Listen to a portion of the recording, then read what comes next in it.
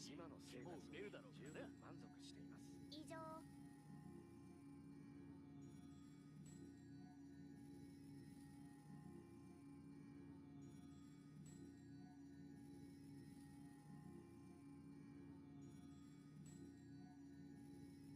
ここは冒険者たちが活躍するのにぴったりな場所だと思いません？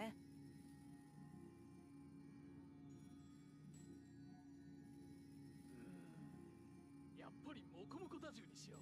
私はステージ内まで2を運べるし、結構売れるだろうからね。満足しています。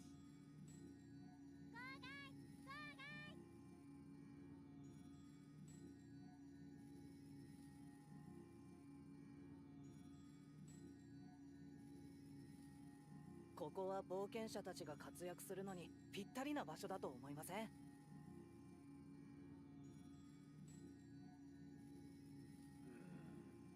やっぱりモコモコ打銃にしよう。ステージ内まで2を運べるし、結構売れるだろうからね。今の生活に十分満足しています。ここは冒険者たちが活躍するのにぴったりな場所だと思いません？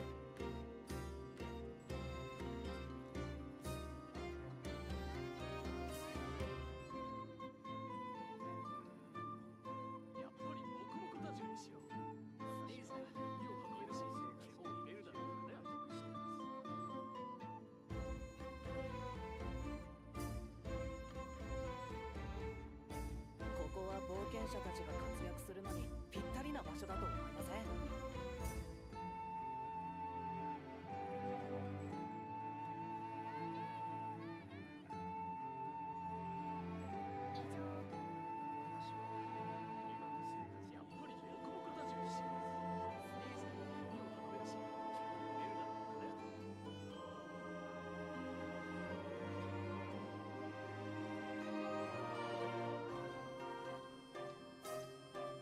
ここは冒険者たちが活躍するのにぴったりな場所だと思いません？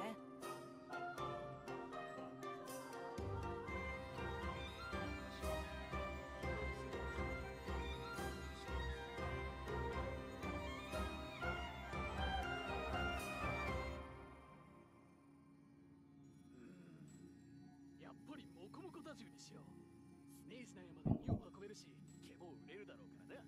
ここは冒険者たちが活躍するのにぴったりな場所だと思いません？私は今の生活に十分満足しています。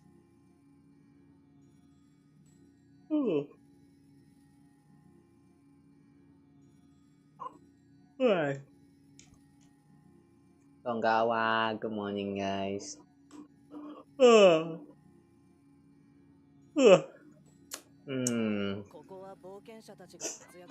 Oh, welcome in, guys. Today we're going to playing some Genshin. In the latest story of what's that? The Archon Quest, which just recently got updated in version 6.6. And yeah, today we're going back to Sumeru and deal with some unfinished business with the doctor. So yeah, we might get the chance to beat up the doctor again. Oh, how fun would that be? Just imagine. But yeah, anyway. Welcome in, guys. So yeah, today we're going to check out the new story that just got updated, and yeah, as you can see here, would you look at that? Prune is here. Yeah. Yesterday my hand was kind of itching, so I kind of did like 30 pulls, and Prune kind of came home in like 20. So yeah, I guess we are sort of done with the pulls right now. But I kind of don't want to give up on Nicole, so yeah, we'll still be trying to pull for Nicole. Should we do that right now? Yeah, you know what? It's fine. I guess we're just going to do the pulls right now. Alright, before we actually start today's stream, let's just do like a quick time pulls for Nicole. Yeah, I still have like 15 pulls. I think. Yeah, I still have like about 50 pulls in that's available. So let's just do some quick pulls here for Nicole. If she doesn't come home, then yeah, maybe next time, next week or something, we will do like a exploration session for Not Cry, and then yeah, we'll try to get some like enough primo gems to do pulls until we hit like 5-star. But yeah, we'll see first. We'll see first. I also saw some rumors about the next upcoming characters, so right now I'm actually very unsure about whether we should get Nicole or not. The life of free-to-play is tough, guys. Alright, anyway, let's do a quick time pulls for Nicole. Would be epic if 5-star actually comes. We are like 30 pulls from the last PT, so yeah, we're very far from hitting the soft.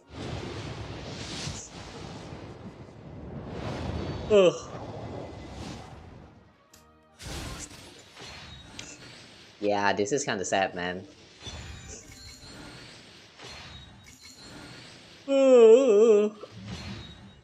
Sacrificial fragment, that's it.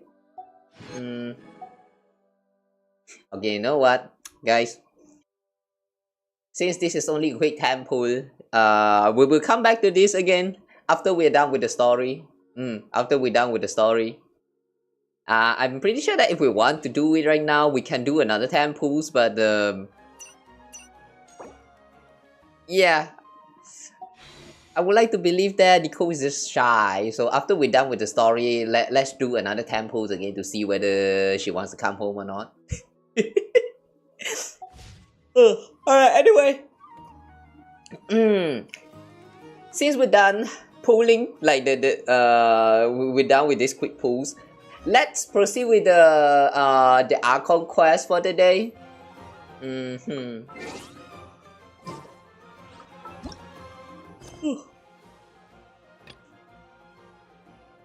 Okay, we're starting off with IX. What is IX? IX is like 9. Is it 9? Yeah, okay. Check. We are now in Act 9 of the Song of Welkin Moon. Alright. Let's continue with the Archon Quest of Not Cry, which is the Song of Welkin Moon. Act 9. As all falls up to emptiness. Suspicious. All falls to emptiness. It's the Sumeru. What is that again? The tree. Erminso. Yeah, is Erminso finally going to burn? Damn. Let's find out. Okay. Enable focus mode. Alright. It's time to go back to Sumeru now. The First Sage of Buer is going back. Yeah, you guys still remember about that title? The one that we obtained after we defeated Scaramouche. The First Sage of Buer.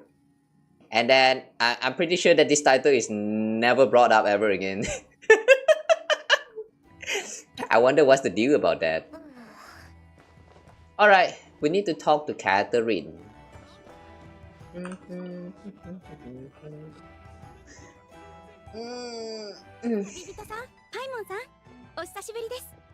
Yes, お久しぶり。ちょうどお二人に手紙が届いております。少々お待ちください。はい、どうぞ。何？オイラたちに手紙？どれからだろう？私はコレイ。Oh, コレイ。についてレンジャーをしながら教令院で勉強をしてる。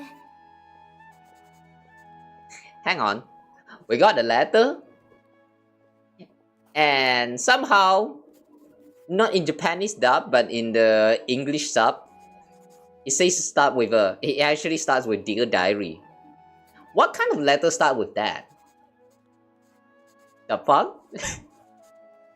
That's not how you write the letter. Your recipient is not the diary.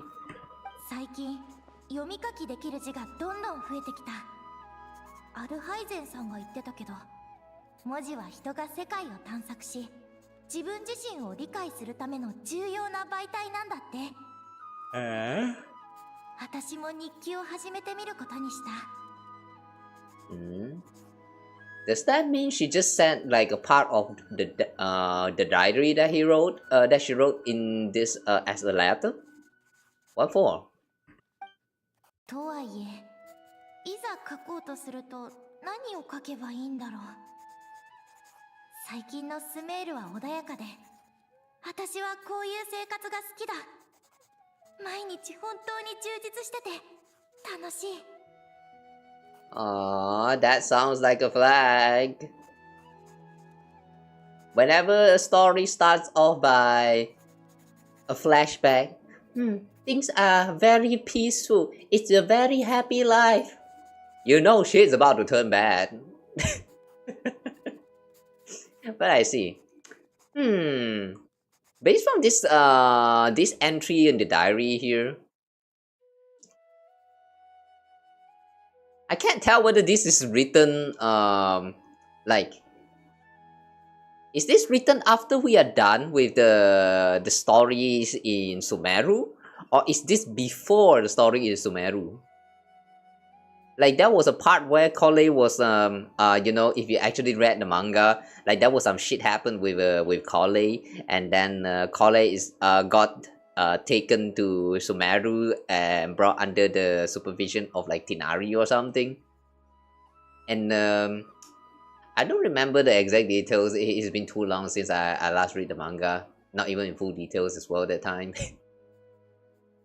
But yeah, is this actually the diary that was written during that time when she just reached Sumeru and started working, or like as a disciple of Tinari? Like, what's the timeline of this? I'm still kind of confused. マリン病の発作に苦しんでた頃や、ずっと昔に魔人の残滓を注射された日に食べたら。She's talking as if the Eleazar is now gone, so okay, I'm going to assume that this is a entry that is written after we have done with the Sumeru story quest. Okay. よし、日記はこれくらいにしとこう。師匠が今日スメールシティへ買い物に連れてってくれるって言ってた。ちょうどグランドバザールのおもちゃ商人のところに行きたかったんだよな。The toy seller. これ、そろそろ行くよ。What? How is Satos in here? はい、師匠。え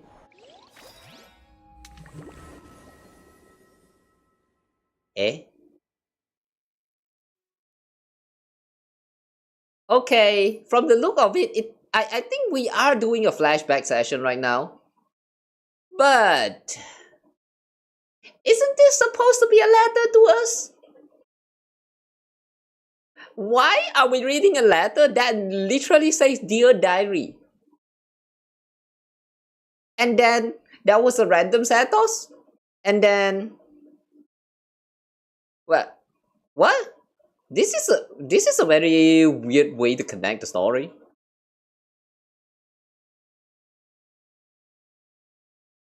Well, I don't quite get it, but yeah, let's see how they cook this first.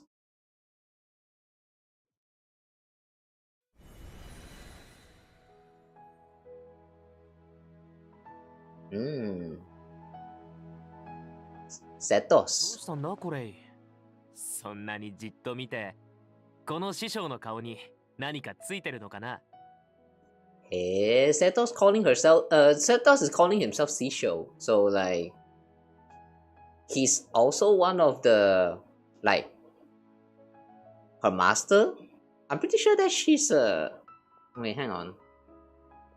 So does that mean that in Sumeru the system for like having a master, like, you know, becoming a disciple of someone is actually not as sacred? Because yeah, there are some culture I know is that you can only have one master in your whole life or something like that.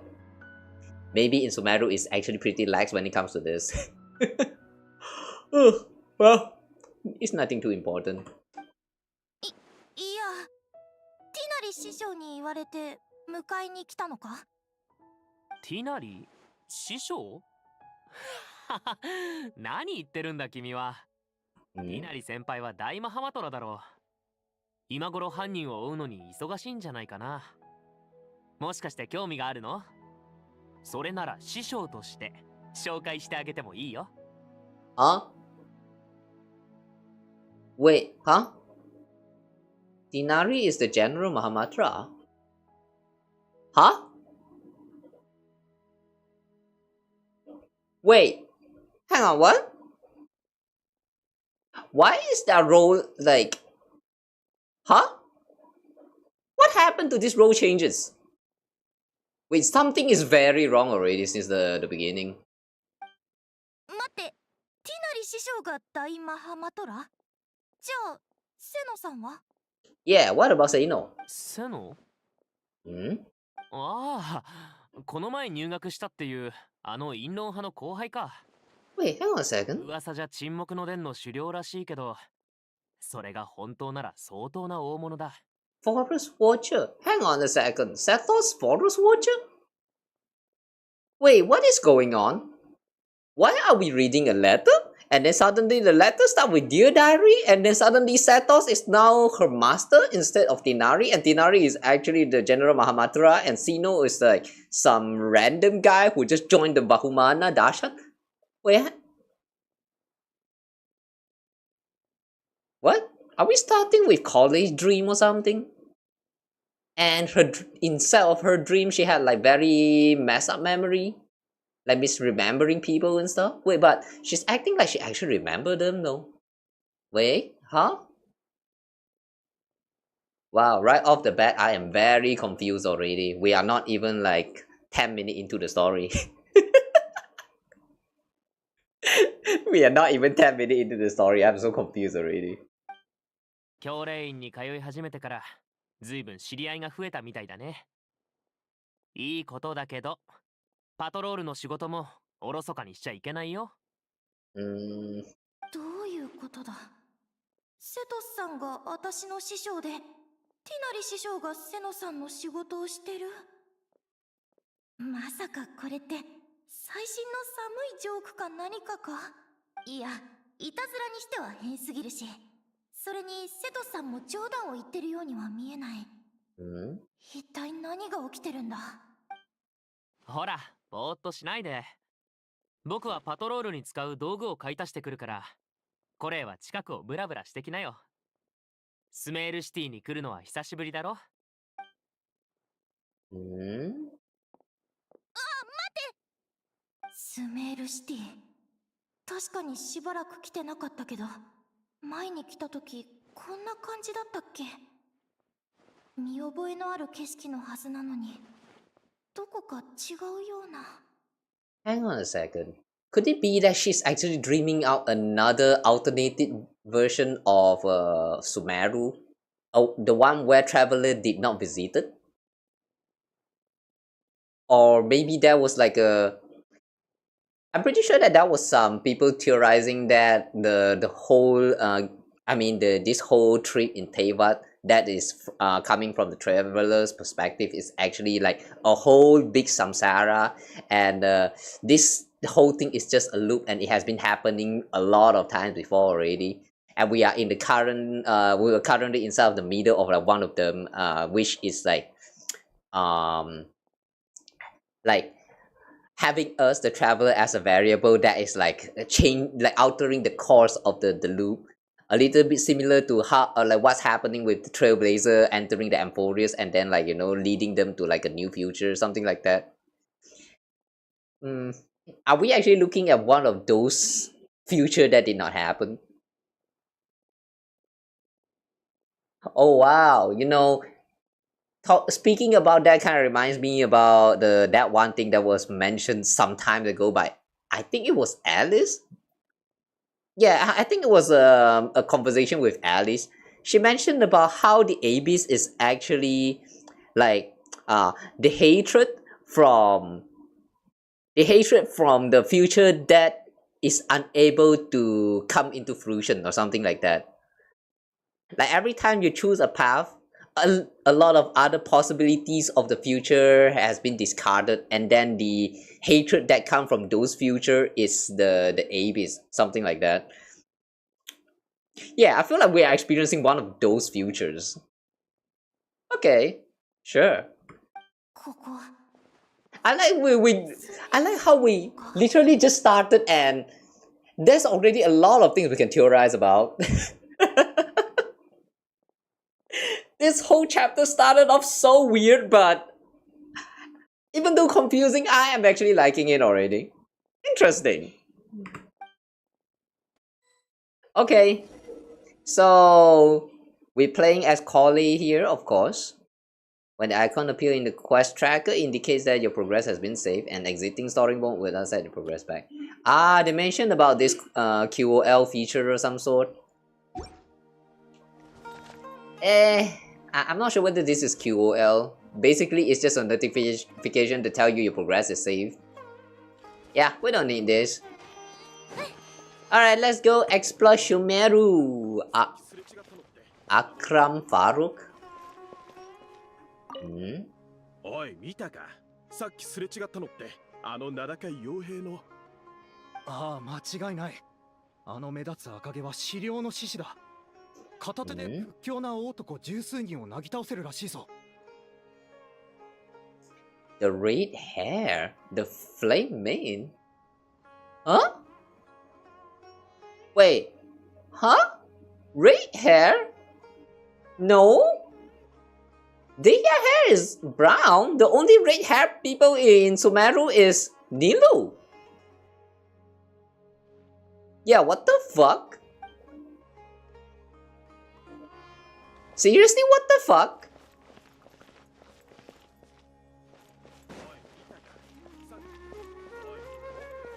Nizam. お、果物でもどうだい He just sells fruit. Okay. Hossein. 平穏な生活を守るのにも勇気がいるものだ。こんにちは。私はホセイン。教令員を代表してグランドバザールとトレジャーストリート付近の行政管理を任せられている。He's acting like he has never talked to Collie before. 厄介事が後を絶たなくってね。みんながみんな大商人のカーベベイ様みたいに善良だったらよかったんだが。The Great Merchant Cafe Bay.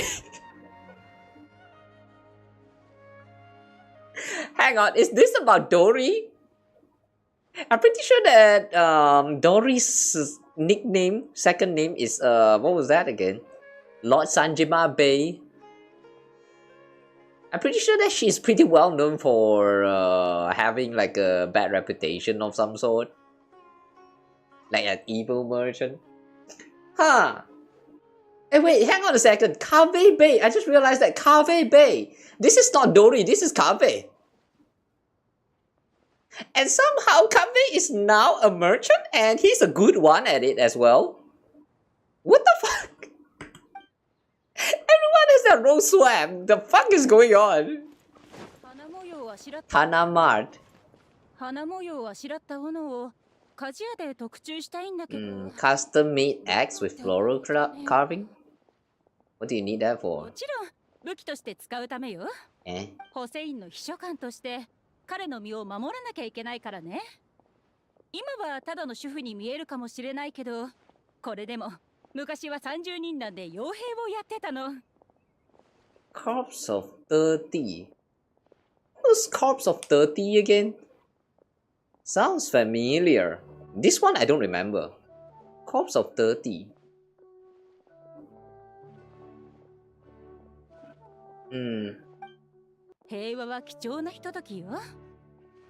いつでもそういった準備をしておかないと。Okay. I don't know who this is actually.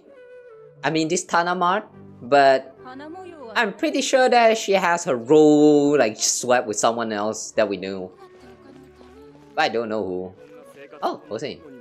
Wait, what the fuck? Did I just talk with Hussein just now? Oh, he went down. Oh, okay. Damn, he's walking fast.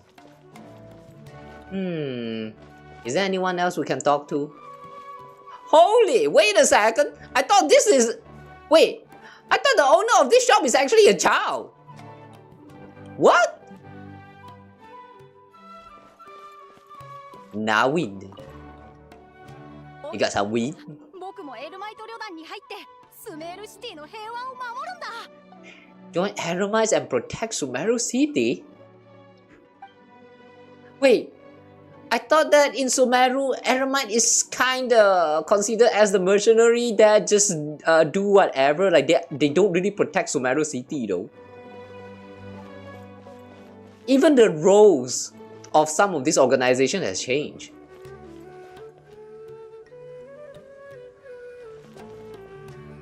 Oh no, the two adventurer has become old woman. Oh, Obasan! They become Obasan! No! What happened to the time? Rima? Aren't this... I think she sells weapon? The sage disappears.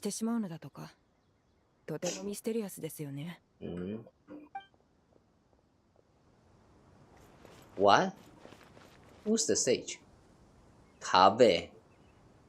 カーベベイ様。今月の帳簿はカーベベイ。どうでしょうか。何かご指示があれば伺いたいのですが。送られてきたあの帳簿のことかい？この間目を通したよ。Super wealthy merchant who has it all.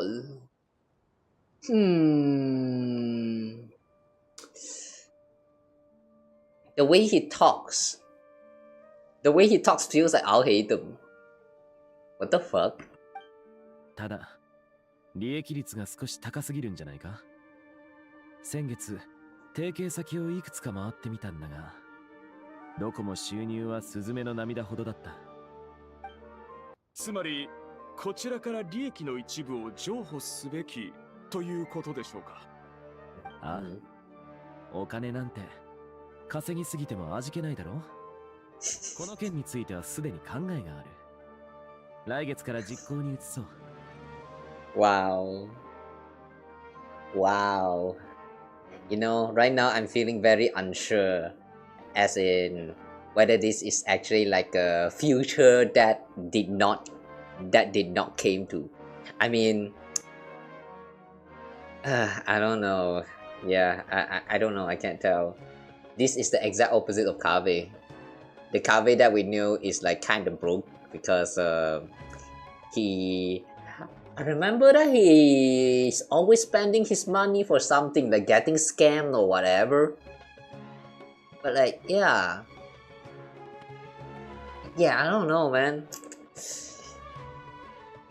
From what I can tell right now, everyone not just have their role swap, even their personality and their fate is kind of changed, like altered, reversed even. It's very interesting to look at all these characters in like a, you know, living a completely different life with a completely different personality, but this feels so strange. Because this really came out of nowhere. もう3回も設計案を手直ししてあげたよ。正直なところ、あんまりまあ察してほしい。Designer. My bet is that this is where we're talking about Alhaitham here. デザイン料を支払って彼には引き取ってもらおう。代わりにジュライセンの最後の弟子、レイラを呼ぶんだ。アルカサル・ザライパレスを手掛けたのは彼女。レイラ？安心して任せられる。レイラ was Cyrus' student. Hang on a second, Cyrus? Cyrus? Cyrus? Hang on.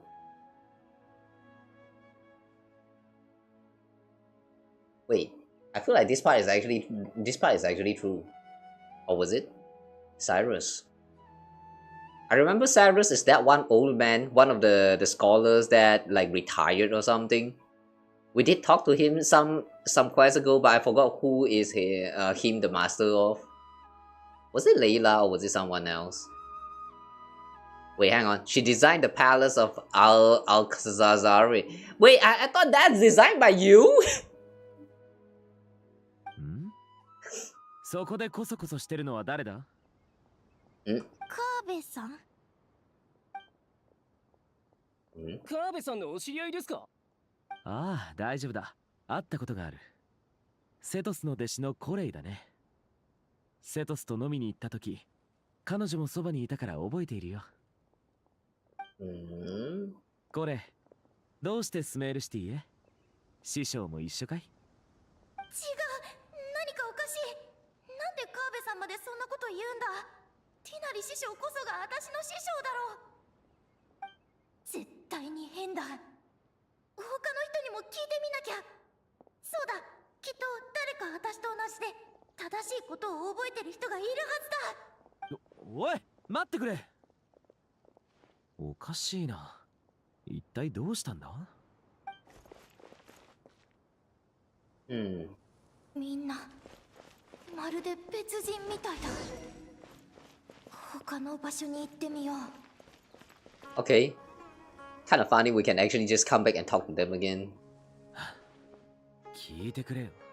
この間知恵の伝道を改装しようと思って大賢者に申請したら、あの男却下してきたんだ。He rejected it? Who's he? まったく腹が立つ。あんな芸術のかけらもわからない奴がどうして大賢者になれたんだ。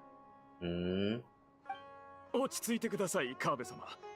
案が通らなかったのはむしろ良かったのではありませんか？もともと自費で知恵の伝道を回収するおつもりだったのでしょう。おかげで大金を節約できたじゃないですか。それもそうだな。僕の協力を棒に振るなんて彼の損失でしかない。一生芸術とは無縁の場所で暮らしていればいいさ。あんなろくでもないやつの話はやめよう。Wait, ズバイルシアターで公演があるらしい。that sounds like Al-Haytham. あと暇かい？よければ夕食の後、おごるから一緒に見に行こう。Hang on, it sounds like he's still talking about Al-Haytham.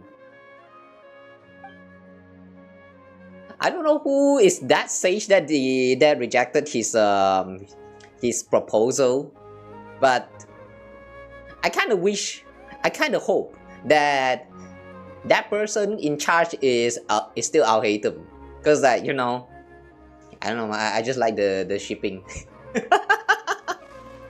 I just like the shipping. Kind of funny to know that even in the alternate universe they still having that same relationship, you know what I'm saying?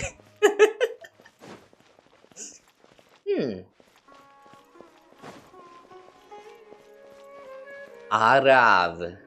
以前は公務が終わるとすぐに大賢者様のお姿が見えなくなっていたのですが、最近はどうしたことか知恵の伝道で調べ物をし、深夜になっても帰ろうとなさらない姿が目撃されているのです。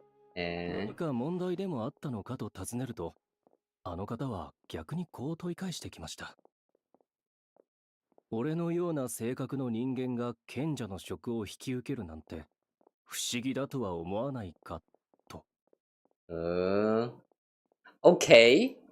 Kind of sounds to me like this sage right here, possibly Al-Haytham, realized that something is off. Huh. Okay, that's actually pretty interesting. From the look of it, the people that we interacted with so far don't even realize that something is wrong with their personality, their roles, their job, yeah, literally everything. None of them seems like they realize it, but from this conversation, we can tell that this great sage noticed that something is off. Al-Haytham is just so good. What the?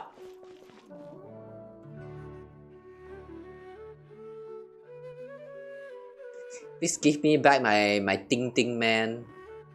I want the Ting Ting man do his Ting Ting. Not this weak ass person doing DJ shit on the sword. Please give me back my Ting Ting man. Please. the fuck is wrong with this? This place is so wrong. Are they? Wait a second. Oh, I thought that the Adventurer Guild is supposed to be here, so like Catherine's supposed to be there, but this is actually supposed to be Catherine though. What the? Wait, what happened to Catherine? Oh my god, Catherine!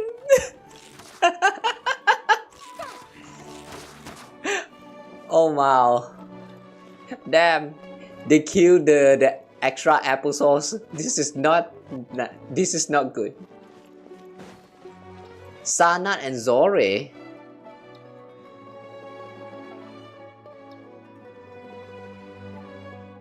I'm pretty sure that was only a man standing here before. ねえ、ちょっと相談があるんだけどさ、前に書いてた論文参考にしたいから貸してくれない？ああ、安心して。あくまで参考にするだけだから。いいけど、でも内容が似すぎてたらすぐ見抜かれちゃうだろ。もちろん、ちゃんと自分で書くつもりではいるよ。ただ、最近どうしても見つからない資料がいくつかあって。She sounds suspicious as fuck. If you actually trust her, my man, you are dumb as fuck. なら、グランドキュレーターのキャンディスさんに聞いてみたらどうだ？彼女なら、ね。Grand Conservator Candice? すごく優しい人だから、断ったりしないはずだ。ほんと？てっきり気難しい人だと思ってた。じゃあ、後で知恵の殿堂に行って聞いてみる。Candice is now working in the academia. Wow. I cannot imagine that shit. Imagine being a scholar and then you wear like Candice.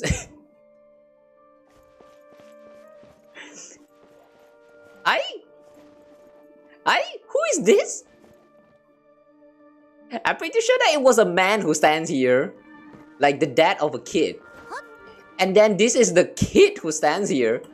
And suddenly he turns into an old man. Oh my god, what happened? Did bankruptcy happen? Oh damn.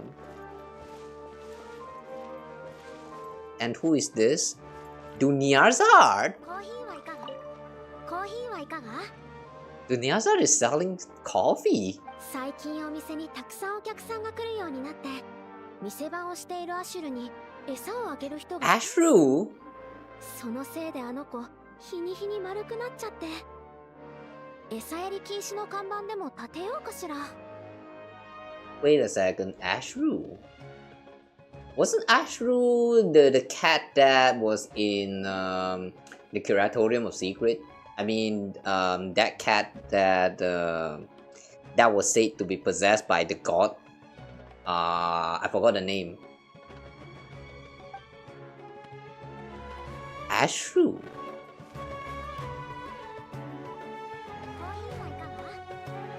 Wait, hang on. This I don't think this is Ashru. What the fuck?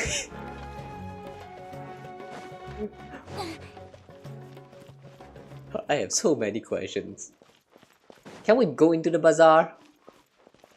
あっちは誰もいないみたいだし。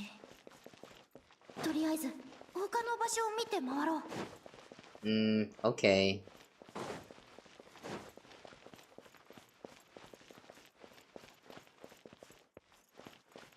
These dogs right here, I feel like they just swapped the gender of all this NPC. And why is this kid here?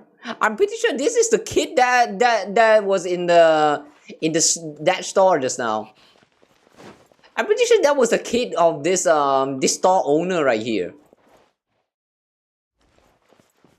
What the fuck, man?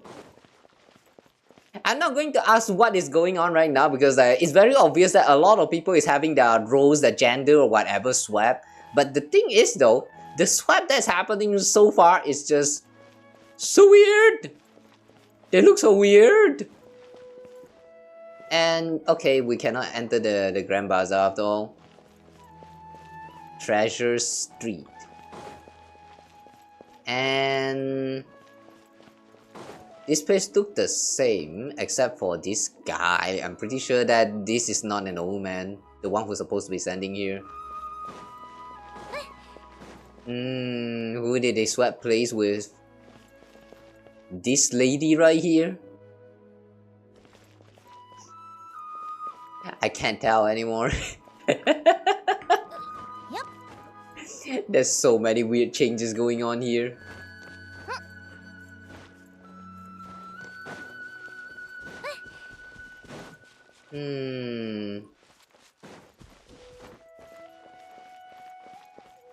Sumeru City.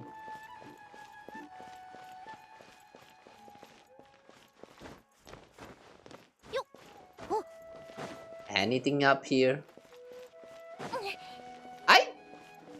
Layla and Dory?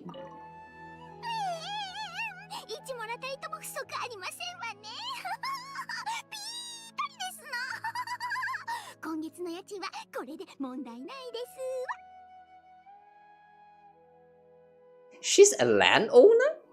よかった。今月のデザイン料じゃ足りないかもって心配だったの。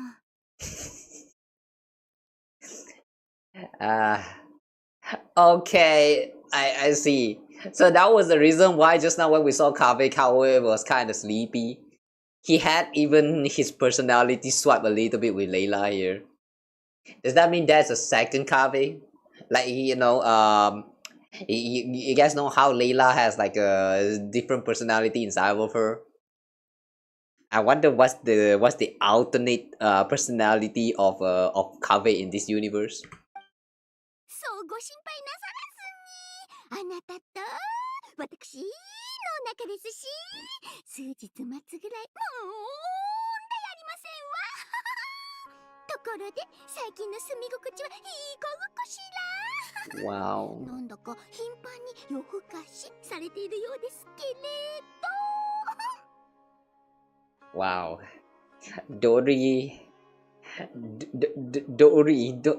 actually cares about her customer. Dory. Dory.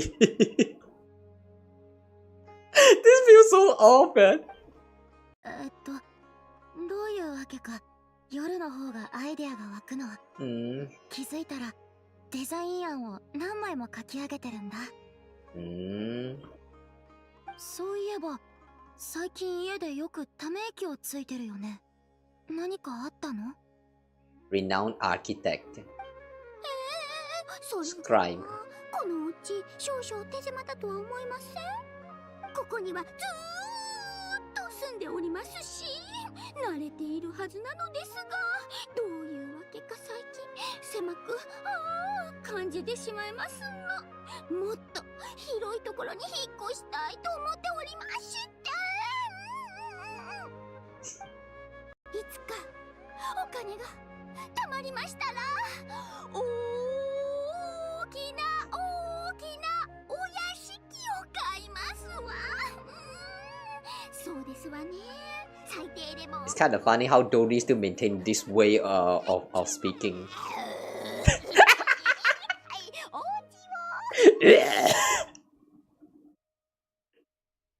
Oh my god. Even in this universe, Dory is speaking the same. それだとかなりのモラが必要。 Wait, can we listen to that again? いつかお金が貯まりましたら大きなお屋敷を買いますわ。そうですわね。最低でもアルカサルザ・ライパレスぐらいってはいお家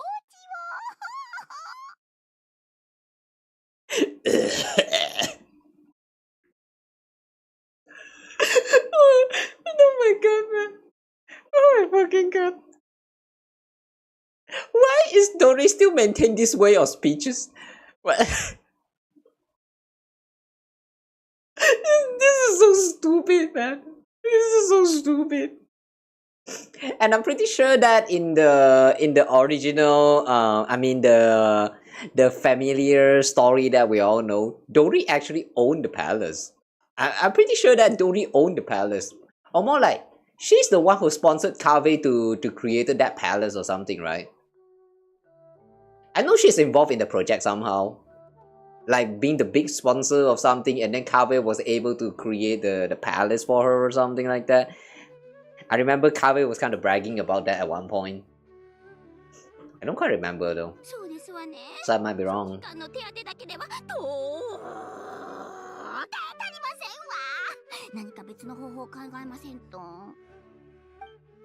Like becoming an evil merchant.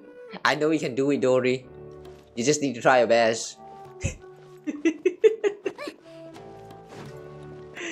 This is so wrong, man. Everything is so wrong here.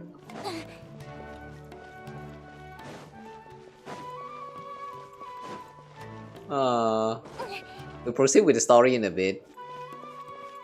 Is there anyone else that we can talk to? No?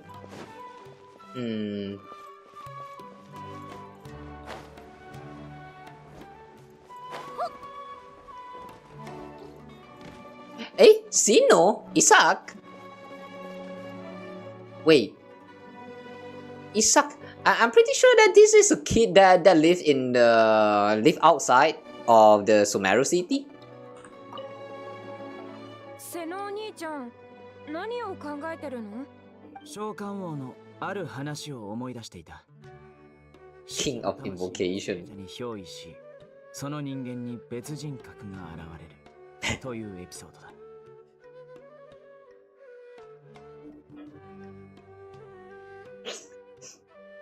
Wow, we're finally getting a Yu-Gi-Oh reference inside of the story as well. Yu-Gi boy!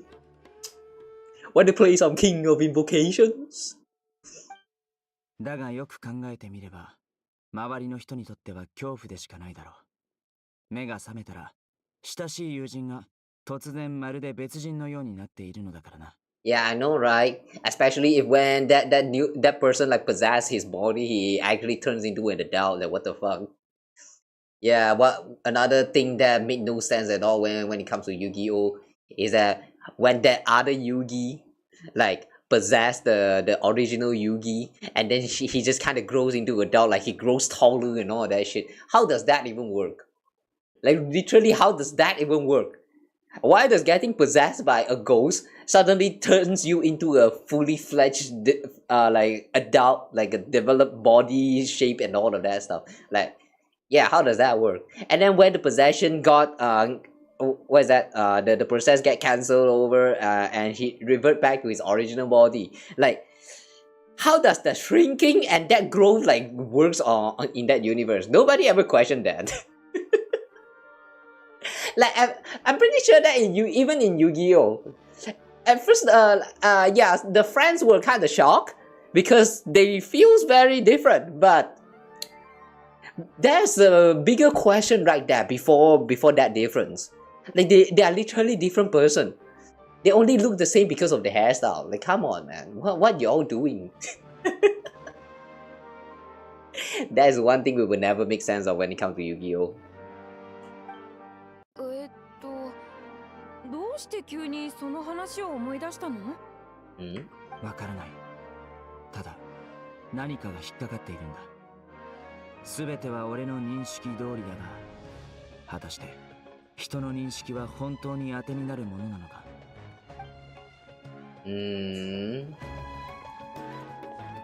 Well, it seems like Sino is also kind of questioning what's going on right now. Hey, wait a second. Sino is the keeper of Temple of Silence.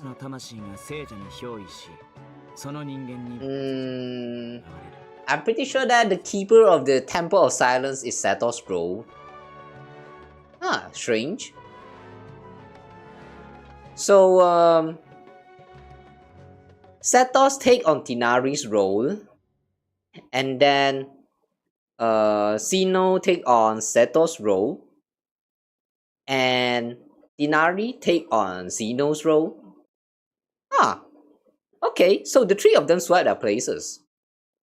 I thought it only happens to two person, like you know, having like a swap in between two person. But this time it's actually for the three of them it's actually like a 3P. But well, at least he's capable of feeling that something is off here. But it's kind of funny that he's still a king of invocation player, even in this universe. Even in this universe, he only cares about duel. Oh, look at that! Mahamata at the exchange, Raman.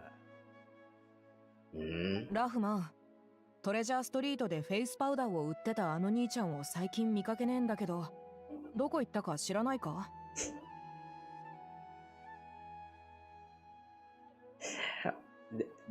Oh my god. Deja is speaking like Nilo. This sounds so wrong. A hangar. シェバマと喧嘩してな。しばらく露店を出すのを禁止されちまったんだ。But hang on. I'm pretty sure that a hangar is not someone who is violent.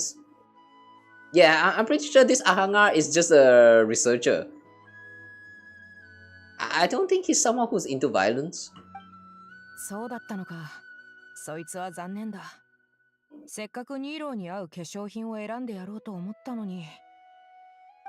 気にしないで。Nilo still speaks like usual though. かの有名な資料の獅子とズバイルシアターのトップダンサーが化粧品についてトークしてるとはなかなかお目にかかれない光景だな。Nilo is the flame main and Deya is the dancer. How did she dance? Like punching the shit out of the other dancers? Cool. I would love to watch a performance. 資料の獅子。いつからそんな称号で呼ばれるようになったのか。実は私もよくわかってないんだよね。もしかして旅団のみんなが私には人を威圧する強そうな名前が必要だと思ったのかな。雰囲気だけで言えばリシアの方がその名前にふさわしいかもね。I mean, it was Deya's title. 私確かに Principal dancer. もし踊りをやめる日が来たら傭兵にでもなって砂漠を旅してみたいって。I don't know what to say anymore. そうなんだ。おかしいか？そんなことないよ。私もね。What's this two kids? あるの。もし今の旅暮らしに疲れちゃったらズバイルシアターで仕事を探してみるのもいいなって。初めてあなたの家臣の舞を目にしたあの日からその踊りにすっかり心を奪われちゃった。Please show us. Please show us they are doing the dance of Sub-Zeros. We need to saw that. We need to see that. I want to see her do the dance of Sub-Zeros. Please let me see that. 本当か？その言葉、うちのマネージャーのセタレが聞いたら、Hang on, Setaria? 掴んで離さないぞ。Wait, I thought Setaria is the... Wasn't Setaria the one who... that one researcher who was kind of working together with... like trying to get the... What is that? The dance group, like this band or something? The one that we kind of guilt trip himself of the Sumeru Archon Quests. You guys remember that? Wasn't that girl Setaria? Like we tried to possess some kids and some other NPC and then try to like guilt treat her into thinking that what she's doing is wrong and all that. Yeah, now that I think about it, what we were doing that whole time was literally just guilt tripping someone. it's kind of funny how this kind of underhanded tactic is actually allowed in the story and nobody actually said anything about it. そん時は私が直々に化粧してやるよ。どうだ？本当にそんな日が来たらお願いね。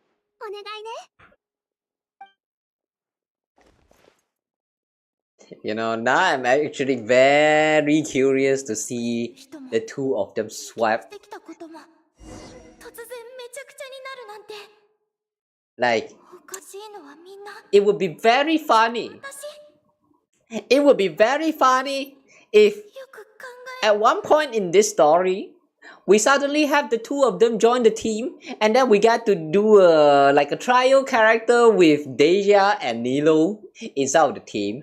And then when you use Nilo, you're literally just using Deja. You know, like this literally swap the character inside of the game itself. Like that would be so fun to look at. I wish they do that. I mean, knowing that this is Genshin Impact, we're probably not going to get it, but it would be very interesting if they just straight out swipe the two of them and then let them join into the combat, and then we get to see Nilo punching the shit out of the enemies. That would be so much fun. I want to see that, man. I want to see that shit. Alright, anyway. We are now we should just explore the city. Seems we kind of go around just now and talk to a lot of people already. Let's just head to the target location this time. Is that the top? Oh, Dinari is here. ティナリ様、容疑者を拘束しました。愚か者は盲信しやすいとは言うけど、どうやら賢い者もまた同じみたいだね。シラジ、何か言い訳はあるかな？ティナリ、かつてお前が賢者に伝えた批評のせいで私の研究は水の泡になったというのに、また私の邪魔をするのか。機械生命こそが未来であり、無駄な肉体など捨てるべきだとお前も分かっているはずだ。Who's this again?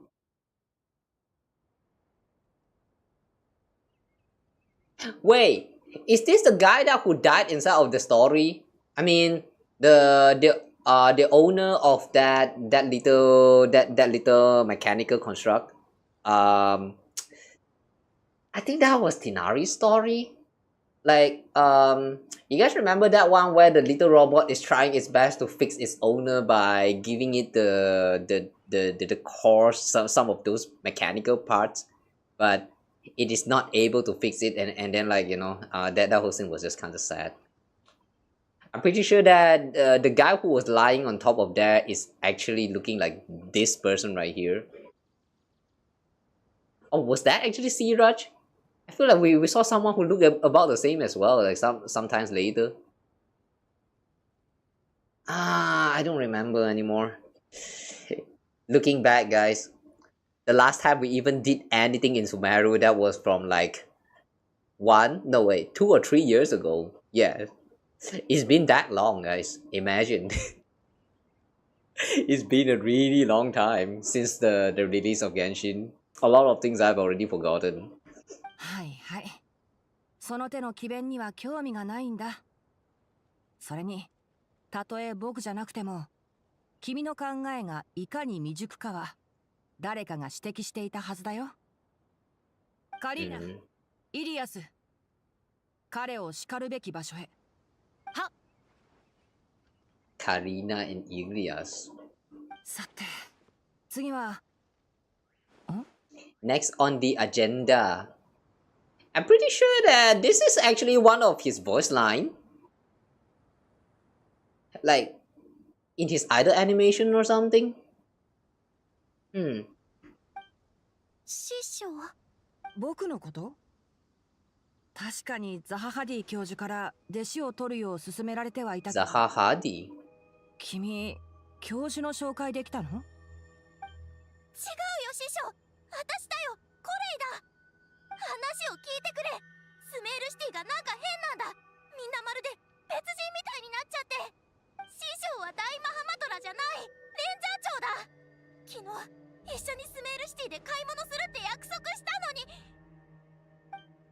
焦らないでゆっくり話して。これいって言うんだね。どうしてだろう。初めて会うはずなのに、僕も君を見てると親しみを覚える。何か手伝えることはあるかな？ Yeah, it seems like he's actually familiar with Collei. So this might actually not be an alternate universe, but more like her memory is getting messed around with? Okay, this is getting kind of fucked up now. And the way she's crying right now.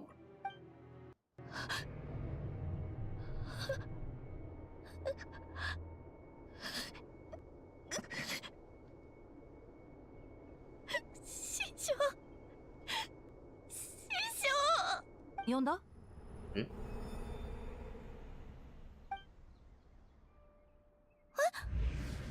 Oh! Hang on! And then she wake up? どうかしたの？怖い夢でも見た？ Well, okay, that explains a lot. So all of that we just saw was a part of her dream. Damn. You know, when you actually look at the trailer from before, like as in the big trailer that that introduces Genshin as a game, the first ever trailer released for this game, I mean. The one that introduced all that nations and stuff, and then in Sumeru they kind of showed... Oh wait, hang on. Was it actually that trailer? The one that showed that Sumeru tree is burning and then Collei kind of wake up from a dream? So you're saying that Collei actually did not dream up of the Emerald getting burned?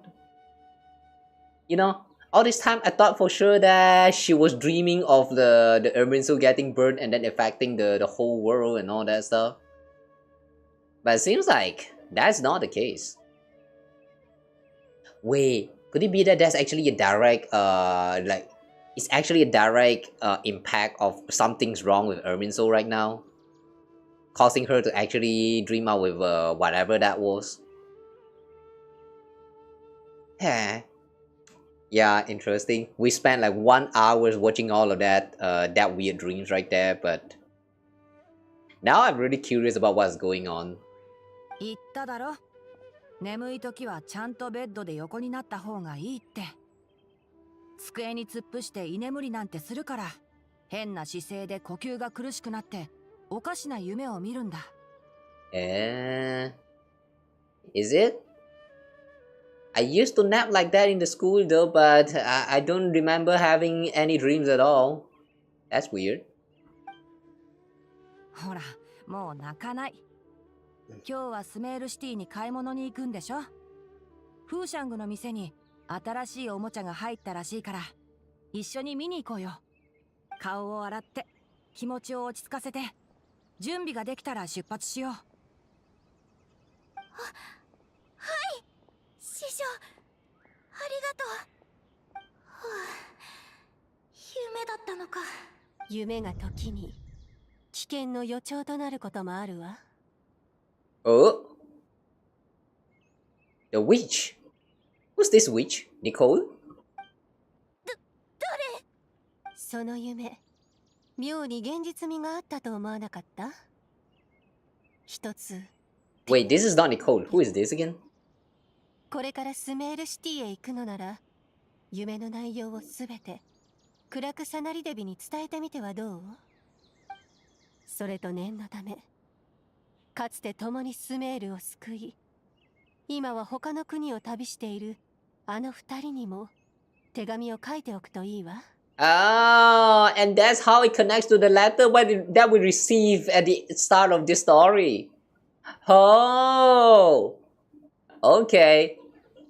So that's why it starts with Dear Diary with that flashback. It's because she thinks that there is a need to talk about the dream that she had. Okay. 時は待ってくれない。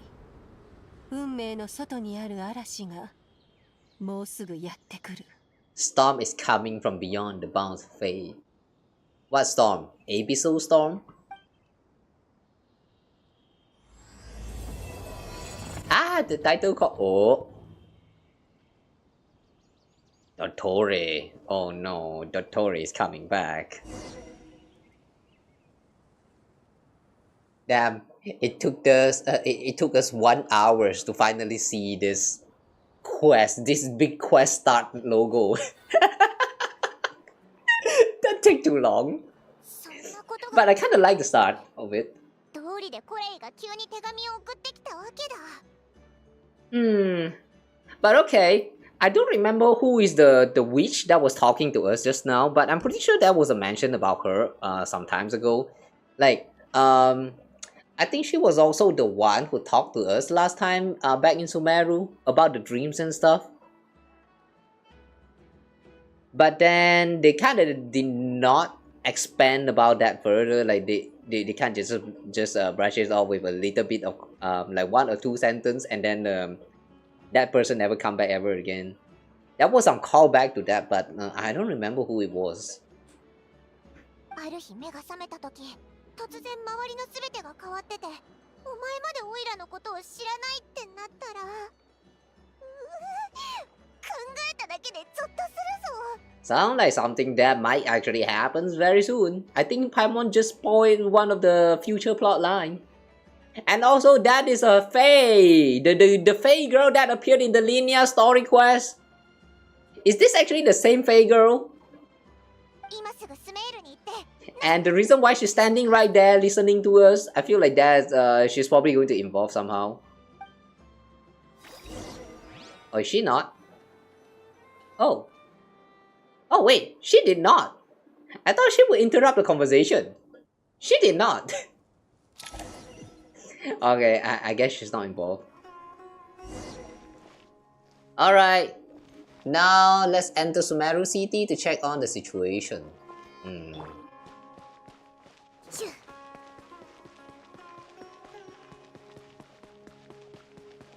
Rima, Furnace, Nawiduha.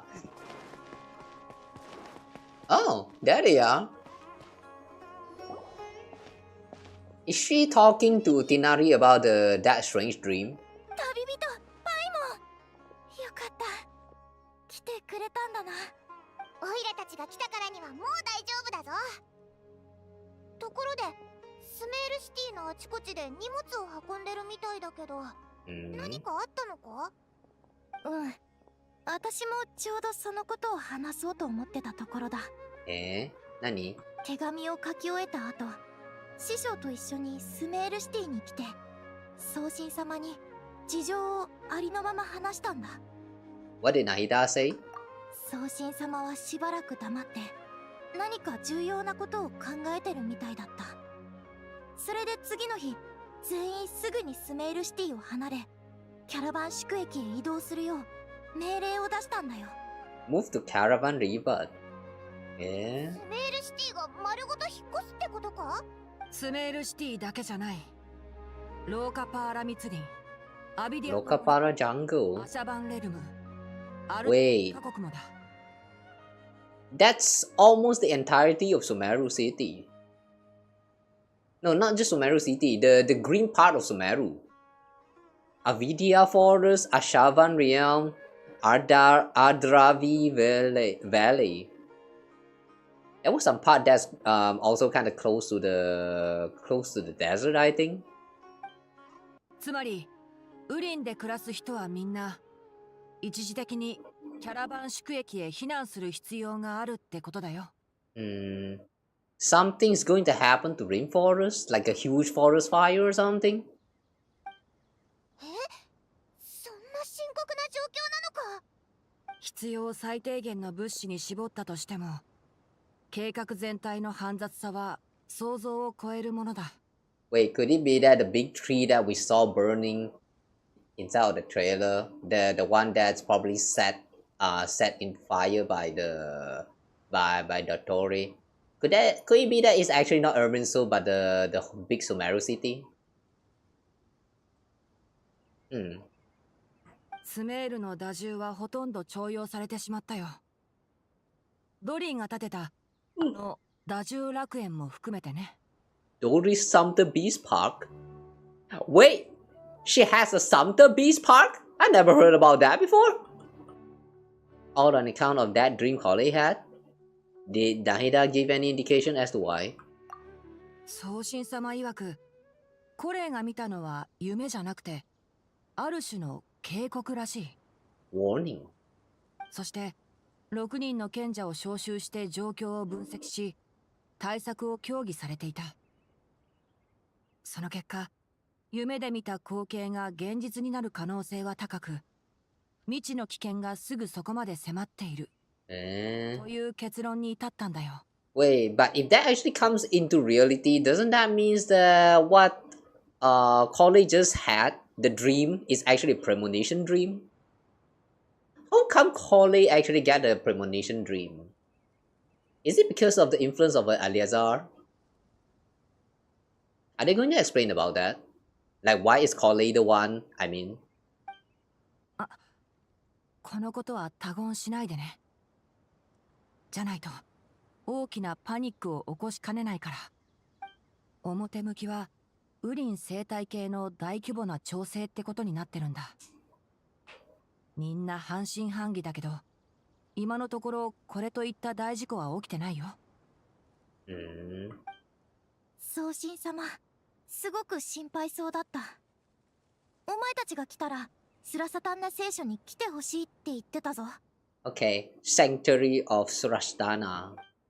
それから最後の瞬間までここにとどまり続けるとも言ってた。Should hold on until the very end. No, please don't die. You don't deserve that, Nahida. ティナリさん、これちょっといいか、手を貸してくれ。待ってて、すぐ行くよ。移動を手伝うのもレンジャー長の仕事でね。今は人手が足りなくて、やることが山ほどあるんだ。これがスメールシティを立つ最後の人たちだよ。故郷を離れ、これから長い道のりを歩く彼らには、各組織の支援が必要不可欠なんだ。スメールまで助けに来てくれてありがとう。見ての通り、また新たな危機が迫っている。すまないね、若いの。アリアデバ。薬を取ってもらえないかい。ママ、どこ行っちゃったの？アミン。みんな落ち着いてくれ。俺の商品はかなりの値打ちもんなんだ。絶対に安全な場所に保管してくれよ。わかったか？混乱に乗じて盗みを働こうなんて、私の目を欺けるとでも思いましたか？ A mass evacuation inevitably comes with all kinds of problems. Nahida wouldn't have resorted to this unless it was absolutely necessary. The strange events of college dreams took place in Sumeru City. Whatever danger is afoot, it must start here, which is why everyone has to leave. 僕たちは手伝いに行ってくるよ。またね。私の手紙を信じてわざわざ遠くから助けに来てくれて本当に嬉しい。くれぐれも気をつけてくれよ。安心しろ。今はまだ何が起きてるのかわかんないけど、みんなで力を合わせれば絶対なんとかなるはずだ。じゃあな。 Yeah, believe in the power of friendship. またな。恋を励ましはしたけど、おいらちょっと不安になってきたぞ。I have to say though, this is kind of strange. She kind of just bid farewell with us because like the people still requires her help. But I thought she's going to involve more in the story. Since she's like the person who actually saw the dream, which like I don't know, which probably means that she has like very important roles inside this story. But then she just kind of like, bye bye, I need to help evacuate the people, and then she just left. It kind of sounds like she's not going to have any more involvement in the story. Which feels kind of weird. まずはスラサタンナ聖書に行ってナヒーダに会ってみようぜ。Okay. Let's go talk to Nahida. The sanctuary of the what? 何者だ？セノ様のご命令によりここへの立ち入りは禁じられて。Mutashim. Arav. お忘れですか？こちらは旅人さんとパイモンさんです。以前にもお会いしているでしょ？本当ですね。すみません。ここ数日まともに眠れておらず、頭がぼーっとしていまして。You okay, Mutasim? Do you need sleep? Not sleeping well, you say? What troubling you? 送信様の状態はあまり良くありません。セノ様はその隙を敵に突かれることを懸念され、我々に警戒を強めるよう命じました。お二人が来てくださって私たちも少し安心しました。さあ中へ。皆さんお待ちのはずです。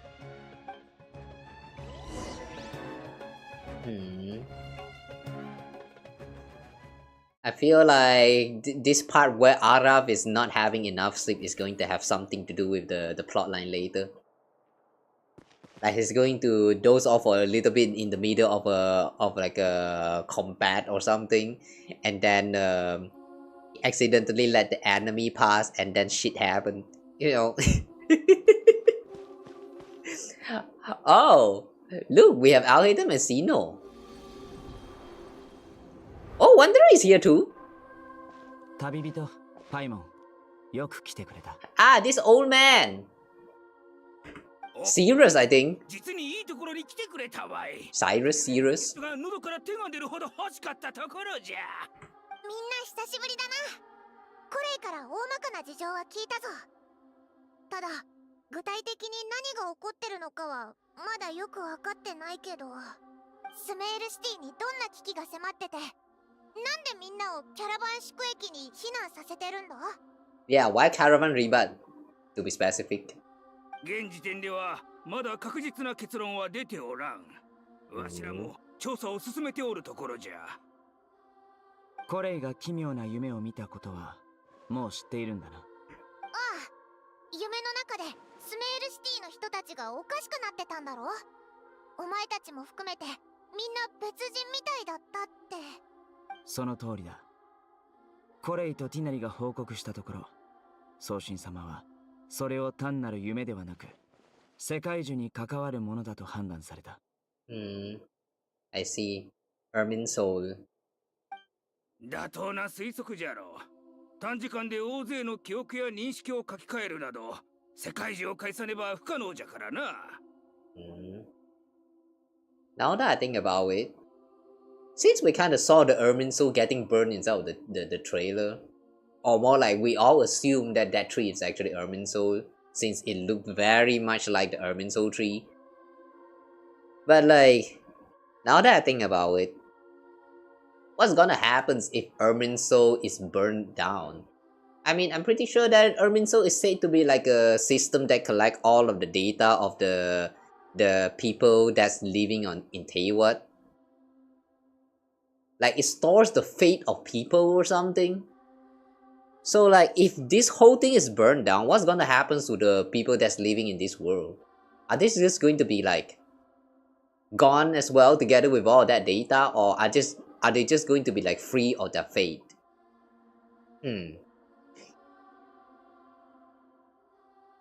Now I'm actually a little bit afraid to proceed, not gonna lie. なぜコレイがそんな夢を見たのか、誰が夢を通じて警告したのかは不明だ。だが念のため、送信様は世界樹に接続し、詳しく調査することにした。Has she found anything yet? 世界樹は地脈と Nafis, Armuta Sage. からなる中枢とみなせる。I think this is the first time we meet this Nafis person. 世のあらゆる知識と記憶を記録し、保存することだ。Ermin Soul is connected directly to Leyline. Trees serve as a central hub where the Leyline converge, and its core function is to record and store the world knowledge and memories. So that means if Ermin Soul gets burned down, the world's knowledge and memories will be gone. Yeah, in that case, doesn't that mean Teyvat would just cease to exist? Damn. しかし今、機能内部で深刻な混乱が生じ、その確たる機能が I like your spec. Yeah, I like your spec, your glasses. They looks very fun.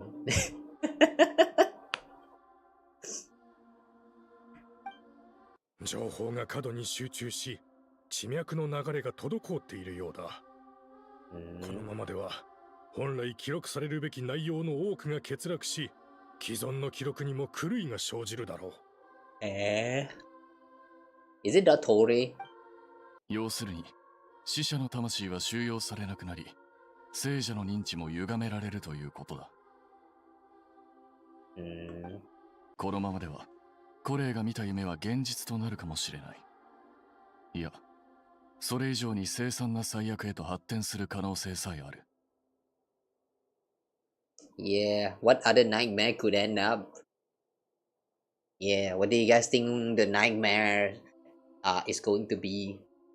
Like, if the information got outed too much, do you guys think that there is going to be like a person who have both boobs and a dick, or you have someone who has no boobs, no dick, no pussy, no nothing, like everything is just a flat surface there? You guys think that this kind of person would exist if the information get too disarrayed? We're going to witness the born of a new human. Wow! Ermin Soul, the ley lines. ここまで歩み続けてきたのも The Captain! 俺の死をもってあいつらのために地脈の扉を開けるため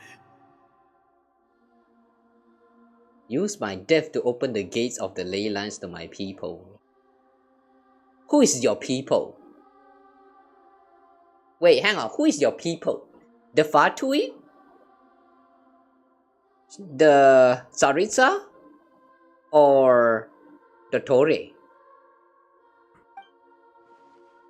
In that land, the captain was storing stranded souls inside his own heart. It was only after the rules of the Night Kingdom were amended that they were finally able to return to the ley lines. And that was just one nation. A problem with Irminsul itself could end up affecting all ley lines worldwide. この問題を解決するため、宗神様は自身を世界中に接続し、滞りつつある情報の記録と処理を担っておられるのだ。本来なら到底不可能な行為じゃ。膨大な知識と記憶が脳に流れ込めば、瞬く間にその意識は焼き尽くされてしまうじゃろう。But it's okay for Nahida because she is just a branch. たとえ神でも、いや、たとえ神であっても、それにはとてつもない苦痛が伴うはずじゃ。Okay. 宗神様の力は世界中に由来するものだ。金に問題が起きれば、あの方自身も多大な影響を受けることになる。Wait, but if that's the case, how come if something is wrong with Irminsul, Collei is the first one who got the dream, but not Nahida? That's weird. I thought she's connected very deeply with Irminsul. 今、宗神様は自らをデータ処理と記録のための臨時端末としている。その苦痛は想像を絶するもののはずだ。それほど過酷な。Your glass is so distracting, my friend. 宗神様は世界中内部の調査を続け、得られた情報を可能な限り私たちに伝えてくださっている。新しいデータの分析が終わったよ。I Feed Master. とは違って、世界中が外部から攻撃を受けた痕跡はなかった。Irminsuls have no what? So he's saying that Irminsul has not been attacked from the outside. So it's something to do from the inside. まさか難性の病だというのか？ありえん。わしは半生を地脈の研究に捧げてきたが、もしこれほど容易に不具合が生じる代物なら、特に世界は滅んでおったはずじゃ。Right now I'm suspecting that it's Dottore somehow finding his way into this into the Irminsul, and he has been playing some experiment altering the memories and all that. セノ、何か思い当たることでもあるのか？少し前、30人団の傭兵たちから The corpse of 30共有された。最近、正体不明のキャラバンが大量にバイダ港から入国していると。Through Beta Harbor. 俺はそいつらの関与を疑い、調査に人を割いていたんだが、世界中への攻撃が外部のものじゃないとしたら。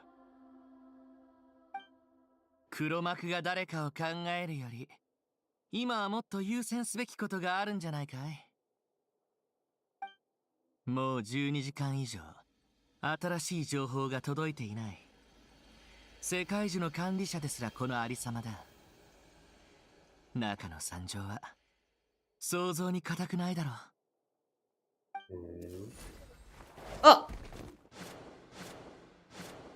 送信様。 That gonna hurt. They could have at least put some cushion like at the bottom of her.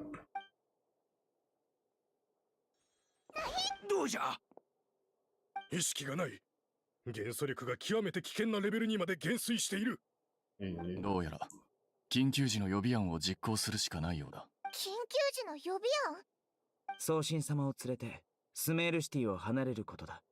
世界中の入り口はスラサタンナ聖書の真下にある。つまり世界中に問題が起きれば真っ先にここが影響を受けることになる。Oh, so that's why the evacuation. That's why she issued the evacuation. The entrance to Ermin Soul is directly beneath the sanctuary of Surastana. And last time we actually entered the Ermin Soul, but they can't just teleport us. They don't really specific. Like they don't really give us the specific of the location. I thought that it was just like somewhere inside of like the dreamland. But apparently, the entrance is like physically beneath the sanctuary of Surastana. Okay, cool. I thought that back then Nahida actually used her dream powers to like bring us into the dreamland and access the Ermin Soul. So that's not the case, huh? 送信様は世界中と非常に深いつながりをお持ちだが、理論上そのつながりは距離が離れるにつれて弱まるものじゃ。世界中が正常に機能しておれば、送信様はここで最大の力を発揮できるが、暴走している今はむしろ遠ざけるべきじゃろう。事態は一刻を争う。迷っている暇はない。皆も異論はないな。ああ、移送の手配をしてこよう。ついでに。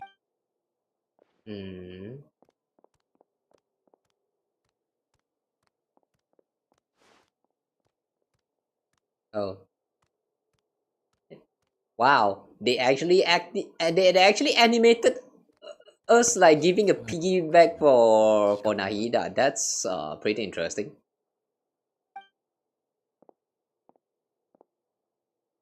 ああ、私たちは必ずまた戻ってくる。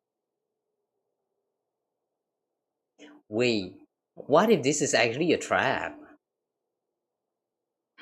Like, sending Nahida away from Ermin Soul is actually the part of the plan. Of like that, whatever whoever the attacker was. So that there will be no more keeper of Ermin Soul guarding this place, and then they can like get in here and alter the stuff with the, what is that again, the memories and all that. And then that will be a dream come true. Right now I'm kind of suspicious of Nafis. Like we literally never seen this guy before. Where did he come from? Who is Nafis? Every time when they introduce a new character into the story like that, you know, I'm a little bit skeptical about their role.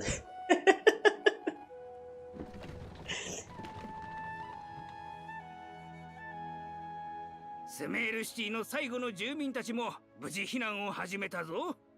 送信様を移送する乗り物もその列に加わり、セノとカサッチが護衛しておる。That's good news, but you don't look very relieved. 送信様が昏睡状態に陥った今、わしらは世界中を調査する手段を失ってしまったからな。はあ、その上、世界中の状況が悪化したことで、スメールシティからの撤退を余儀なくされた。まるで見えざる手に背中を押されておるような気がするわい。ため息をつくのはよそう、地雷戦。我々教師が養護士でどうする？君たちもそう思うだろう。ああ、その通りだ。さあ、キャラバン宿駅へ向かおう。To Caravan Rebirth.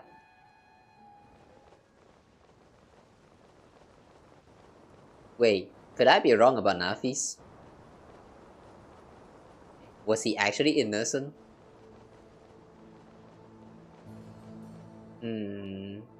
I'm still a little bit like skeptical about his what's that? His involvement in the story.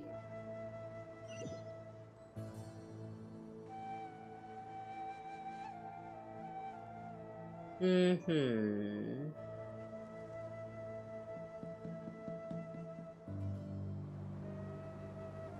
報告します。部隊は無事。ボルニコフ。すべて計画通り、スメールシティへの干渉は必要不可欠なことです。何もためらう必要はありませんよ。世界中による影響があなた方に及ぶことは。Wait, this dude.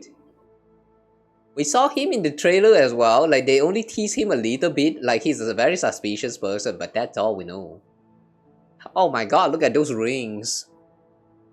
Jeez, look at those rings. They look fancy as fuck. This one looks like the ring from what's that again? The Kamen Rider Wizard. These two rings right here looks like one of those rings that they use for transformation. こちらも作業を急がねばなりませんね。ゲストをお待たせするわけにはいかないでしょう。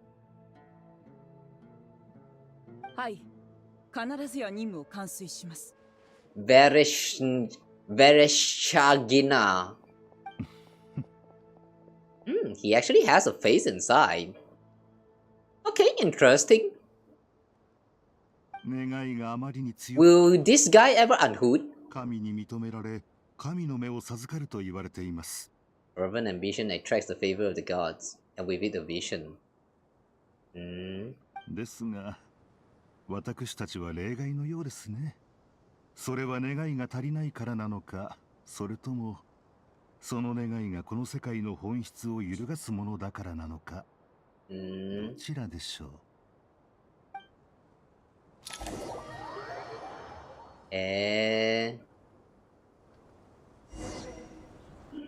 Damn. What he said just now though. True. Does that mean no? If the visions are actually given by the god, because the god cast their gaze on them, doesn't that means the usual folk who doesn't have like a visions, the god doesn't give a shit about them? Wait, you know, now that I think about it,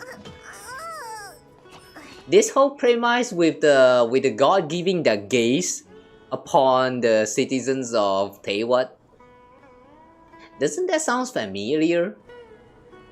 I mean, remember how in Honkai Star Rails, the way we gain any new power is by the Aeons giving us their gaze?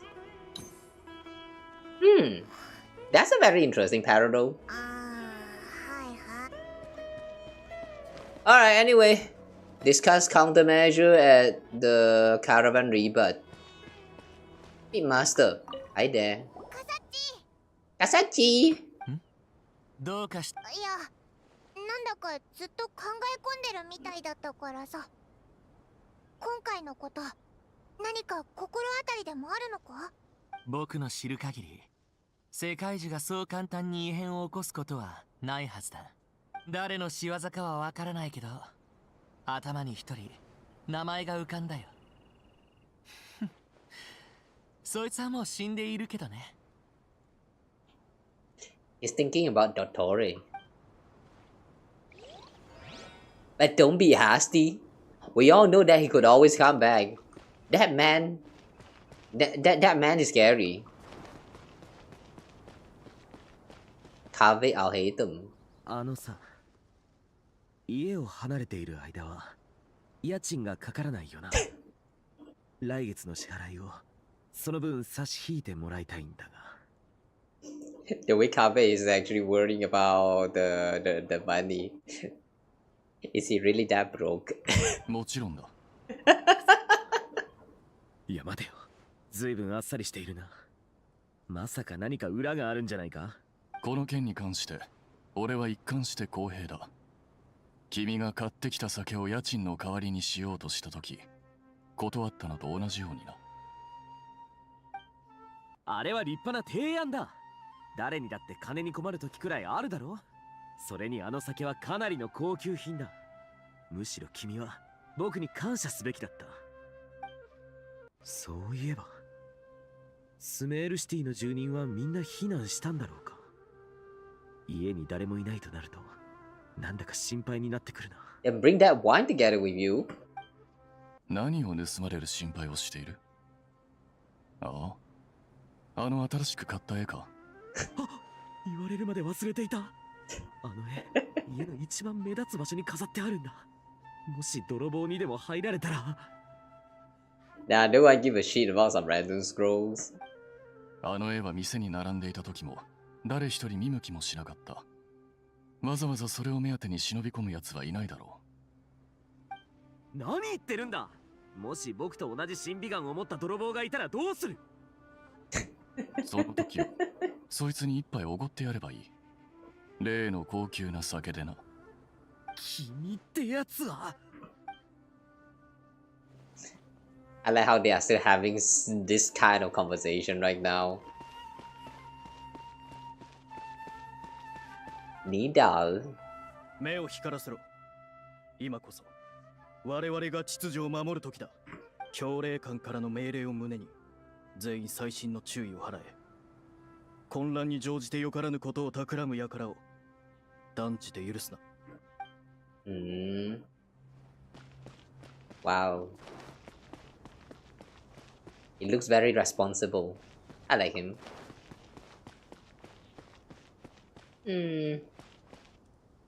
Is there anyone else that we can talk to in here? Who's that? Oh, okay. They set a boundary for the quest. Anyone else who's here? Dunyazad? Dunyazad here? Who is this girl again? The girl that we guilt tripped last time, I think. I forgot her name already.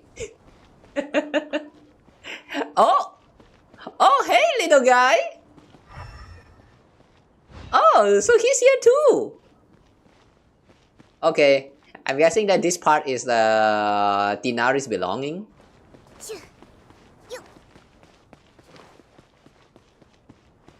Anyone else in here?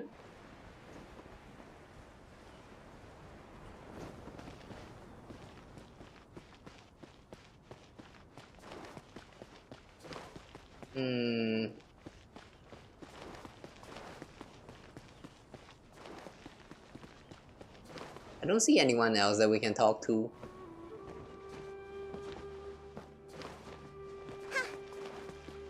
Okay, let's proceed with the story.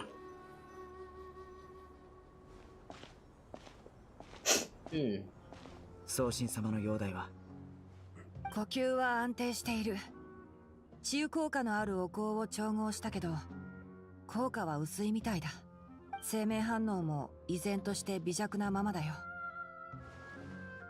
君の情報を踏まえると原因は世界樹の影響に加え急激な力の減衰によって体内の均衡が崩れたことにあるんだろうね。Physiological imbalance caused by rapid depletion of her power. Does that mean that her power level is so low right now that she could literally die and fade fade out of existence. 体内の元素力は通常一定の速度で流れている。体はそのリズムに慣れているんだ。でもその均衡が崩れればたちまち不調をきたす。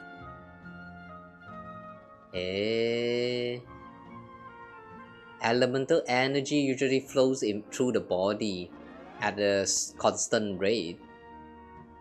Kind of sounds like blood level.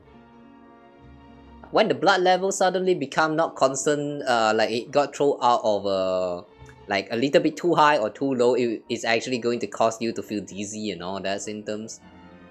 Okay. Understandable. 地脈と似た理屈か。過度な負荷や枯渇は活性に直接影響を与え、時に取り返しのつかない損傷を招くことさえある。Overloading and withering. Hang on. What did he mean by overloading? The overloading that I understand in this game. Hang on. Overload. Overload. Isn't overload the interaction between Pyro and Electro? Or was that something else? I always just call them explosion. No, inside of my mind, I like to call that reaction as explosion. Was that overload again? Yeah. Is this overloading actually referencing to that elemental reaction of overload, or like the ley line information overloading? Huh. 生物学的な観点から言えば、力を酷使した代償は生命力で払うことになる。宗神様は今、単に力が衰弱しているだけじゃなく、生命力そのものが低下しているんだ。回復させる方法はあるのか。地脈には強力な自己回復力があって、詰まりや汚染を取り除けばすぐに活力を取り戻すのだろう。だが人、いや神の自己回復力はどこまで可能なんだ。それについて話す前に一つ厄介な問題があるんだ。宗神様の力を取り戻すには世界中を修復しなきゃいけないけど、宗神様の力がなければそれが困難だっていうね。おいら、もう話についていけなくなってきたぞ。It's okay, Paimon. We didn't expect you anyway. Inari and Sino are discussing the current situation at pace. I have to concentrate hard to keep up. ティナリ師匠とセノさんの表情、すごく真剣だ。ティナリ。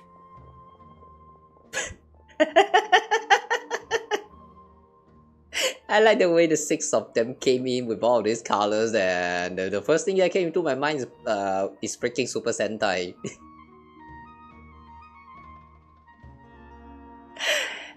Kind of funny how we just had like a whole Super Sentai episode inside of Star Rails. 先生、それに賢者の皆さんも。Wow, that dude's hair. This dude right here. That hair somehow reminds me of Astro Boy. 久しぶりだね、ティナリ。Oh, look at that! Oh, so curvy! What the heck?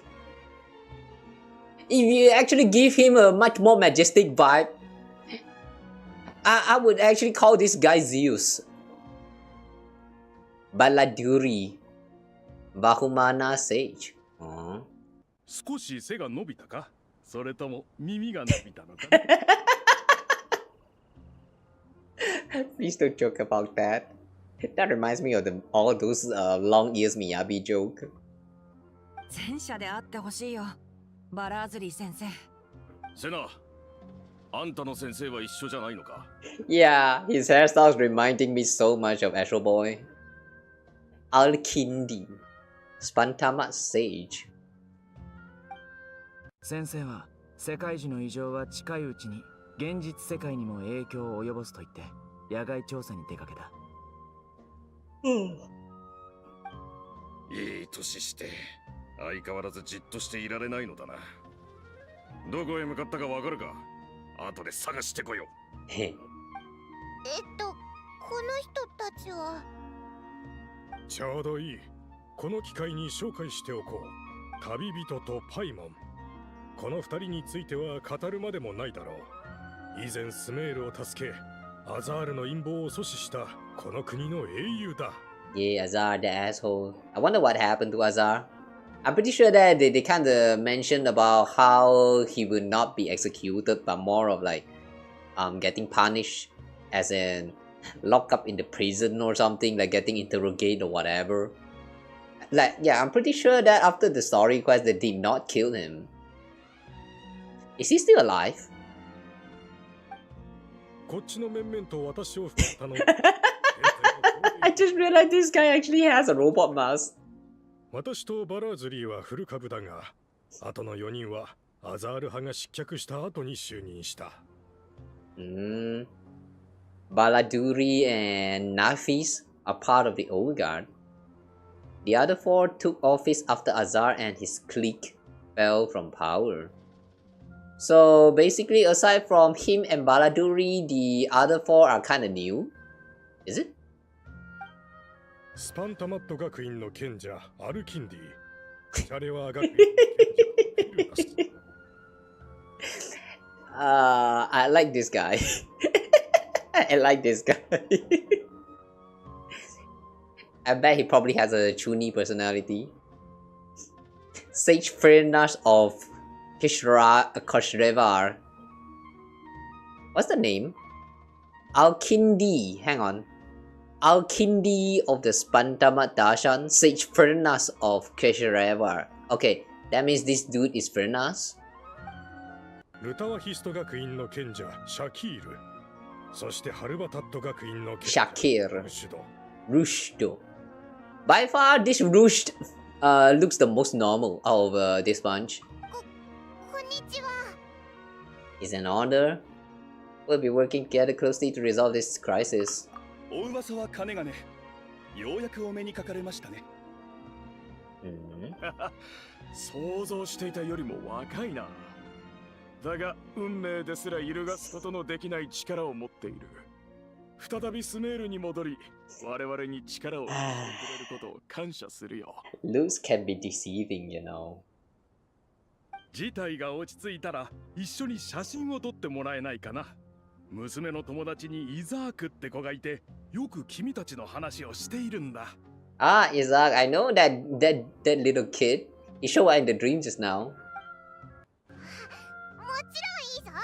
英雄が子供のお願いを断るわけないからな。早速本題に入ろう。状況は皆も知っての通りだ。現在、宗神様は昏睡状態にあり、民衆はキャラバン宿駅に避難している。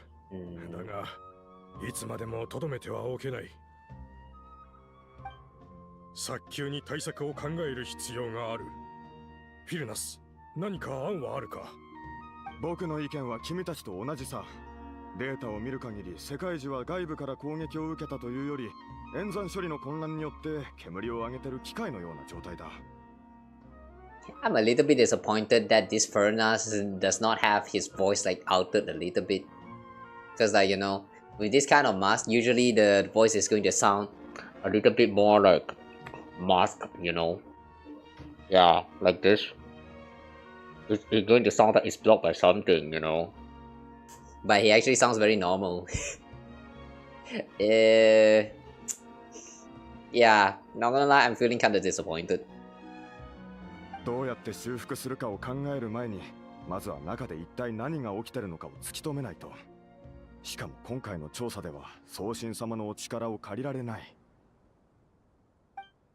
俺たちには世界中に接続する権限がないが、地脈を介した情報収集ならできるだろう。つまり、支流を利用して幹を調べるんだ。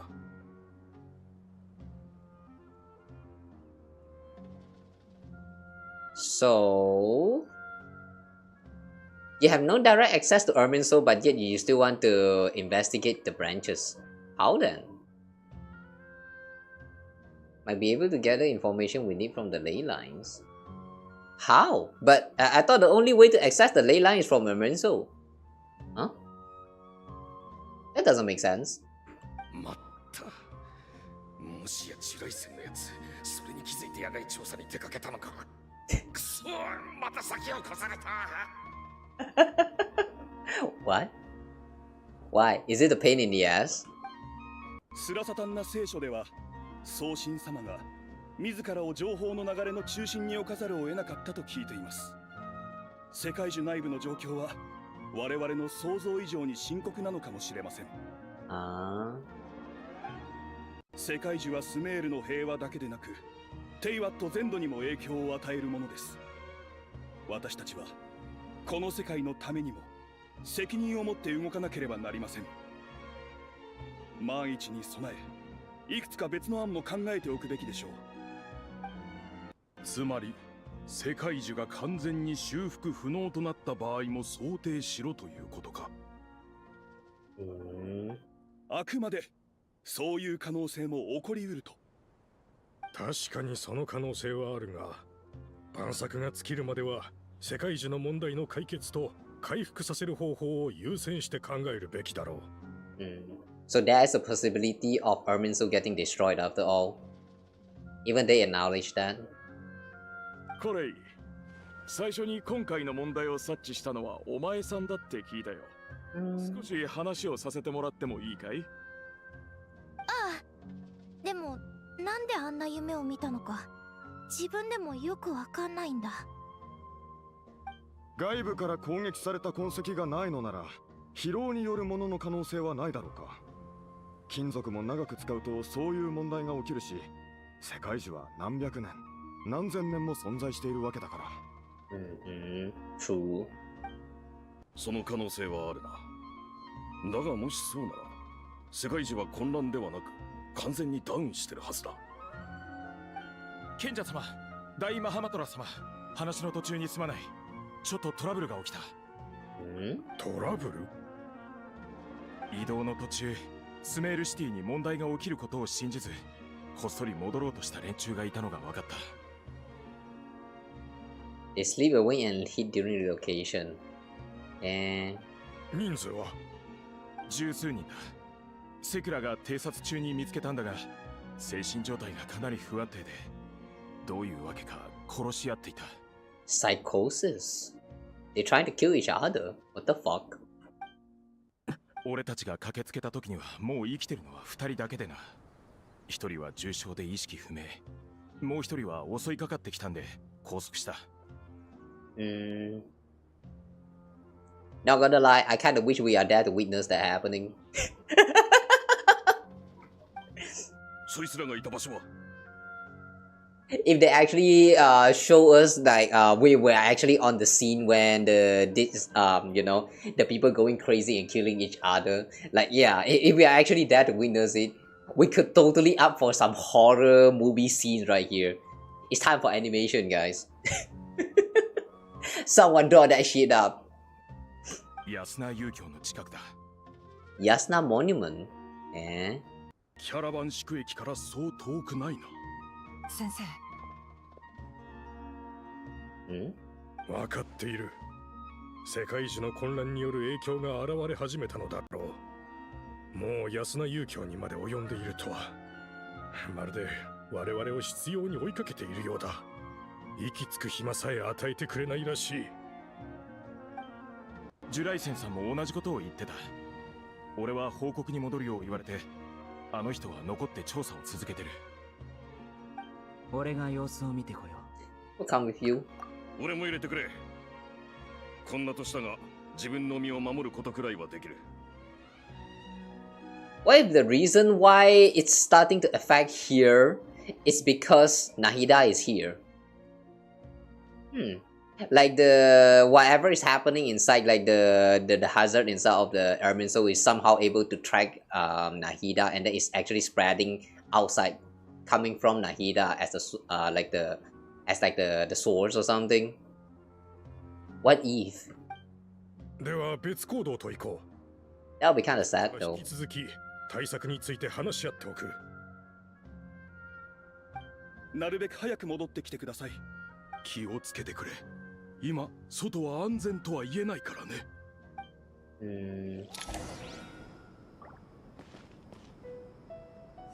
Okay, click on the check on the anomalies. But before we go, let's talk to them first.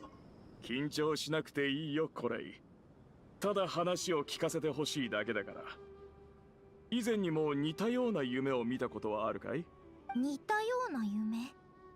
ああ、妙に現実味があって説明できない不気味さと危うさをはらんだ夢だ。うっすら覚えがある。前にそんな夢を見た時に目にしたのは炎だ。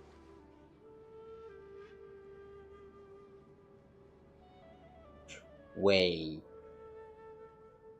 Does that mean the dream is actually real? The dream that showed up in the teaser? 炎。細かいことは思い出せないけど、とにかく大火事の夢だったことは覚えてる。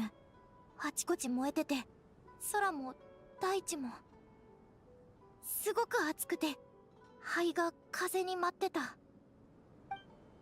どうやら今回の夢は偶然ではなさそうだ。一種の予言だろうか。でもコレイは先生術の講義なんて受けていないはず。一体どういうことだ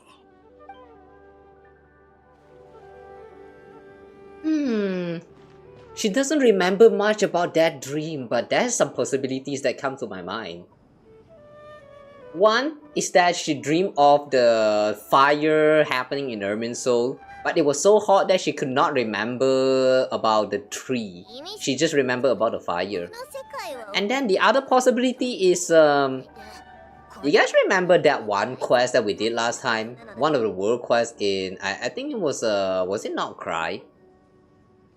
We somehow ended up in, what is that again? Angel, yeah, right, Angel. You guys remember Angel? We did a world quest that kind of revolved around him, and then he was like walking on that land that is like burned to ashes or something. And then I remember the story kind of ended with a to be continued. So I don't know, man. There's a possibility that it was actually a dream, a prophecy, a prophetic dreams about the events that happens in that ashy place. But in that case, that's not really a prophecy because I'm pretty sure that happened. The incident that happened in that land is like thousands of years ago. Huh. Yeah, there's a lot of possibilities for all of these things. I don't know, man. There's so many things we can speculate just from this less than 2 hours already. Like, only less than 2 hours into the story. Like, I have to say, man, the story this time is actually very good. Like, they're dropping you a lot of information. 少しは安全だと思っていたんだがね。もし世界中の影響がこれ以上広がるようなら、我々は砂漠へ避難するしかないでしょう。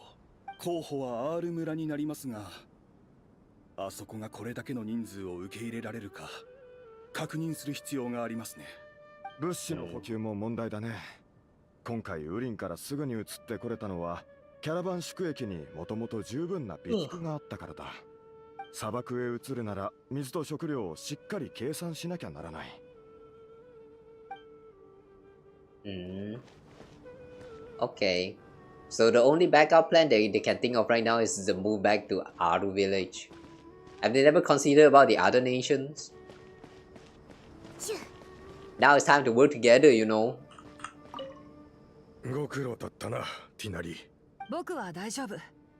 それより先生の方が辛労で参っていそうだ。大賢者に推挙された矢先にこの事態だ。さすがに荷が重くてね。Oh, he's now the new Grand Sage. Does that mean Alhaitham got fired? 思えば、アザールの件で私はうまく立ち回れなかった。抗いはしたものの、適切な方法を見出せず、挙句に幽閉されて何の役にも立てなかったのだからな。だが今は私が大賢者だ。皆の命に責任を持たねばならない。安名遊興へ逃げた人たちも含めてね。彼らの死には私にも責任の一端があると感じている。先生、誰だって完璧を求めたがるものだけど、それが不可能だってことを僕たちはよく知っているはずだ。ああ、そうだな。次は砂漠へ向かうことになるかもしれないが、体は大丈夫か？急いで出てきたから日焼け止めの薬をあまり持ってきてないんだ。現地で材料を調達して作るつもりだよ。僕の。もちろんだ。昨日のことのように覚えているさ。あの時教団に立たないかと誘ったのに、君は迷いもせずに断っただろう。I feel like this conversation will be relevant later on. 私の下で研究をしたがる者は山ほどいるというのに、君と来たら逃げるように去っていった。私が適当な理由で論文を通さず卒業させないようにするとは考えなかったのか？もしそうなったら僕は真っ先にマハマトラに通報するよ。師弟の絆があっても1秒たりとも迷わずに。もちろん。先生が道を誤るのを黙って見ているわけにはいかないからね。まったくいい弟子を持ったものだよ。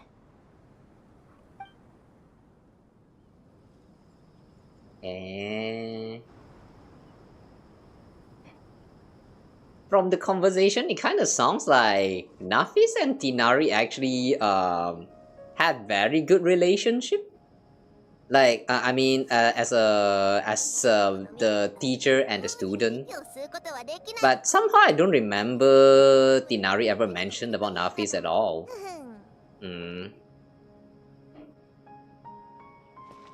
Oh well.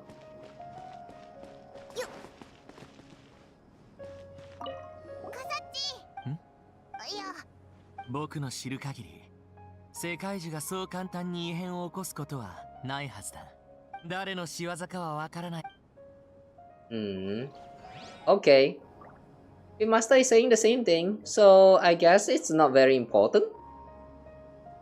So nothing changed around here. Let's just go to the check on the anomalies, I guess. 185 meters. Okay, now we can move away.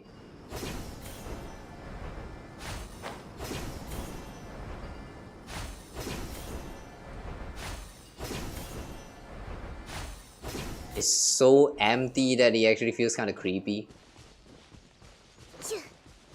Who's this?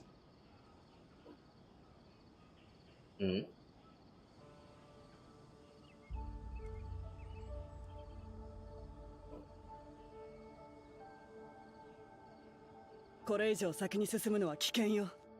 セクラ。ところスメールシティに近づくほど未知の危険に遭遇する恐れがあるの。こやつが例の気が触れてしまったやつか？クソどもぶっ殺してやら。 Perfect. Wow. Wow.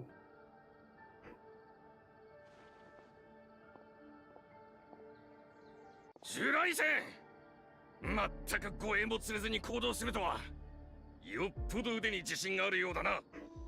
これくらいなんてことないわい。それよりこっちに来て見てくれ。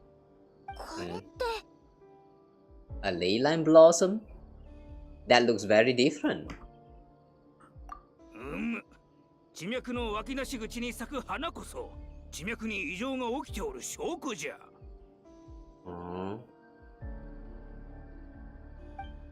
こんな色、今まで見たことがない。Which one is the flower? Hang on, which one is the flower? Is this like a bud that fell off from the original bud, or like this is like the second bud that's about to bloom? I kind of don't get why there's two of them like positioned so close to each other. It's kind of weird. 咲いているのはここだけか。いいえ、遠くの方にもあちこちに咲いてるわ。向こうへ行くほど数も増えるみたい。Wow, it looks so misty. さっきこれ以上先に進むのは危険と言っていたが、どうやって向こうの状況を把握したんだ？今のところこの辺りはまだ安全で、先に進むとだんだん意識が混濁してくるんだけど、神の目を持つ傭兵ならある程度正気を保てるみたいなの。情報は彼らが持ち帰ってくれたのよ。せの覚えておるか？かつて地脈の花の解剖学についてわしが講義したこと。Dissecting ley line blue blossoms. You have such class? What the heck? ああ、覚えている。あの講義で俺は満点を取った。Are you trying to brag? 数年ぶりに実地講義と行こう。異常な地脈の花にはなぜ問題が生じたのかの情報が秘められておるはずじゃ。アルキンリ、君も手伝ってくれ。一緒に課題に取り組むのは随分と久しぶりじゃな。ぐずぐずしてる暇はない。早速取り掛かるぞ。何か手伝えることはあるか？ Nahida once said that Erminsul doesn't contain any information about me, so theoretically I shouldn't be affected by such anomalies. We'll head a little further out, we'll see what we can find. 助っ人は必要か？ I should be fine. あまり遠くへ行くなよ。今は何が起こるか誰にもわからんのじゃからな。Will Paimon actually go together with us? Somehow I have a feeling she will not get affected, but are we going to stay safe and let her stay here? 後でキャラバン宿駅で落ち合おう。安心しろ。お前たちが戻らなかった時は俺が探しに行く。Oh, thanks, Shino. Alright, let's go investigate. No, before that. So, did you guys found anything already? あまり遠くへ行くなよ。今は何が起こるか誰にもわからんのじゃからな。後でキャラバン宿駅で落ち合おう。Okay, they haven't even started investigating. Alright, sure. I thought they would already be investigating the flowers and have something observed already, but apparently not.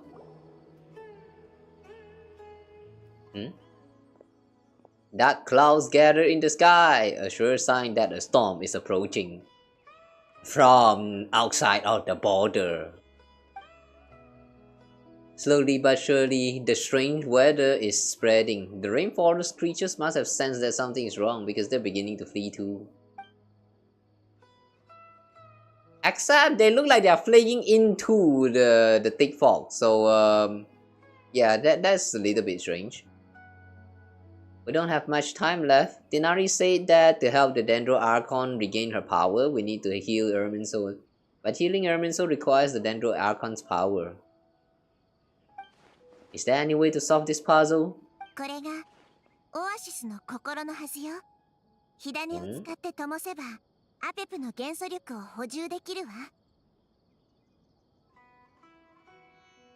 The Heart of Oasis. Is this the chapter 2 of Nahida's story quest again? The one that unlocked the weekly boss of Apep? そうすれば、体内の損傷も徐々に癒え、本来の健常な状態を取り戻せる。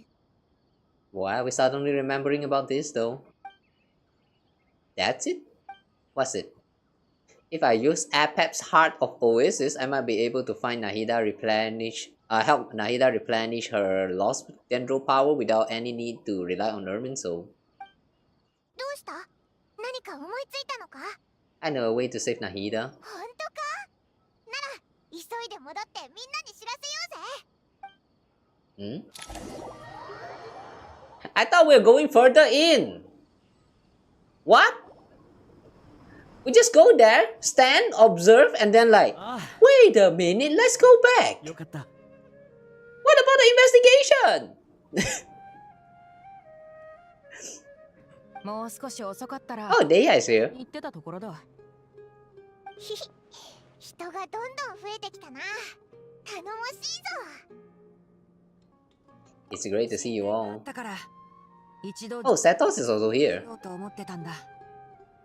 君と地脈の花を解剖して得られた手がかりによると、世界樹の内部で異変が起きているのは確かだが、外からの接続を完全に拒絶しているわけではないようだ。そして送信様の力以外にも、実は世界樹に接続する方法がある。お前たちも覚えがあるはずだ。スメールに来たばかりの頃、誰もがあるものを身につけていただろう。The Akasha Terminal? あ、もしかしてあれのことか？アーカーシャ？正解だ。 Why do we suddenly get our voice? そういえばそんなものもあったな。すっかり忘れてたぜ。でもあれって停止したんじゃなかったか？アーカー社のメインシステムは確かに停止したけど、それに関連する技術が消えたわけじゃない。Oh, true. It's like you shut down a server, but the server is still physically out there. It's just not functional, not operational. Okay, true, makes sense. どこぞの誰かさんは仕事中に暇を持て余して、アーカー社の説明書を隅々まで読んでいたらしいよ。誰のことを言ってるのか分かったぞ。他人を褒めるのが気恥ずかしいのなら無理に褒めなくていい。こいつを持ち上げるのは尺だが、頭の良さは認めざるを得ない。一度見たものはめったに忘れないからな。今のスメールにはアーカー社が必要だ。今ある知識と機械に精通した僕たち学者がいれば、以前の状態にまで復元できるだろう。Do you think that's a good idea? 確かアーカー社を動かすには神の心が必要だったよね。鋭いね。神の心はアーカー社の動力源だった。それが失われている今、別の方法で補わないといけない。この難題を解決するヒントは次に向かう場所にある。沈黙の伝をまだ覚えてる？ Yeah. That's your home place, right? あそこは今、キング・デシャレト文明に関する知識を最も蓄えてる組織だ。僕たちが求める答えもそこにあるかもしれない。ああ、その可能性は高いな。先生や他の賢者たちと話し合った結果、世界中の混乱による影響は今も広がり続けていて、キャラバン宿駅もじきに安全ではなくなるとのことだ。これから僕たちは砂漠へ移動する。学者たちは沈黙の殿へ、民衆にはアール村へ行ってもらおうと思う。道中はエルマイト旅団が護衛するし、アール村に着けばキャンディスが迎えてくれることになってる。さて、残す懸念事項はあと一つだ。ああ、送信様のことだな。送信様の容体はあまり芳しくない。早急に手を打たないと。実はさっき別々に調査してた時、旅人がいい方法を思いついたみたいだぞ。本当か？へえ、さすがだな。You tell everyone about the time you and Nahida saved Apep. アムリタの専門家はどう思う？理論上は可能だよ。君たちの話によると、元素生命と元素力は別物だけど、送信様はその力を模倣できるとはっきり言ったようだからね。ならアペプにその意志さえあれば、自身の力を送信様が使える形へと変換できるはずだ。But will Apep be willing though? 協力さえ得られれば可能性はあるということか。問題はそのアペプの態度だが。I'll find a way to persuade her. そうだな。前に会った時は友好的とは言えなかったけど、話を聞いてくれないわけじゃなかったし、今今ナヒーダは危険な目に遭ってるんだ。見捨てたりしないと思うぞ。多分。うん。現状、最も可能性のある方法だろうね。True. Actually, now that I'm trying to think back, I don't remember anymore what happened back then. But was Nahida and Apep actually on good terms? Yeah, those are the guys who did the story. Do you still remember whether that time when Apep and Nahida when they were confronting each other? What happened back then? Like, were they actually speaking in a good term, bad term, or whatever? Yeah, I actually don't remember how the conversation actually ended. I just remember the Apep kind of sounded very like she kind of sounded like she no wait he they kind of sound like they don't give a fuck. So yeah, I'm not sure. I'm actually feeling kind of unsure right now. どん詰まりだった状況よりずっとマシだな。どうかんだよ。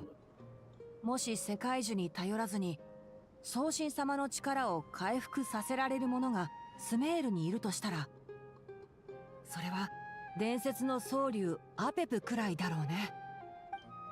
ゼンは急げだ。早速先生に事情を説明してくるよ。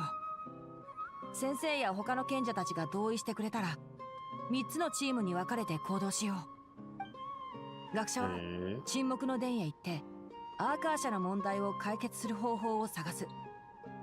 エルマイト旅団は民衆を守りながらアール村へ避難。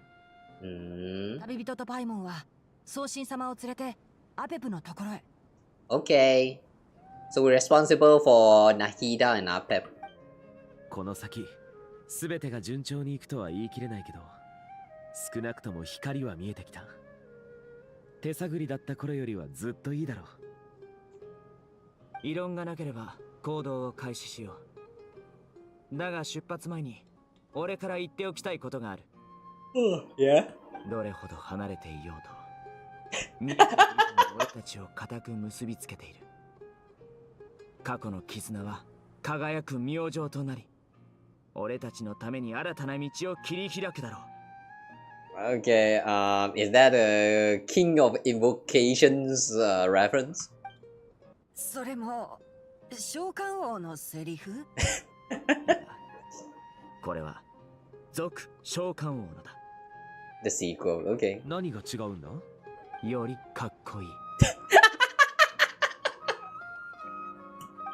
確かに。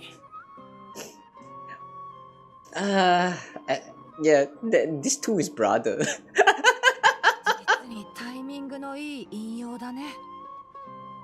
お礼に全てが片付いたらここにいる全員に召喚王とその続編をセットでプレゼントするよ。じゃあ行動開始だ。Wow, that's generous of you.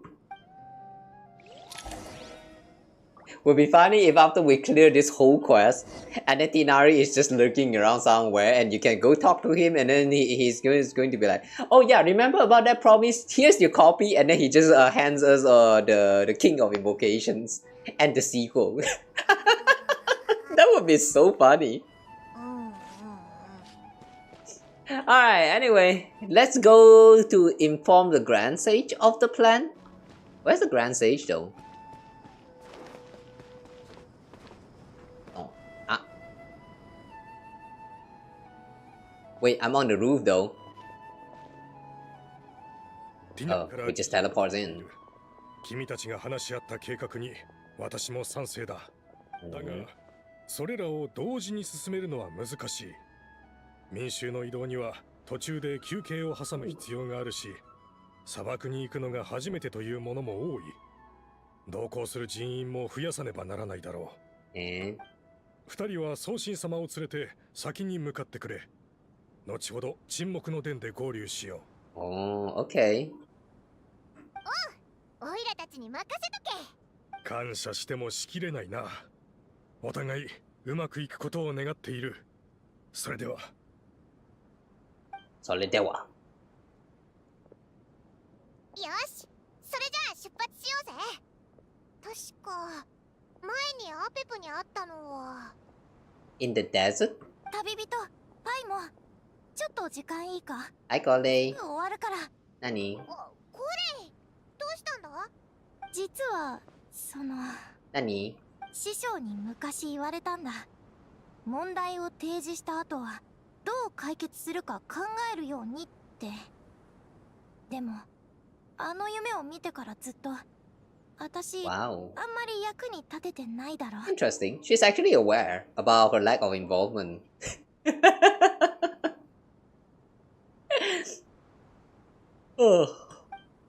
みんなの話についていこうと私なりに頑張ったけど初めて聞くことばっかりで、だから何かアドバイスをもらえないかなって思って。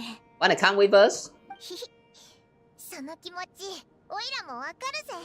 Yeah, of course, because you have been useless this whole 5 years. そんな時こそパイモンのノートスメール編の出番だぞ。オイラたちが冒険の中で見たり聞いたりしたことがいっぱい書いてあるんだ。ちょっと書き方が雑なところもあるけど、まあ読めばわかるはずだ。 You sure kept that one quiet? テイワット1のガイドになるためにオイラだっていろいろ努力してるんだぞ。時々お前と他のやつが何を話してるのかわかんないことがあるけど、そういう時は内容をメモっといて後でゆっくり調べるんだ。 Wow, she actually take notes. Strange that she didn't really take note in any of the cutscenes. So like, when did that happen? Like, I'm pretty sure that her memory is not that good as well. So like, how is she actually capable of taking notes of all the confusing stuff? I'm pretty sure her memory is not that good. Like, if she doesn't do that in the middle of the conversation, like during all this, like, you know, cutscenes and conversation unfolding, when did she take all these notes? When? すごいな。見せてもらってもいいか？クレイのためになるならあげるぞ。おいらもう一冊持ってるからな。もともとは旅人にあげようと思ってたんだ。いつかガイドが必要なくなる日が来るんじゃないかって心配でさ。お別れの時に何かプレゼントしたいなって思って。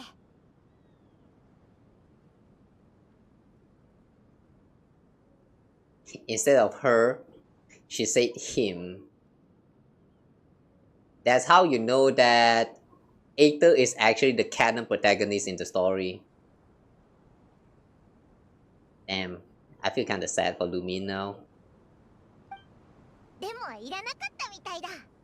だってオイラたちこれからもいっぱいいろんな場所に行くし、二人で一緒に同じノートを見ればいいだけだからな。ありがとう。でもこれ大切なものみたいだし、写し終わったらちゃんと返すよ。あ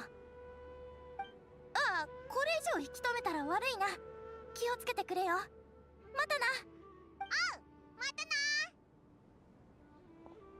な。 So she got a simplified version of our story in Sumeru. Will this actually trigger some part of her core memory and remember about the first dream that she had about the fire and stuff? よし、出発だ。ナヒーダをアペプの Wait, what about the memory of what is that, the Greater Lord? Rukadevata? Would that part of the note actually be altered?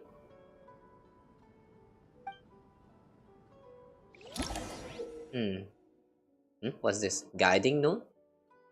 You can view guiding notes on the quest overview screen. You can also view guiding note directly during certain conversations. なあ、ヌビレットを呼んだらアペプの説得を手伝ってくれないかな。Nubilet? いや、やっぱやめとくか。アペプから見たらヌビレットは人間と親しすぎる竜かもしれないし、喧嘩になっちゃうかも。Oh, Apep doesn't give a shit about human. Oh yeah, true. back then in the story, she did it does kind of give that kind of vibe. Day. Should I just use day?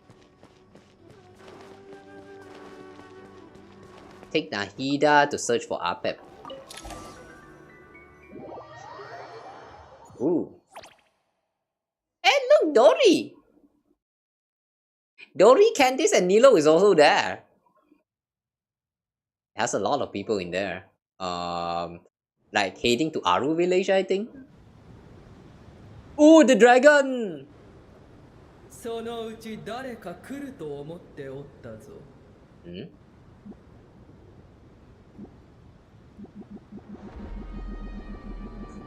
Okay, the note is not useful here right now. 地脈がひどいありさまだ。What's this? Guiding notes character. Apep! Look at all of this passport photo and then that's Apep. It's like you're scrolling through social media and then you see everyone is universally using the passport photo. And then there's this one random guy who put like an anime profile picture.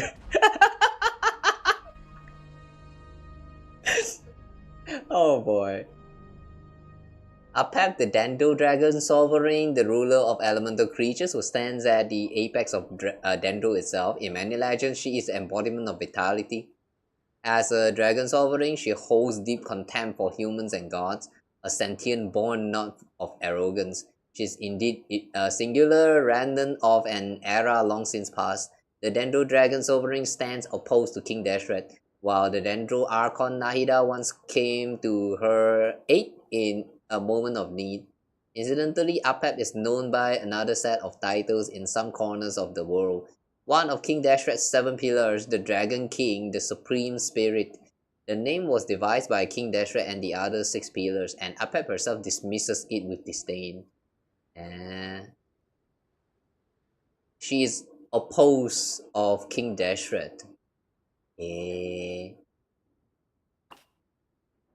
Shakir, current sage of the Rituarhis Dashan, once Layla's teacher. Oh, Layla's teacher. While he appears stern at first glance, he is surprisingly soft-spoken, deeply devoted to his work. He keeps a whiteboard in his office to track his completed and pending tasks. That last part feels very unnecessary. Hey, Faruzan! The researcher from 100 years prior is a household name in Haravatat, but she is better known in Sumeru at large for her work in mechanics. Once she was trapped within the strange rune and only escaped after much peril. Yet a century had passed for the world she emerged into, and it was no longer the place she remembered. Whether it be due to academic disagreements or the passage of time, she has quite a few things to say about the current state of the academia, and is not afraid to put her sharp tongue to use in commenting about other researchers. However, she can be quite easy to talk to, so long as you call her Madam Des. Okay. Alright, interestingly, this guiding note right here is kind of like an introduction to the characters that we have met so far. It's useful for those who want to know the story but kind of skip them or is not familiar with the world. There's going to be a lot of readings here if you want to get the full context. Like if you actually skip through the previous story, like you actually use like the quick start function or whatever. I've never used that function before, so I don't know how that thing even works. But if you are someone who uses the quick start, I feel like if you kind of get confused with who the fuck is who, this guiding note will actually help a lot. Okay. But just now during the dream sequence, I kind of wish they show us these guiding notes. Yeah, I kind of wish they show us the guiding notes so that we can actually like compare the characters that we made inside of the dream and the character that we already knew in real time. But yeah, it makes sense for them to actually not include that guiding notes inside of the story just now. Yeah, okay, this is actually a pretty neat little additions to the storytelling. We have Irminsul, a giant tree that interweaves with the foundations of the earth, enduring since the dawn of the world. Irminsul trees scattered across the land are but its branches. Deep within its roots, beneath Tewa dwells the totality of knowledge and memory, preserved from ages past to the present.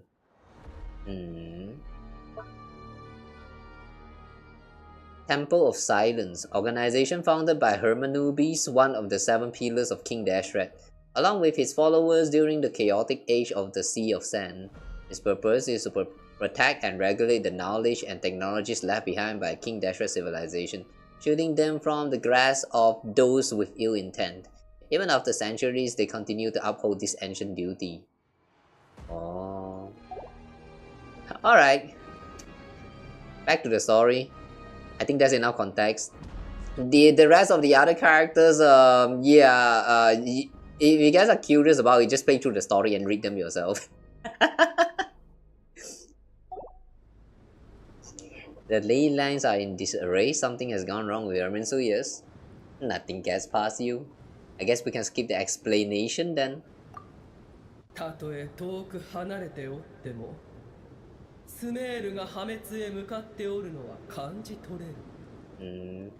Pep, I have a question for you. When will you be playable? I kind of want to see Pep turns into human form and explore the world together with us. That would be kind of fun in some way.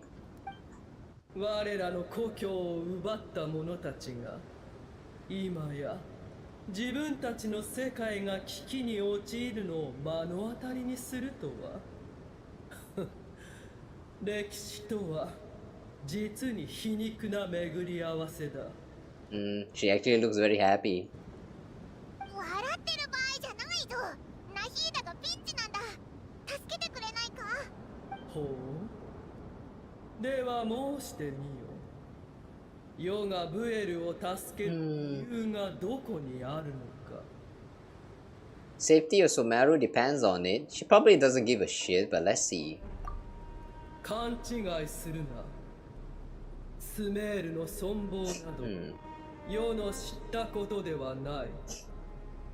世はこの地の神でもなければ、ここを救う守護者でもないのだからな。汝らがこの地に住み着き、幾世代にもわたって繁栄していくのを黙認してはやったが、それは世がスメールに対して何らかの責任を負うという意味ではない。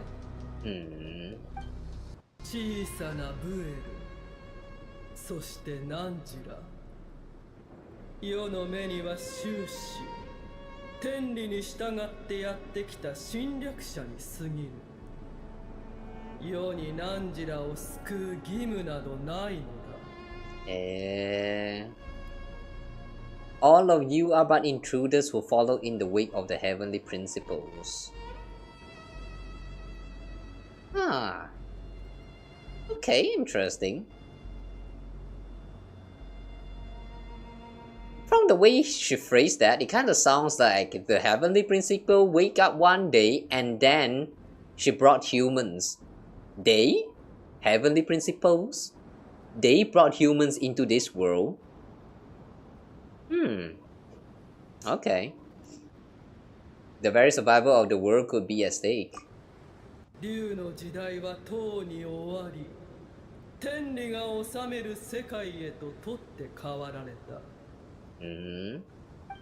天理のルールが揺らぎ始めた今、世が汝らの敵に加担しなかっただけでも慈悲深いことだと思え。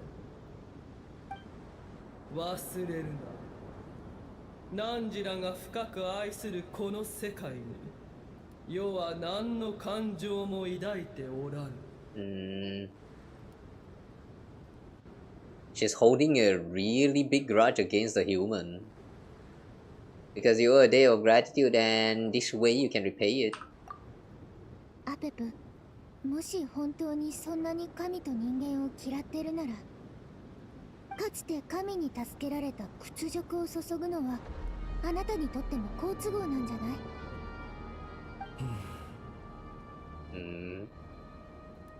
I like how the correct answer actually triggers a voice line. その理由はなかなか筋が通っておるな。 But the reasoning is so dumb.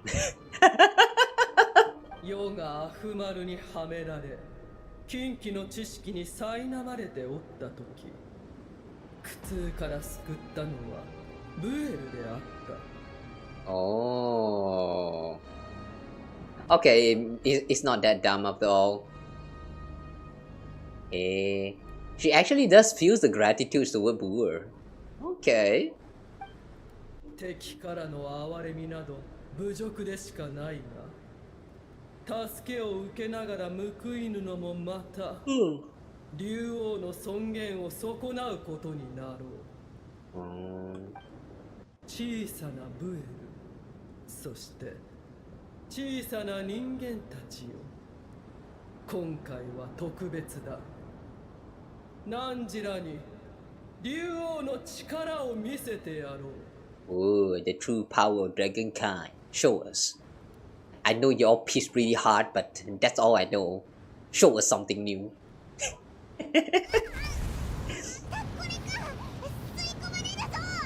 Hold on to me. We don't have the protection of the fire seed this time. Hold, Paimon. Hold. Reach out your hand.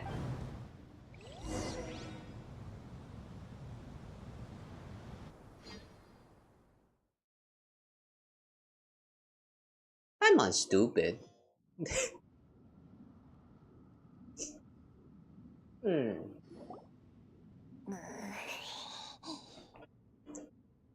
Okay, we got swallowed in.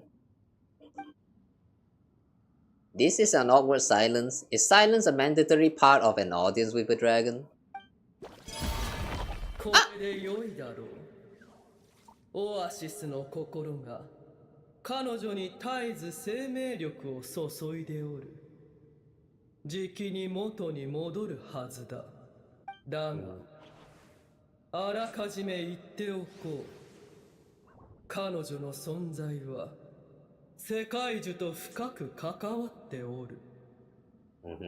世界樹の問題を解決せぬ限り、その力が完全に回復することはない。But how should we solve the root issue? I mean, we kind of need to access the Ermin soul somehow. 礼は不要だ。 Will giving your power to Nahida affect you in any way? 偽りの気遣いも必要ない。Just like last time, it's impossible to have a normal conversation with this dragon. 竜王の力は汝らが想像するよりもはるかに強大なものだ。オアシスの心が枯渇していた時、確かに世は衰弱していたが、今小さなブエルに生命力を分け与えたところで大した影響などない。それならよかった。 Look at all these little fungi. Elemental being floating hydro fungus. They have the full species name right here.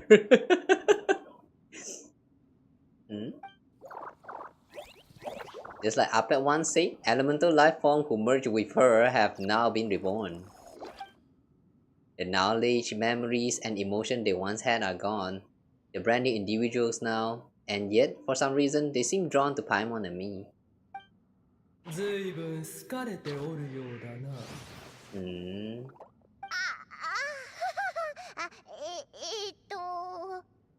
今のは心からの称賛だ。受け取っておけ。Aww. Come to think of it, I'm curious how Apep sensed the ley line anomaly from so far away and immediately guessed that something was wrong with her Minso. Does she know something that we don't? Apep, do you know much about Erminso? ああ、かつてのな。 Did once. あの木は天理が植えたものではない。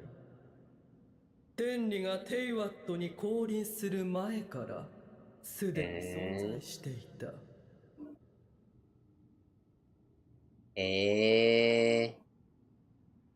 The tree is older than heavenly principles. なんだって How old though? あの頃、それはテイワットのものであり、我々竜族のものであった。Does it function the same as right now back then? その姿も、その役割も、Okay, it did not. 今とはまるで異なる。当時の地脈には、馴染み深い原子の元素力が満ちていた。The Light Realm. 汝らの言う公開の力だ。The power of the Light Realm. Is this a callback to the what's that place again? That the Byakuyakoku. You guys remember back then in the Inazuma there was like this place that's like hidden inside of the water. You drop into the water and then you get teleported into some floating place, the light realm or something. And then there was like some kind of special light power, which I think they also have like their own like light sigil, which is only used for the event, and then the whole sigil just disappear after the time limit is up. That's still one of a mystery to this point. Like, why do they actually expires? I wonder if they are going to be reused the moment when we like unlock Celestia or something. 天理が世界中を奪い、手を加えて人間のために利用したのだ。それによって世界の運命を固定した。結局のところ、To anchor the fate of the world. 人間はそれを守りきれなかったがな。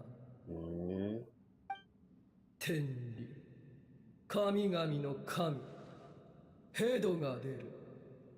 汝らへの恨みは決して消えぬものだ。Even so, you still agreed to help us. 汝らで憂を晴らしたところでどうにもならぬからな。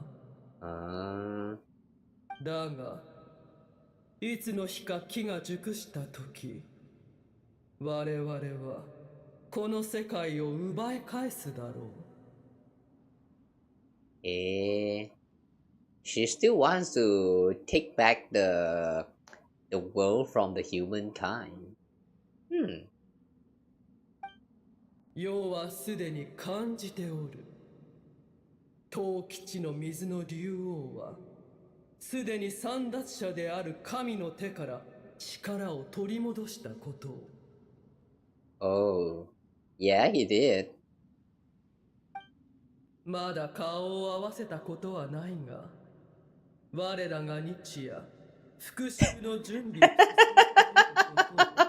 ことを世は知っておる。No. Don't say my man like that. それはIt's probably bad if we don't tell Apep that we're on such a good terms with Hydro Dragon. So we gotta keep that a secret? Okay. Oh. 先ほどから外が想像しいな。Great disturbance. Oh wait, before that, let me pause real quick. Okay. I feel like they should actually include New Village into this guiding notes here, since we're talking about the Hydro Dragon. But maybe because he don't really show up in the story directly, so it's not it's kind of excluded from this notes this time. But I don't know, man. I feel like they should include that so that like, you know, people those who actually don't know about the story will look into this and then saw that, what is this hot man doing here? And then read into it and just realize that, oh, that's actually the Hydro Dragon. That will actually make this scene a lot more funnier. 何かあったのかな。砂嵐が来た。ジンに。The Jinn? なるほど。 What happened? また新たな最悪が訪れたようだ。その顔、いても立ってもいられぬようだな。もう行くといい。ブエルは世のもとにいるゆえ安全だ。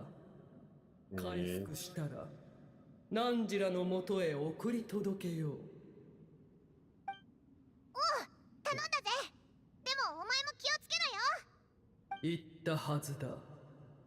汝らの偽りの気遣いなど不要だと。Paying concern. There she goes again. If she actually turns into a human form and like we guys to play as her one day in the future, I wish her to be a tsundere character. We done what we came here for. Time to check what's going on out there. What's this? これってえ？まさかナヒーダが目を覚ましたのか？大きな声を出すな。彼女は一瞬意識を取り戻したが、また眠りについた。それはしまっておけ。考えるのは後にするといい。She's awake for a brief moment, but now she's fallen asleep again. Does that mean that right now she's actually trapped inside of the dream? That's why she's not waking up? I mean, aside from the reason where she's losing her life force and all that. The statues of the gods have inverted from the heavens, but one alone is unique among them. Inverted statue? Wait! Call back to the inverted statue, guys! Remember that one quest back in Mondstadt? That time when we first met with the Sinner?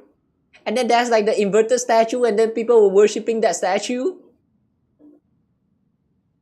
One alone is unique. What does that mean though? Its location is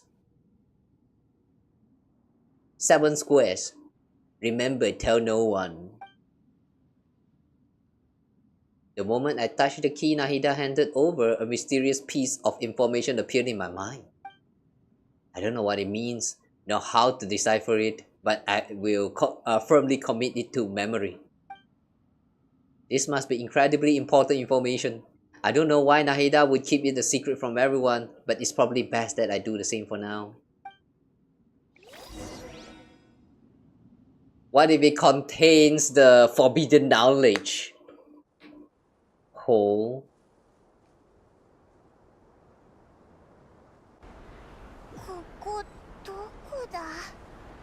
What? Oh, this is one of the oases.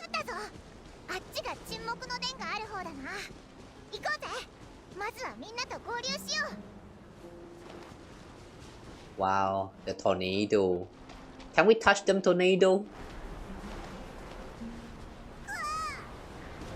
Okay, we cannot.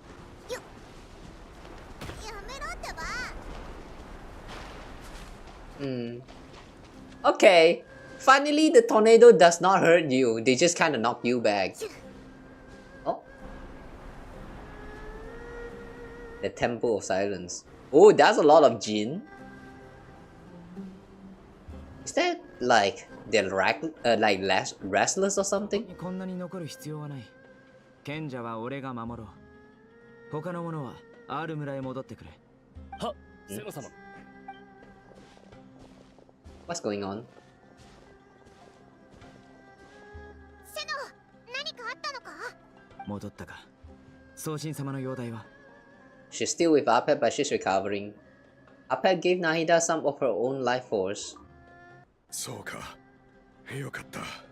What's with these sandstorms? ジンニーだ。無数のジンニーが砂漠で激しい砂嵐をいくつも起こした。そのせいで沈黙の辺に通じる道も塞がれてしまっている。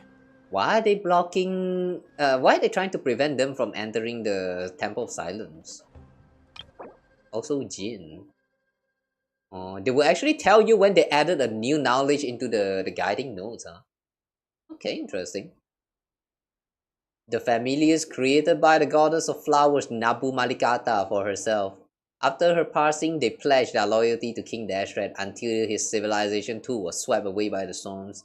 As a legendary race, they live on in the tales and songs of the desert people, and even now their kin may still be encountered amid the sands. Except they're always trying their best to kill the shit out of us. ティナリやコレイたちは手伝いのためアール村へ戻った。暴走しているジンニーはかなり攻撃的で、アール村もキャラバンも戦える人が必要な状況だ。悪いことが重なるね。あの大量のジンニー、一体どこから湧いてきたんだ？これまで砂漠であんな光景一度も見たことないが。間違いなくジュラバトだな。Jurabad? I thought this is Gurabad. I thought this is read as Gurabad. Jurabad? Huh. That's a strange way to pronounce it. Royal capital of the mortal kingdom that once stood above the Great Red Sand. Under the rule of successive gilded dynasties, it was destroyed and rebuilt time and again, bearing witness to the rise and fall of King Dashred's civilization, until it was finally swallowed by the sands along with Aramite leaders. To this day, many fables and legends about it still circulate throughout Sumeru, the most famous among the tale of Shiruye and Shirin.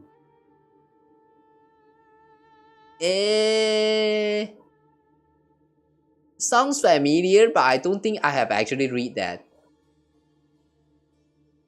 Man, I need to find some time to actually read some of these law books.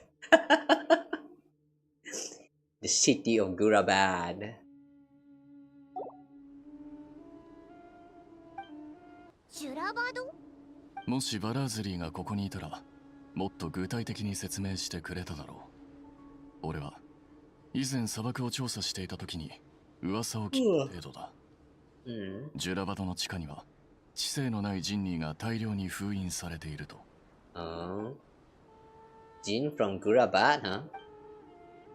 Familiar figure comes to mind. Yeah, what's the name of this little thing again? Lillipar? Lillipar. 私の運命の地。この都に戻らなければいけない。まだ使命が私を待っているから。Lillipar, the mother of the Jinn, once the daughter of the water lily under the goddess of flowers. Later, at King Dashred's command, she sought out and served the kings of mortals, and so brought about the tragedy of the city of Gurabad. For this, King Dashred passed his ultimate sentence upon her. Her soul was divided sevenfold and sealed by the seven pillars, until you awakened her. Now, having entrusted you with her true name, she recognizes you, her new master. Oh. Except, I'm pretty sure that I'm still not done with the unsealing of this seven pillar. So, yeah, we're kind of skipping some steps here. Yeah, I don't think I'm done with the what's this seven pillar stuff yet. There's still a lot of exploration in Sumeru I still haven't done.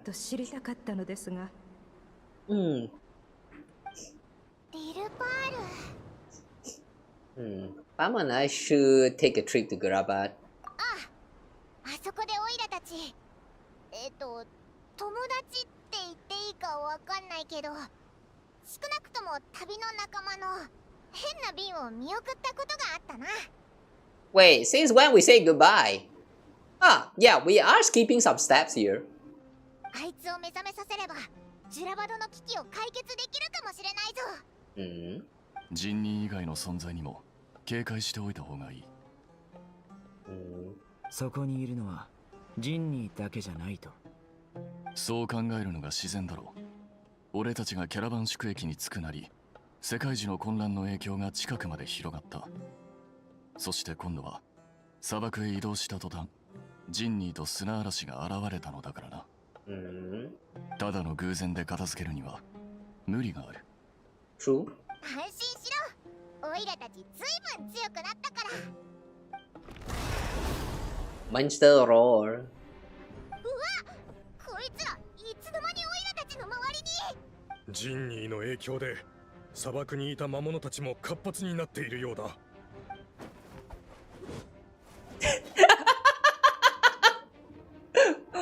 They actually show an animation of us summoning our sword.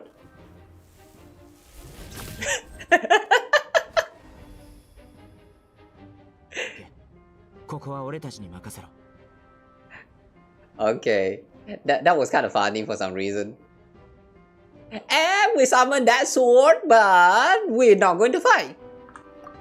Just put it down. That was literally just for us to look cool, that's all. And then we just walk away, not even run.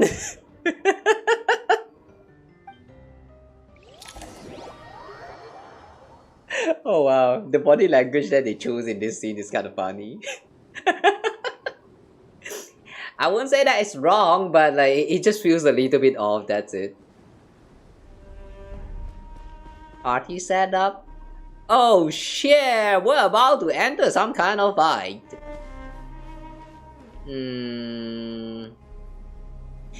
It'll be fine. This team will be fine.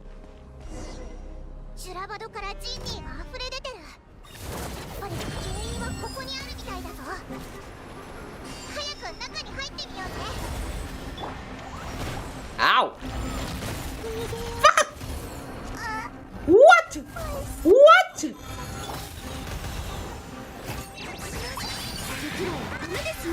Die, motherfuckers!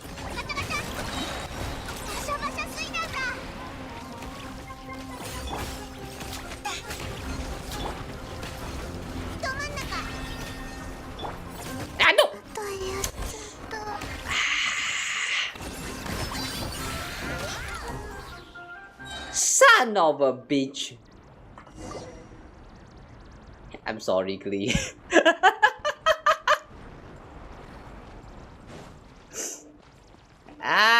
Klee died. Klee died. Wait, if we step on those healing thing, will it actually resurrect Klee? No. Alright, that's sad. Okay, enter Gurabat and learn about the situation. What's Gurabat actually? Oh, this temple is actually a part of Gurabat? Yeah. I did not know. Whoa, look at the map. There's a lot of sandstorm. 1, 2, 3, 4, 5, 6. However, not in the Mount Damavand. Heh. That's strange. Oh wait, or more like Mount Damavand has always been like swirling with sandstorms. But the locations though.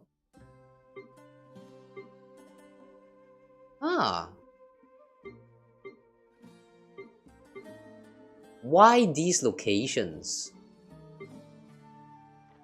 The Dunes of Illusion.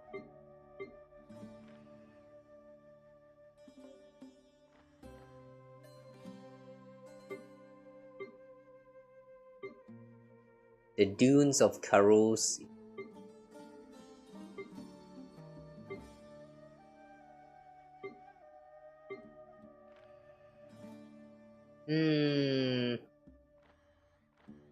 There's one that's very close to Aru village though. Oh no, is the people going to be surviving? The Dar al-Sifar. I'm pretty sure that there's like a building somewhere inside here as well. These sandstorms are happening at places that are very close to like entrance to some of these buildings. I wonder what that means. Or maybe it's just coincidence that it's just happening at random. Whatever lah.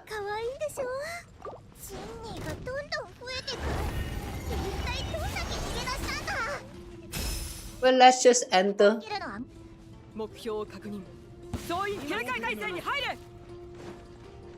Fatui?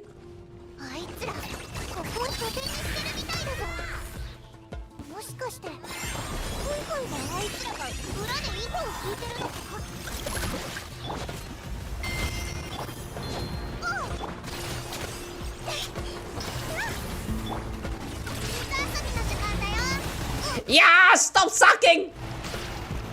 Yeah!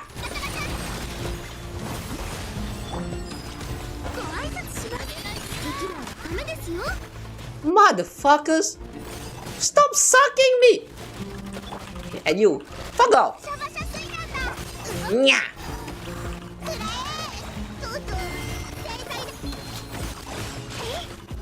Oh my god, there's a lot of them.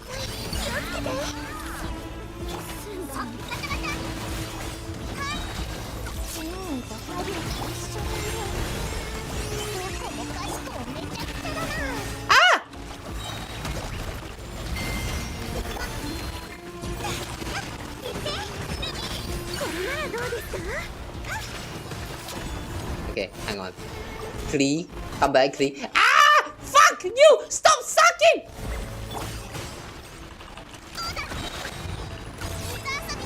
Y'all suck, man.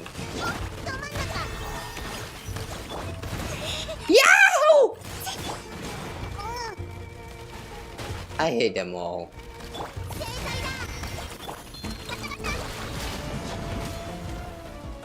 And I think they kind of just they just keep spawning it. They just keep spawning it. You know what? Fuck this, I'm out. Fuck this shit, I'm out. Stop sucking, you T-Bite!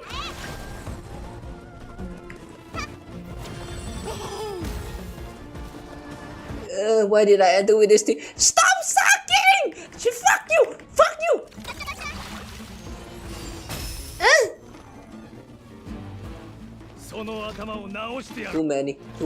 Too many. Stop! Stop! Activate.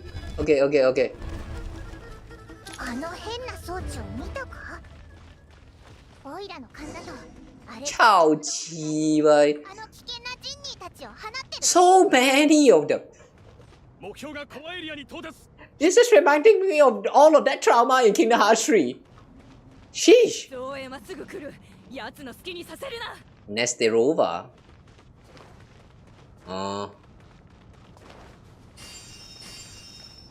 And party setup. It's fine. We'll just continue with this team.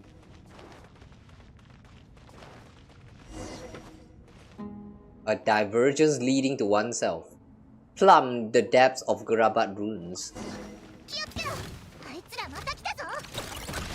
Defeat the enemy. Okay, this time we actually have to defeat them. Yeah. Die.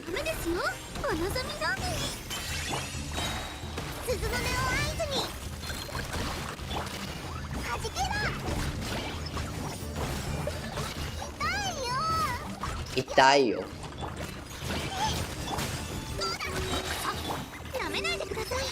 Die.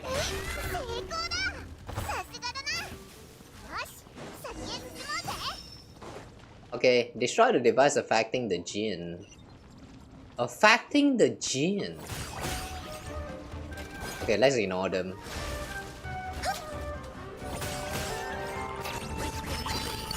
Nya.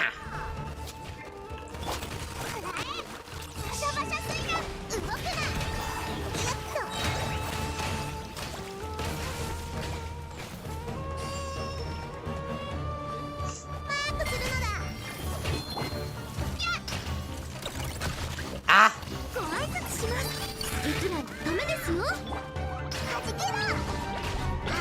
Okay, there's another one, right?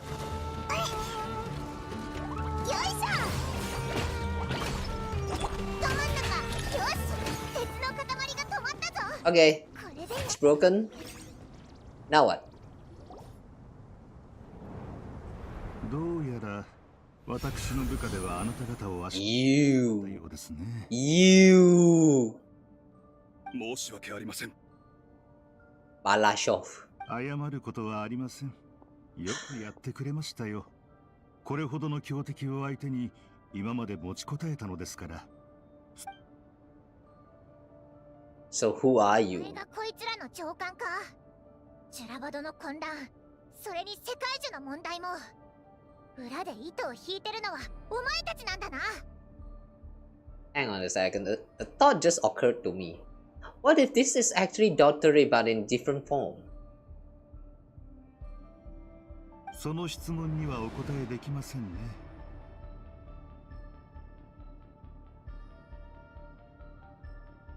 This sharp face right here. Hang on a second. There's a chance that this is Dottore. まさか敵の口から答えを引き出せると期待するほど甘い考えをお持ちでしたか？ But first I have a question though. How are you even seeing us? Do you have like some kind of hole in your cape or something? How are you looking? こいつ、ずいぶん鼻につく言い方するな。どう見たって今回の件はお前たちが関係してるだろう。どうしても話さないなら力ずくで聞いてやるぜ。行くぞ。あれ、旅人、どうしたんだ？ Something seems unusual about him. Is he trying to provoke us? This feels like a trap. Judging by the tents and supplies, there must be many more Fatui stationed here than the few we saw on the way in. So where are the rest? ずいぶんと冷静ですね。単身で現れたこの元凶を前にしても、それほど落ち着いていられるとは。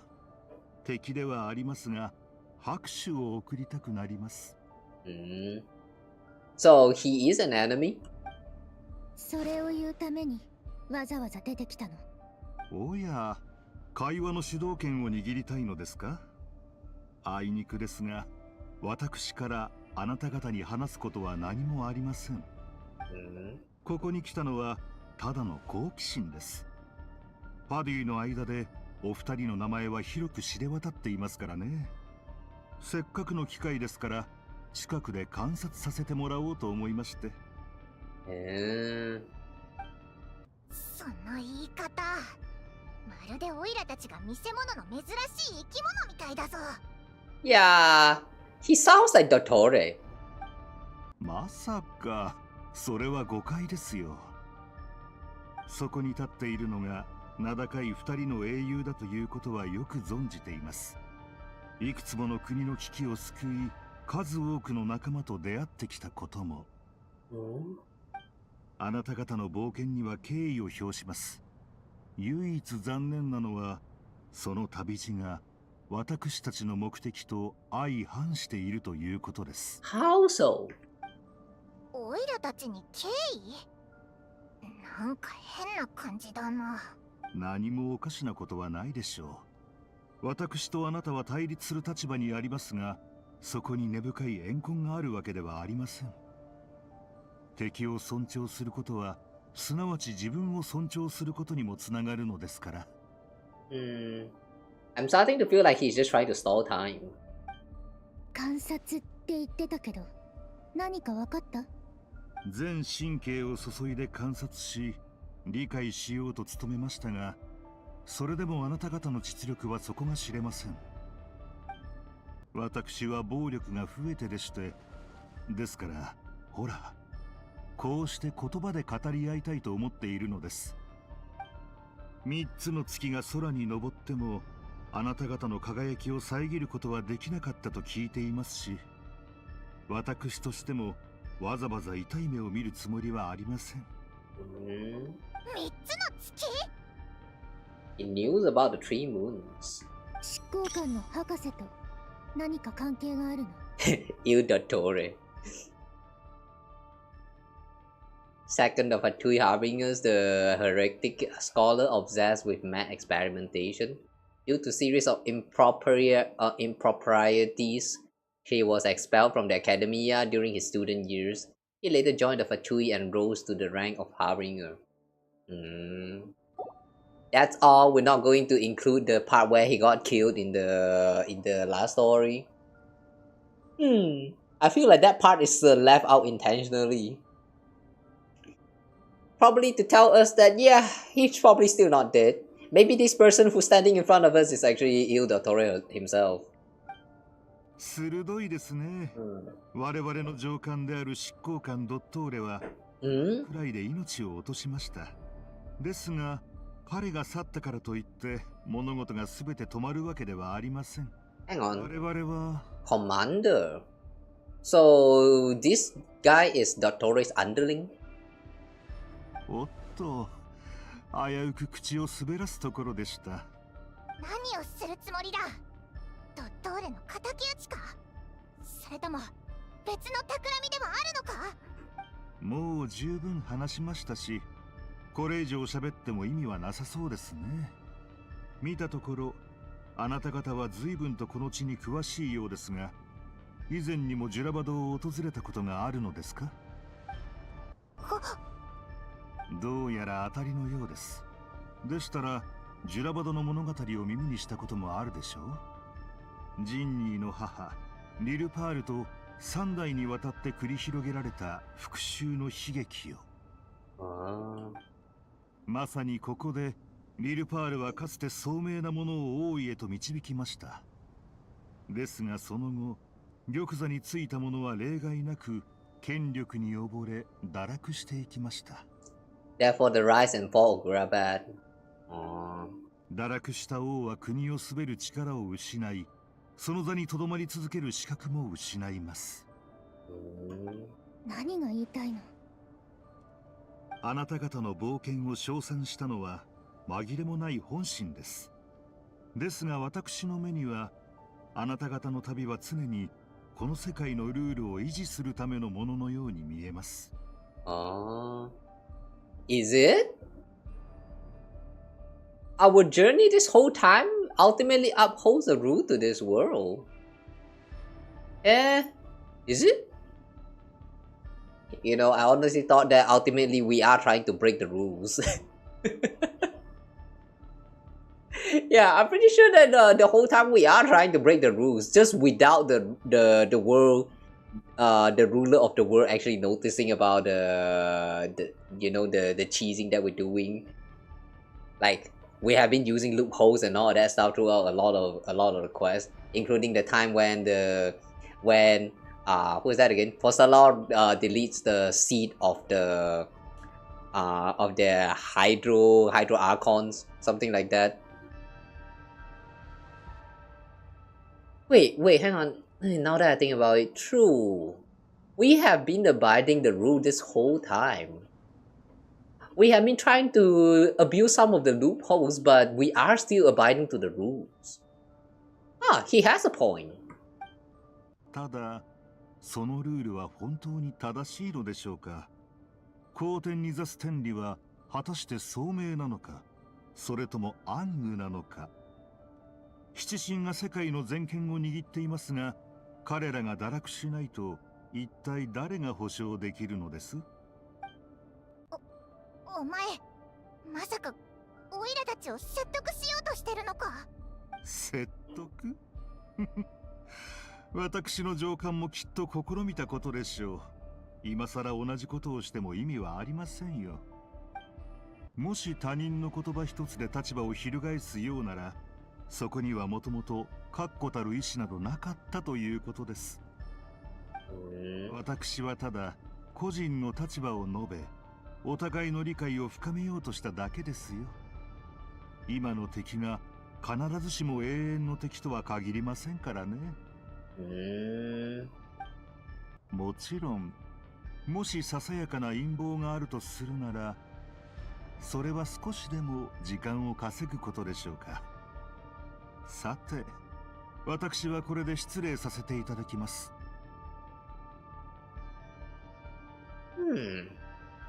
This conversation reminds me about something. The game has been hinting a lot of time to us about the starting of that project. What is that again? The project Stuzia? Steza?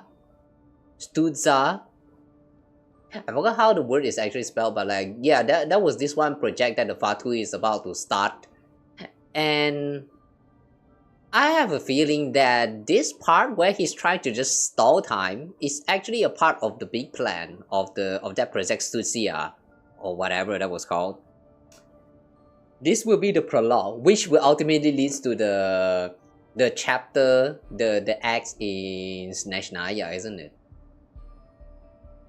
Somehow I have a feeling that this is all going to be a huge prologue just to before we reach the next place. すぐに襲いかからなかったのは賢明でしたね。せっかく伏兵を用意していたのですが、もう出てきてもらいましょう。ここは我々にお任せを。Sedova。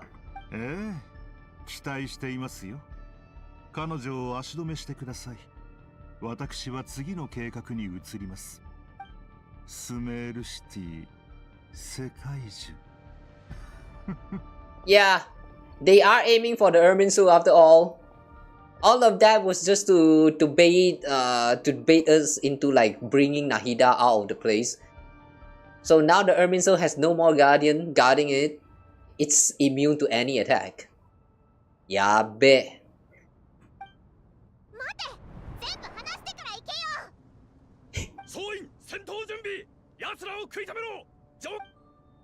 Okay, it's time to fight, I guess.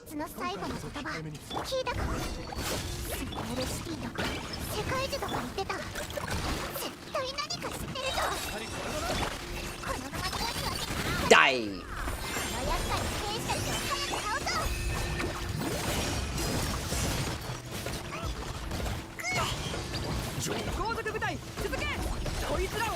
Defeat the Patrouilles in your way.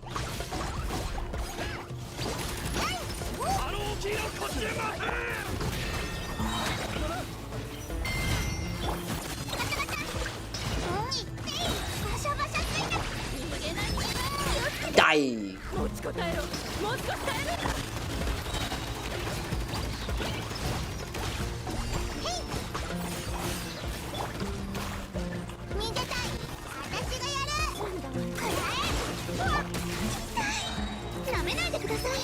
Die! Stop aliving!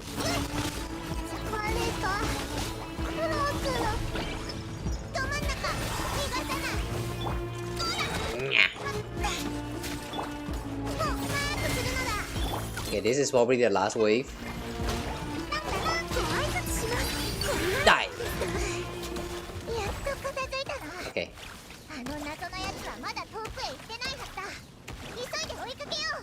Pursue the suspect. How? I like how he only walked like a few steps. The fact that he still is out of that room.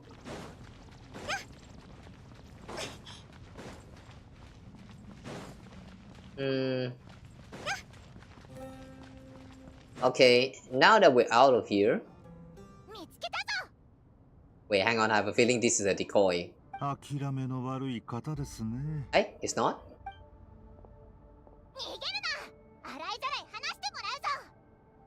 Damn. The fact that we just fought off that whole wave of enemies and he only walked like a room distance. Yeah, that's the distance of only one room. Does he walk slow or are we just too fast? Come on, wait!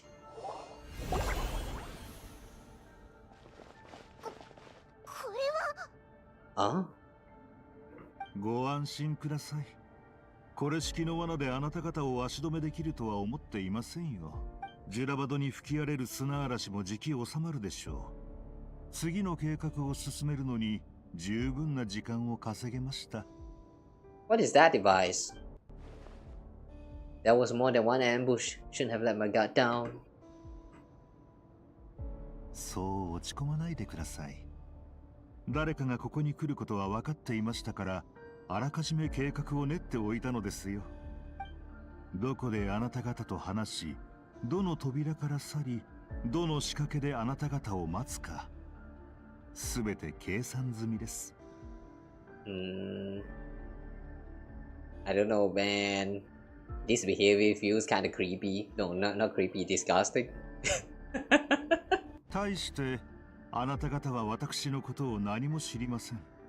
今になっても私の声を聞いたことがあるだけで、それさえも本物かどうかわからない状況です。Your voice is fake? Like what? You're using AI voices? ですがご安心を。これは私たちの初めての出会いに過ぎず、決して最後にはならないでしょうから。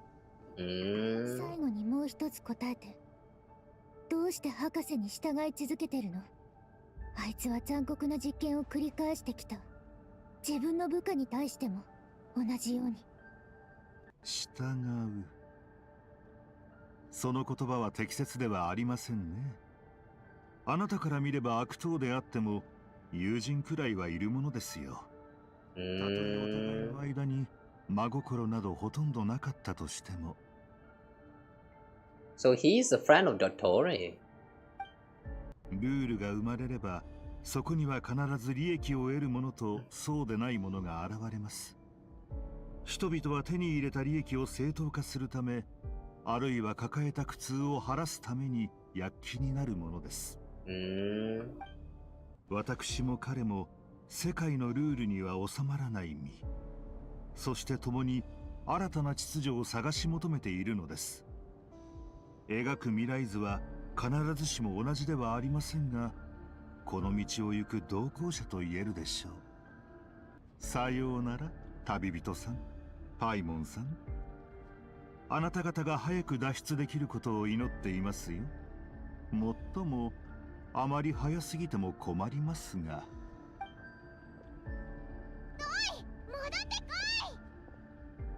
Hey! Oh, wait, the back! The back! Holy shit, that thing is back! あの黒いのってまさか前に冒険してた時に見たことあるぞ。人を飲み込むやつだ。ごめん、オイラが焦って追いかけたから。It's not your fault, Paimon. Let's just focus on getting out of here. 今回はあいつにしてやられたけど、次は絶対ギャフンと言わせてやるぞ。Why are we preparing our stance? I mean, we're not fighting the wall, are we?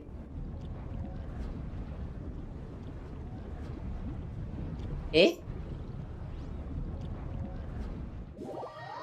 Why are we raiding the stands over the wall? We can't really fight the wall though. What?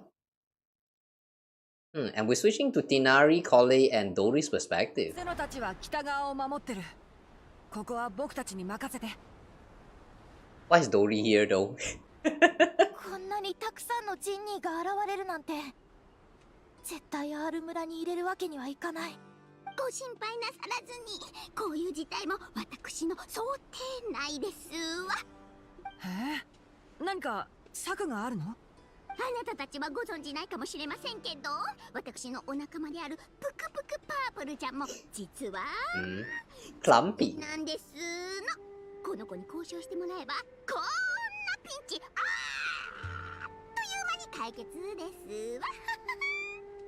いってらっしゃいパープルちゃん。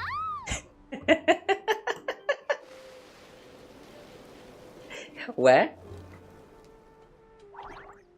Bloop. 行きませんの。5000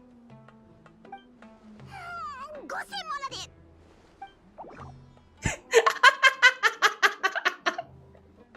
Negotiating with Vora, I see.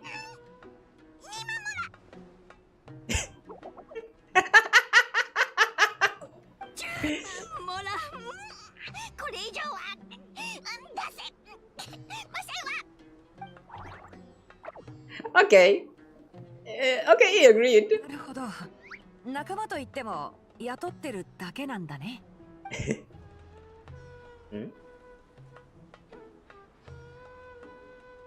それでも頼りになることには変わりありませんのよ。パープルちゃんは口が達者ですから、あの子がチョコラ。Why do I have a feeling that he failed?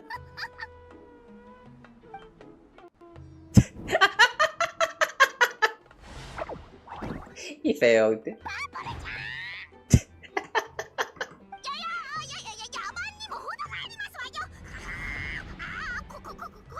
私が交渉のために使わせた C 社ですのに、こっぴどく痛めつけるなんてあんまりですわ。許しません。私が相手になって差し上げます。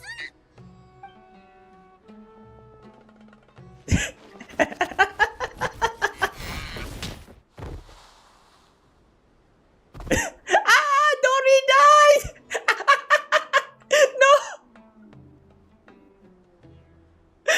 No! Oh my god. The music is making this scene look so funny.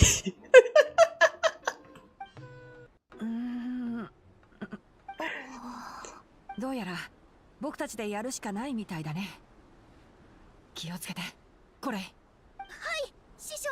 Alright, let's beat the shit out of them. Damn, Dory is dead. いつの間に気絶を。参るでしょ。アプルちゃん。Ah. ですわよ。コレイがアビディアの森に来たばかりの頃を思い出すよ。子供が落としたおもちゃを拾おうとしてうっかりスピノクロコの縄張りに入っちゃったんだよね。あの時もこうやって肩を並べて戦ってた。僕の記憶ではレンジャーたちを連れて君を助けに行ったはずだけど。それは言わないで師匠。これをいただきます。 Okay. どんどん集まってきてる。 Too many of them. 先ほどの戦闘だけで希少アイテムを12種類も使ってしまいましたわ。12 rare items. 今月の収支報告書が怖いですわね。めまいがするような赤字を想像するだけでもう胸が苦しく。ティナリ、そっちの状況は The over exaggeration. Is that Nilo? なんとか持ちこたえて。 Is Nilo gonna join? でもすぐに次の攻撃が来そうだ。何かあったの？南側が突破されて大量のジンニーがなだれ込んできたんだ。今みんなを北側に避難させてる。戦線が押されてる。もしここで不測の事態でも起きたらかなりまずいことになるね。ああ、だからそっちの状況を確認して次の手を考えようと思ったんだ。 Oh, what's that sound? まずい、また防衛線が突破されたぞ。 Oh. コレイ、君はみんなと様子を見てきてくれ。こっちは僕とドリーで守る。師匠無茶だよ。さっきは私たち3人でもあんなに。言うことを聞いて。大丈夫、心配はいらないよ。彼女明らかにまだ奥の手を隠しているからね。困りましたわ。アイテムのほとんどはキャラバンに置いてきましたし、手持ちももうすぐ底をつきますの。あと少しなら持ちこたえられそうですけれど。師匠、助けが必要かしら。 Nicole? どうしたのこれ？このままじゃ遅かれ早かれ R 村はジンニーで埋め尽くされるし、いつ恐ろしい砂嵐に飲み込まれてもおかしくないわ。でも一つ考えがあるの。成功は保証できないけれど。構わない。誰かわからないけど私たちを助けてくれ。 Huh. Why is Nicole actually reaching out to Coley? みんなを助けられるのはあなただけよ。私はただ正しい道へと導くだけだわ。Eh? Why Coley? What's going on? 私は初めに作られた精霊、輝く巨像、創造主の目から流れる光の揺らぎである。どういう意味だ？理解できなくても大丈夫よ。私の後に続いて唱えてみてちょうだい。 One line at a time. 気をつけろ、ジンニーが来るぞ。 The music, by the way, I feel like this is the first time I heard this music. Damn, suddenly it sounds so emotional. 私は初めに作られた精霊。うまくいきますように。私は初めに作られた精霊。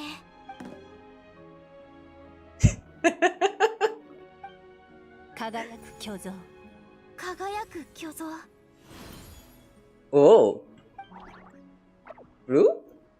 Oh, does that mean that Plumpy actually recognized this? 何が起きましたの？アープルちゃんがこんなに興奮するなんて、はあ、初めて見ましたわ。これはどうして君が？コレイが唱えているものが何か知っているの？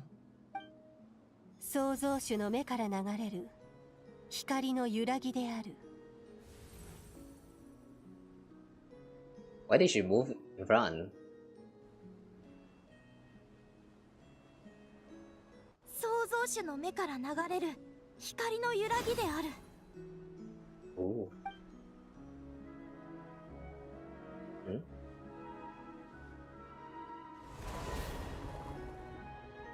これはかつて家臣が読んだ詩だよ。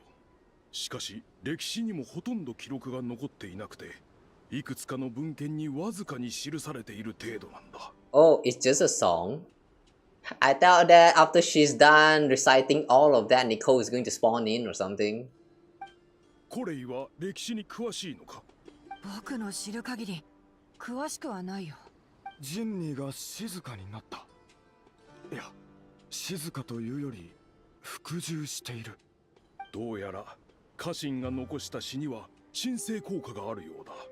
少なくともあいつらを落ち着かせることはできた。Huh. Weird. They call this songs, but it doesn't sound like a songs. It kind of sounds more like a summoning, what is that? Summoning spell. 本当か。僕も試してみよう。私は初めに作られた精霊。あ。言わないから。この祈りの言葉はコレイでないと効果がないらしい。That was kind of cute. コレイ。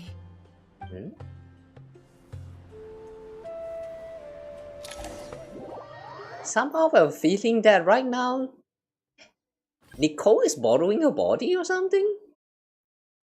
I think I saw her eye glowing a little bit strange just now.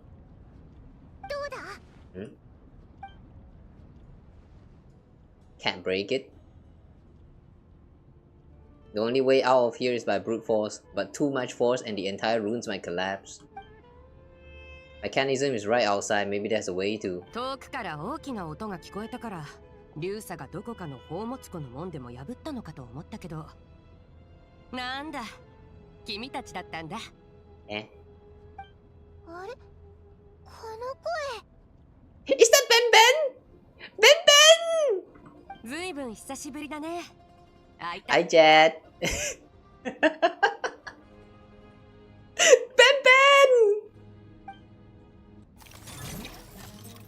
Hi Ben Ben! It's been a really long time, and holy crap, she actually sounds hot as fuck. Jade? Huh, the Japanese pronunciation is kind of strange. 積もる話は後だよ。まずは君たちを出してあげる。Wait, how is the two of them here? What about the Vatuis? Have they left already? 多分この装置かな。ブンブン、なんとかなりそう。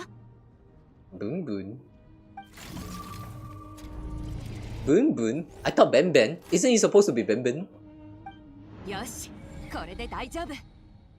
Aww. Look at that. I'm saving this.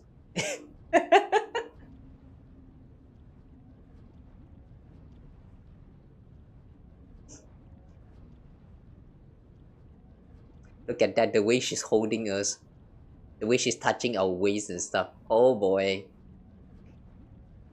Oh yeah, I'm pretty sure that last time there was some post talking about how Jade, the way Jade handle Aether and Lumine differs a lot. Like, she's apparently much more into Lumine than Aether. Like, I'm not sure whether that's true or not, but looking at this, I'm kind of convinced. 行こう。まずはここから脱出するよ。Ah! We're not supposed to go to the front. Okay, okay, okay. Let's get Gurabat together with Jade.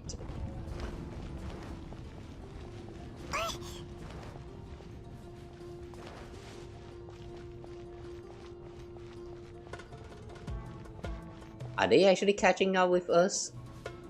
If we had to just walk, we actually catch up? I don't think you can catch up.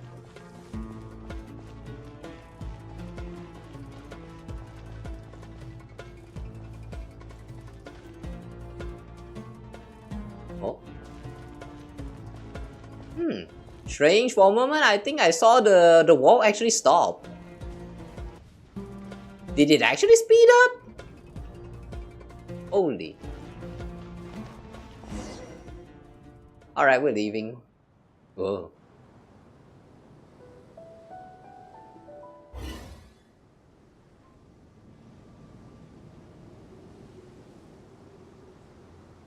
What was that wall supposed to be again? Like the security mechanism of this place? I remember there was a lore behind that wall. What did they call that again? It's like the place for the dead or something. I don't quite remember anymore. I remember Jet's dad meet with the mastermind of the quest back then, and then they were kind of talking and stuff inside that space. I'm feeling nostalgic, but I really can't remember the details. ファデュイ？あいつらまた砂漠に来たの？ Why is there no mouth movement for Jet? こそこそしちゃってさ。また何か悪いことを企んでるみたいだ。ジェイドは最近どうしてたの？私？みんなと別れた後、自分の傭兵団を立ち上げたんだ。今じゃそれなりに名も売れてきてるんだよ。Because she's an NPC model, she doesn't have mouth movement. That's sad. That is really sad. そうだ。少しでも気分を上げるために、いいことを教えてあげる。何？マシーラを始末したよ。特になんてことない。ありふれた一日に隠れ家を見つけて、あいつを絨毯から引きずり下ろしてやった。マシーラ？まあ、相変わらずもっともらしい理屈をこねるのが好きだったけど、今回ばかりはその理屈でも命は守れなかった。So the Masera chapter was finally come to a close. Remember to wipe that blood out of your face, your hands. 君たちはあれからどうしてたの？私とブンブンのこと忘れてないよね？ No, of course not. How could we forget about Ben Ben? 忘れるわけないぞ。オイラたちめちゃくちゃ仲のいい友達だろ。You briefly recount the events of your recent travel with Jet. 私も時間を作って他の国を見て回ってみようかな。そういえば何しにジュラバドに来たの？忘れるところだったぞ。オイラたちビルパールを探しに来たんだ。あの瓶は？あいつの力でジンニーと砂嵐を止める必要があるんだ。うまく会えるかわかんないけど、ジュラバドであんな大騒ぎがあったんだし、あいつも目を覚ましてくれてるよな。とりあえず探しに行ってみようぜ。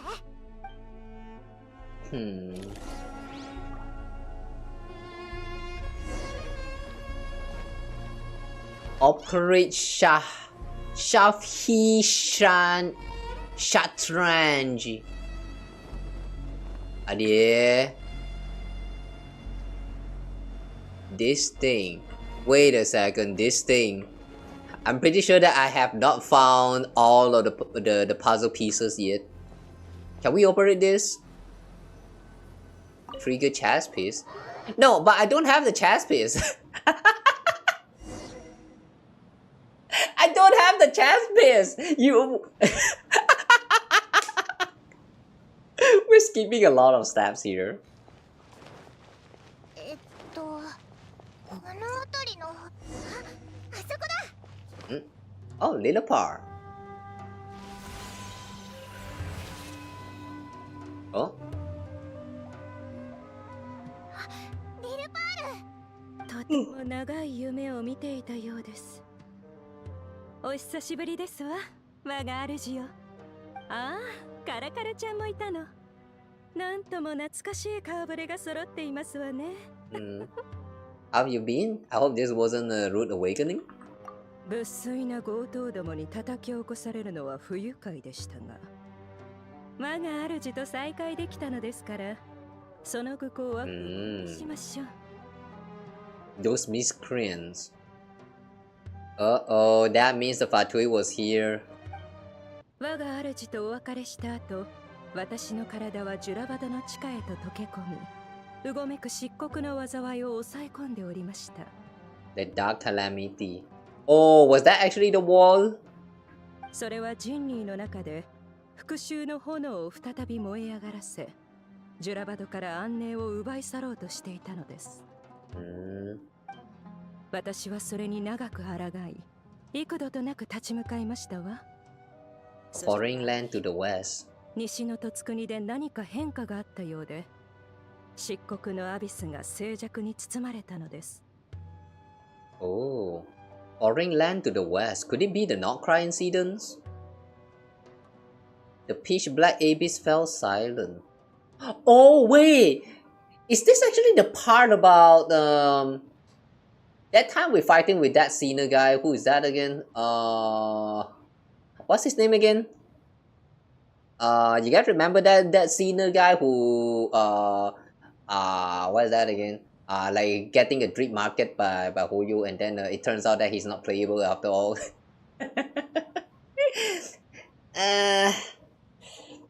There was a mention about how he has been like constantly like corrupted by the Abyss or something, and then wait, hang on a second. That doesn't quite make sense. I'm pretty sure that Abyss actually ages older than him. Wait, could she mean Natlan? Huh? Natlan? Not Nordcry? Is it supposed to be Nordcry? Gurabat isn't far from there. Did the abyssal presence beneath this city fall silent when we defeated Gosoitov? Gosoitov? Gosoitov? Who's Gosoitov again? Who's Gosoitov again? Is it that weekly boss?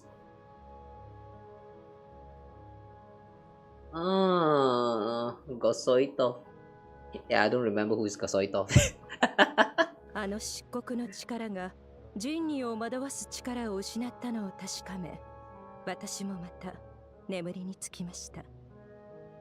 そしてつい先ほど目を覚ましたのですわ。我が主よ、なぜ再びジュラバドにいらしたのです？黄砂に埋もれた故郷がなぜまたこれほど荒れ果てているのでしょうか？手短に言うとだな、スメール、それとオイラたちの友達がピンチなんだ。悪い奴らが世界中をかき乱して、それからジュラバドの人類を解き放って、さっきそいつらを追い払ったばかりなんだけど、開いた穴をどうやって塞げばいいのか。 Managed to chase off the culprits, huh? 止められるのかわかんなくて。 No, we did not. They just fled. They just fled by themselves. They did not get chased off. それくらい造作もないこと。私が人類の災いを鎮め、砂嵐も散らして差し上げましょう。ありがとう、リルパール。我が主よ、礼には及びませんわ。これは私が叶えてきたあまたの願いの中でも取るに足らないものですから。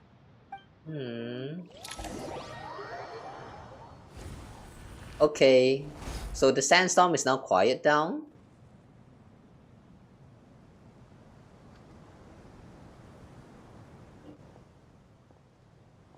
砂嵐が収まった。いい天気になったね。昔言ったことを覚えてる？次はもっと明るい日に再会するって。これでようやく私が望んでた再会になったよ。よかったぜ。でも別に明るい日じゃなくてもオイラはお前たちともっといっぱい会いたいぞ。 That goes for me too. これでもうジンニーは出てこないんだよな。沈黙の殿に戻るか？ Let's all head to the Temple of Silence.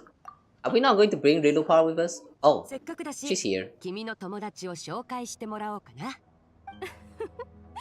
また新たな冒険の始まりですわね。実に心躍ります。Oh, Rilupar want to travel with us. Alright, let's go.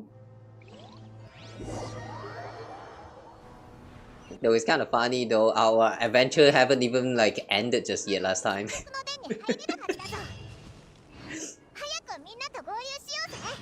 The way the story just kind of treat it as the adventure is already over, it already went back to sleep.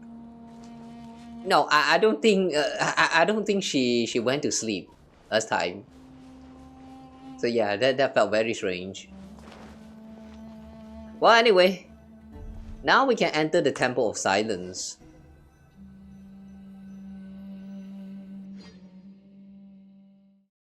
Ugh.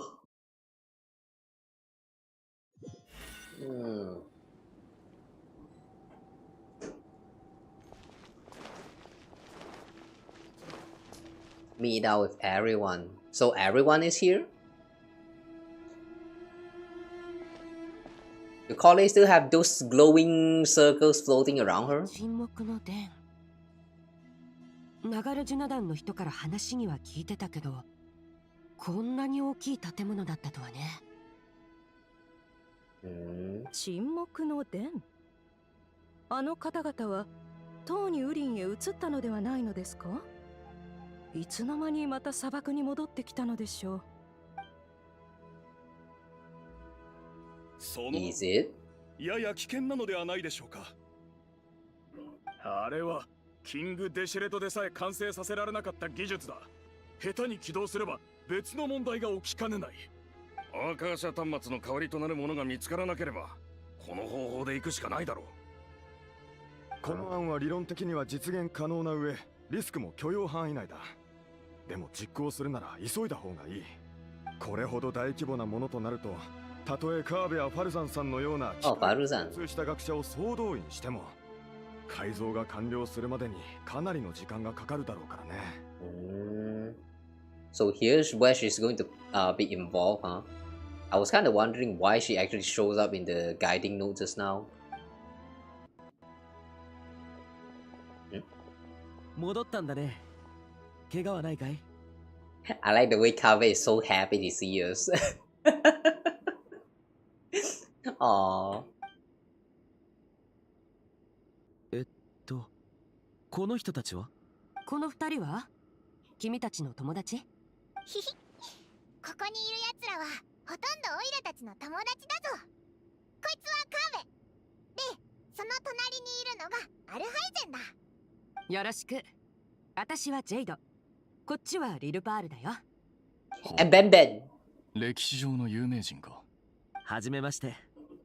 友達の友達もまた友達だよね。そうなの？ Who's they? そうじゃないのかい？砂漠では違うかな。友達は信じられるけど、友達の友達は用心するに越したことないからね。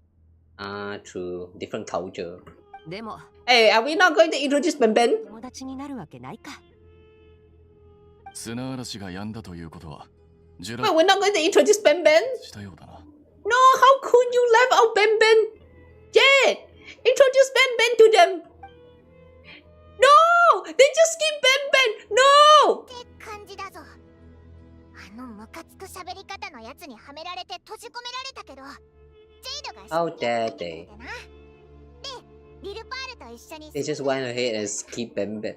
How dare they? はいや。そうだったのか。あなたたちがいてくれて本当に良かった。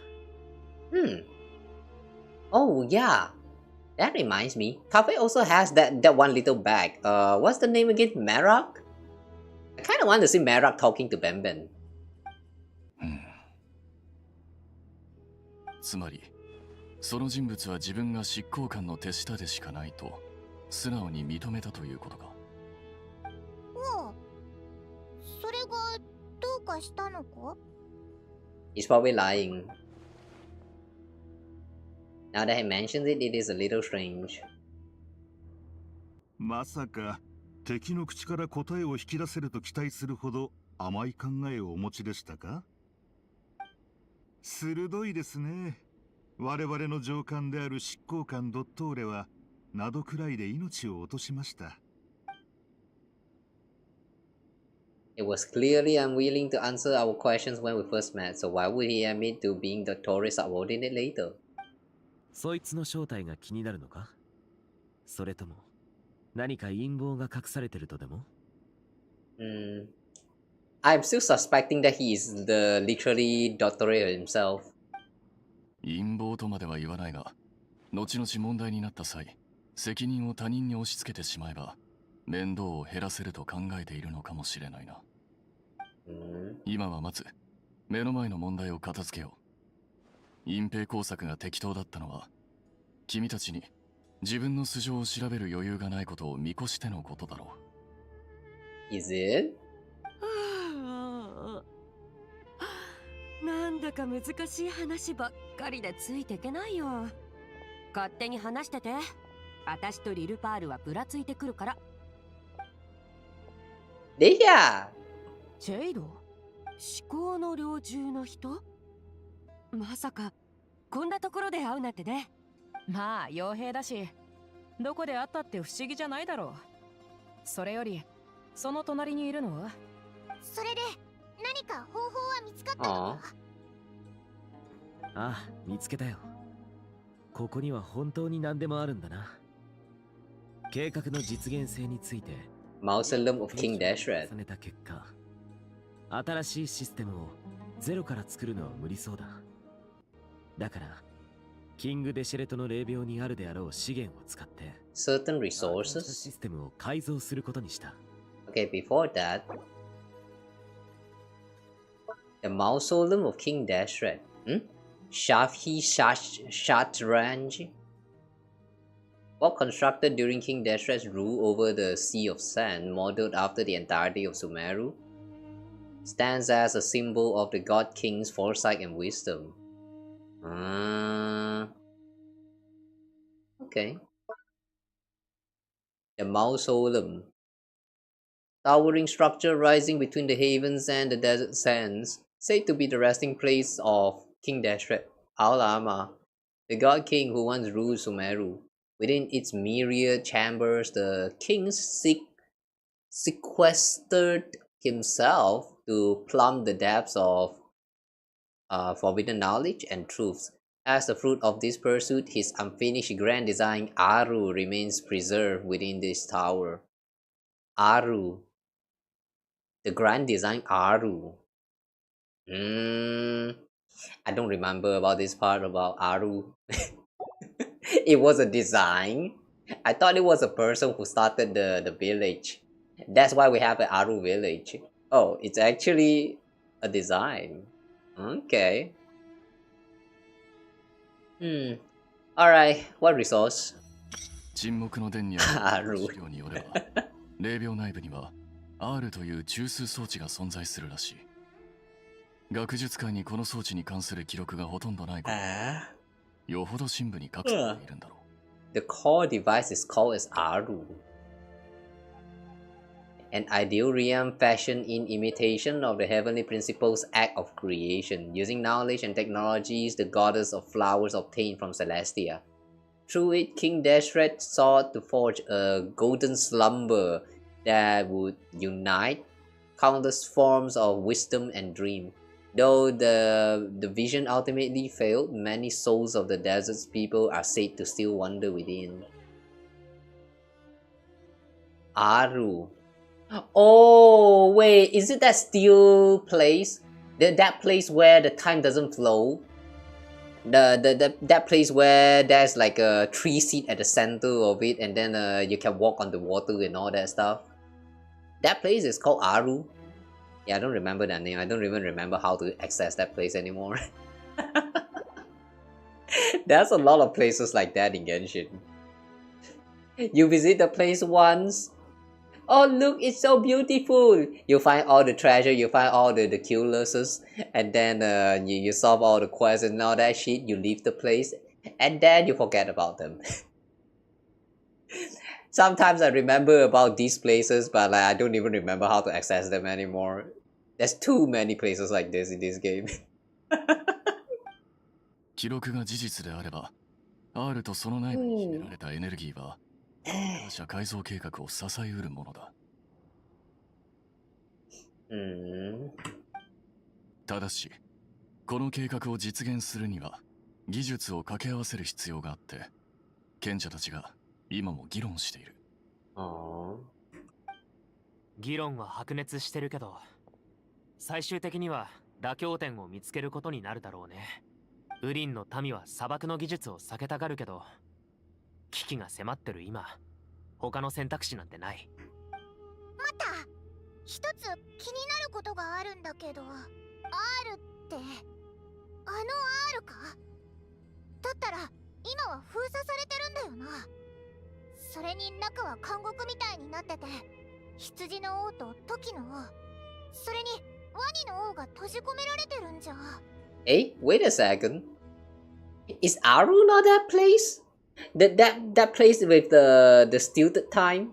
Stilt time? I don't know how to say that. The place that I mentioned just now, the beautiful place, is that actually Aru or somewhere else? Or is Aru actually the black wave that we saw just now inside of the temple? There's so many confusing words. さすがパイモン、すごい記憶力だね。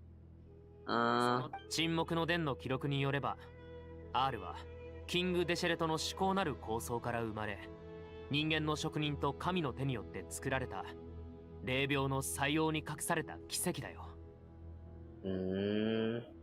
でも具体的に R に何ができるのか、そもそも何のために作られたのか、その辺の情報は秘匿されていて、全貌をつかむのは簡単じゃない。Does that mean we actually have not been inside of Aru? 以前、時の王、トートの神殿で、あの方から直接、三冠神が R に閉じ込められてるって話を聞いてなかったら、そんな場所が本当に存在するなんて、信じられなかっただろうね。Oh. Heard it directly from the Ibis King Top himself. I like that it's actually a callback to that Layla events. The one that actually turns out a little bit disappointing. As in like, in terms of the law drops. Because like, I remember back then they kind of talk about how Layla has something to do with the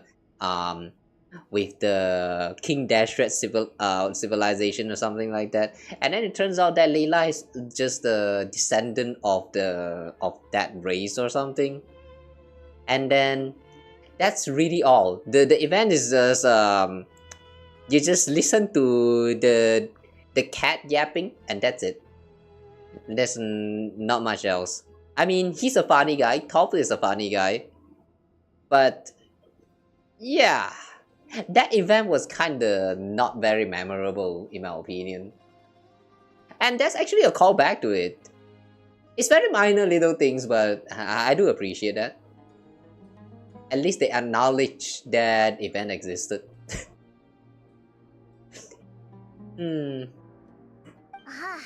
おいらも初めて聞いたときはびっくりしたぞ。それに、時の王は自分たちが R から出るためには3つの質問に答えなきゃならないって言ってたよな。覚えてるか？ The three questions. 覚えているよ。聖水を巡らせる者は、愛憎を消し去る者は、真偽を定める者は、だろ？そうそう。時ネフェルがいてくれたらな。あいつなら時の王と関わりがあるし、いろいろ知ってそうなのに。あ、ネフェルってのはナドくらいでできた友達なんだ。奇遇だね。その友達ならここに来てるよ。Hmm? Never is here? Why is Never here? さらに言うと、一人じゃない。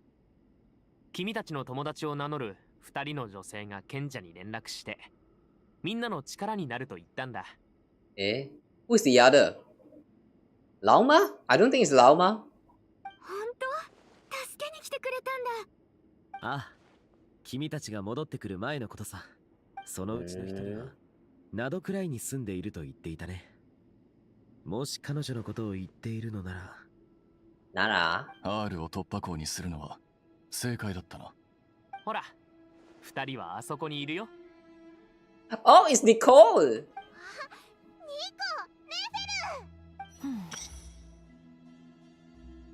手伝いに来たわよ。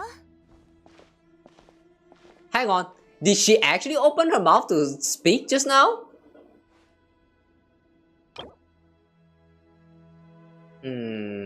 Let's see the introduction. Member of Heisen Circle known as Anne, she's the angel who did not degenerate into a silly but has instead lived in human form to this day. As she cannot speak, she communicates with others using a unique method, conveying thoughts directly into the consciousness of her opposite.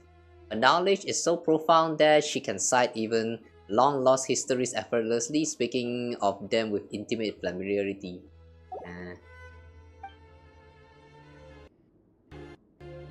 Did she actually open her mouth just now? I feel like I saw her moving her mouth. Or was it just my eyes?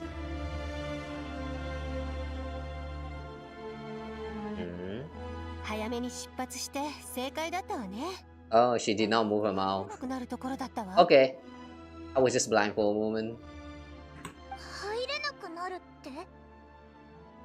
知らなかったの？スメールを覆うように見えない壁が現れて、人の行き来が遮断されちゃったのよ。もう誰もスメールに出入りできないわ。まさに陸の孤島ね。How? Who did this? Probably the Fatuis, but how did they did this? それもファデュイの仕業なのか？この件は彼らと無関係じゃないかしら。むしろ世界樹の防御機能が働いた結果だと思うわ。Erminso's defense system. 世界樹はテイワットの地脈の根幹で、スメールはそれに最も近い国よ。もしかするとずっと昔から世界樹には深刻なダメージを受けた際にスメール全域を封鎖して最悪がテイワット全土へ広がるのを防ぐ機能が備わっているのかもしれないわね。じゃあもし世界樹の影響がスメール中に広がったら、スメールの人たちは他の国に避難すらできないってことか？今のところはね。けど私はそれを防ぐために来たの。世界は今危うい転換期を迎えていて、スメールはその嵐の中心にいるのよ。So you brought Nefer here? こいつをスメールに戻るよう説得するなんてやるな。まあ知恵に長けて弁も立つこの私でもさすがに骨が折れたけどね。それでスメールが危ないっていうのが私と何の関係があるんだい？その口ぶりからして本当にどうでもいいと思っているようね。どうやら私の過去を知らないようだね。てっきり何でも知ってるのかと思ってたよ。私が知っているのはあなたの力が時の王に由来するということだけ。彼のことであれば少しは知っているわ。彼はかつてそれなりに名の知れた月の使いだったからね。Moon Envoy. Ibis King was Moon Envoy. I thought Ibis King I thought Ibis King just served under King Dashrat. That's all. Moon Envoy.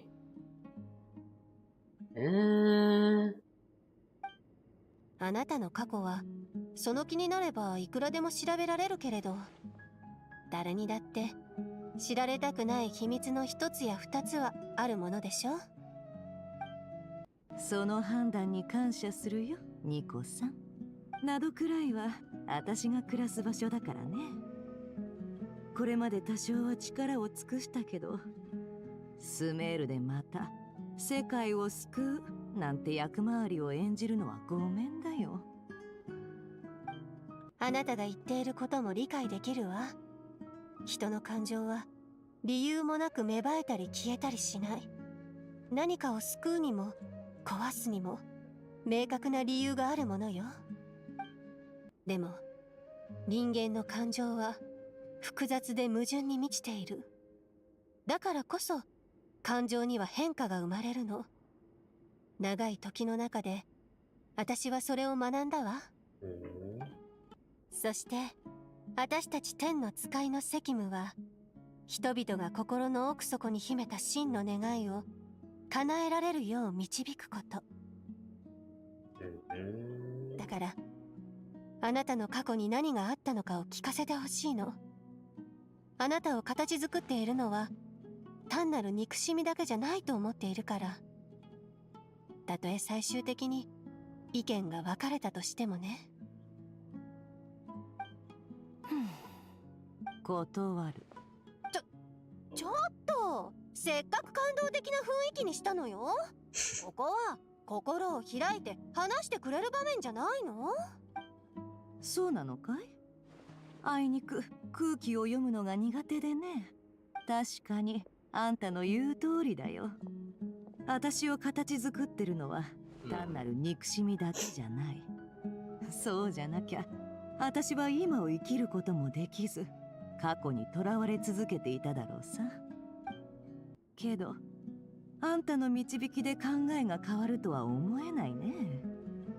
消えることのない後さ、哀れで憎い連中の血、そういう古い感情は振り払えないか。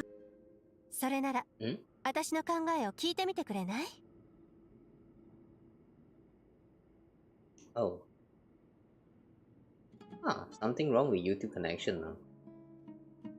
I will back. もちろんさ。天の使いの言葉なんてそうそう聞けるもんじゃないからね。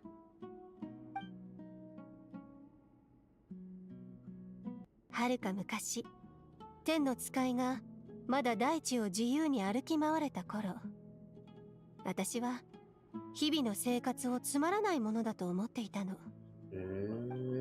単調で退屈な仕事、冷め切った他人との関係、今の方がずっと楽しいことばかりよ。でも天の使いが滅びた後、何度もあの頃を懐かしんでしまうの。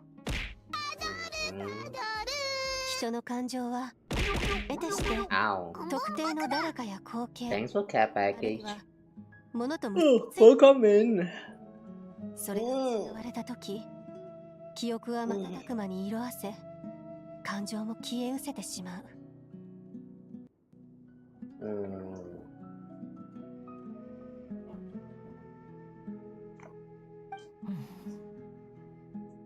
もしスメールが滅びて、砂漠もウリンもなくなって、憎むべき対象がこの世界から完全に消えたら、その心に埋められている記憶もゆっくりと薄れていくでしょうね。愛も憎しみもとても強烈な感情よ。だからこそそれらが失われた時、深い虚無感が生まれてしまうの。そいつは詭弁だね。前を向いて生きてる人間なら、憎んでるものが滅びていくのを見て手を叩いて喜ぶもんさ。だけど確かに私は例外だ。誰かが言ってたよ。人の記憶ってのは商人よりもずる賢くて Human memory is selective. ねじ曲げようとするってね。だから、現実と照らし合わせて忘れないようにしなきゃいけない。True that. Human memory is kind of selective. That's why every time when you open up your book to study, your brain never want to register those knowledge because your brain just refuse. That's why you fail in your exam. I know because I was the same. Oh, good luck studying, guys. I've been studying this game for like 5 years and like I still can't remember a lot of things. Feels bad sometimes. Feels bad. スメールは嫌いだけど、こんな形で滅びてほしいわけでもない。いいよ。少しだけ手を貸してあげるよ。ただし、見返りのない仕事はしない主義なんだ。まさか、ここぞとばかりにぼったくるつもり？さあ、どうだろうね。先に言っておくけど、そんなに持ち合わせはないわよ。どうしてもって言うなら、アリスに少し借りられるけれど。ああ、それとも、彫刻で支払ってもいいかしら。結構いい値がつくのよ。It kind of sounds like she's actually very obsessed with the sculptures.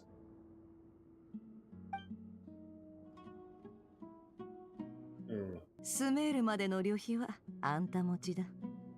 それだけ？ああ、それだけだよ。いろいろと借りもあるしね。しょうがない。スメールに戻るとしよう。ヤッフォーだ。姉さん、どうしたんだ？I like how the immediate response from Yahoda. Never just call Yahoda. Nani, boss? Boss, what you want, boss? The immediate response, man. Oh, I love this too. しばらくスメールに戻るから、その間、碑文の館の代理オーナーをやっとくれ。Oh no! あたいがオーナー？安心して任せてくれ、姉さん。こうして聡明な天の使いニコはみんなのために頼もしい仲間を連れてきたのでした。めでたしめでたし。話しすぎだよ。それにちょいと持ってないかい？スメール。特に砂漠には二度と戻らないと思ってたんだけどね。まあ人生ってのはままならないもんさ。キャンディスはどうしたんだい？姿が見えないようだけど。Probably back in the Aru village. あいつならR村で用事を済ませてからI knew it. 予定だ。Oh, Collie is here too.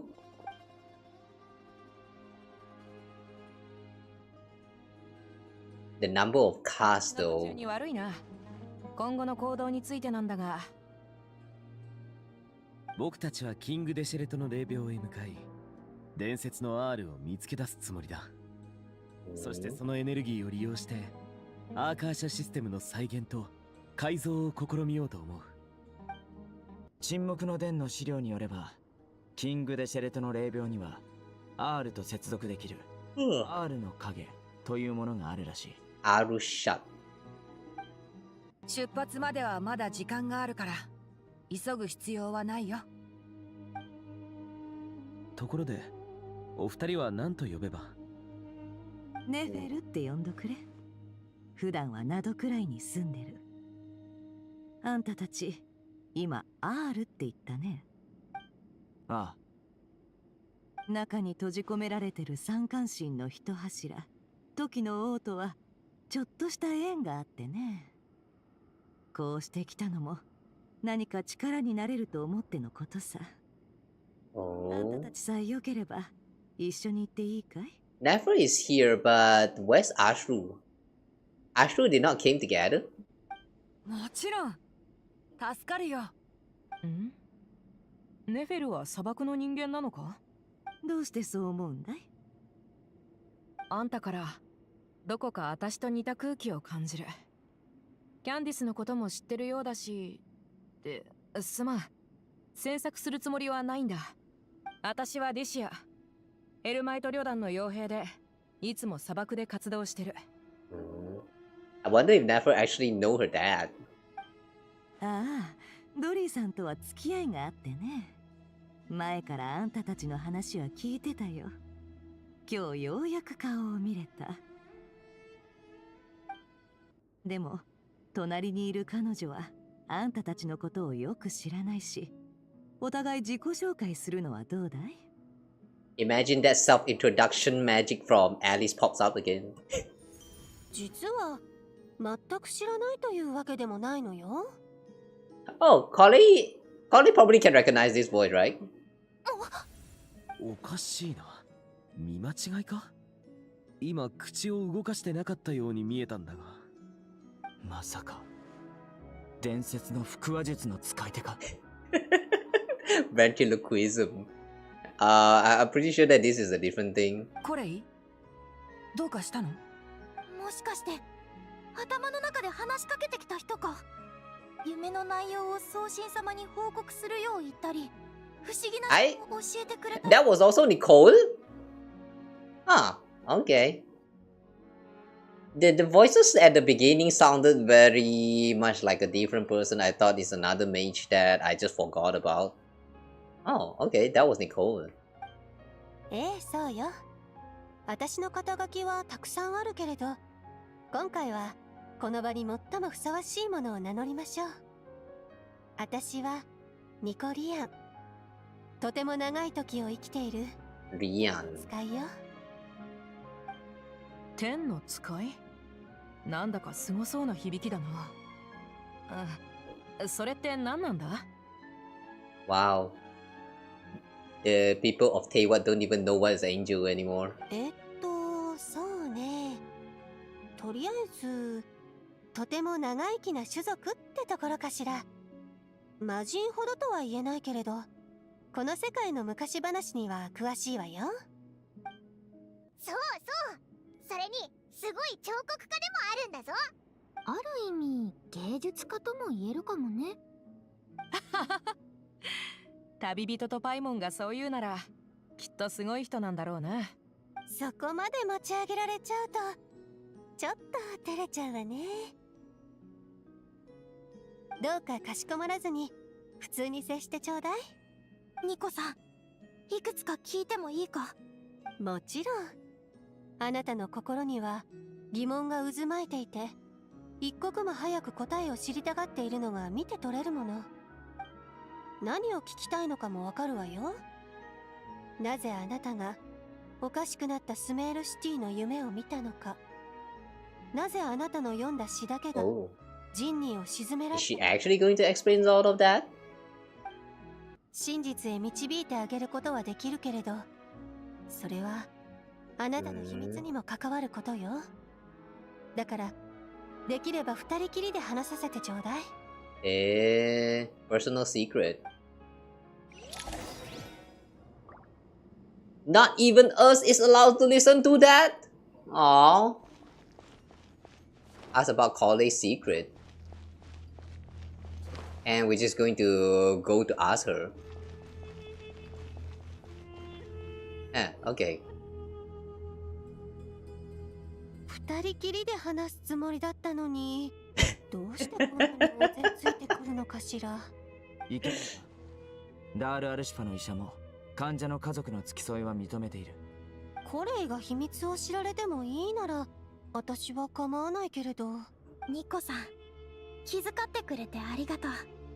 正直自分にどんな秘密があるのかわかんないけど、でもそれが何であれ大切な友達に隠し事なんてできないから。大切な友達。いい響きだね。We're here to support Colley through this. わかったわ。そういうことなら単刀直入に言うわね。コレイ、自分の体内に魔人の残滓があることは知っているかしら。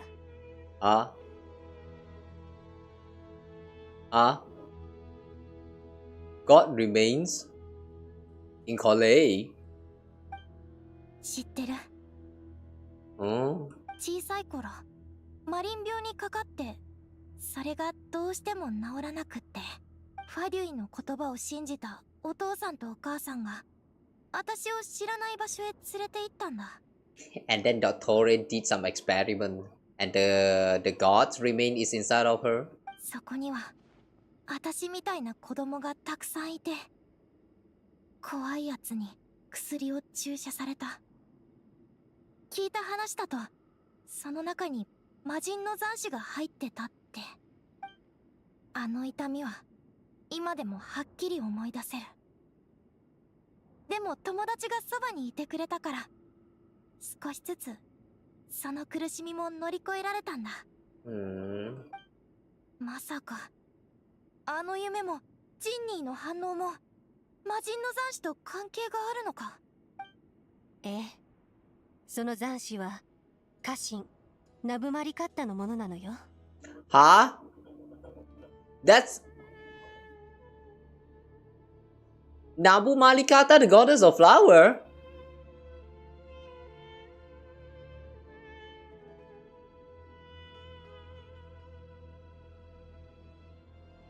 Is that why her little puppet has the power to summon those like flower rings and all that?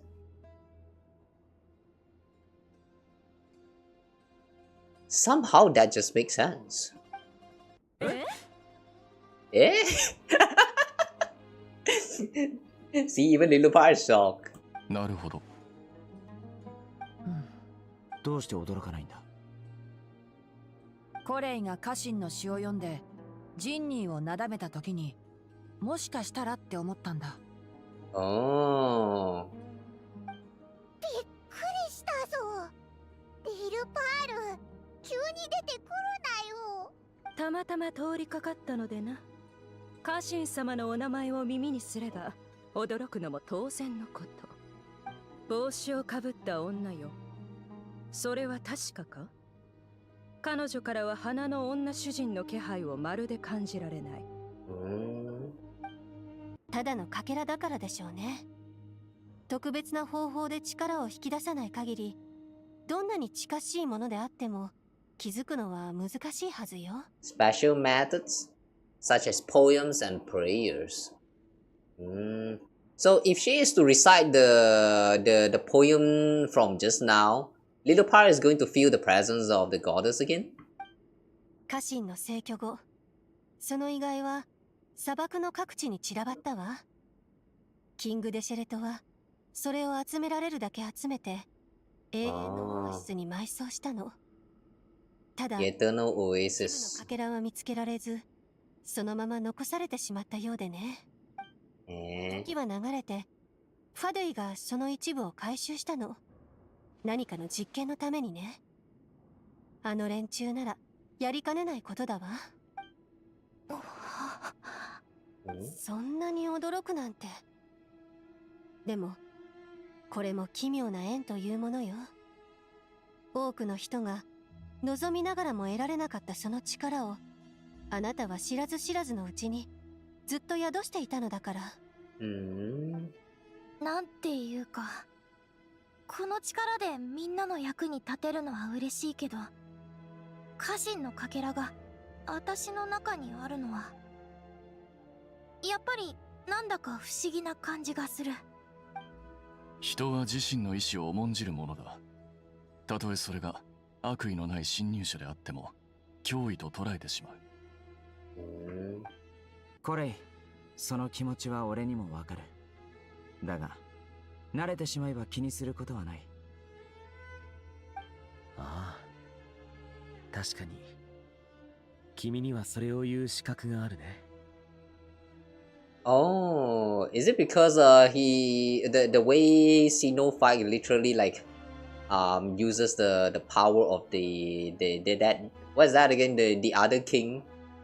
Like he's I'm pretty sure that the lore is that when he uses that power, he's letting a little bit of that kings to like possess him or something like that. 心配するな。Ah, right, Hermanubis, yes. 3個までというだろう。Hmm? 3 is the maximum number of Hermanubis bar fragment. What's a bar? Hermanubis. Oh, I have never seen this profile picture before. Okay. One of King Dashret's 7 pillars, Saint Hermanubis, the greatest of the sages. The only one among the 7 pillars to ascend from humanity to the rank of God's familiar.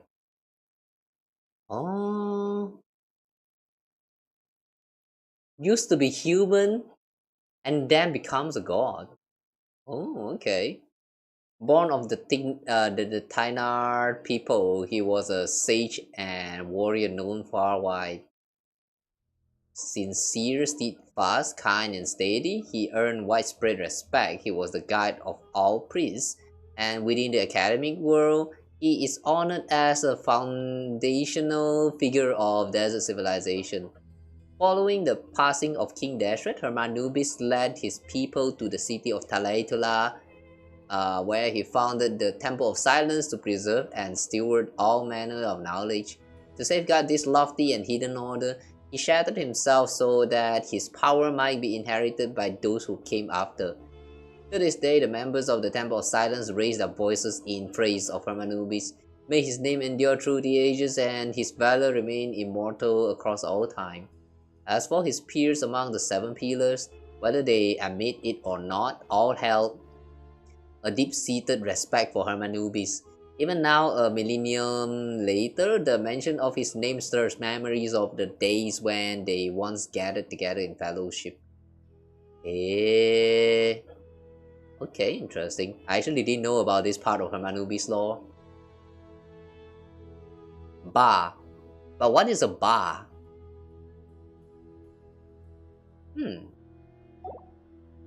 What is a bar? Sino mentioned bar fragments. What's a bar? 3度目には受け入れられるだろうって言いたいの？ Two's company but three's a crown. ティナリ、フォローに感謝する。 Wait, that was a joke? I don't get it. フォローしたわけじゃないよ。はあ、私はもう行く。狼の被り物をした人がそんなことを言うなんて信じたくないからな。私の記憶にあるヘルマヌビスの印象とかけ離れすぎだ。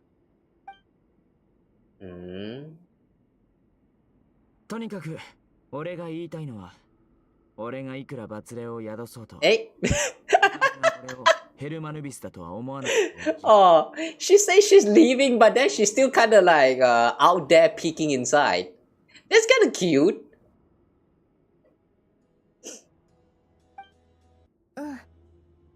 分かってる。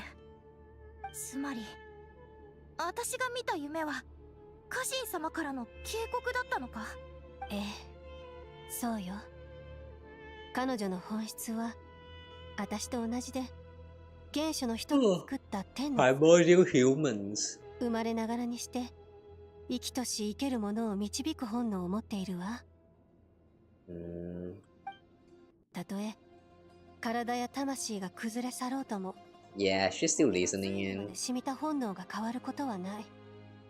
残死となっても持てる力を振り絞って警鐘を鳴らしてくれたというわけね。眠りの母、花とオアシスの女主人。彼女はきっと何かを感じ取って夢をあなたに見せたんでしょう。家臣様が頑張ってくれたんだ。私は、いや、私たちはそれを絶対に無駄にしない。でもなんで私が選ばれたんだろう。そう、そこが不思議なのよね。魔人の残滓を注入されたのはあなただけではなかったのに。でもそのかけらを体内に留められたのはあなただけだったわ。How did she know that she's the only one who has the fragment persisted? もしかすると苦痛に耐えていた時に見せた強い意志が彼女と同調したのかもしれないわね。もちろん。だからといってあなたが責任を負う必要はないのよ。さっきこの人が言った通り、あなたはあなた。その事実は変わらないわ。This young man. さて、患者のご家族の皆さん、他に質問はあるかしら。なければそろそろキングデシェレトの霊廟へ向かいましょう。ああ、ここからが正念場だ。Oh, we're not given the chance to ask any question? Too bad. 計画そのものは申し分ないけど、本当に僕たちに R を解放することはできるんだろうか。それに七柱全員の承認を得られたとしても、その先に待つのは想像を絶する重労働だ。君が手がけた最大のプロジェクトよりも？最大というとアルカサルザライパレスのことか？あれとはまるで桁違いだよ。はあ、頭が痛くなってくる。前向きに考えたらどうだ。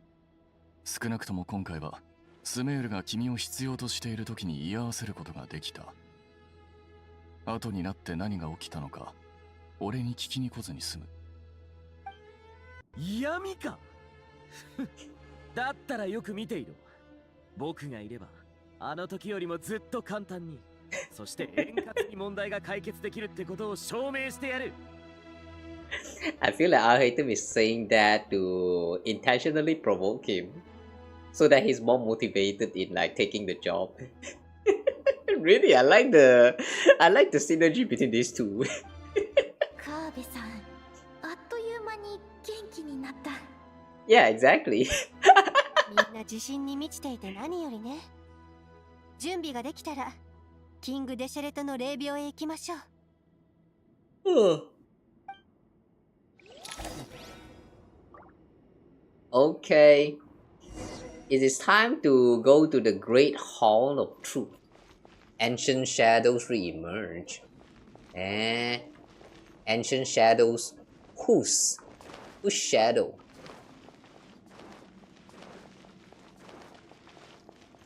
Oh, Faruzan.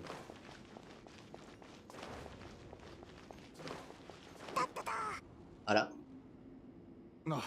ニコさん、さっき耳に挟んだんだけど、君が凄腕の彫刻家だっていうのは本当かい？自分で言うのはちょっと恥ずかしいけれど、まあそれなりにかしら。妙論派は機械研究が中心なんだけど、実を言うと暇を見つけて彫刻をやってるやつも結構いるんだ。高い評価を受けてる君の作品をぜひみんなに見せてもらえないかな。みんな？学者のみんなさ。カシフ、ダネシュバル。そんなに見たいなら、そうね、ちょっとだけ披露させてもらうわ。う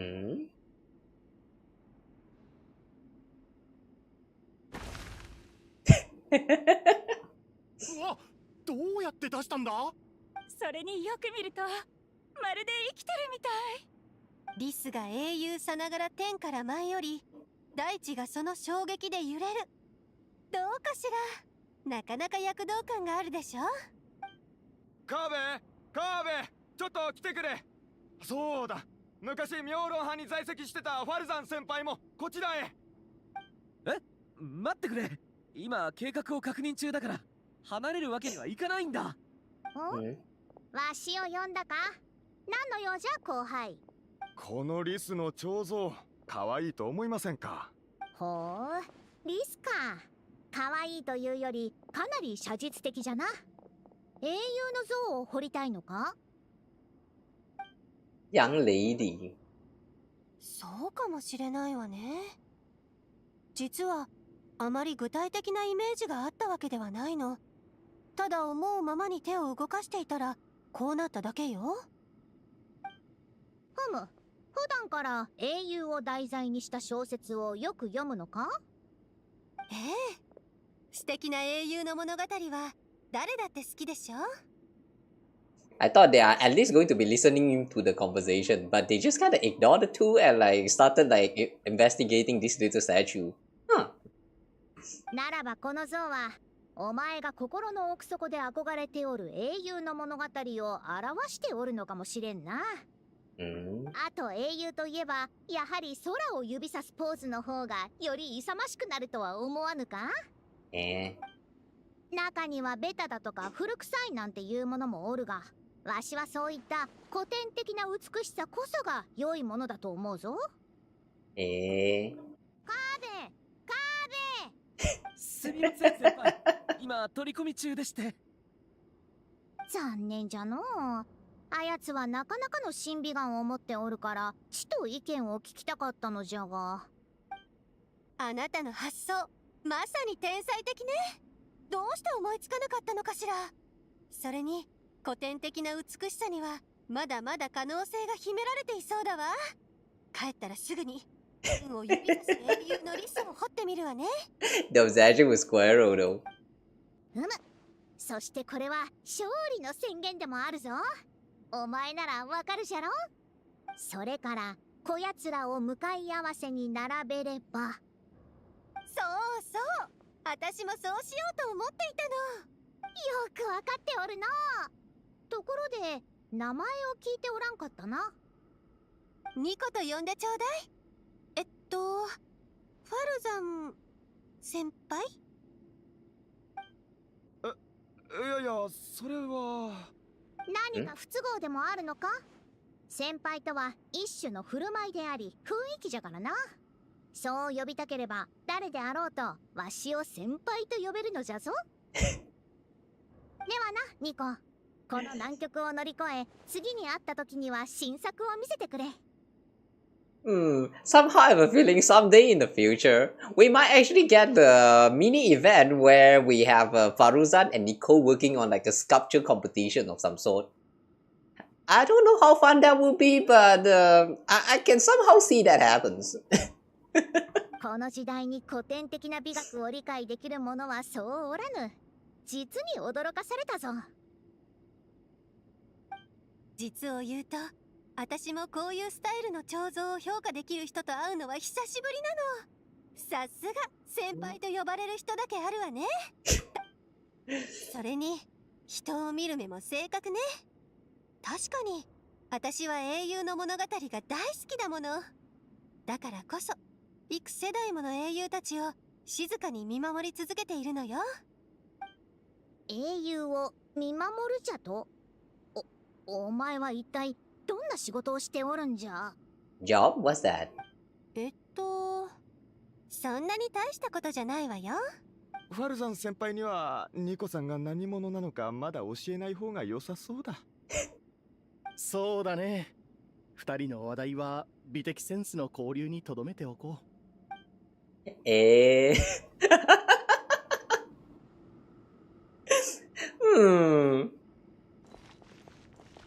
Now I'm curious about the development of these two's relationship. ファルザン先輩にはニコさんが何者なのかまだ教えない方が良さそうだ。そうだね。Okay, that's all. They're now busy talking to each other, so yeah, we'll just let them talk for now. Oh, Layla is here too. Hi, Layla.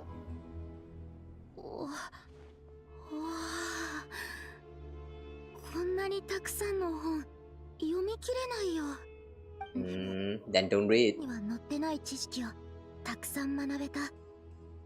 遠い遠い昔にも私たちと同じ問題を考えてた人がいたなんて知らなかったな。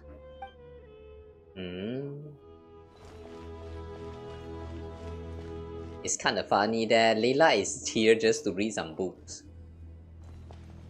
Now that I think about it, just now throughout the story so far, Layla has not been truly involved in the story at all. Why is she here? Was there a need for her to be here? I kind of want to see her getting involved in the story at one point. Maybe not now, but later on. パイモン、ノートありがとう。写し終わったから返すよ。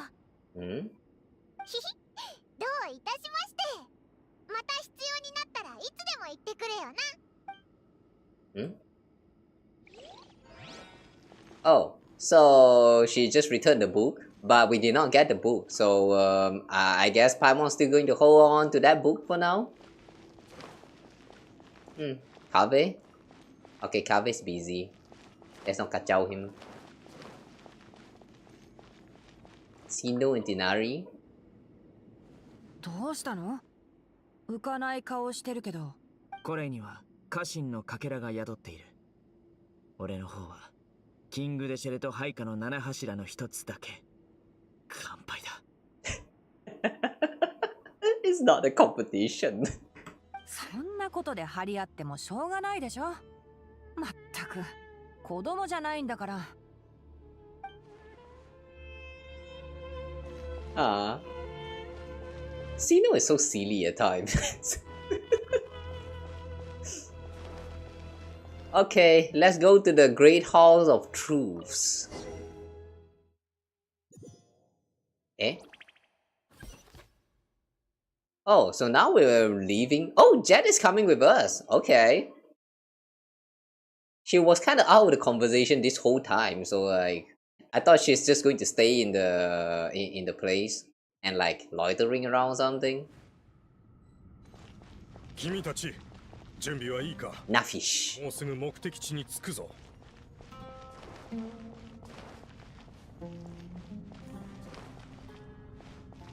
Okay, go deeper into the Great Halls. Where's this again? The Aru Shut. こんなに多くの人間が訪ねてくるのは初めてだな。ここは観光地にでもなるのか？よく見れば見知った顔ばかりだ。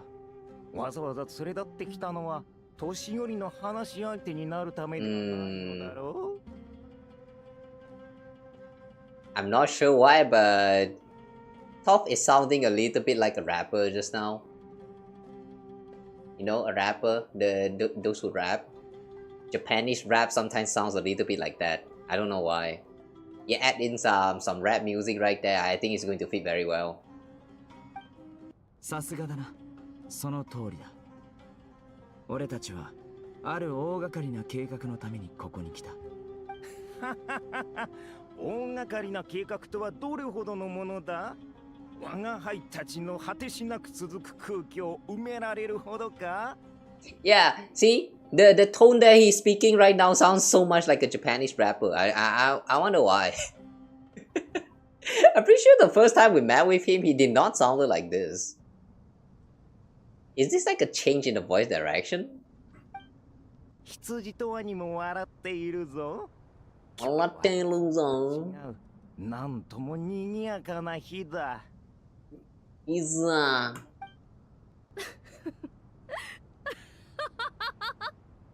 この笑い声はリルパールか。なぜお前がここに？笑い死ぬかと思った。長生きはするものだな。いつの間に閉じ込められたのだ？上から目線で若者相手に選ぶって自分で滑稽だと思わないのか？言わせておけば。わかっている。そう騒ぐな。リルパール、羊もワニも我が輩と同じ問題を抱えているのだ。お前も王に封印されたのではなかったか？どうやって封印を破りここに来た？さあな、暇な時にでも我が主に聞いてみるといいだろう。I don't even remember how we released her though. かつてあんなに重い罰を執行した連中がね。かけらとなって人間の中に押し込められた者がいれば、かけらすら残らず永遠の牢獄に閉じ込められた者もいるとは。なんと嘆かわしい。囚人の分際でよくそんな態度が取れたものだな。本当は気になるのだろう？お前たちは外の世界への関心が抑えきれないのだ。私、だんだんこの魔瓶のマダムが気に入ってきたよ。時間がない。本題に戻るぞ。Okay. New friendship just happened between Nefer and Little Par. Alright, interesting. 古き王たちよ。教令員を代表して協力を要請する。あなた方を自由にする代わりに力を貸してはいただけないだろうか。Oh, we are actually going to be freeing them? How though? 具体的な協力内容については話せば長くなる。まずは誠意の証としてあなた方を悩ませている問題を解決したい。まあまあワニよ、落ち着け。羊も一緒になって騒ぐな。少し彼女に喋らせたくらいでそこまで怒ることはないだろう。そんなことより3つの質問の答えが得られるのかもしれないのだぞ。だが本当にお前たちに答えられるのか？ネフェル、お前はかつて最後の問いに答えたが、その答えでも封印は解かれなかった。まさか時の移ろいとともに新たな答えを見つけたというのか？そんなところだね。あの時あんたは真偽を定めるものはって聞いただろ。それに対する私の答えは詐欺師の本心だった。詐欺師こそがこの世の真偽を最も見抜ける存在だ。で、そいつらに真偽を明かさせるなら、まずはその本心を手に入れなきゃならない。一理あるな。ああ、だからあの時我が輩は面白い答えだと言ったのだ。だが残念ながらそれによって我々が解放に近づくことはなかった。簡単なことさ。あれはあくまで私の答えであって、キング・デシェレトが望むものじゃなかったんだ。お前にはアフマルが求めていた答えがわかるとでも？時間だよ。それにこれは最後の問いだけじゃなく、3つの問いすべてに通じる答えなんだ。万物は時の流れの中で清水を迎え、改造は虚無に帰す。目の前の出来事をめぐる議論は尽きず、誰もが自分の見解を譲ろうとしない。何が正しく何が間違っているのか、その答えを出せるのは時間だけなのさ。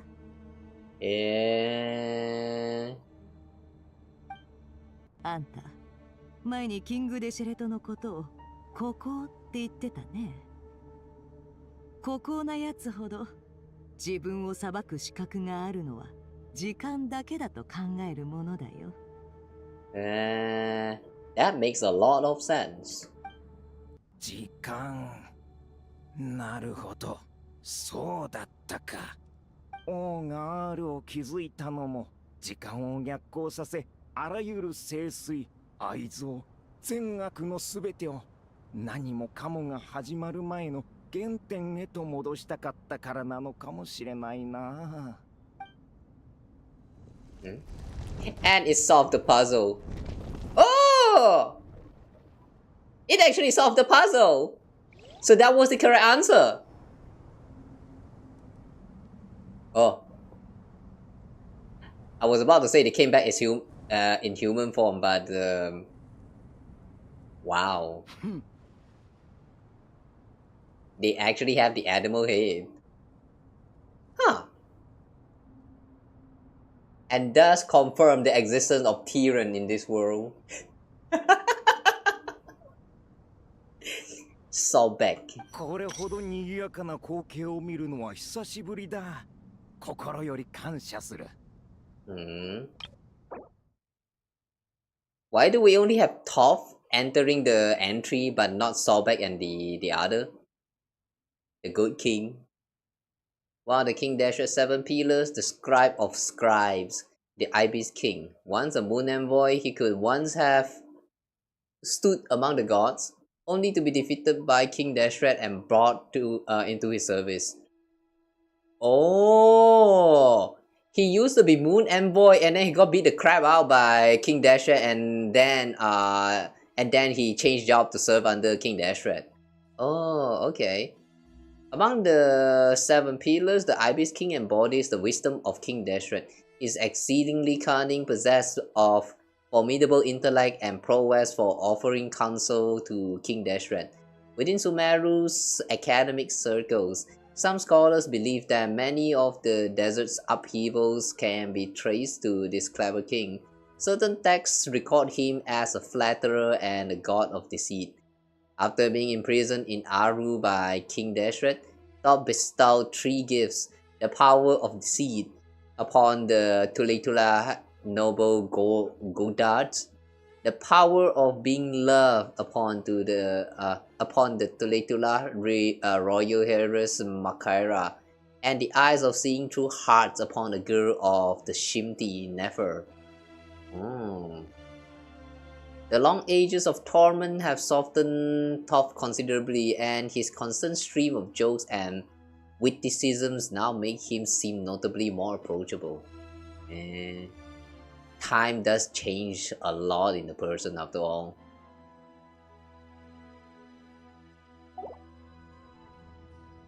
Or more like, maybe I would guess that the time has actually revert Thoth back to his original self. You know how an environment that someone is living in is always going to be affecting how that person grow into in the future.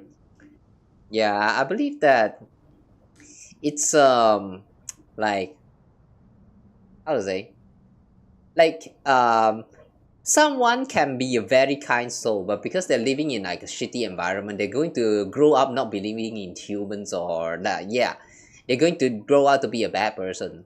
But like, if you take the same person from when they are still a kid, you raise him in like a different environment, he's going to grow up into a completely different person. Like, I don't know, man. What I'm trying to say is that given enough time, anyone can change. Ugh.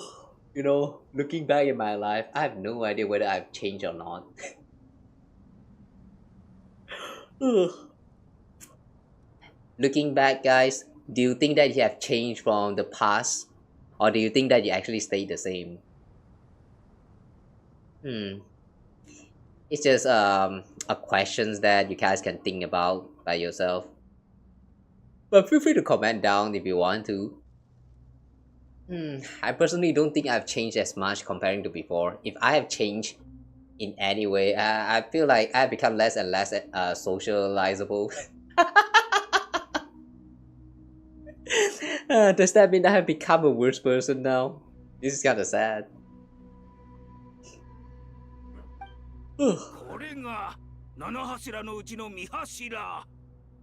Hi, Sirius. Since when you're here? Wait, really? Since when Sirius is here? お三方、ずいぶんとご機嫌じゃないか。牢獄は人を成長させ、傾聴の精神を学ばせるが、それに伴う苦しみも相当だ。我が輩たちに尽くしてくれたお前には、同じ苦しみを味わってほしくないものだな。改めて、会えて嬉しいぞ、ネフェル。ああ、私もだよ。時の王、とうとう。よしよし。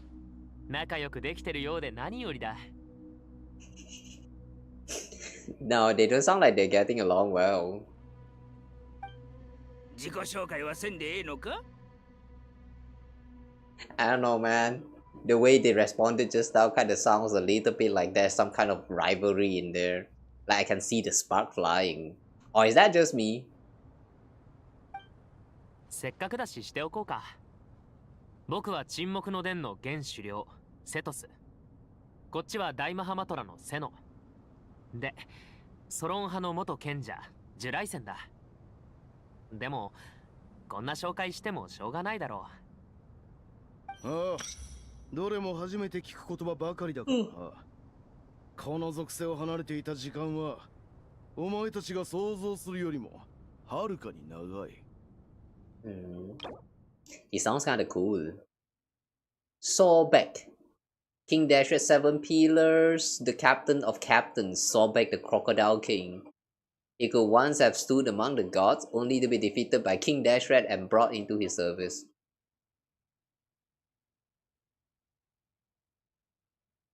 He could once have stood among the gods, and then he got beat the crap out by King Dashred and served under him. Just like Toph. But hey. Interesting. How strong is King Dashred? Among the 7 pillars, the Crocodile King embodies the strength of King Dashred. While ruling over war with a hot-tempered and straightforward nature, he also blesses the land with abundance. His statues are commonly found in oases and water temples. Legend tells that he was King Dashred's foremost general, who campaigned across many lands. All by his raw strength, tenacity, and fury, some mercenaries secretly worship him as their god. Sobek was once competitive and bellicose, but after being imprisoned in Aru alongside Heishaf and Toph. No wait, Herishaf? Oh, that's the god king, huh? I have never seen this name mentioned at all before. Sobek, I think that was still a mention somewhere, sometimes ago. But Herishaf, I feel like this is the first time I see this. Either that or I just didn't remember because the name is kind of weird. He had to pass the time with tabletop games and has since grown more easygoing. Oh. 急いで名乗る必要はない。お前たちのことはネフェルから聞かせてもらうとしよう。我が輩が選んだ門弟と話す時の種にもなるだろうしな。Chosen disciple. まるで頼りない家長のようだな。Helpless parent. For now, I really one thing I want to point out real quick is that I really like the voices of these three. It sounds hot as fuck. I love that. Okay, Harry Schaff, King Dashred's 7 pillar as well, the Minister of Ministers, the Goat King. He could once have stood among the gods, only to be defeated by King Dashred and brought into his service. Again, just like Sobek. Among 7 pillars, the Goat King embodies the rulership of King Dashred. His manner is enigmatic, his thoughts meticulous. He is the executor of King Dashred's authority, yet he prefers to remain neutral. Generally, unless a matter of great consequence arises, Harry Schaff will offer no concrete opinion. Silence is his cunning and observation his wisdom.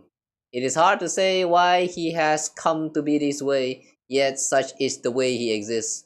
Even after being confined within Aru, he seems essentially unchanged.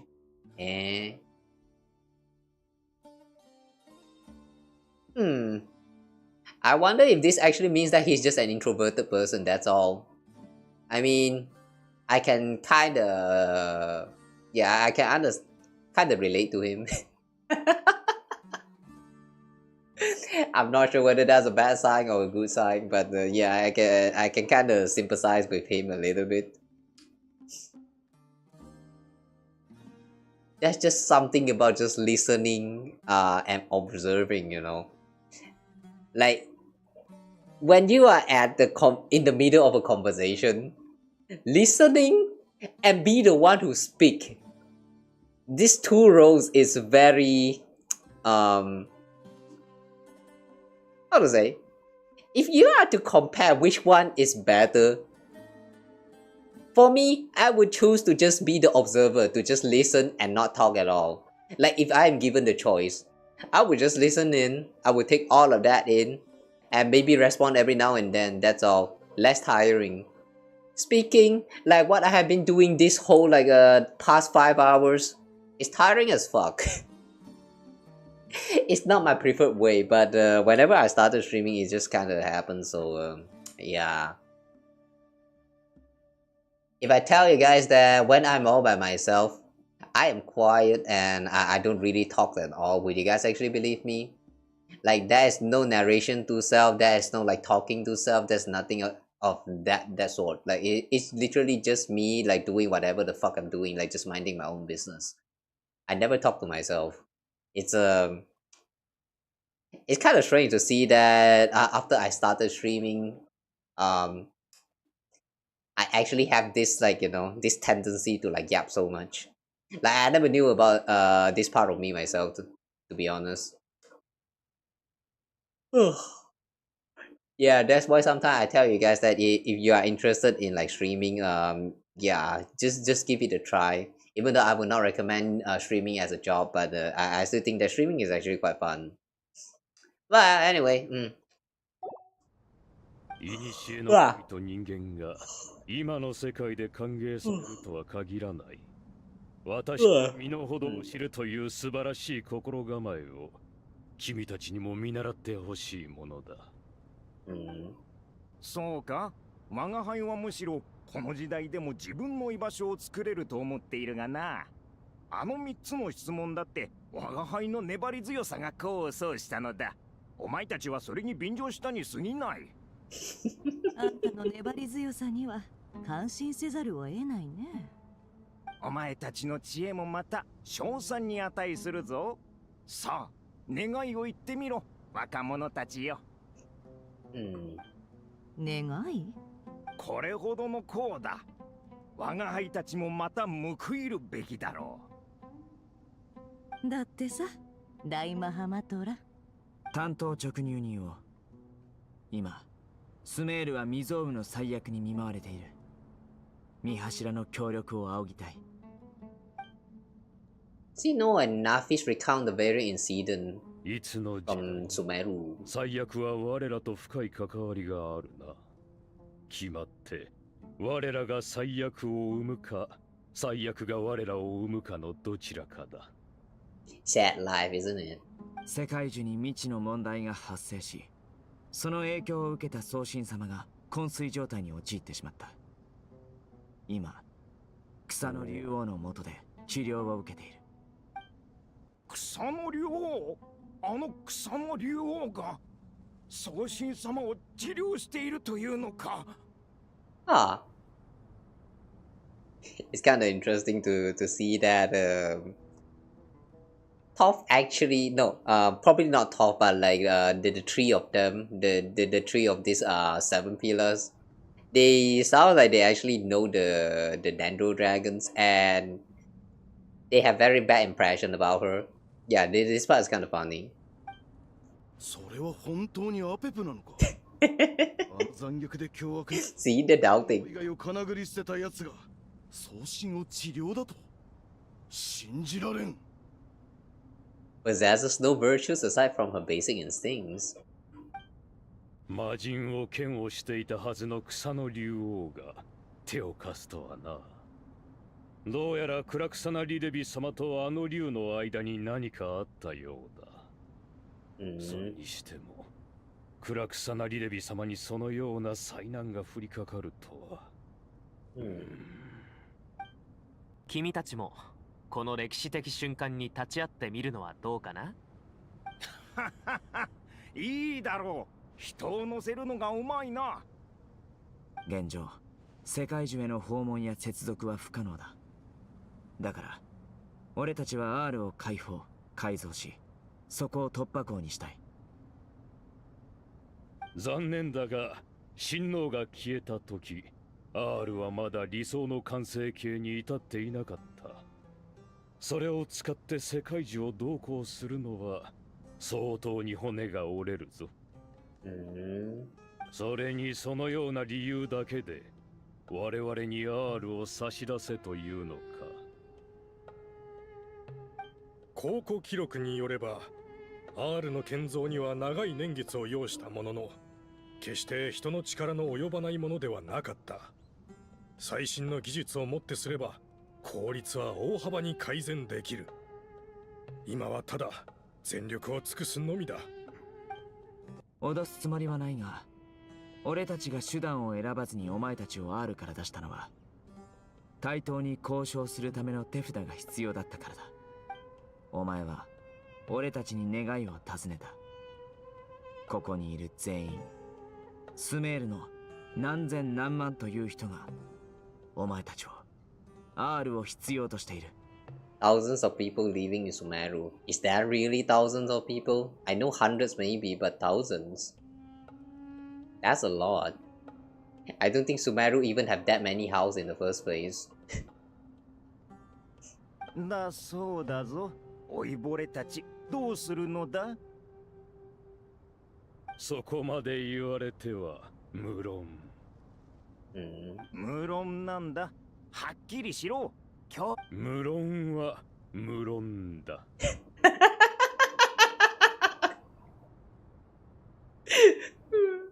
He kind of sound like this guy is just indecisive as fuck. 君たちは R を解放すると言っていたが、その内部には親王の作った黄金の眠りが保存されていることを分かっているのか。The Golden Slumber. Even though I've done the Golden Slumber quest, I actually still don't quite understand what the Golden Slumber actually is. Early form of the ideal paradise envisioned by King Deshret, free from all limits and constraints. In essence, it is an illusory realm formed from the convergence of countless souls and minds.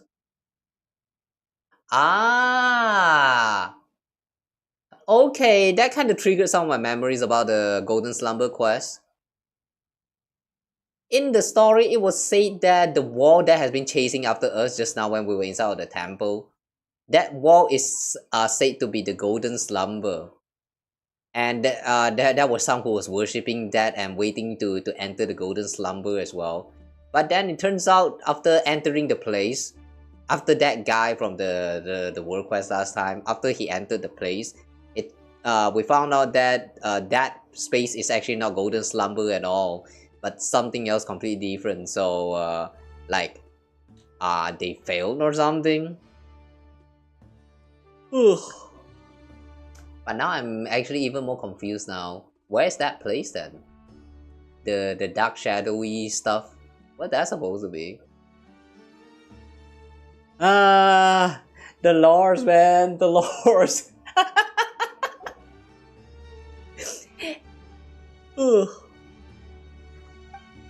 分かっている。それに伴うリスクもな。Wow. One thing I just noticed about the current members that's shown on the screen is that everyone is colorful as fuck. Look at this.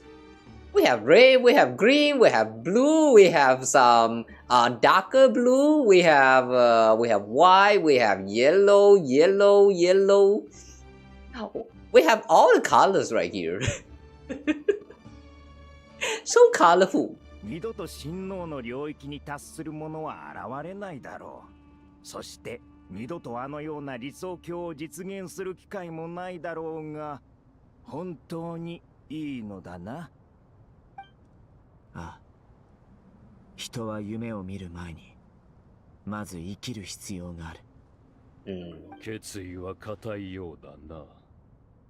いいだろう。かつての盟友たちと協議しよう。聖者シェセプアンク、聖者ベンヌ、親王亡き後自我の殉死を選び沈黙した魔人よ。我らの声は汝らを覚醒させる権利を持つ。Saint Bennu, Shishipunk. Oh? I can feel this strange sensation. The ground is trembling as if answering the call of the Goat King. Oh! 聖者ベンヌ、召喚に応答、三王を検知、自立意識を起動。Hologram. And sound mechanical as well. What? Is this AI? Well, King Deshret 7 Pillar Saint Bennu, the most radiant. The most radiant. Unlike the three kings, Bennu is an intelligent construct. Oh, intelligent construct. fashioned by King Dashret, who entrusted him with the duty of guarding the gates of Aru. Bennu possesses a will of his own. He watches over the eternal utopia within Aru, the Golden Slumber. Following the passing of King Dashret, he ceased his own functions and fell into stillness. Despite being an intelligent construct, Bennu possesses a remarkably vivid personality. Serious and earnest, he detests having his plans disrupted, and has little tolerance for irresponsible colleagues. He has also frankly stated that among the 7 pillars, the colleague he admires most is Hermanubis, the Sage of Sages.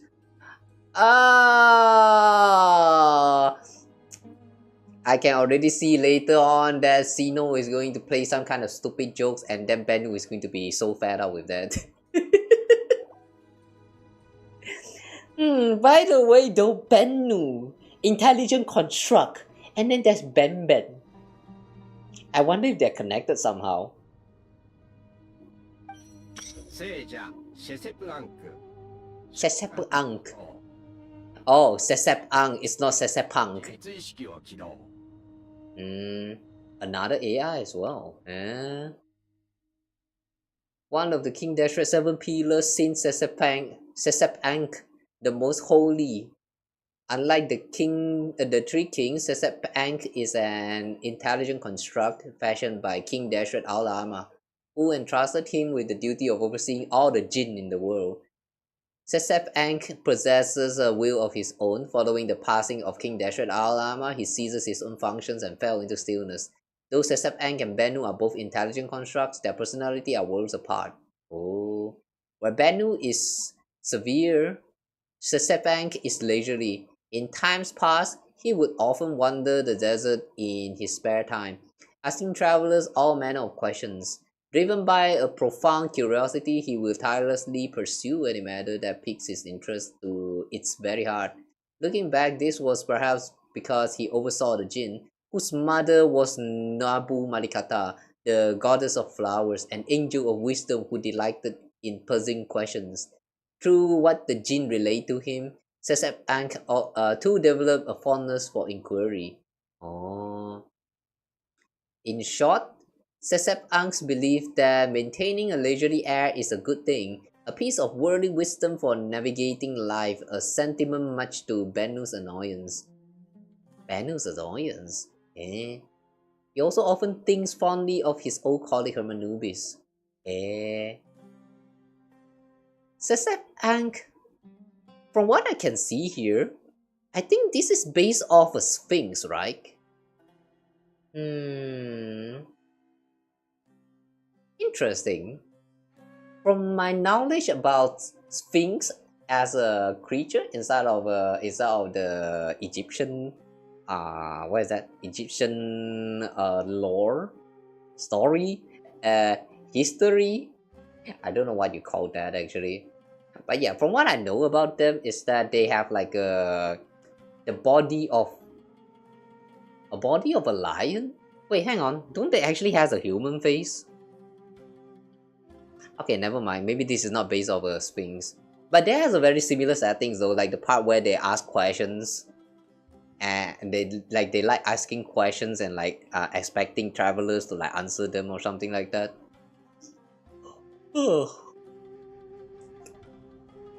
Well, anyway, they're now awakened. Now what?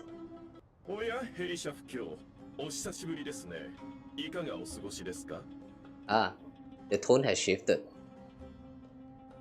ベンヌ教は相変わらずか。やはり相手が死体だろうと残骸だろうと、一言目はいかがお過ごしかなのだな。アフマルはもういないというのに、どうしてここに集まっているのかな。目が覚めたか。今 R を解放し、現代のスメール人に改造させるべきか決めるところだ。お前にも投票権がある。R はアフマル様の誇りそのもの。解放するには7柱全員の賛成が必要です。私を説得できる理由はありますか？ Unanimous consent of the 7 pillars. All 7 of them need to agree. For now, we have 3 votes. And plus these two, maybe we can get another 2 more. What is the remaining 2 then? Who? I mean, who? 最悪の真っ只中にある。キング・デシレとアフマルは厳格な王であると同時に英知の伝道師であったことも忘れるな。神は民なくして存在し得ない。民を庇護することこそ親王の願い。皆親王の意志に従い、正しき判断を下すべきだ。しかし、その全員の賛同に何の意味があるんだい？それに、七柱の最後の一柱、草の竜王アーペップなんて、我々と交流したことすらないのに。True, how are we going to convince Apep? Maybe it doesn't need, oh yeah, right. She did say that she doesn't even give a shit, so maybe she's just going to let us take it. Let the world burn. お前のその機械の脳では、にわかには信じがたいだろうが、アペップは今、送信の治療をしている。おー。誰がそれを嘘じゃないと証明してくれるのかな？三王のうちこの件を保証するのはどなたでしょう？無論、時の王トートだ。何？Shifting the blame. トートの門弟の者が我らに真相を告げた。真偽を問う必要はない。在価はすべてトートに負わせればよい。これで君たちも安心できるだろう。What part about staying neutral?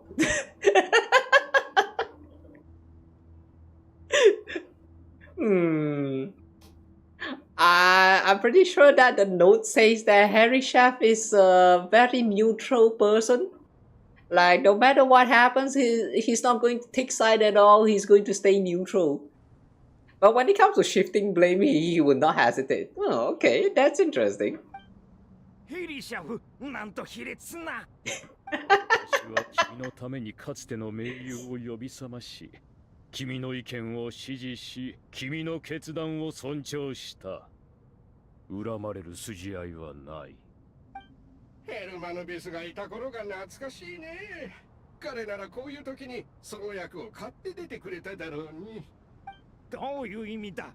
我が輩が保証したところでヘルマヌビス Oh yeah. 言いたいのかThe remaining 2 is Apep and Hermanubis. Wait, but Hermanubis is not here anymore though. How are we going to get a vote from him? 道徳教は偽善的だけど、実にユーモアがある。誰もが友達になりたがるはずさ。聖者シェセプアンク、羊の王の提案に賛成を示そう。親王はすでに没しました。多少の越権行為もお許しになられるでしょう。とはいえ、この行いに伴う意味をことをなす者には心に刻んでいただきたい。R が解放されれば、黄金の眠りの中にいる幾千万の魂は地脈に帰ります。そして地脈の流れが再び戻ったとき、その魂たちは世界樹に入ることになるのです。R の解放は王の完璧な世界を瓦解させることを意味します。ああ、もちろん承知している。それに、現代の人間として魂をつなぎ止めるのがいいことだとは思えない。死者には安息を得る権利があるからな。王が作り出したものもまた紛れもなく真の安息の地でした。ただ、多くの観点と相入れなかったに過ぎません。良いでしょう。聖者ベンヌも賛成します。True. It kind of makes sense with what he said here. The creation is a place of rest and peace. But Madeline does not see it that way. Yeah, in the end, everything is just about perception. The way one perceives something is different from the other perceiving the same thing.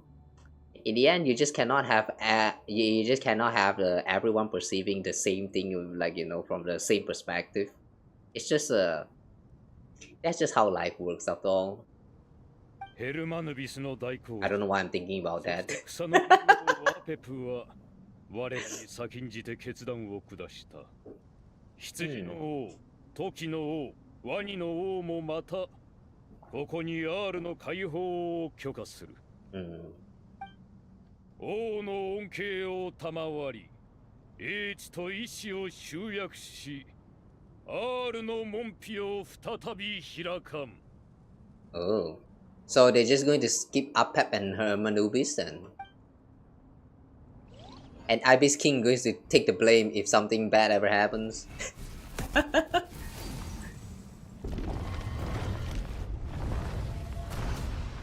Oh.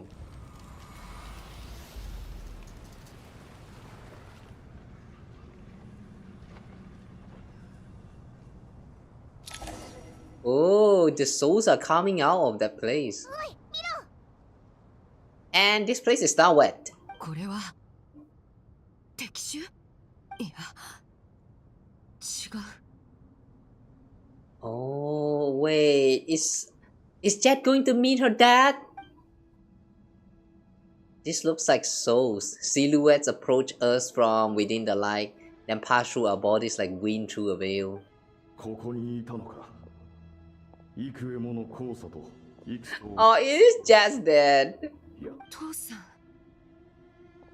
父さんなの？シェイドのお父さんのジェブライラだ。確か黄金の眠りについたはずだよな。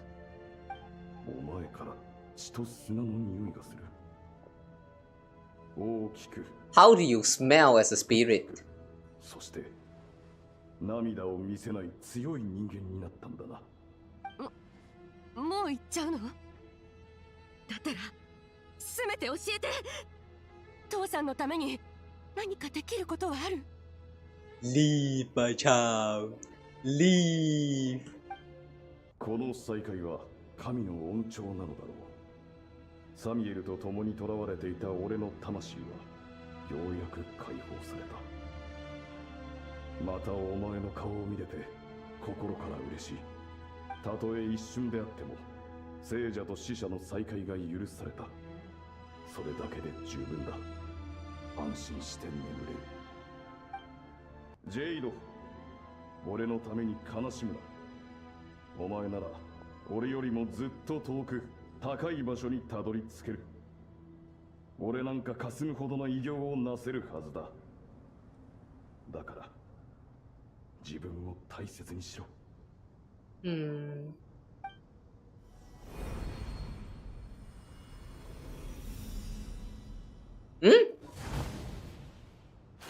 It turned into bird. 父さん、父さん。ジェイド、大丈夫か？大丈夫だよ。ありがとう、パイモン。ただちょっと突然だったからさ。父さんとの再会は、私にとってすごく大きな意味があるんだ。私たちのために。父さんは黄金の眠りにとらわれたけど、これでやっと安らかに眠れる。それがとても嬉しいんだ。ジェイド、強く立派になったね。でしょ？家族、喜び、そして苦しみ、全部思い出の中に大切にしまっておくよ。Damn, took them long enough.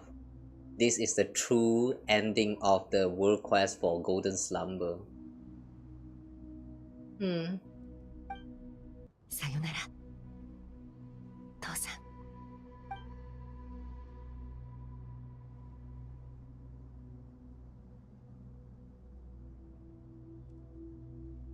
There are some bird who stays here though. Ah, they disappeared as well. Okay. どうやら感動の再会があったようだな。少しはいいことをしてやれたということか？よしあしなど関心と呼ばれる俺たち罪人が判断すべきではない。いずれにせよ R は解放されたのだ。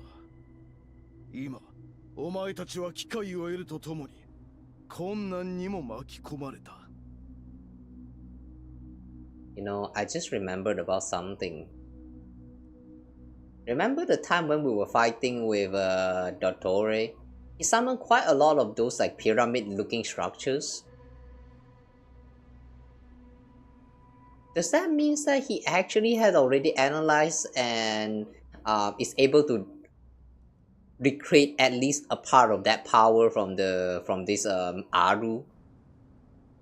Like back then when he was trapped inside of the ruins for like a few weeks or something. That was like a record diary or some sort that we found last time.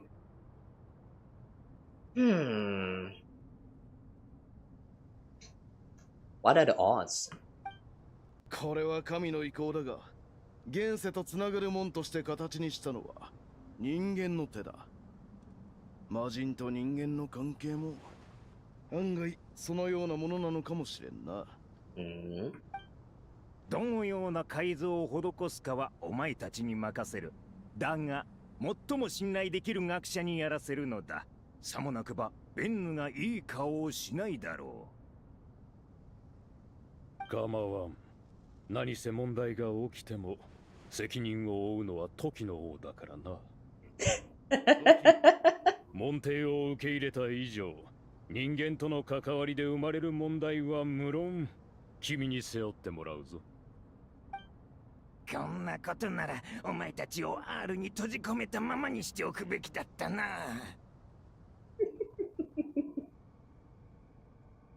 This good king, man. 俺は関係ないだろう。まったくすぐに私を批判したがるな。それはそうと学者の諸君、R の解放に報いて私からも贈り物がある。Oh, a gift. これから R の力を借り、親王の霊廟に守りを施す。無論警戒対象として世界樹も含めておこう。Defense mechanism against Ermin's soul. How does that work? 聞くことあたわず、見ることあたわず。この瞬間より、何人もここでの対話を盗み聞くことはできず、霊廟内の一切の事象を見ることもできない。None may by sight or hearing perceive anything said or done within the mausoleum. So they get to do whatever they want here now? 驚いたな。R にはそんなことまでできるのか。親王は天に由来する力を持ちながらも、その多くを使わなかった。存分に喜ぶといい。Technology from the heavens. 受けるべき報酬だ。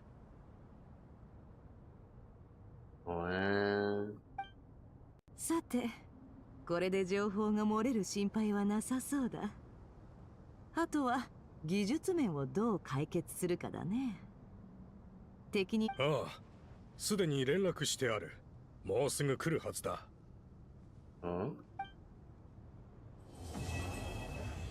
Wow.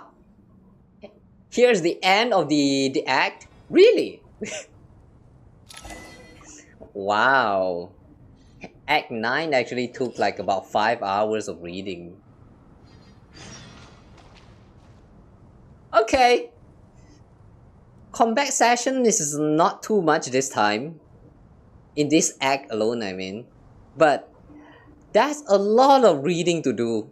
Like, holy shit, that's a lot. Just for in this one act alone, we are introduced to, like, we are reintroduced to all of this, like, King Dashred related stuff. Heck, we even get introduced to all 7 of the pillars from the great pillars for the King Dashred. Like, damn, there's so many things going on. I really like the law drop they did in this whole chapter. One thing that's a little bit funny though is Jet's involvement. Like, I do like how they have Jet inside of the story so that she can meet with her dad just now during that scene. where she got to talk to her dad and yeah, get like a final piece. Like yeah, that is I feel like that is the true conclusion to the story of the Golden Slumber, like the true ending, which we did not get last time. It still kind of goes like a to be continue back then when we did the Golden Slumber after we ended the whole thing, but now we're getting a continuation which kind of feels like a proper epilogue to it, which does feels very nice. However though, how dare they forget about the existence of Ben Ben? How dare they? The whole time, including Jet herself, it kind of feels like they just forget about the existence of Ben Ben, that little mechanical construct friends. When they are introducing themselves, this is Jet, this is the Leopard. No Ben Ben, they just keep Ben Ben. How dare they? Like yeah, that's probably my one and only issues. There are some part of the plotline I feel like could be like improved a little bit, but it also kind of makes sense, I guess. Nah, actually, nah, not quite. What I'm trying to say is that the part with the Jet's inclusion, even though it feels like a proper ending to the Golden Slumber chapters, it does feels a little bit forced. Cause yeah, you know, like I said just now, they just kind of skip Ben Ben's introduction and like there's close to no involvement of Jet in the story at all, aside from the part where her dad show up and then like they have like their talk there. She's not really involved in the story all that much. All the time she's just kind of standing right there listening to all of them like talking to each other, watching. There was no joining into the conversation to do whatever. It's it does feels a little bit weird, but still I'm still kind of glad to see that she got to meet with her dad. Okay, anyway, we are done with the Act 9, so alright, a quick short little break. I'm going to go and wash up real quick. My face feels kind of oily and all that. I don't know, so I want to get some snacks. So I'll be right back in a bit, guys. We'll continue with the Act 10 after like 5 or 10 minutes. Okay. Be right back, guys. 5 minutes of short breaks. In the meantime, you guys also go get some food, get some snacks. Yeah, do what you need to do. See you guys again in a bit. How everyone doing? Nothing. Just enjoying the story. But yeah, we're going for a break now. Be right back. Oh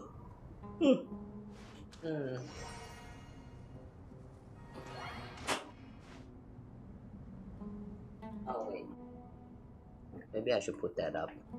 Yeah.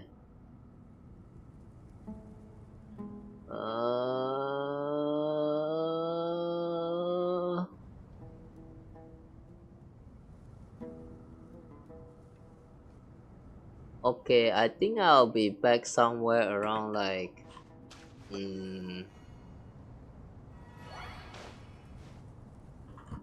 yeah, somewhere around this time, I guess. Okay, see you guys again in a bit, alright? Remember, take care of yourself, go drink water, get some food, go I don't know, maybe not sleep, yeah, stay for my stream. But yeah, just make sure to take care of yourself, okay? Be right back.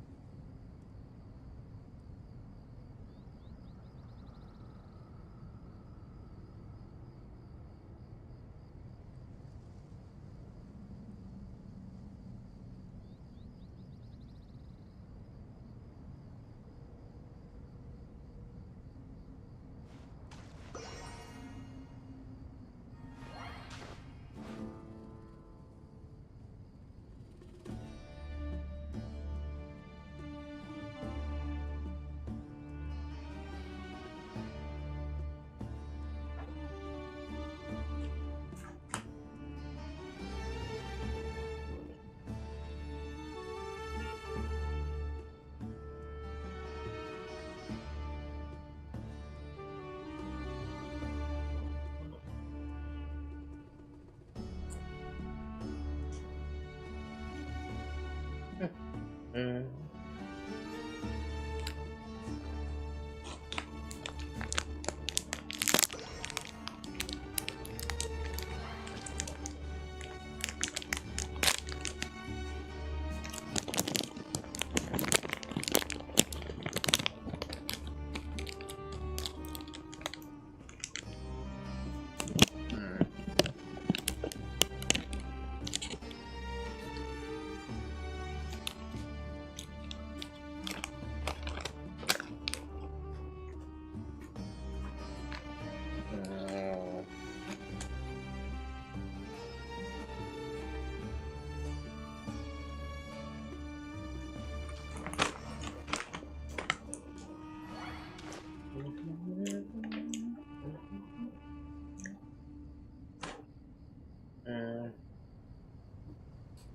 Yeah.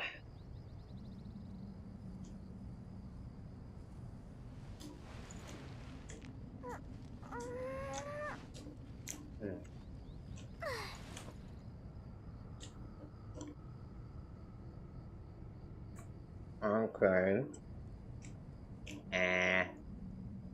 I guess I'm back. Alright. Still kind of eating right now, but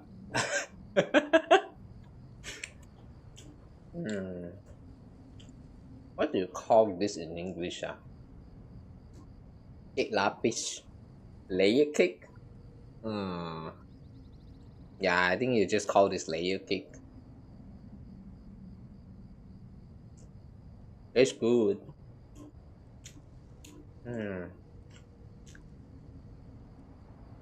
If I'm not wrong, this is actually like a nyonya cake or something. Like it's part of the recipe from the nyonya time or something. Not sure myself.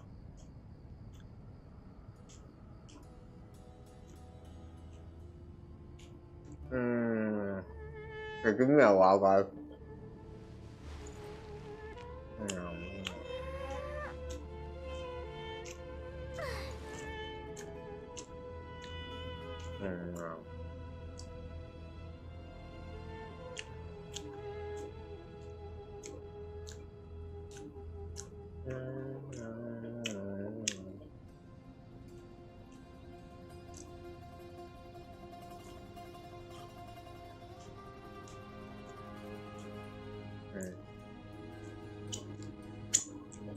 Yeah.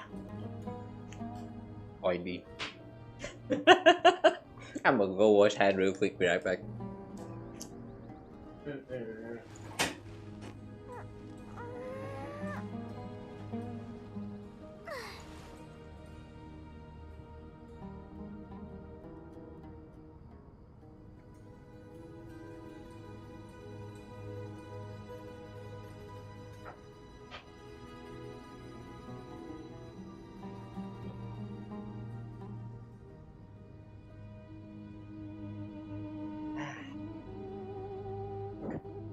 Some foods taste good, like cake for example, but if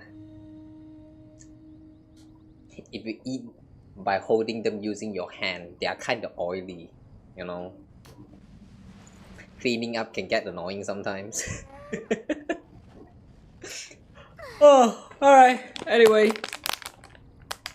we're still not done snacking. There's still some muruku left here, so But yeah, for this snack, we'll just play the story while eating, I guess. Okay. Back to the story. So let's continue with the quest. But before that, let's talk to them first. Sobek 12 and Harry Potter. How to remember this name, man? Harry Schaff. Harry Schaff. 無論だ。無性に体を動かしたい気分だぞ。何かおすすめの娯楽はないか？ You want to stretch your leg? You sure you want to do that right here? This place kind of wet though. 昔なら何か進めてやったところだが、監獄を出たばかりの者にとっては監獄の外に立っていること自体が最高の娯楽だろう。全くもってその通りだな。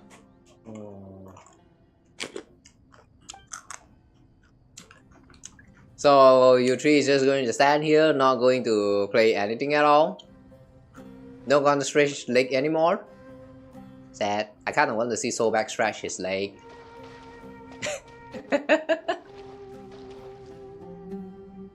Jet and Dilupa. 思った通り。キングデシレトの七柱の者どもは一見の価値もない。どうして？あの男たちが好きじゃないの？男としても生命体としても魔人としても注視する価値のない奴らだ。Wow, the rating from Little Part is so bad. Why though? What happened? アフマルが私に人類の王を選出するようお命じになったがゆえに、私のそういったものにしか向けられなくなった。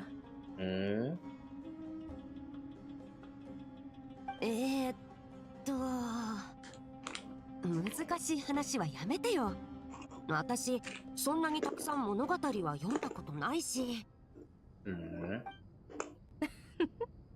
これが物語だと？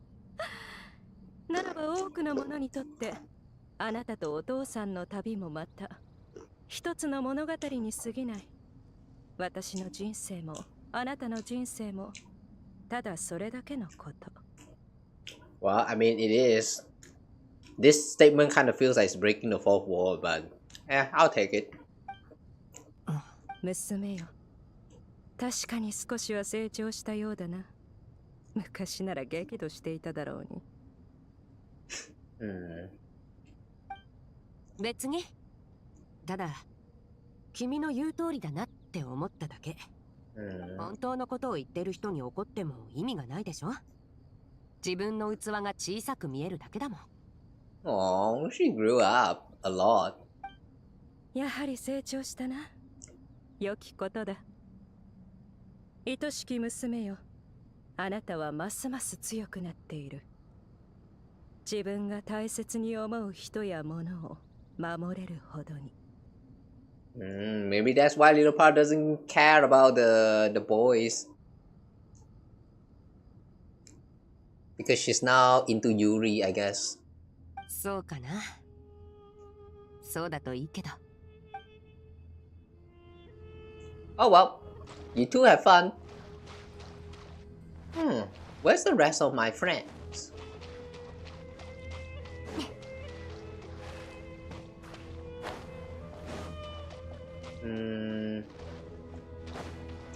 Wait, nobody else is here?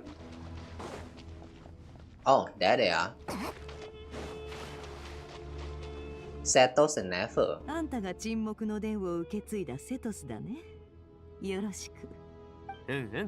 よろしく。その格好を見るに、君も砂漠の民なんだね。そう。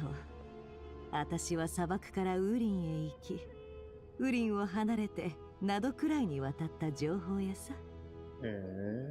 自分から自分のことを話すようなタイプには見えないけど、そんなことを教えてくれるなんてね。新しいお友達を作りたいんだったりしてね。I see. 僕も友達を作るのが好きだよ。僕ってセノよりも話しやすいし、ティナリよりも世間慣れしてるでしょ。だからこそあんたは私の近くに現れて声をかける隙を見せてくれた。違うかい？ Damn, the two of them. It's just holding a conversation. There's no need to be all this like planning and scheming. Just talk. そんなに露骨だった？まあね。あんたたちはどう見たって私の態度を気にしている。感情に訴えかけて私を怪獣しようとしてるだろう。怪獣って言い方は良くないな。一種の歓迎みたいなものだと思ってほしいよ。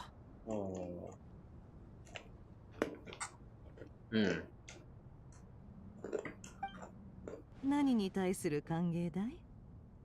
君に肩の荷を全部下ろしてもらい、かつてわだかまりを抱いたあの場所に本当の意味で帰ってもらうための歓迎さ。バムーンの継承者は思ってたよりもずっと面白いね。バムーン。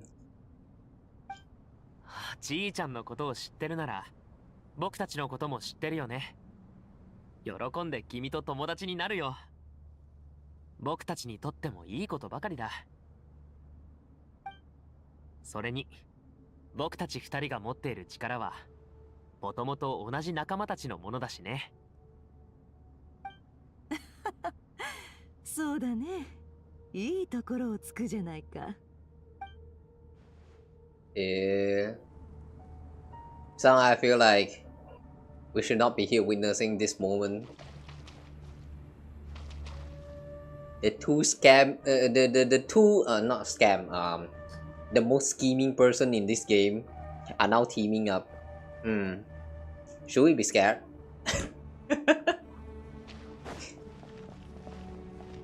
Inari and Sino. 聞こえるか？お前の先生が俺の先生を罵っているようだ。いつものことさ。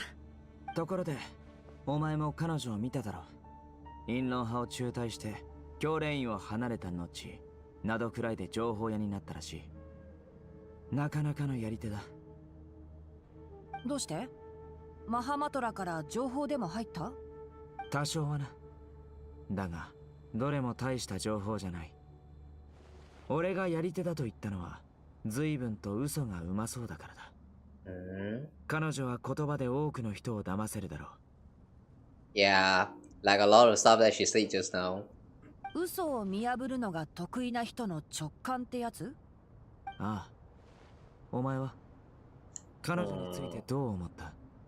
さっき曲がり角のところで彼女がジェイドに物資を渡して本体へ届けるよう頼んでたよ。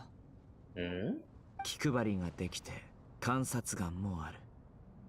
それに君前に言ってたよね。どんな業界でもトップに立つのは難しい。トップに立つ人にはそれなりに秀でた部分があるものだって。まさにその通りだろ。彼女だけじゃない。俺もトップだし、お前もトップだ。こんな話、彼女に盗み聞きされちゃうかもよ。俺には俺のやり方があるさ。今はセドスが観覧中だ。Wait a second. Setos being here is actually a part of a... Okay. I wonder if I never actually realized about that. なるほどね。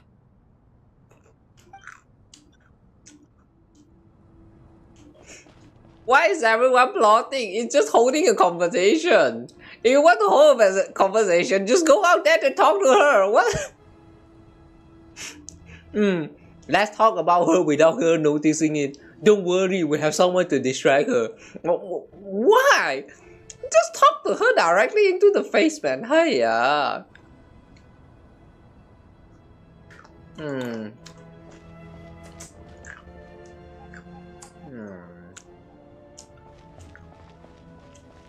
Nafis and Sirius. Oh, interesting. Nafis has an Amerta stage below as a title. Sirius has nothing in there.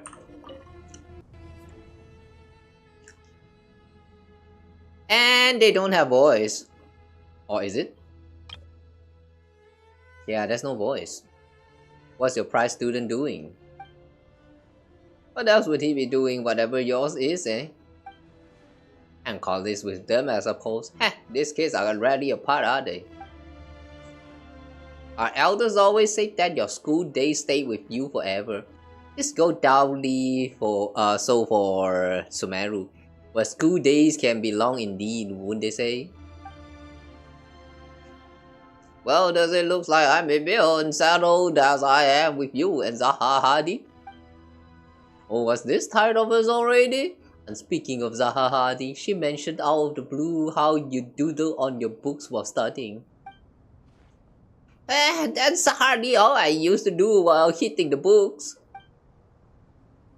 She said that you once circled the name of the murderer in the detective novel, and that just in case someone missed it, you even wrote the murderer is so and so as a hint on the title page, no less. Wait, that was you? Wait, Cyrus, that was you?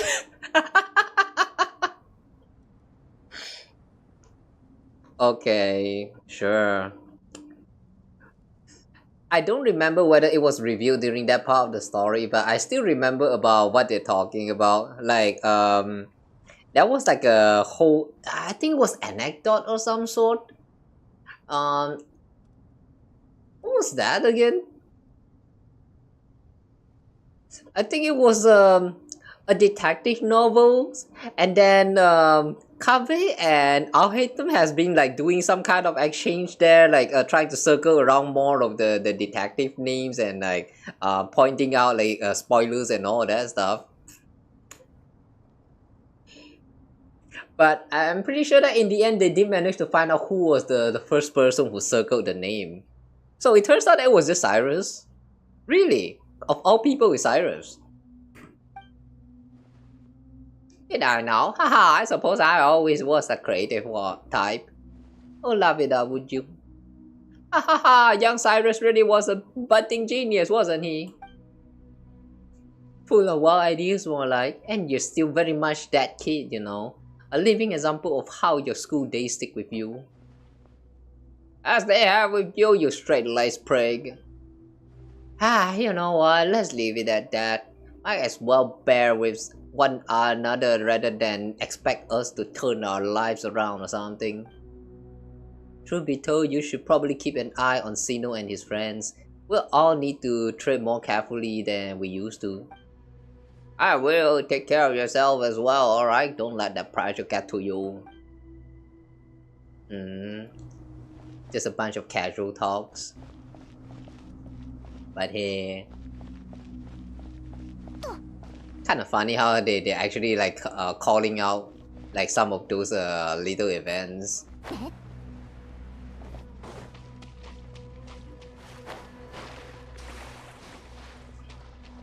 Swimming inside of the mausoleum. Wow.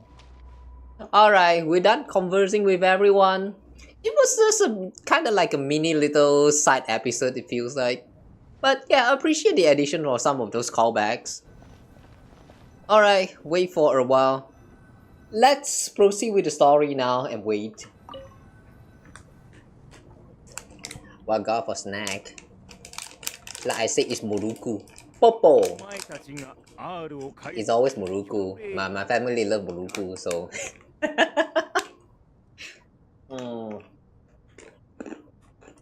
We don't really have too much variation of snack around here. No, more like there's quite a lot of variation, but my family always purchase this only. So, maybe because like Muruku is like the cheapest one out here, out there. The others like Mr. Potatoes and yeah, there's a lot of other different kind of snacks, but like a lot of them is just it feels a little bit too expensive and not worth the money. Like every once in a while is fine, but like always that nah, not a chance. Inflation. Freaking inflation. No idea what that is. I even made a shot about that some times ago, I'm pretty sure. Just don't get la Muruku.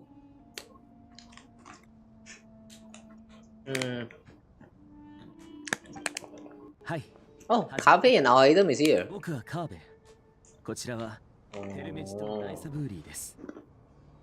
おい、アルハイゼ。君も挨拶くらいしろ。はじめましてではないだろう。時の弟には皆会ったことがある。久しぶりだな。Wow. You can immediately tell them. このお二人には壁画でしか会ったことがないだろう。神殿の壁画のことか。我が輩たちが談笑したりカードゲームや盤上ゲームをしたりしている場面のものだな。まあ我が輩たちはそういったものを好むのだ。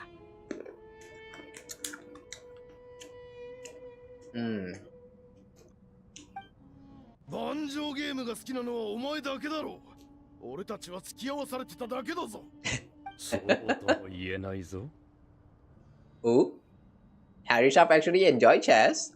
話を戻そう。現時点における教令員の分析では、この計画は古代文字解読、機械工学、古代遺跡の修復、元素学など多方面の人材が必要となる。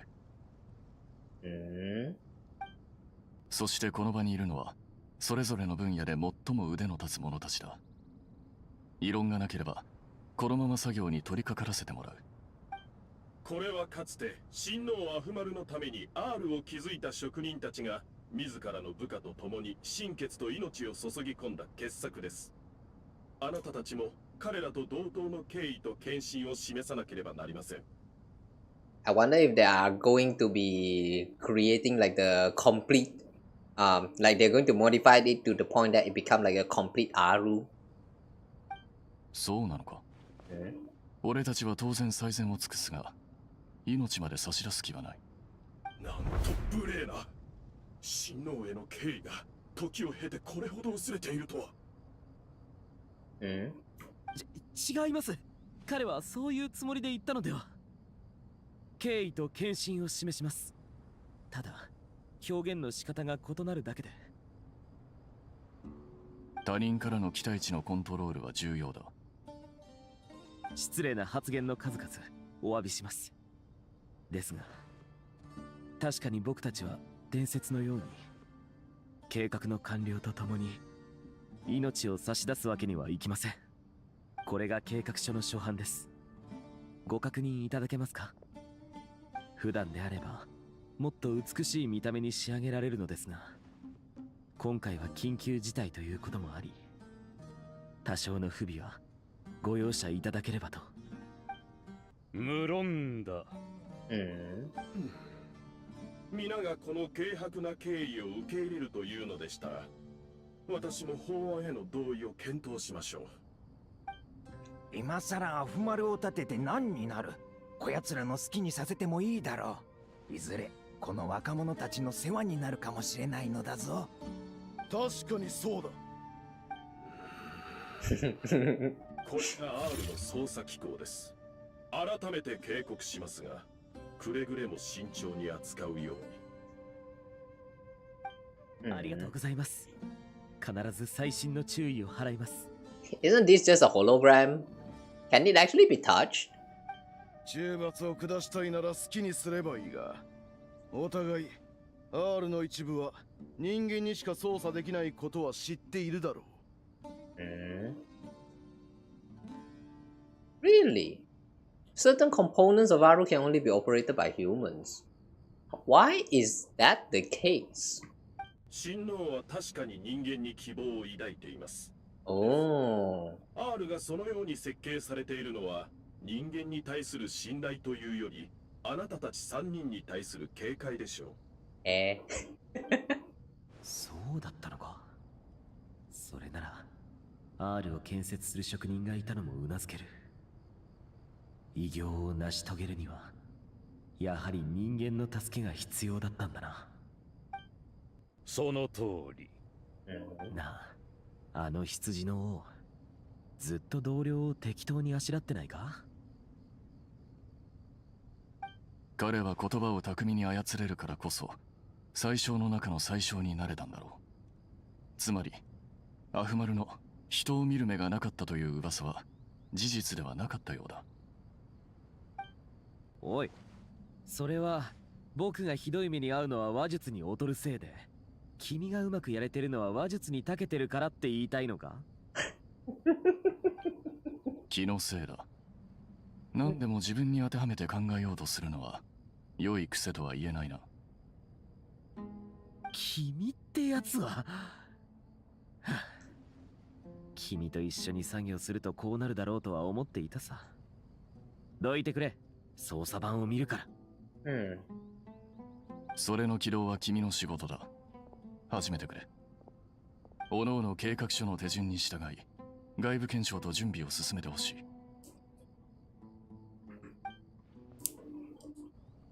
Okay, they started working on the thing. Okay, hang on, guys.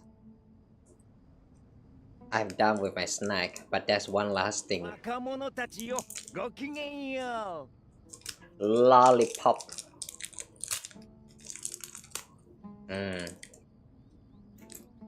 Holy shit. This is sour.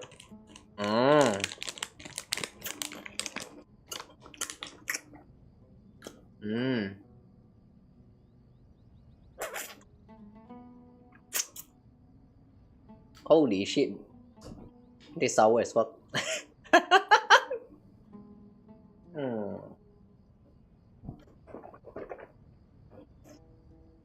Alright, what was that? The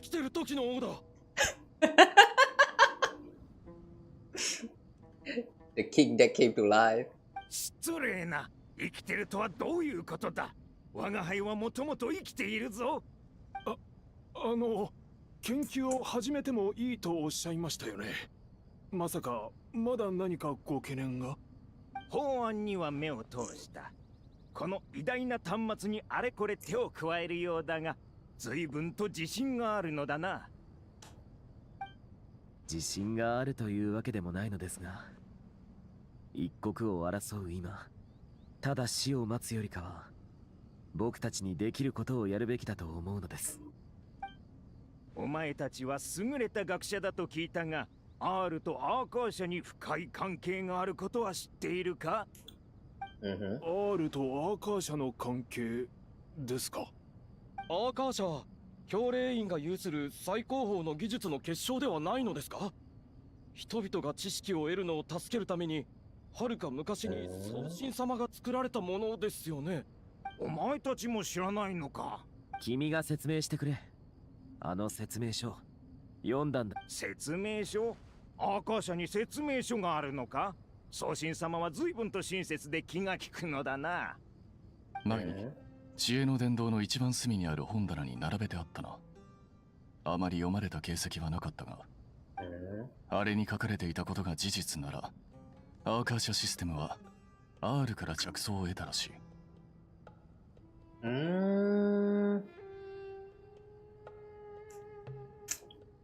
Original inspiration for the Akasha system.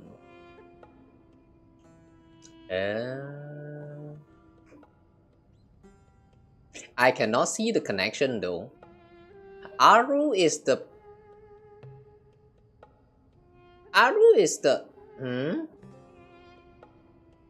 Hang on a second.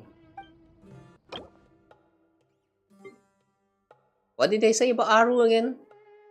Ideal realm fashioned in imitation of the heavenly principle act of creation, using knowledge and techniques the goddess of a sort to forge golden slumber that would unite countless forms of wisdom and dreams. Oh, okay, true in that sense.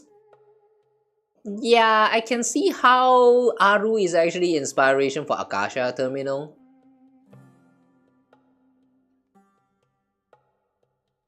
Okay, true. Unite countless forms of wisdom and dream. The Akasha Terminal is capable of doing that. Okay, that's interesting. What was it? Oh. Okay. But there are so few records about Aru anywhere, and practically none of the scientific expeditions into the desert had anything to do with it. 知らなくても無理はない。砂漠の物語はたくさん聞いているだろう。しかし同時に歴史にとって最も重要なものは何か。陰謀派の者はいるか？答えてみろ。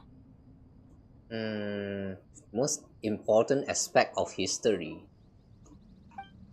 はい、陰謀派です。真実性でしょうか。正解だ。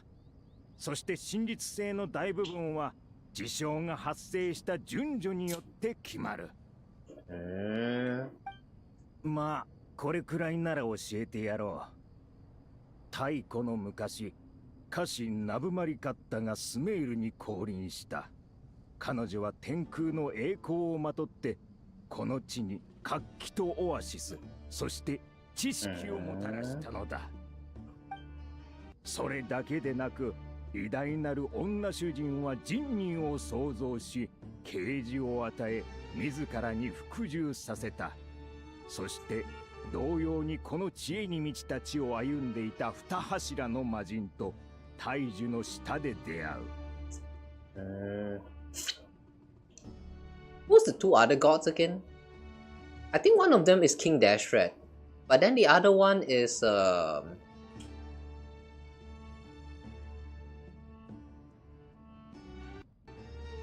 hang on, Nabu Malikata, the flower goddess, and then there's King Dashred, and then the other one is Ruka Devata, is it? Yeah, I think that was Ruka Devata. Oh, okay. それが最初で最も偉大なる同盟となった。時間と命を超越したこの三王の名役を語るときは最大限の敬意を払わなければならない。神々は知恵はスメールで共有されるべきものであると約束したのだ。スメールを変える存在があるとすれば、それは家臣様と深く関わっているはず。彼女は親王のために天空の島の秘密を覗くことさえ厭わず、それゆえに怒りの炎に焼かれ灰と化したのだ。I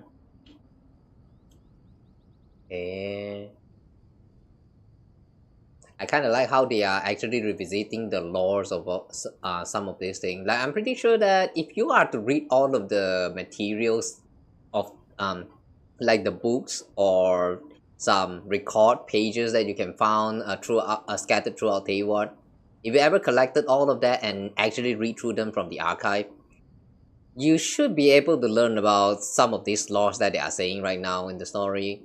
But like, yeah, still though, I do appreciate them like bringing that up because yeah, just like a lot of Genshin players, I also did not read the books.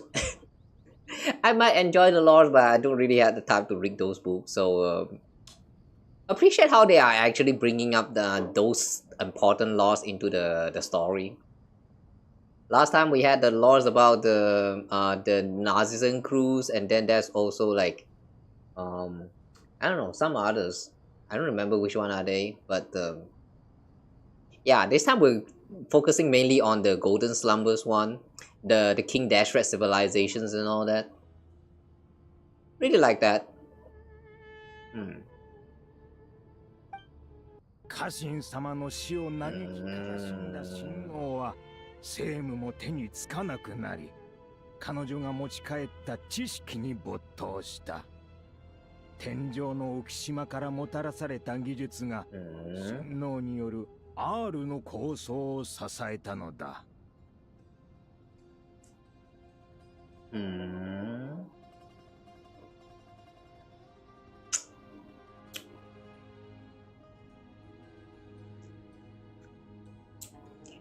Hang on, I'm trying to understand what he's saying here.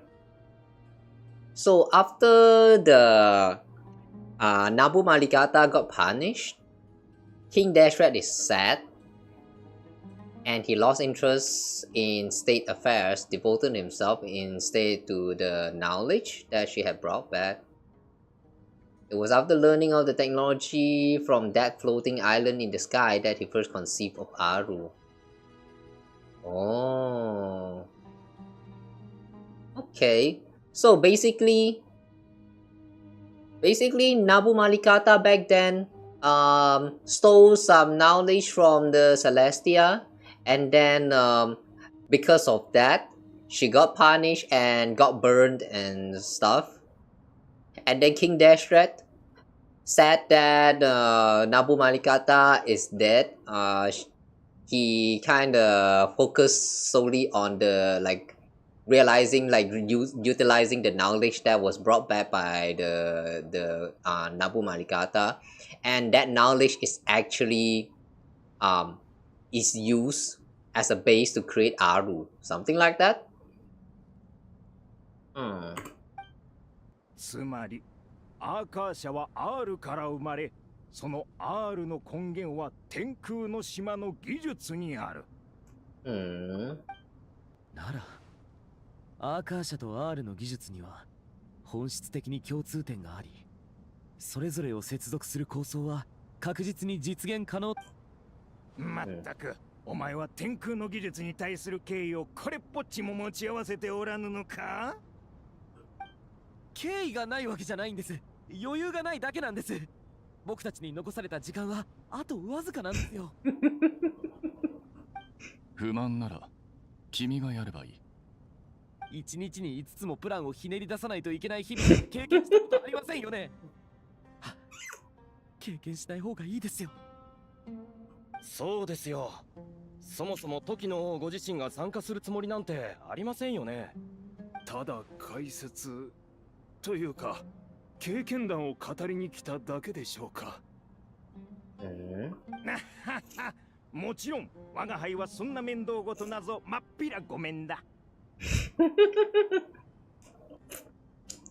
You lazy, yes. ですが、R がそこまですごいものなら、なぜキング・デシェレット様はそれをもっと有効活用しなかったのでしょうか。それは R が完成しなかったからだ。親王の渇望虚しく、その完成を見届けることは叶わなかった。And that's why the answer for the 3 questions from just now is time. He wanted time so that he can complete the creation called Aru. 当初の親王の願いは世界に匹敵するものを創造することであり、その願いのために花の女主人は全てを捧げたのだ。彼が望めば彼女は授ける。知識はこうして世にもたら Random lizard. その勇気と犠牲に最も美しい母妃を捧げられないことを最大の不義とした。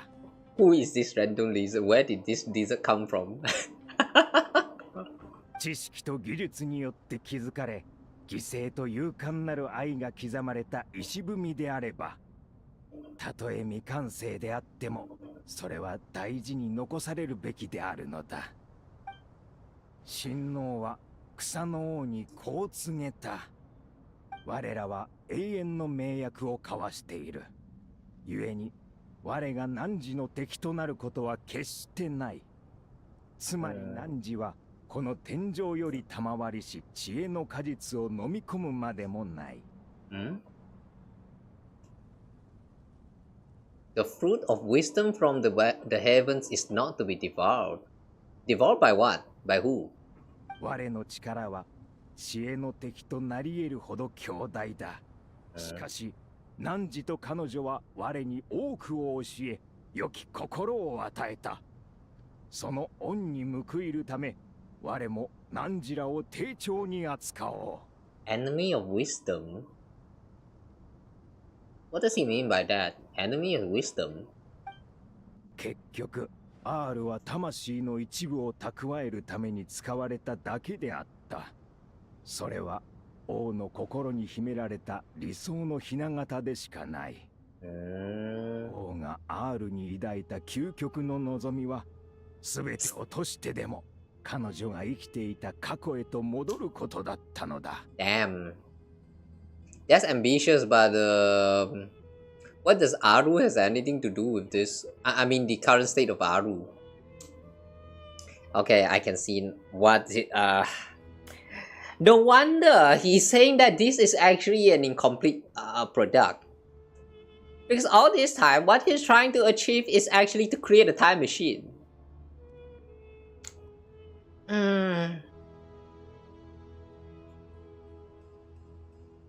Hang on a second. Time machine. With how the time space is kind of jumbled up at one point. I mean, we literally have like time travel in some of the story before. Like that time when we go back in time to meet with the who's that guy? That girl. That was this one girl in that land, I think. Is it? Oh, wait, is it that land or not? Cry again. Yeah, I don't remember that time when we first found the key to the spaceship, and then yeah, there's actually quite a lot of instances that kind of reference about like time. What is that? Time travels, time space convergence, disturbance, whatever they call. That's kind of ambitious.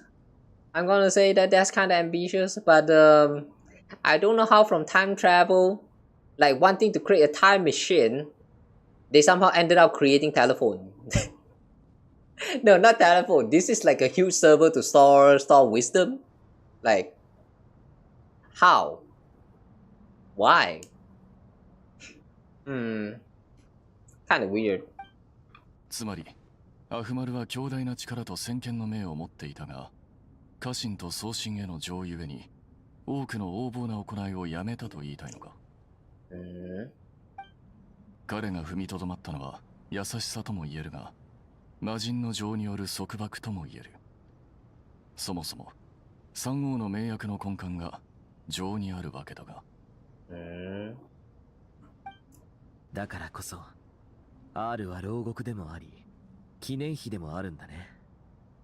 そして3つの質問の答えは時間。Wait, guys. I just remembered. All of this talk about a prison, trapped in times. Doesn't that remind you of something that happened very recently in Genshin? Yeah, the Temple of Space. I'm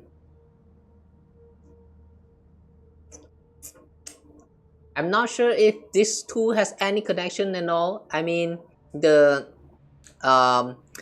reason why the gods actually created the Temple of Space there, and this what is that?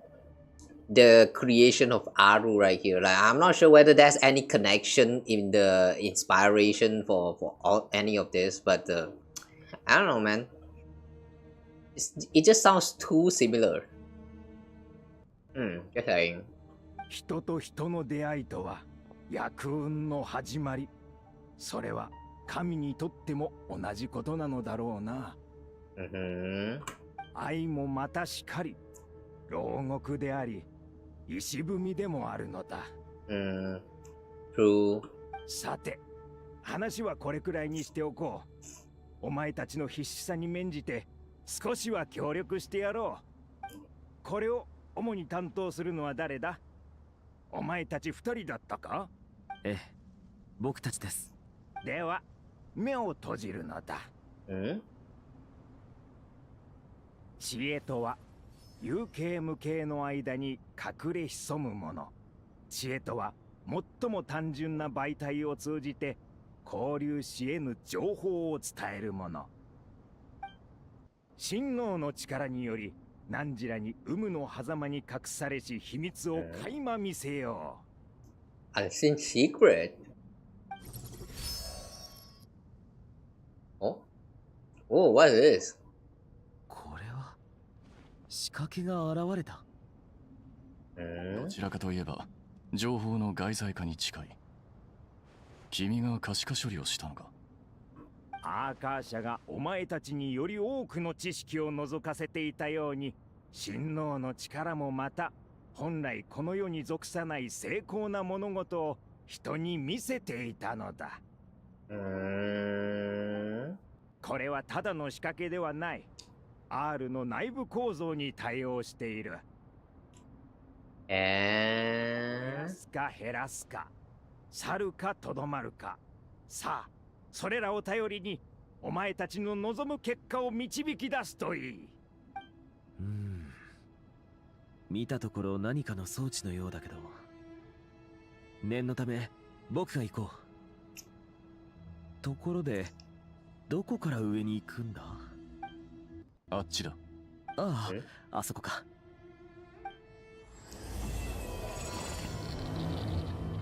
Of Myriad plus path, Flux, and something. Oh, I thought we have to manually board the elevator, but okay, sure. Dissolution. What's dissolution? Okay. Well, let's study the mechanism in Naru. Finally begins the Act 10.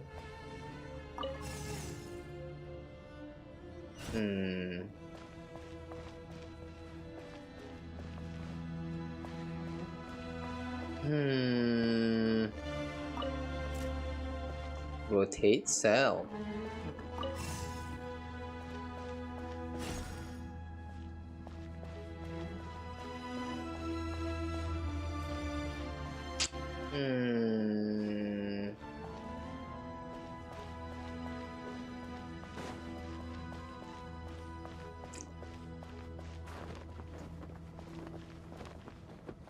We cannot rotate this one.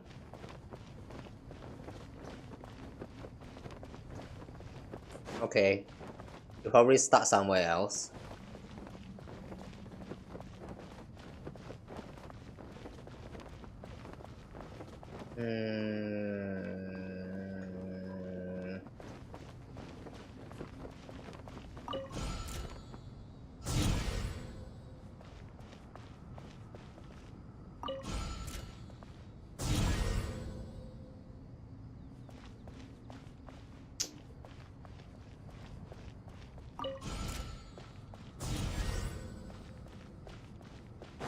Okay.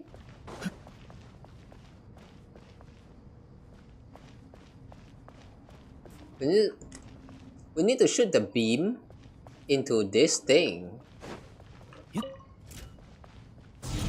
Oh. Okay, sure.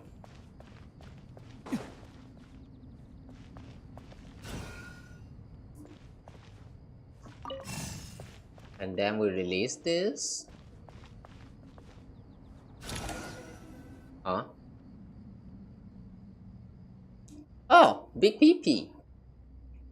オベリスクは古代の砂漠において重要な情報を記録するための媒体だ。アルハイゼン、解読を任せていいか？君の画面に送ったよ。見えるかい？少しぼやけているが問題ない。何が書いてあるか教えてくれ。それと今後似たようなのがあったら直接そっちに送るから。まずはこの石碑から見ていこう。古代文字の変態か。交差のための詩文をここに刻むとあるな。Look at the two of them. They're cooperating so well together. This is why we all ship the two. キング・デシェレトの時代の人や物事に関する情報といったところか。それは削除してくれ。Delete it? Why? ただの無意味な文字の寄せ集めだからな。そんなものが R に記録されていたとは。君たちがこれを個人的なものだと断定できるならそうしよう。ああ、気にする必要はない。じゃあ削除しますね。Can we read that first before we delete?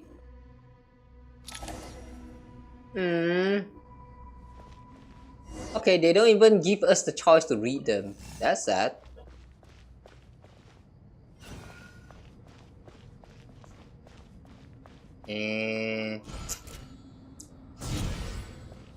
Next we move it here.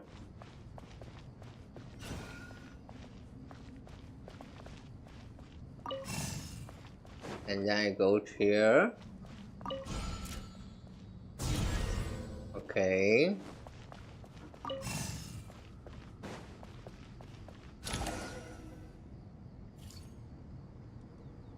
Another obelisk? ここにもまだいくつかある。送ったよ。どれも古都ジェラバド周辺で発生した紛争に関する報告だな。Gerabad conflict. 削除してもいいのかな。ほとんどすでに記録されている内容だ。削除しよう。もしこの中に陰論派が見落としていた内容があって後日責任を追及されたらどうするんだ。気にしなくていい。目の前の問題を解決しない限り教令員にも陰論派にも後日なんてやってこないからな。それもそうだね。よし、処理したよ。Sometimes you just have to brave yourself, like you just have to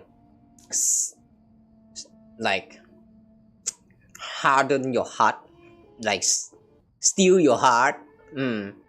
Just you just have to steal your heart and then press on that delete button. You know, sometimes when you have like too many unnecessary like screenshots or like photos or whatever, like you keep all those images, what for? You don't even use them for anything at all. In that case, just delete them.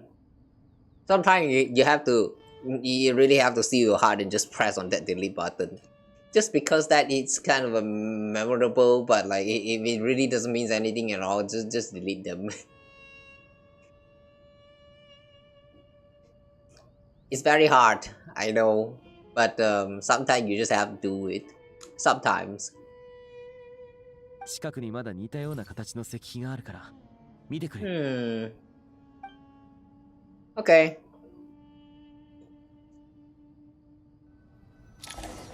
Next. Well, I guess more rotation. Oh.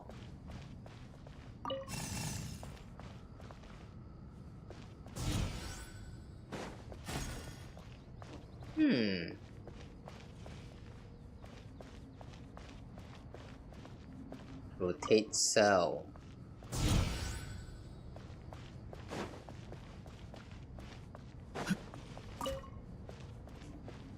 Oh, this time he has a timer. Okay.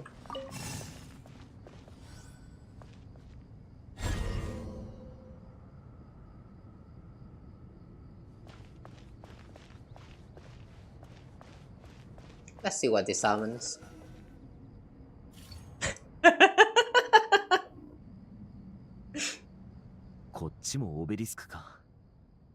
Gabe was a little bit excited just now. ちょっと待て。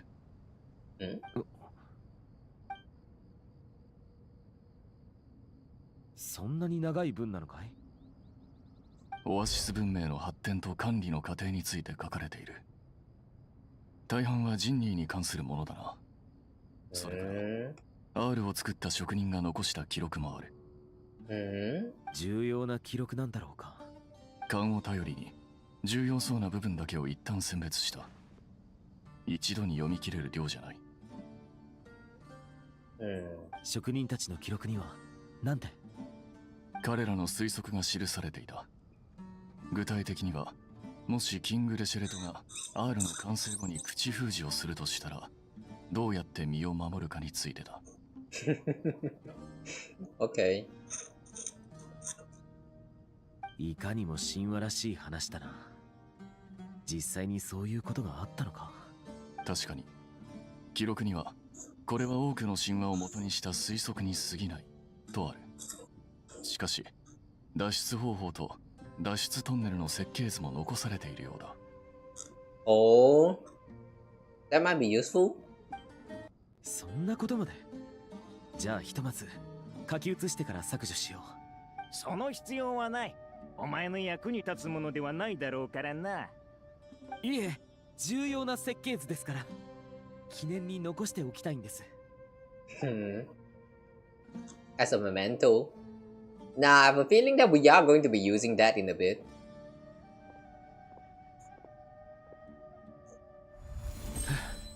こんなものかな。想定基準に達した。問題ないはずだ。虚構と現実が入り混じる感覚。本当に不思議だ。生と死、覚醒と夢の狭間に浮かぶ。本来なら手が届くはずもない幻影を操作するなんてね。文字通り夢を追う体験だな。なかなか新鮮だ。もし僕の精神がどこかへ飛んでいってしまったらどうなるんだろう。そんなことはありえない。それにプロジェクトは完了したと思ったら第2期が始まるものだ。そうだな。まだまだ頑張らないと。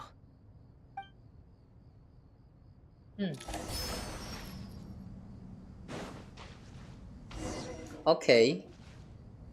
Now that we are done deleting the data, are we going to start programming or something? Rest for a while. Oh. 外の世界はもはや古き神を敬わぬだろうとは予想していたが、この若者たちの態度は実に容赦ないな。初めて会うわけでもなかろうに、前回もそう言っていただろう。前回は偶然そういう輩だったのかと思っていたが、皆がそうだとは思わなかったのだ。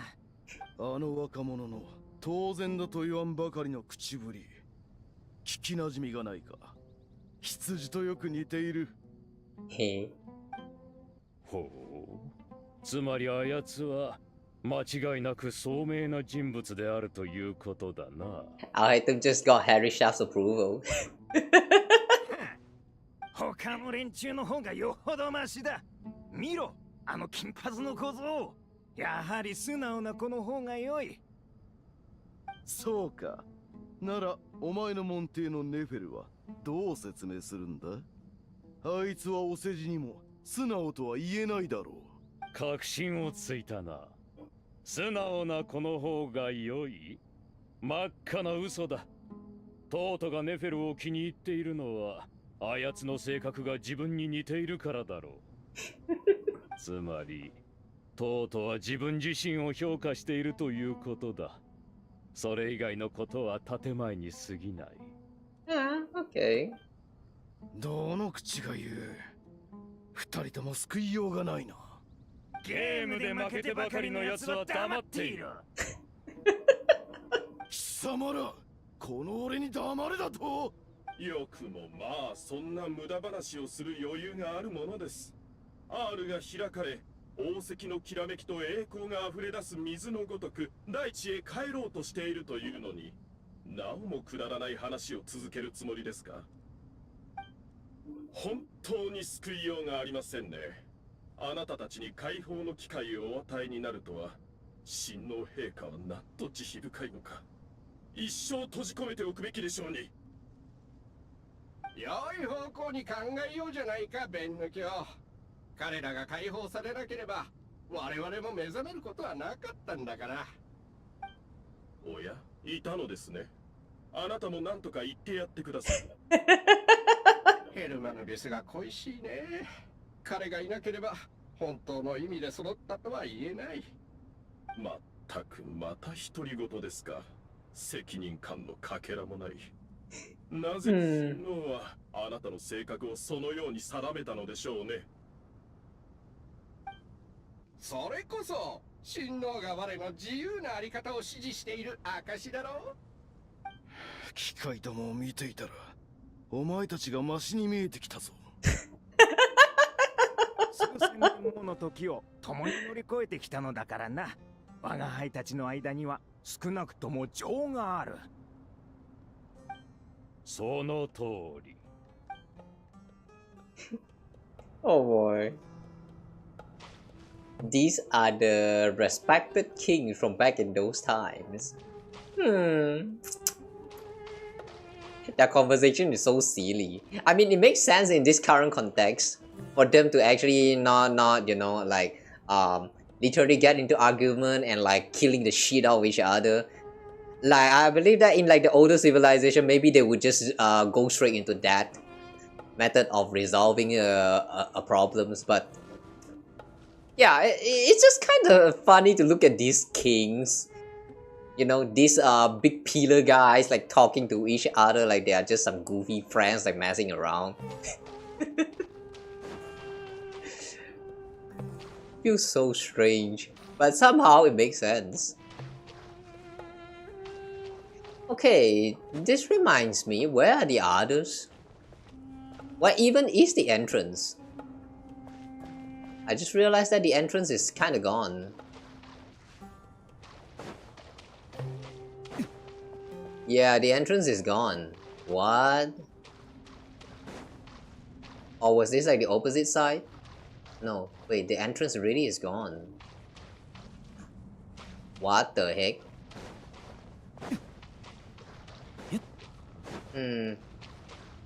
Inari is here.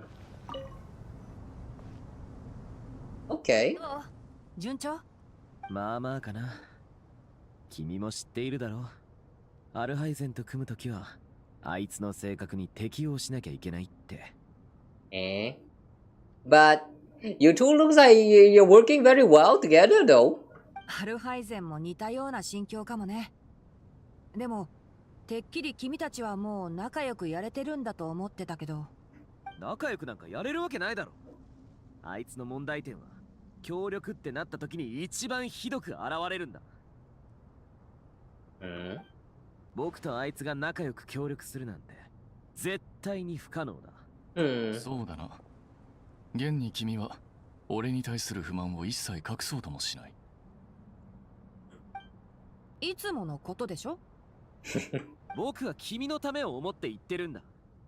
他人の意見にもっと耳を傾ければ何が問題か理解できるかもしれないだろ。There it goes. Kawa is now acting like a mom now. その甘い考えも昔からの悪い癖だな。あれ？君たちは志願したわけじゃないの？僕たちレンジャーはみんな教令員に申請して参加してるんだけど。まさかクラクサナリデビ様とナフィスからの指名だ。Oh, they did not volunteer for this, huh? 最近は一般のお客さんからの依頼がなくて、こういう大きな案件を受けるしかないんだ。できればあちこち引っ張り回されずに済めばいいんだけど、全部教令員の人手不足のせいだ。Is it really that bad? それなりに心の準備はできているだろうが、それでも期待値は下げておくことを勧める。仕事中に不愉快な思いをしないためにもな。分かってる。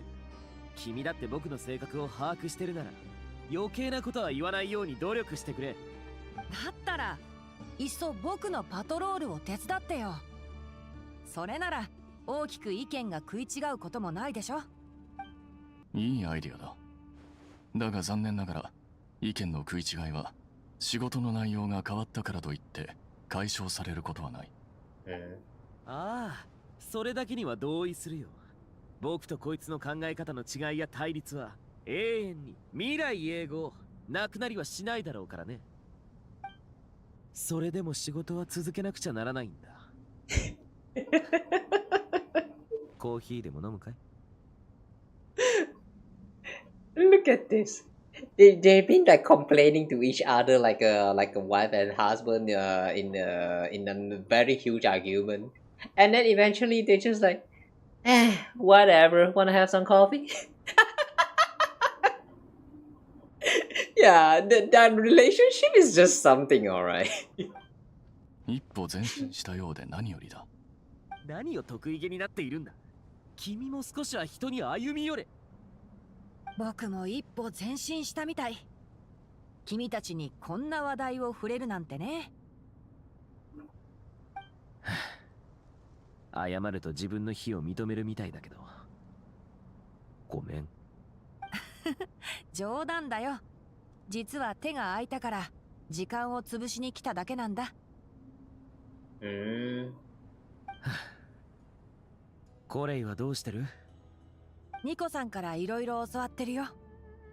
進捗はよくわからないけど、ひとまず大丈夫そうだ。天の使いの悩みは天の使いが解決するしかない。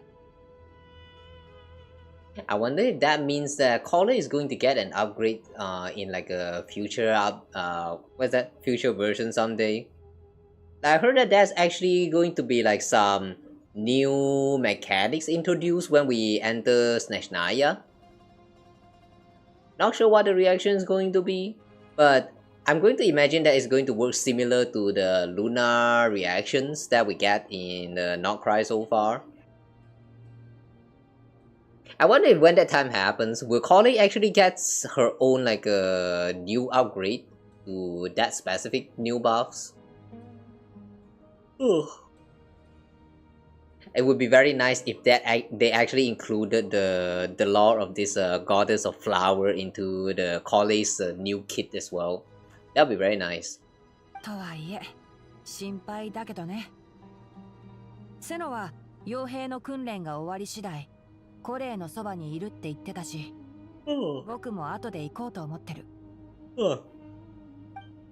コレイならきっと大丈夫だ。信じてあげてくれ。僕たちから見てもわかるくらい、この数年で随分明るくなった。君とセノがそばで見守り続けたおかげで、彼女はもう一人前と言っても過言じゃない。一人前か。弟子の成長が寂しいか？そんなことないよ。ただ、もっとみんなのために何かできればって思っただけ。彼女なら心配ない。そうそう。もっと肩の力を抜いた方がいいよ。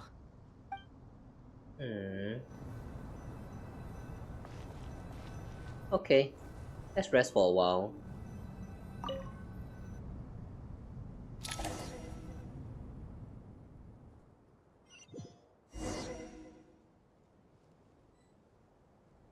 Oh, we're switching back to Traveler POV. Okay.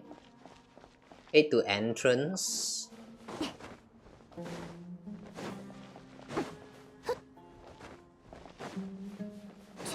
Why are we going out though? What?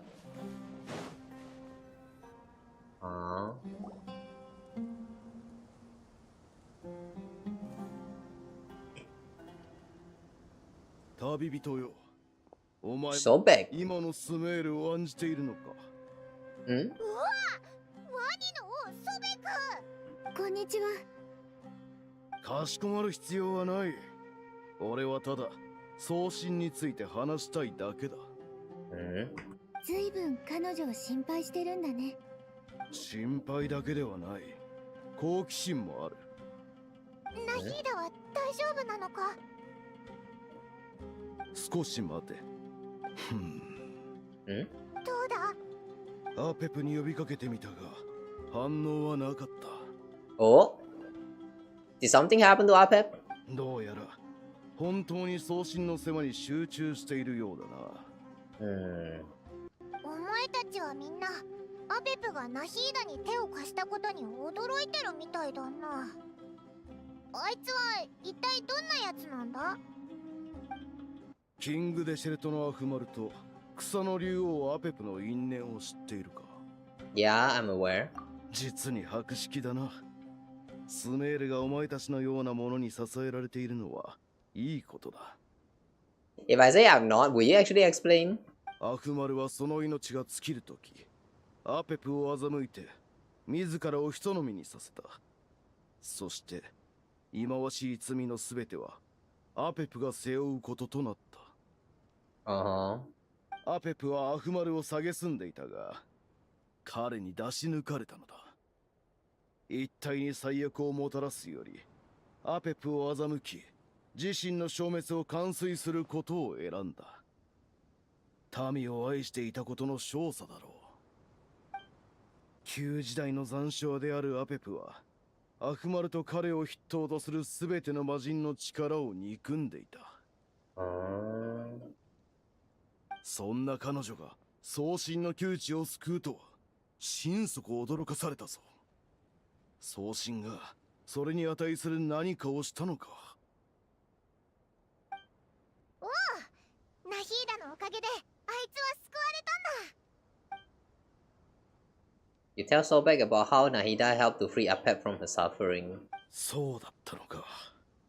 送信はアペプを長きにわたる苦痛から救い出したのだな。それなら協力も納得できる。魔人を憎んではいても彼女に一切の情がないわけではないのだろう。だな。オイラたちもアペプと話してみてそんな印象を受けたぞ。彼女は他の生命と共存できないというより、自ら共存しないことを選んでいるように思える。そんな彼女が生命力の象徴とは、なんとも皮肉な話だ。とはいえ、過度な期待はしないことだ。彼女は人間も魔人もひどく嫌っているのだ。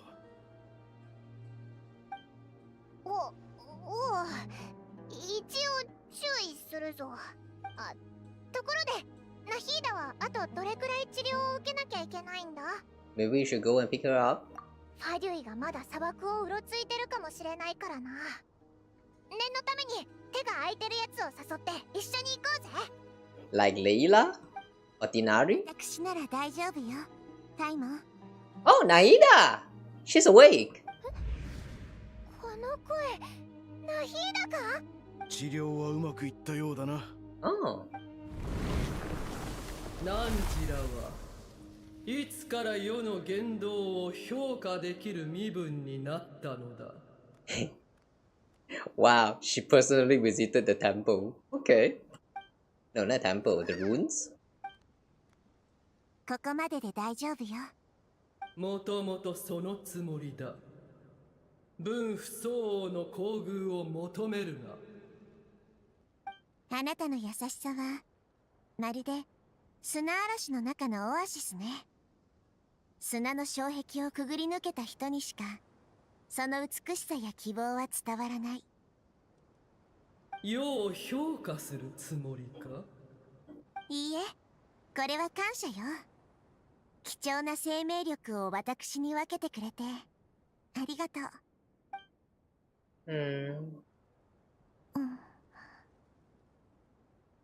目が覚めたか。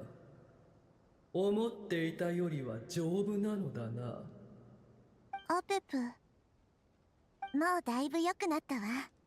ありがとう。魔人も魔人からの感謝も世にとっては何の価値もない。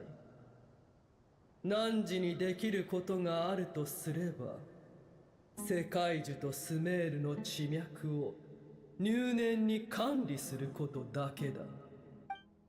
もし地脈の乱れのせいで世が不調をきたせば、それはこの地の神である汝の責任だ。世の怒りを買いたくはなかろう。 Why is everyone like to blaming each other? Like just now with the kings as well, when we were talking about all that, like who is responsible for releasing the what is that, Aru? Like if something bad ever happens, like the Ibis King is going to hold responsibility, like all that stuff.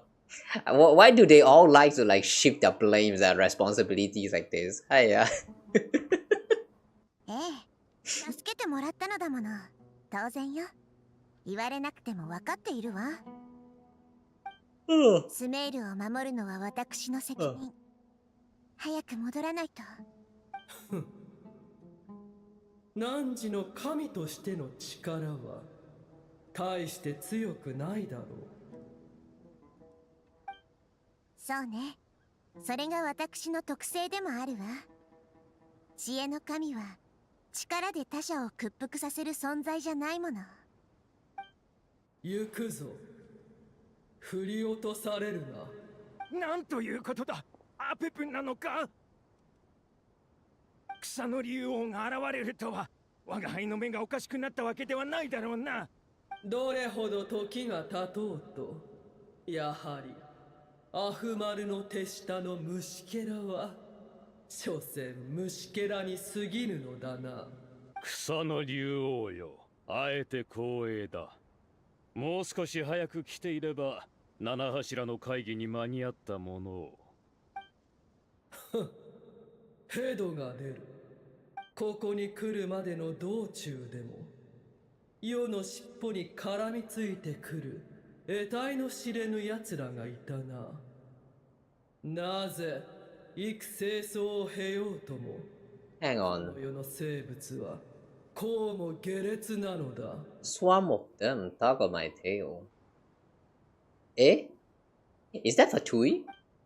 それでそいつらをどうしたのだ。振り落としたに決まっておろう。大事に抱えろとでも言うつもりか。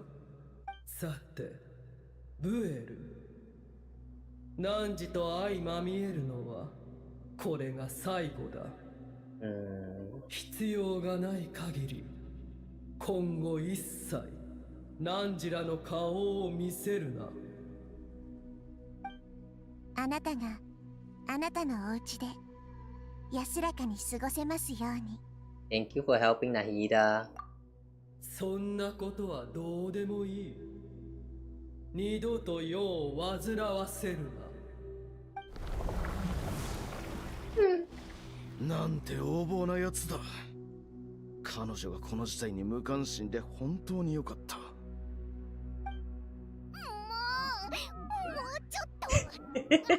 So rush. What's with all the Aranaras? What are they doing here?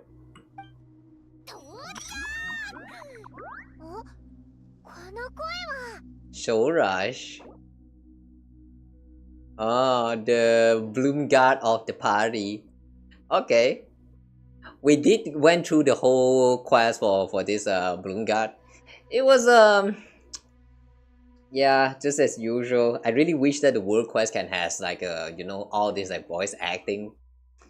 It's kind of sad that I feel like this is actually the first time, or wait, maybe the second time we heard Sorash's voice. Yeah, this is actually the second time. There was one time before in the Archon Quest where Sorash like show up for a little bit, but only that one time.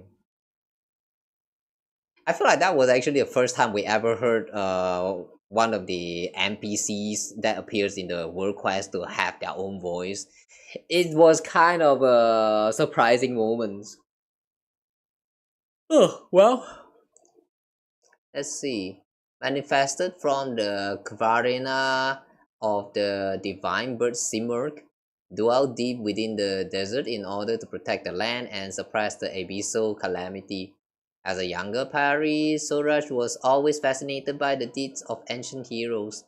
Though she still enjoys being praised by others as much as ever, after having completed the rite of Absor with her Yasnapati, the Sorash of the day has already grown into a major bloom guard.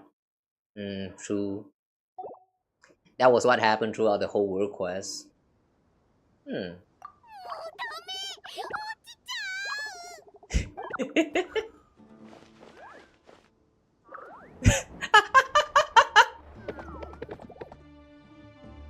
Ada, we got crushed. I got you. ちゃんと受け止めてくれて助かったわ。まさかここで送信の眷属たちに会えるとは。なんでアランナラまでいるんだ。お前たち砂漠は嫌いなんじゃなかったのか。だって送信様が心配でしょ。ここまでずっと私が彼の力で支えてきたのよ。 The way they are all hiding behind Traveler. That's so cute. こいつらすっごく緊張してるみたいだ。たくさん人がいるからかな。それだけじゃないでしょ。人じゃないものまでこんなにたくさんいるのよ。私のためにこんなに遠くて危険な場所まで来てくれるなんて。みんなの気持ちちゃんと受け取ったわ。この子たちが落ち着いたらこれからのことをみんなで話し合いましょう。もう少しだけ待っていてもらえるかしら。旅人パイモン、一緒にこの子たちが落ち着ける場所を探してくれる？ Okay, sure. おう、探しに行こうぜ。その前に。 Yeah. You answered Nahida's question, bringing her up to speed on everything that has happened. 状況はだいたい理解したわ。説明してくれてありがとう。それ。Okay.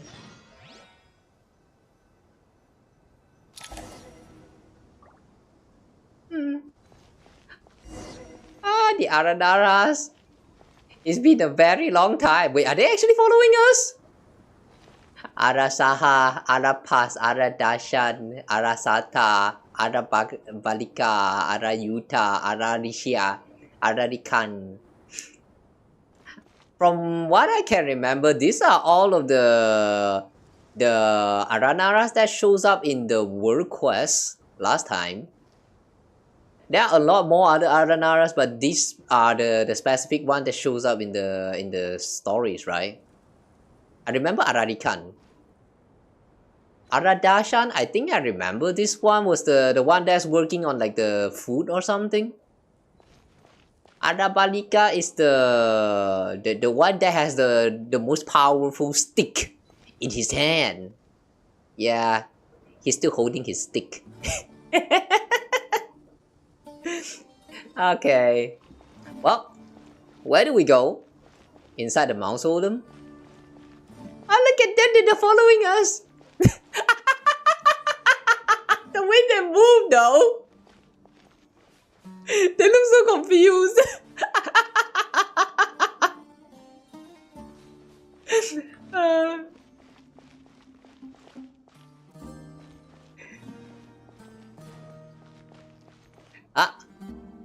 Oh, they just teleports. Okay.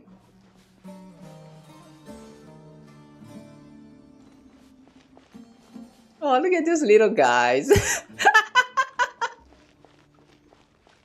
The names though, the names above their heads, they are all so cramped together. I can't even see who is who. This is so cute. Oh yeah, I'm pretty sure that even though they're existing right here, not everyone can see them, right? I would like to guess that Kave at the very least maybe can see them, and then maybe Alhaitham can't.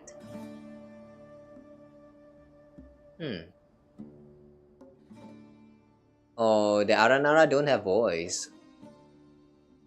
Wow, big tendril dragon threw us across the sky, so scary, so many Nara here. Cheer up, Arapas, they're all looking at us. Wait, they're all looking at us? Surely all those Nara can't see us. Nara are always so busy walking here and there. Hey, don't let the Nara catch us. They can have the plot. No, the Nara can't take the plot. My sister said I have to look after it. The Nara are coming. みんな、私たちよ。Oh, Lord of Dendro! Nara, Kawa, and White Floaty. Lord of Dendro, Nara, Kawa, Paimon, it's been a long time. Yeah, it's been a long time. ワルカが苦手なのに、わざわざここまで来るなんて大変だったでしょ。Valuka. バナラーナのみんなは元気かしら。Alaja is a Vasara tree. Vasara trees protects Banarara. And so that means Alaja is protecting Banarara. It's so hard to read. Don't worry, everyone who stays behind will do their best to protect our home. And I'll do our part too. あら、みんな揃ってるのね。The Aranaras kind of feels like the bamboo of this universe. Like, you know, can't really speak, but somehow we just manage to understand them. I kind of wish they have their own voice so that we can at least like know how they sound like. But this works in its own way, I guess. 大丈夫か？すっごく疲れてたみたいだったけど。ふんふん、私を誰だと思っているの？見て。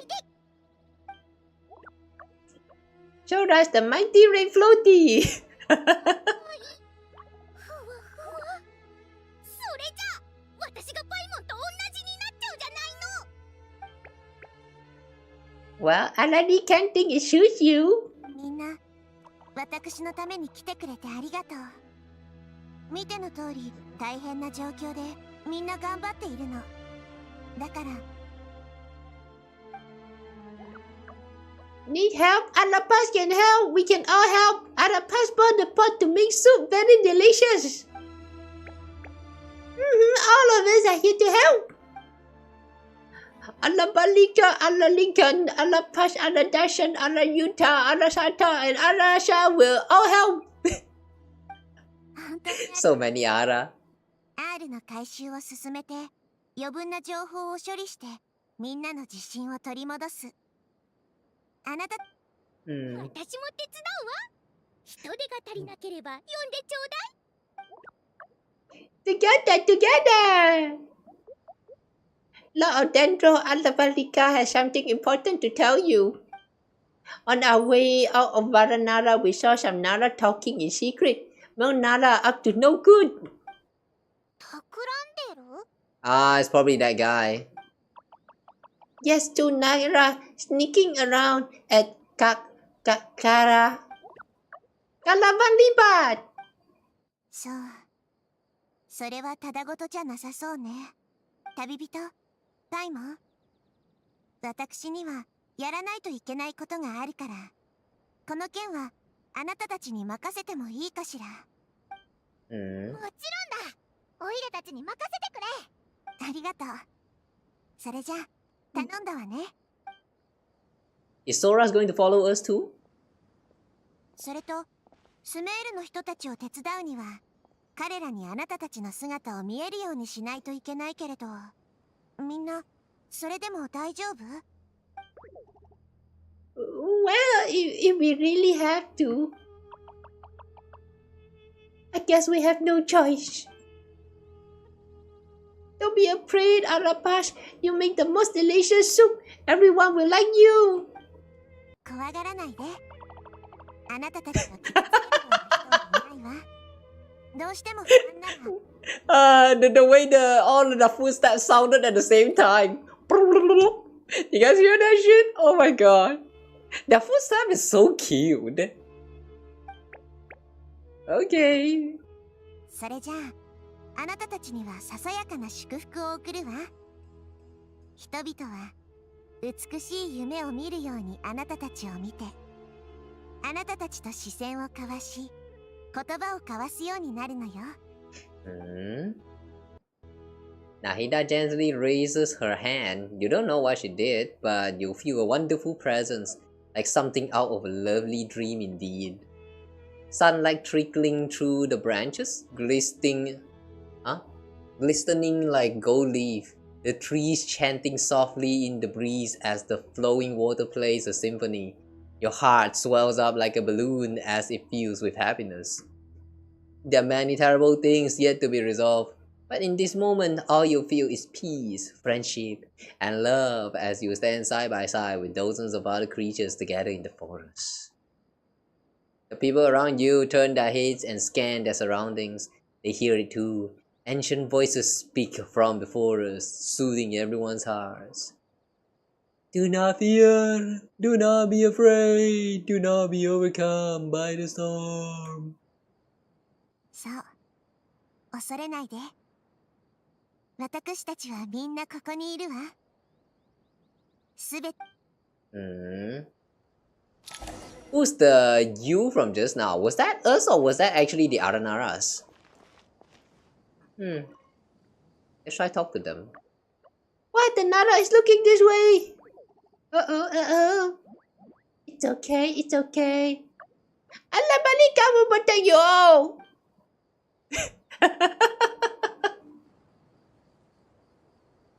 Okay, that's kind of cute.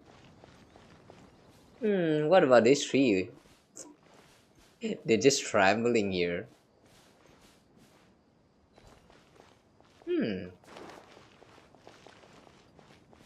Where is Soul Rush? Is Soul Rush following us?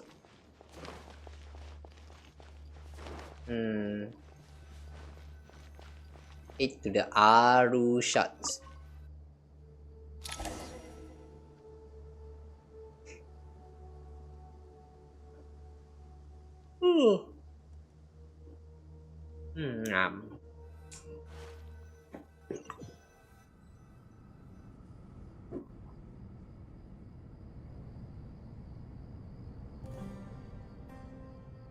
みんなここにいたのね。本当によかったわ。送信様、お戻りになられたのですね。具合はいかがですか？無理だけはしないでくださいね。心配してくれてありがとう。もう平気よ。Scholar update Nahida on the progress of Aru's renovation. なるほど。R の力でアーカー社を再起動させて、それを媒体にして世界樹に接続するということね。確かに悪くない切り口だと思うわ。でも水を差すつもりはないけれど、今の世界樹の状況からして普通の方法で接続するのは不可能よ。アーカー社の力を借りたとしてもね。Damn. Basically, the past hours that we just been through trying to access the Aru and all that was just in vain. うすうすそんな気もしていました。他の手段はないのでしょうか？他の手段？それはつまり非常事態だからな。次の手を考えるしかない。Non-traditional method? Okay, so we're back to Caravan Rebut. Wanderer and Never.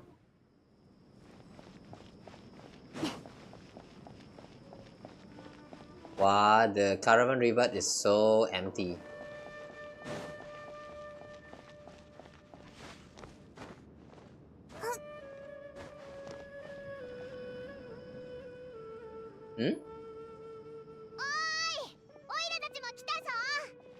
Why is Sino here?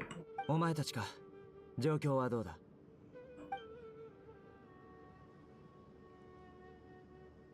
アランナラの人間に対する直感はかなり鋭い。つまり俺たちの中に内通者がいる可能性がある。だったとしても驚くほどのことじゃないさ。ネフェル、プロの情報屋として何かいい方法はないか？私が自分から面倒ごとに首を突っ込むような人間に見えるかい？お前の一挙手一投足を情報ビジネス拡大のための広告としてみないか？商人は実力を示すことも重要だろう。いいね。その考え方気に入ったよ。お前は長年スメールを離れていたからな。キャラバン宿駅でお前を知る者は少ない。この辺の連中の基本的な情報にはもう目を通したんだろ？ああ、移住者のリストは確認し、大半の人間の動向も把握している。怪しい奴の目星はついてるのかい？男で怪しい行動をとっているのが3人いる。アランならは怪しい2人の人間がこそこそ話していたと言っているが、現時点では1人しか見当たらない。もう1人は情報を受け取った後、キャラバン宿駅を離れたのかもしれないな。みんなが砂漠へ避難してる時にわざわざ町へ戻ろうとするなんて十中八九ファデュイだろうね。このタイミングで動くのは思いつきの行動ではないだろう。おそらくこの密偵はずっと潜伏していたはずだ。俺たちは木の板に深く突き刺さっている釘を抜かなければならない。何か考えがあるんだね。Sino and Never quickly exchange intel and narrow down the relevant information. なるほど。筋が通った推理だね。あいつを撃つのも納得だ。だが、あいつが買収されたことを裏付ける証拠がないんだ。最近急激に羽振りが良くなった素振りも見せていない。念のためにもっと近づいて確認しよう。私に任せておきな。私は長年スメールを離れてたからね。キャラバン宿駅の人にはほとんど知られてないはずさ。などくらいであいつに会ったことはないんだろうな。確実にないよ。それに私はジェイド以外のスメールの傭兵と接触することもめったにない。あいつは私のことを知らないはず。セノ、あんたは隠れて私の合図を待ってておくれ。もしあいつが怪しい動きを見せたら捕らえて大通りに出るよ。ああ、いつでも動けるように備えておこう。頼りになるね。あんたと組めて嬉しいよ、セノ。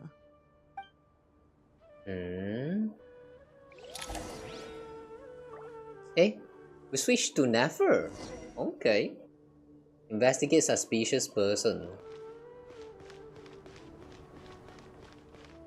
Who is that?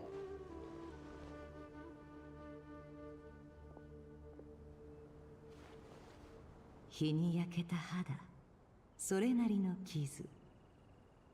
よく砂漠に出入りしていて、戦闘経験も豊富ってところか。服装にも行動にも不審な点は特にないけど。何かを見つめてるね。コイン？あれが報酬なのかね。面白い。確かにあれなら持ってても怪しまれないだろう。さて、もしあれが価値のあるものなら。ちょっと失礼。帽子をかぶった女を探してるんだけど、ここにいた奴らはもうみんな避難しちまったのかい？ Lady wearing a hat.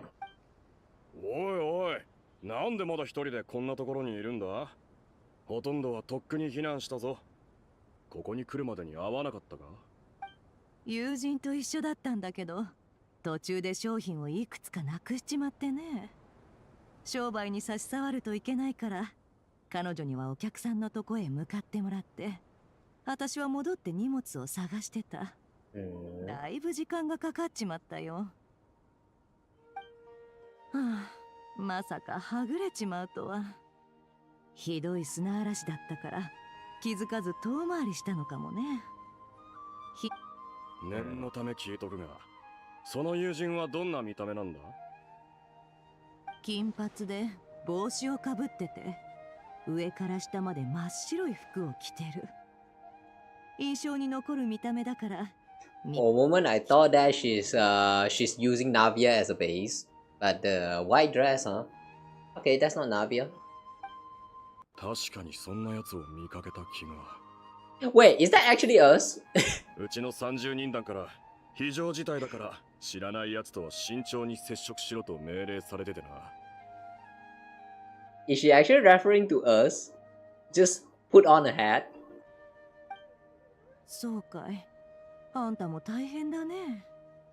じゃあ、私は避難した奴らを追いかけるよ。待て。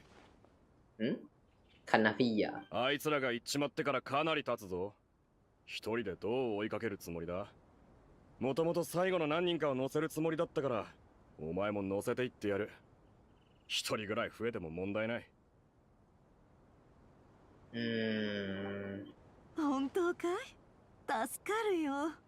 人が多い方が安心だしね。ちゃんと報酬は払うよ。いや、今は金の話はよそう。ちょっと待ってくれ。ここにある持っていくものを整理し終えたら、みんなのところに連れて行ってやる。ありがとう。よかったら何か運ぶよ。大丈夫だ。俺は力持ちだからな。何か力になりたいんだよ。状況を教えてもらえただけでも十分ラッキーなのに、こうして助けられたからね。まあ確かに俺がいなかったら大変だっただろうな。ちなみに一体何をなくしたんだ？そこまで必死になって探してるってことは相当な値打ちもんか。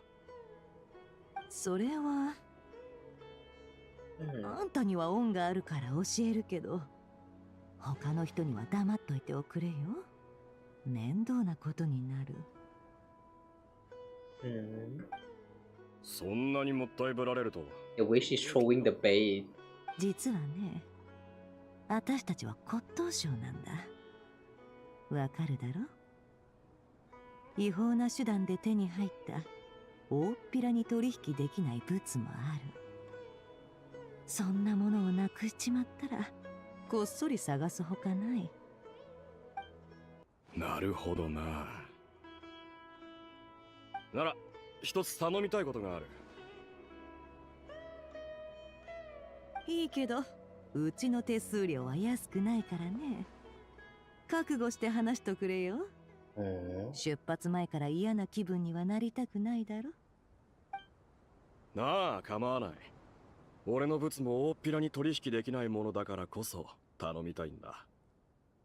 こいつなんだが。Mercenary reviews the old coin in his hand. Thanks to her dealings in Norcry, Nefer has seen plenty of antiques in her time and recognizes it as a very rare high-value item. Ancient coin used to pay off the machinery is made of pure gold. At first glance, it's hard to discern its country of origin. If sold to an astute collector, it would fetch a very high price. 黄金か。面白い。どこかの墓から掘り出してきたのかい？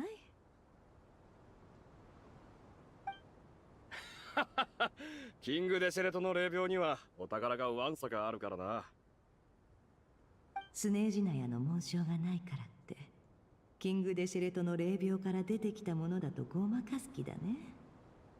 すぐに売り払うと面倒なことになるかもだから隙を見てこっそり換金しようって魂胆か。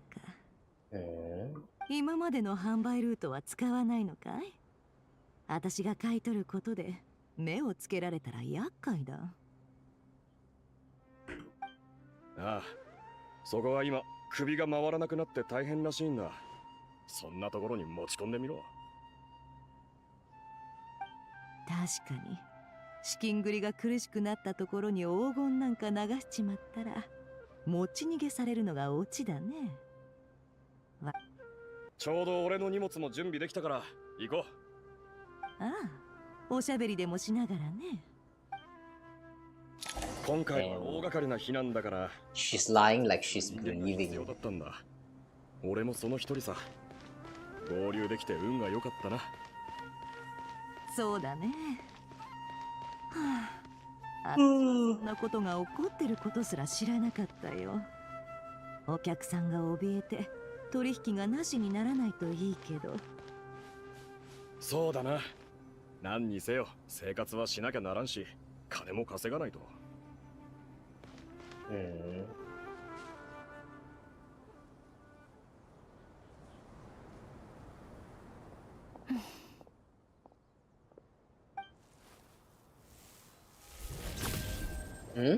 おとなしくしろ。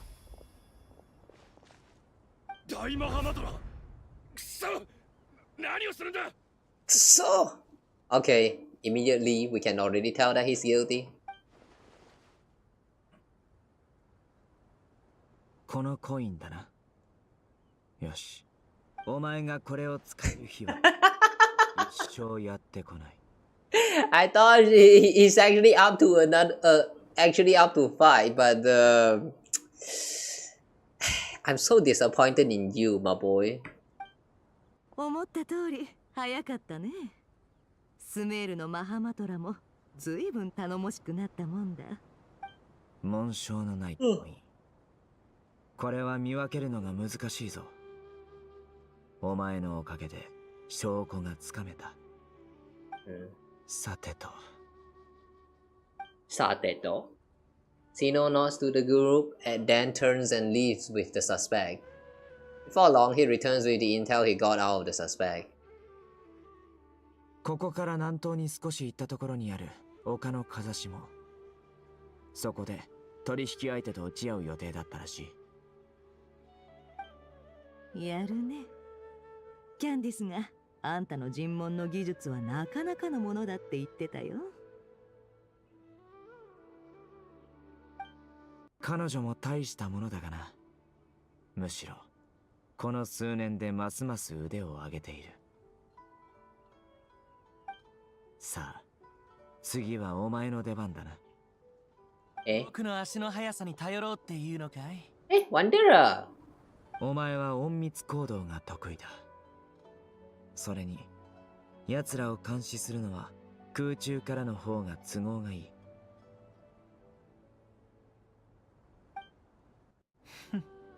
しょうがないな。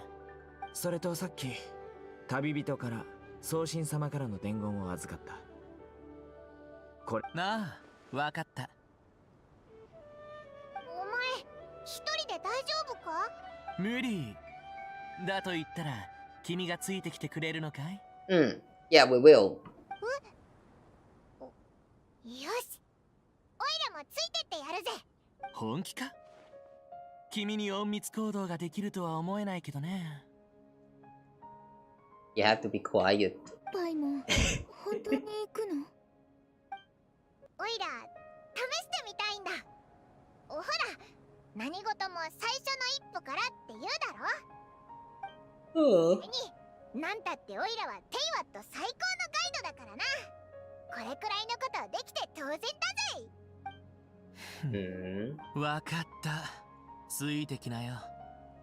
でも何かあったら君の口を塞いで茂みに放り込むからね。心配するなって。おいらちゃんと気をつけるから。なら早速行くとしよう。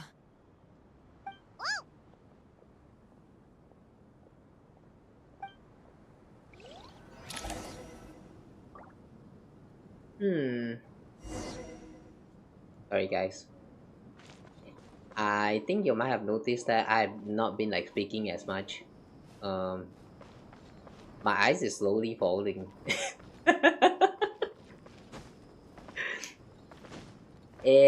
I'm feeling sleepy right now. Yape. I still want to continue with the story though, so yeah, we're still not ending.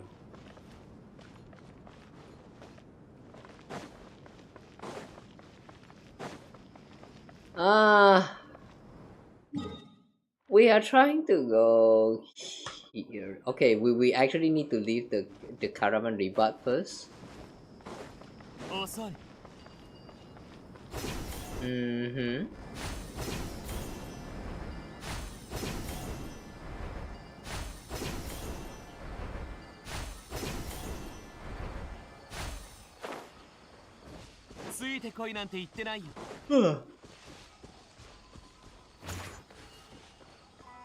Oh, this Trial Wanderer has the signature weapon.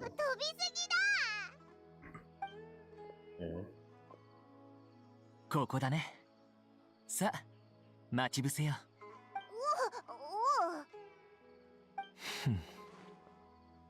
パイモン、何を企んでいるんだい？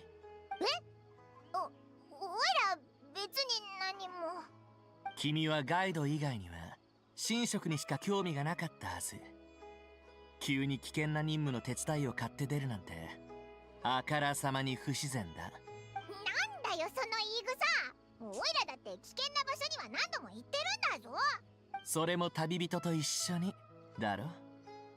君はめったに You got the point. 行動しない。標的が来るまでまだ時間がありそうだ。今ならもし話があれば聞いてやってもいいけど、無理に話さなくてもいい。好きにすれば？なあ、おいらのこと役立たずだと思うか？なぜ急にそんなことを？ Damn. Oh damn. She's actually aware that she's useless. Now that makes me feel bad for calling her useless countless times. どくらいを旅してた時気づいたんだ。毎日旅人と一緒にいるけど、あいつが本当にピンチな時においらは何もしてやれてないって。Aww. Even though it takes us like almost 5 years now. But I kinda like this. There's actually a character growth to Paimon. I mean, it has been there a lot of time, but this time she's actually aware about that and she's trying to improve herself. Like, if this is not a character growth in Paimon, I don't know what this is. あまりこんなこと考えないんだけど、あの時は本当にかったんだ。もしあいつが二度と帰ってこなかったらって思うと、おいら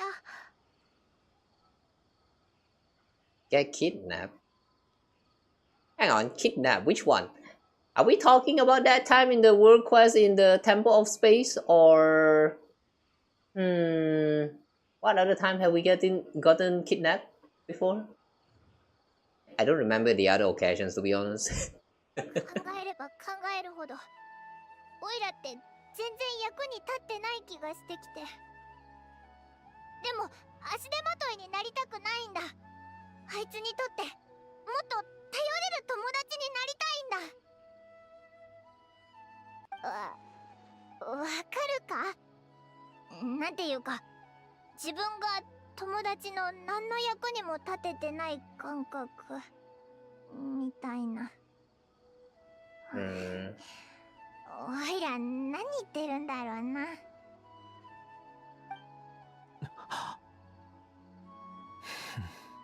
Of course he knows that feeling. He's been through that himself. 僕に話して正解だ。その気持ちはよくわかるよ。そっち。忠告というわけじゃないけど、人は自己不信に陥った時、諦めるか変わるかを選ぶことができる。この問題は自分自身で乗り越えない限り、誰の慰めも意味をなさないんだ。だから強くなりたいなら、もっと役に立ちたいなら、とにかく挑戦してみればいい。少なくとも後悔はしないはず。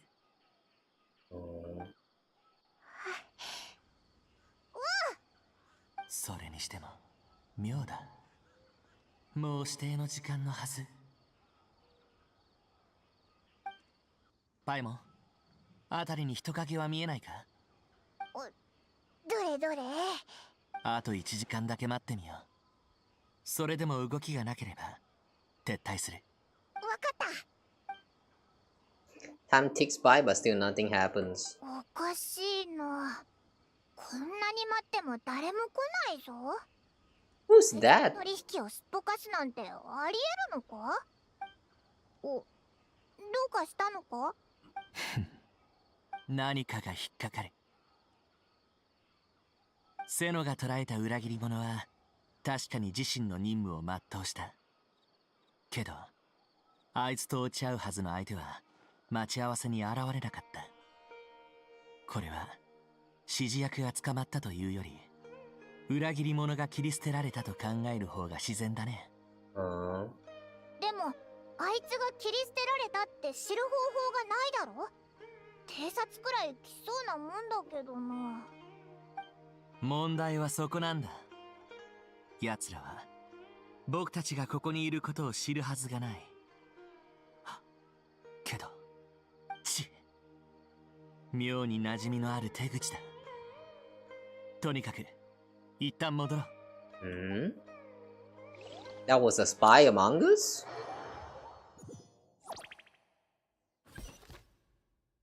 Eh? We're going back to the mausoleum? こんな状況だからちゃんとした会議は開けないけれど、みんなの協力に心から感謝するわ。現在シェセプアンクとベンヌ、学者たちが R の整備を手伝っています。彼らの欠席をご容赦ください。そして今は亡きヘルマヌビスに心より哀悼を捧げます。いつかあなたたちと会う日が来ると思っていたけれど、こうして集まってみるとやっぱり感慨深いわね。時間は多くのものを奪っていったけれど、残されたものをより強固にもしたわ。一つ驚いたことがある。指摘させていただこう。送信よ。一見調子は良さそうだが、草の竜王から与えられた生命力では抱える問題を完全に解決できておられないのだろう。そんなアーミカの力でもダメなのか？ But she's alive and kicking though. 心配しないで。パイも全く効果がなかったわけじゃないわ。ただ世界樹とのつながりが深すぎて、世界樹の問題が解決しない限り完全に回復することはないの。あなたたちが封印されていた間、スメールは大きく変化を遂げたわ。魔人が去ったことで人々の信仰は弱まり、あなたたちも自分に以前ほどの力がないことに気づいているでしょ。When God passed away, inevitably people's faith in them grows weaker.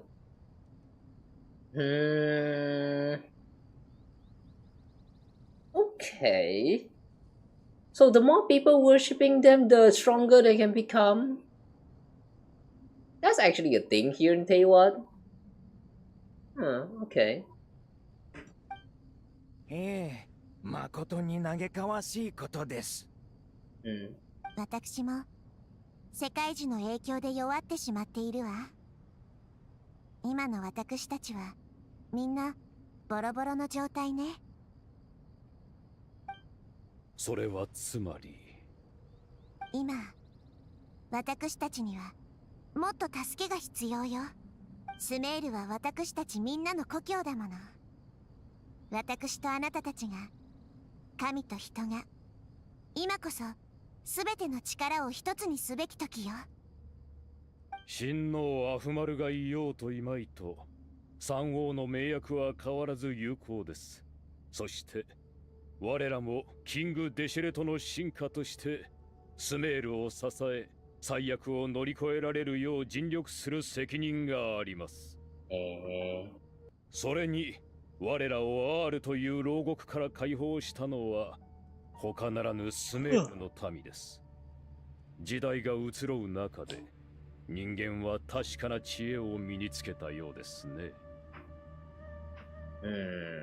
Did they? Okay, I guess they did.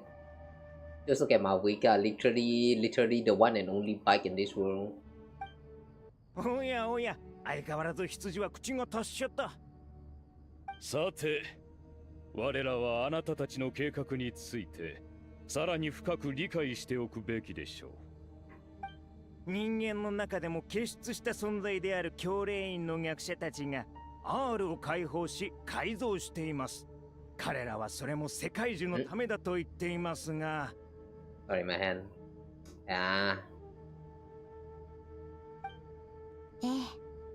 そうね。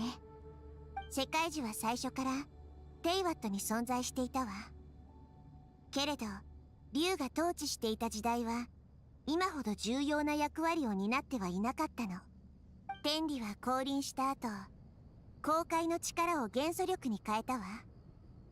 そして世界中のあらゆる情報を記録する保存装置へと改造されたのよ。The power of the light realm was divided into elemental energy. So basically, all 7 of the elemental energy that exists in this game so far, they come from one single source, which is the light realm. Okay. Erminsul was refashioned as a device that records and preserves all the information. それ以来、この世のすべては世界樹と深く結びつくようになったの。私は送信として世界樹を守る責任を負っているわ。けれどスメールにとって世界樹は大事な存在であると同時に現実的な危機をもたらす存在でもある。A major threat. ここ数年、テイワットには異変が続いているわ。少し前にナドクライでも大きな事件があったし、スメールも警戒を強めないといけないわね。外部から世界樹へと転送できる経路はすべて私が何とか管理していたけれど、それでも重大な問題が起きてしまった。きっと何らかの存在が侵入したのでしょうね。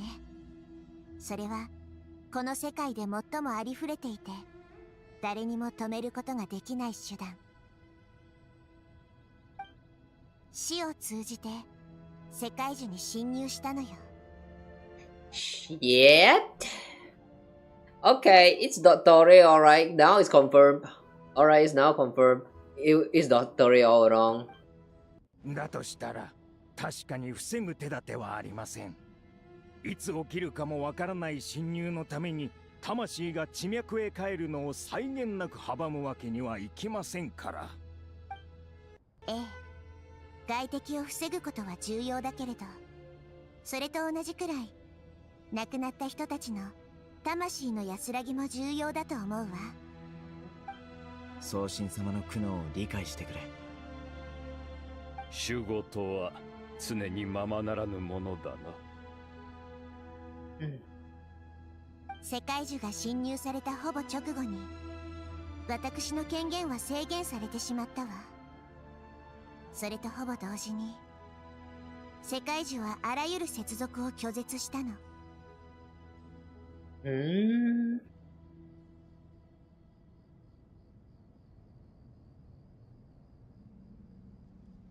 After Irminsul was invaded, authority was restricted. And then the tree began denying any connections. Is that why her life force and elemental energy is getting sucked out of it? ご自身を責められる必要はありません。すべての災難を予測できる者などいないのですから。世界には常に苦難がつきまとうものです。でも、その代償をスメールの人々に払わせるわけにはいかないわ。どうにかしてもう一度世界樹に接続する方法を見つけないと。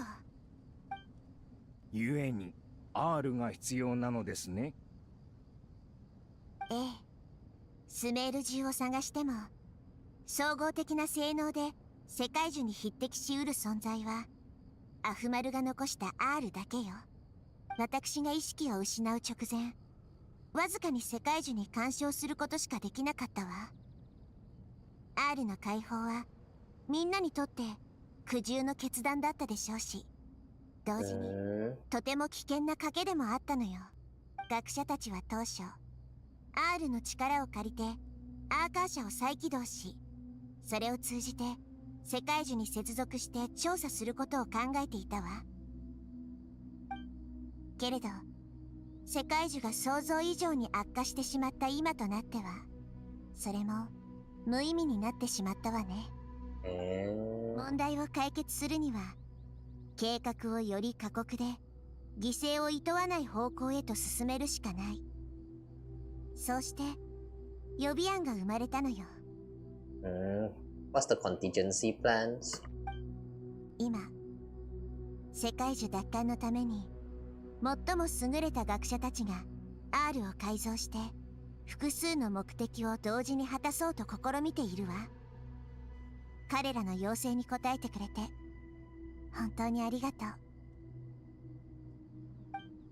幾千年もの間に人類の知恵は確かに深まったようです。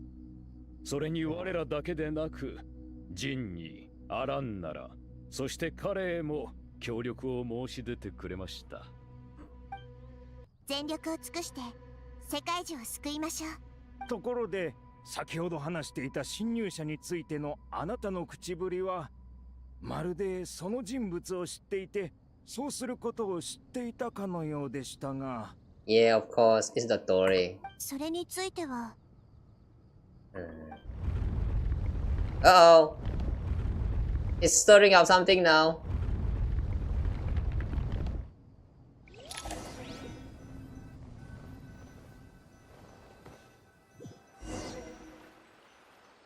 Uh-oh. What's happening?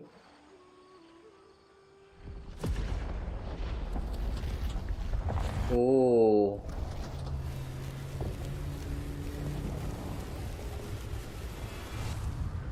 The tree of abundance.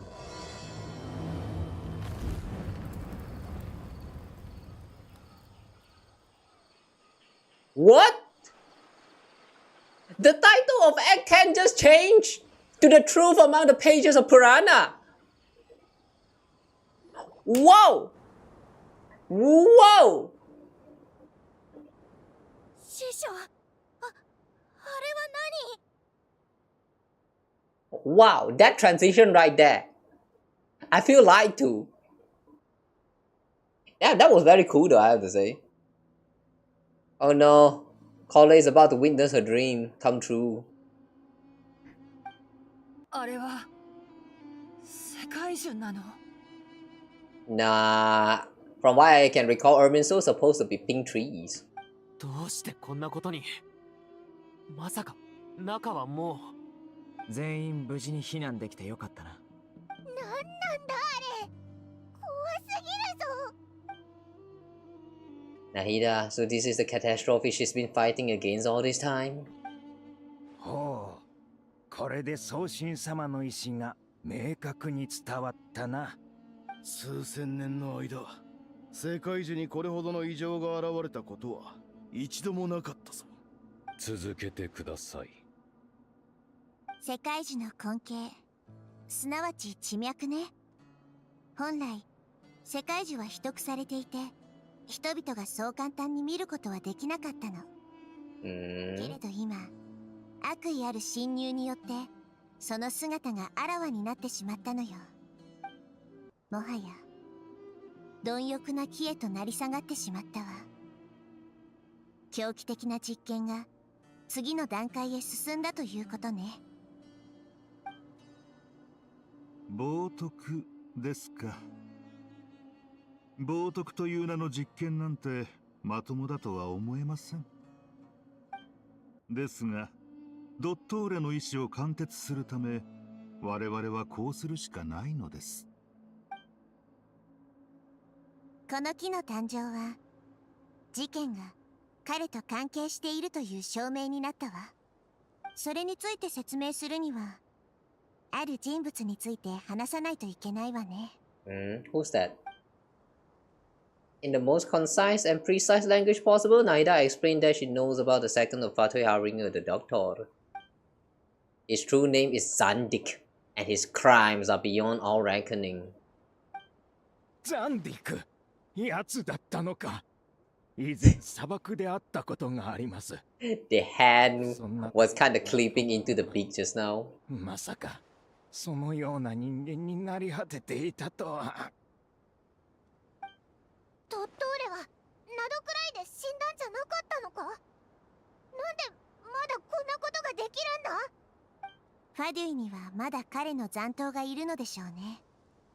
けれど彼がどうやって世界中にこれほどの影響を及ぼしたのかはわからないわ。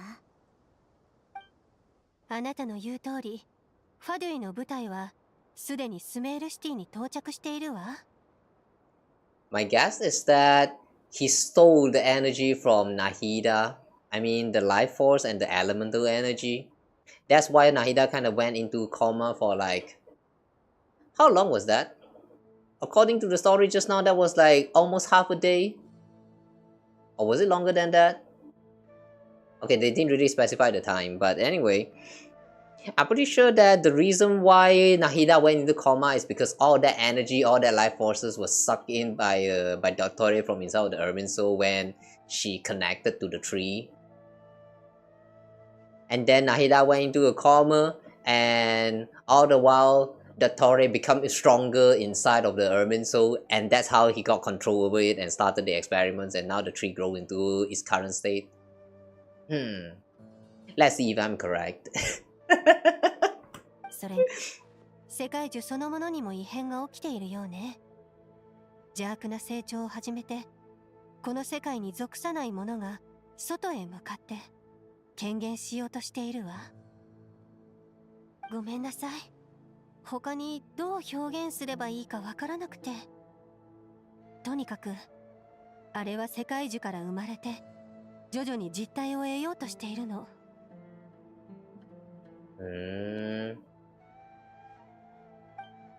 罪深き大樹が空へと伸びていく。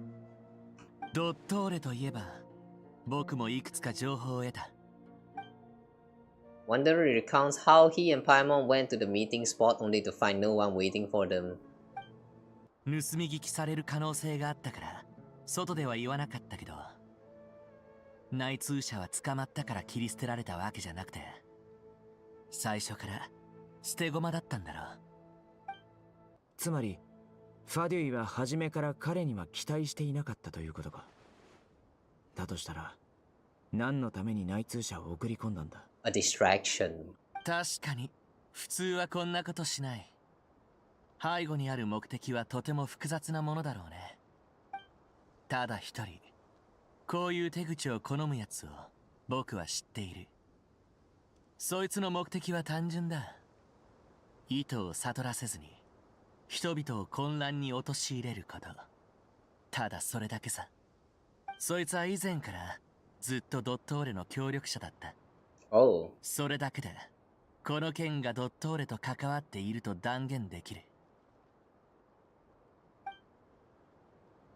Okay, so he actually knows about that person in Hood. So are we going to get the name of that guy?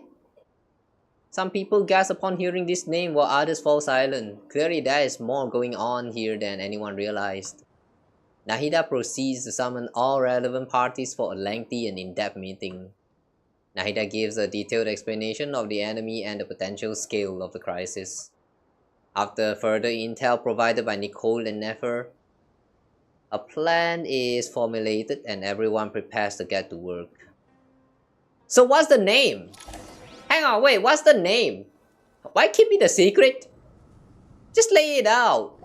Hiya, they're still trying to keep it a mystery here. 皆、我々の核心となる計画を忘れるなよ。さっきの話し合いの通り、今から言う人たちはすぐに行動を開始してちょうだい。アルハイゼン、ガーベイ、R 改造計画はすぐにでも次の段階へ進めないといけないわ。二人ともよろしく頼むわね。全力を尽くします。プランに問題はありませんが、実現するには材料が必要です。端末の改造に必要な材料は大マハマトラのセノが率いるチームが担当してくれるかしら。問題ありません。セトスとカサッチにも手伝ってもらうよう話をつけてやります。こういうのは足の速い人が適任だろ、ガサッチ。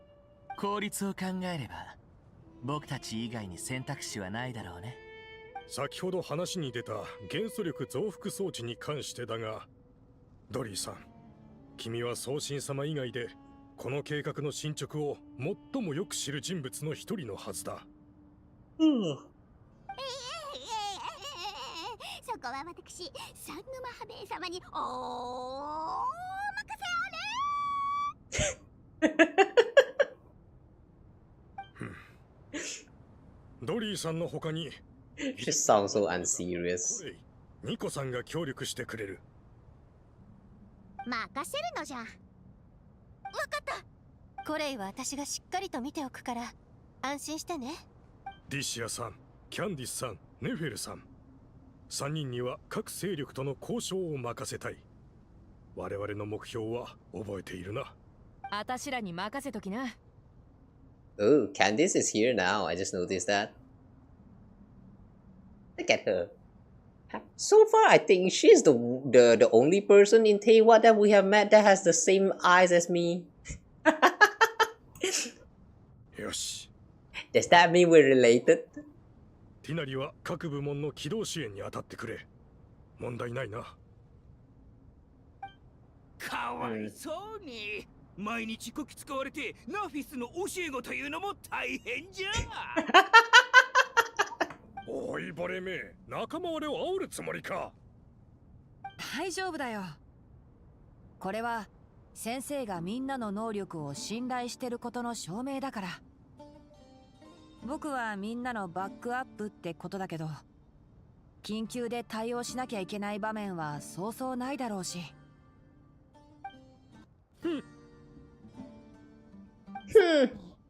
旅人、あなたは私と一緒にナタの国境へ向かってほしいの。The border between Sumeru and Natlan.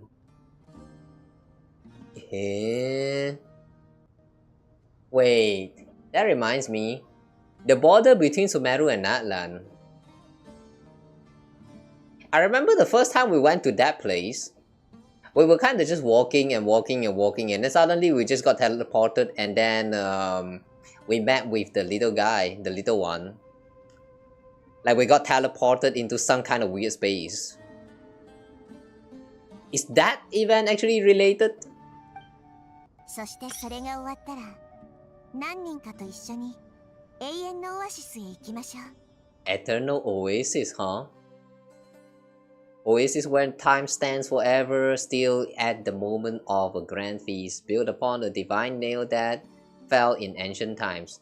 Hang on, it's built upon divine nail? That I did not know. The scene within remains unchanged, echoing with the lingering resonance of an eternal pact between three rulers. But it's built upon the divine nail. Okay, that's new. 永遠のオアシス。そんな伝説みたいな場所、本当に存在するのか？ナタですか。国の中心人物同士、本来であればもっと正式な形で顔を合わせるべきなのですが、今はスメールから外へ通じる道がほとんど残されていません。このような形でエンジンマービカと面会するのは礼儀に反するが、皆よろしく頼むぞ。Not a problem, we do our utmost. 君たちの方こそ無理はしないことだね。その通りじゃ。特に宗神様はまだ回復しきっておらんのじゃからな。心配いらないわ。アペプがくれた力が私を支えてくれるもの。そうだぞ。オイラたちがついてるんだから、ナヒーダは絶対に大丈夫だ。ええ、私は自分もみんなのことも信じているわ。それじゃ行動開始よ。Okay. So now we need to go visit Mavika or something? A tower unto wisdom and folly. Who's this girl? Why is she staring at the pillar?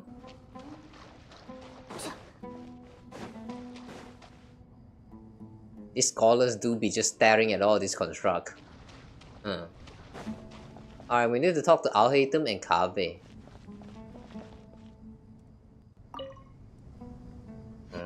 About what? 作戦がどの程度うまくいくかはアーカー社の改造状況次第だ。目標を達成するには R をさらに最適化する必要がある。ああ、わかってる。これからの行動だが、すでにアーカー社端末を持っているスメール人はそのまま元の端末を使えばいい。問題は傭兵や砂漠の民、その他の特殊な事情を抱えた者たちだ。これまで端末を受け取ったことがない人々の分が圧倒的に不足している。R の改造や新端末の製作には希少な素材が必要だ。今のところ0秒内のプライマル構造体が現地調達できる素材としては最適だね。The primal construct within King Destro Mausoleum. それにしても今回のプロジェクト全く時間に余裕がないな。 R の合併改造計画は2人に任せた。この計画に失敗は許されない。大変だろうがよろしく頼むぞ。素材の方は先ほど話した通り、大マハマトラのセノとカサッチ君に任せている。キングデシェレトの霊廟の構造に詳しいセトス君も一緒だ。彼がついていれば彼らも迷うことはないだろう。彼なら信頼できる。俺たちは今のうちに休んでおこう。そうだな。素材が揃い次第作業を開始しよう。セレツ、しっかりついてくるんだ。何もそこまで肩肘張る必要はないだろう。いつものことだよ。君も知ってるだろ。目標は覚えているか？余分なプライマル構造体を見つけ次第素材に変えるんだ。キングデシェレトの七柱は何も言わなかったのかい？トートは放っておいても意味がない。好きに使うといいと言っていた。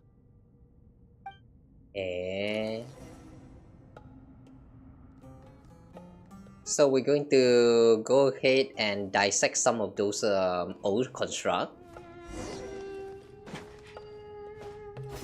Do what hole? Collect materials needed from inside the mausoleum.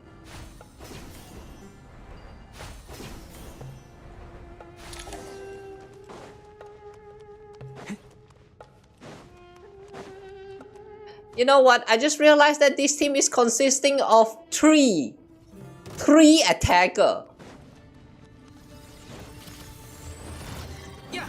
判決からは逃れられない。審判の時だ。はっ、罪を償うがいい。審判の時だ。や、た、や、対価を断つ。はっ、罪をつ。Oh, they died. Okay. Primal construct component. Oh, these are the primal constructs. Okay. After all that time, we have been farming for materials from all of these little machines. Really? Now we're asking for approval? Okay. Arayuta! Aw, thanks for the heal. I think I healed the wrong person. Okay, sure. 後ろにご注意。と、や。属性を見おらさん。これで。これで。へい。ウィー。ついてこいなんて言ってないよ。はっ、失礼。この身で万象を粛清する。た、や、対価を断つ。た、は、は、予想以上の強化。や、罪を償うがいい。や、先手必勝。この装置は故障しているが何かに使えるかもしれない。Device looks usable.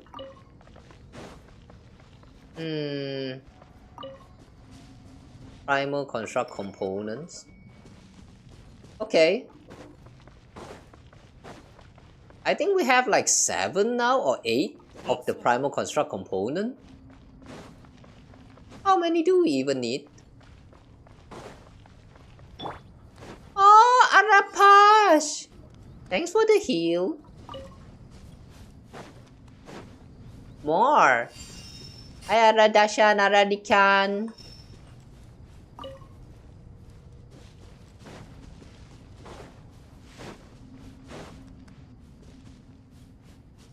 Arasata Arabalika. Oh, what the fuck?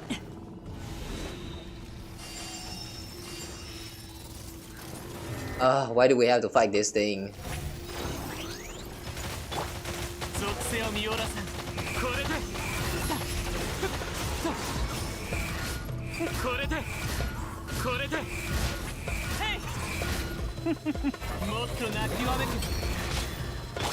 Youch.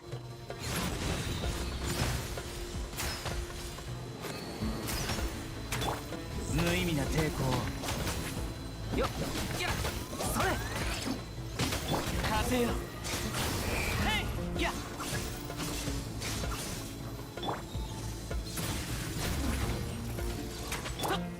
逃げ場はないぞ。勝利をしてやる。お前の罪を。や、は、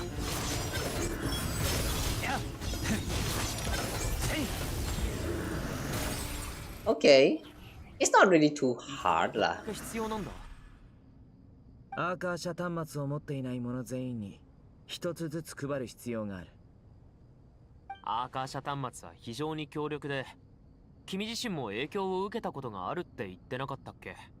教練員はアーカー社を史上最も強力で完璧な知識補助システムと称している。どれほどの力を秘めているか想像に難くないだろう。確かにね。僕とカサッチはアーカー社端末を持ってないんだよね。The two of them have never used a Akasha terminal before. 手に入れる機会じゃないか。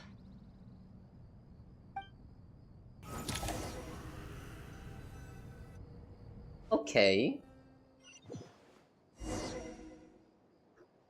Now we're switching to Dory? Okay, sure. What's this about?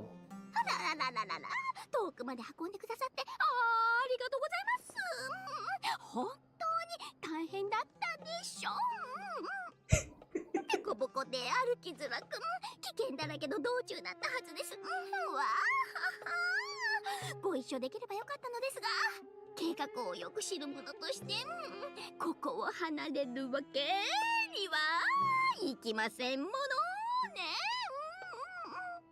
ほう、わしの組み立てを見よ。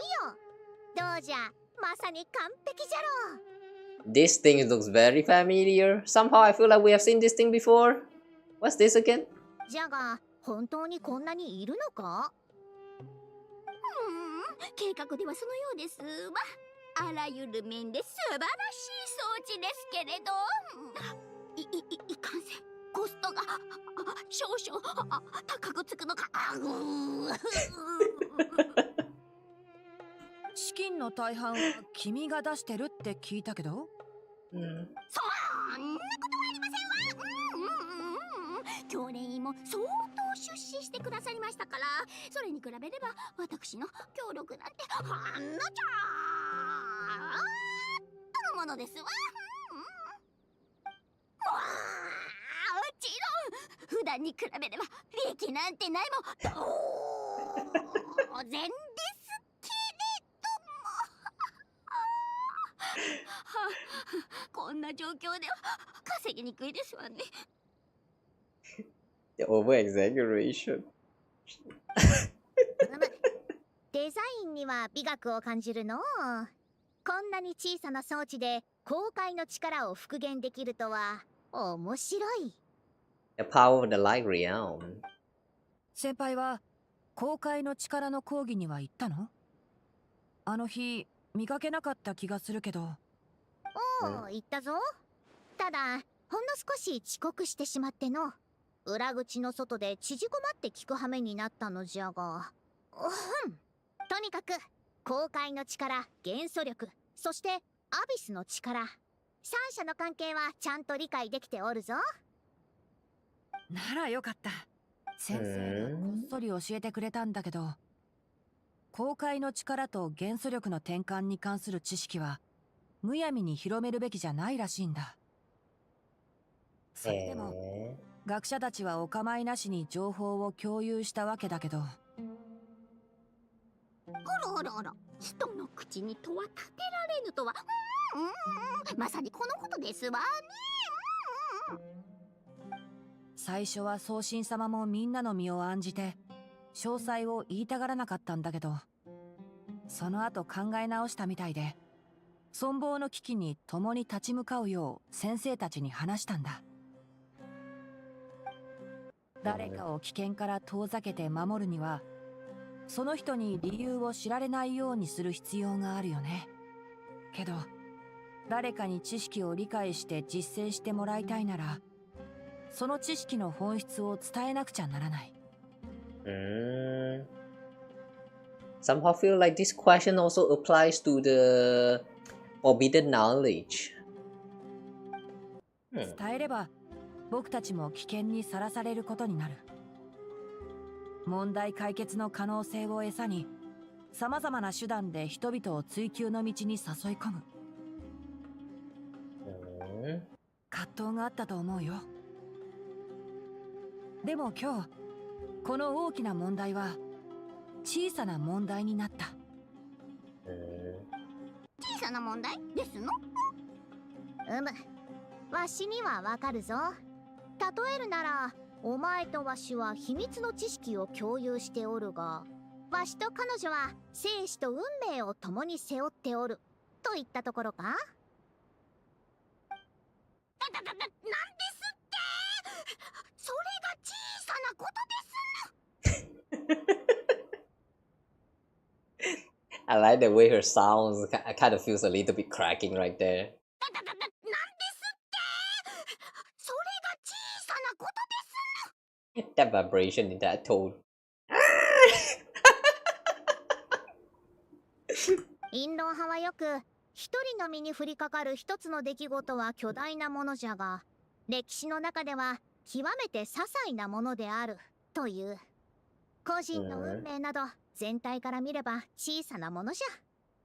残念ながら僕は正論派出身だから、研究対象はもっと身近なものなんだ。実際問題、人に関わることが重要じゃないはずないんだけどね。つまり、私たちの存亡に関わる問題はお互いに関係のある小さな問題に解体されて、一人一人が背負うことになったということですの。一つの秘密を多くのものと分かち合えば、一つの大きな運命に多くのものを結びつけることができるのじゃ。True. If a secret is only known by someone, only that person have to bear the consequences. But if it's shared to more person, then everyone who know the secret will have to bear the consequences together. True. But then, like, it's good to share the burden, but at the same time, it also means that there will be more risk because who knows, one day one of them might betray. Thinking about it like that is kind of scary, not gonna lie. 他の者には想像もつかんことかもしれん。じゃが、わしら学者にとってはいずれ取らざるを得ん選択肢として常に頭の片隅にあるのじゃ。知識共有は運命に抗う有効手段だ。僕はこれからもずっとそう信じ続けるよ。よし、これで運び終わったね。お二人ともよく頑張ってくれましたわね。次は機器の調整をお願いしますの。Calibrating the equipment. What's the equipment for though in the first place? I still don't quite understand what they're trying to do right now. Oh. Our item's just going to stand here. Inventory the material and start the modification. Wait a second, you can use inventory as a verb? You can use the word inventory like that? Ah, that's the first time I see this kind of usage.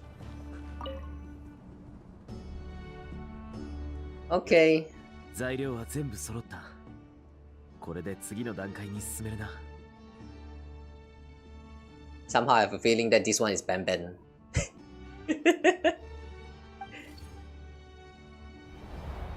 アルハイゼン、君の方はどうだ？ R の情報は大抵古い砂漠の文字で記録されている。この砂漠の文字で綴られているのはどこかの部族の言語だ。こっちは字の形からしてオアシス文字の仲間らしいな。まさか読み方がもう伝わってないんじゃ。一部はな。近しい言語の法則から推測するしかない。だが幸いこの中には失われていた情報を保管する資料もある。写し終わったら教令員に持ち帰ろう。なあ、他にも R が起動した後に現れた2つの文があるんだ。読めるかい？ Two more lines of text appeared. 人は神の文字を読むことなどできない。それを読もうとする限りは。Human may not read what is written by the gods, except by not reading. What does that mean? 勝利は容易に得られるべきではない。なぜならそれは神の知恵を象徴するものであるからだ。認識は揺るがされるべきではない。その本質には外的な限界があるからだ。Huh? Victory should not be easy to attain, for it symbolizes divine wisdom. Knowledge must not waver, for it has external borders. Huh? 謎を解くためのヒントか、それとも何かを暗に示しているのか。読み取れないなら読まなければいい。勝利は知恵であり、認識には境界がある。待てよ、思いついたかもしれない。やっぱりこれはメタファーなんだ。つまり盤面か。 Chessboard? Whoa! Oh, okay. 確かに君の言う通り、最近の若者は謎解きが得意らしいな。But how? I do not understand. Human may not read what's written by the god except by not reading. Victory should not be easy to attain, for it symbolizes divine wisdom. Knowledge must not waver, for it has external borders. How does this equals to chessboard? You can't read it unless you don't read it. Victory is wisdom, knowledge confined by borders. Confined by borders I can understand lah. Because that's like borders for the chessboard. The chess piece cannot go outside of the chess board. But... Huh?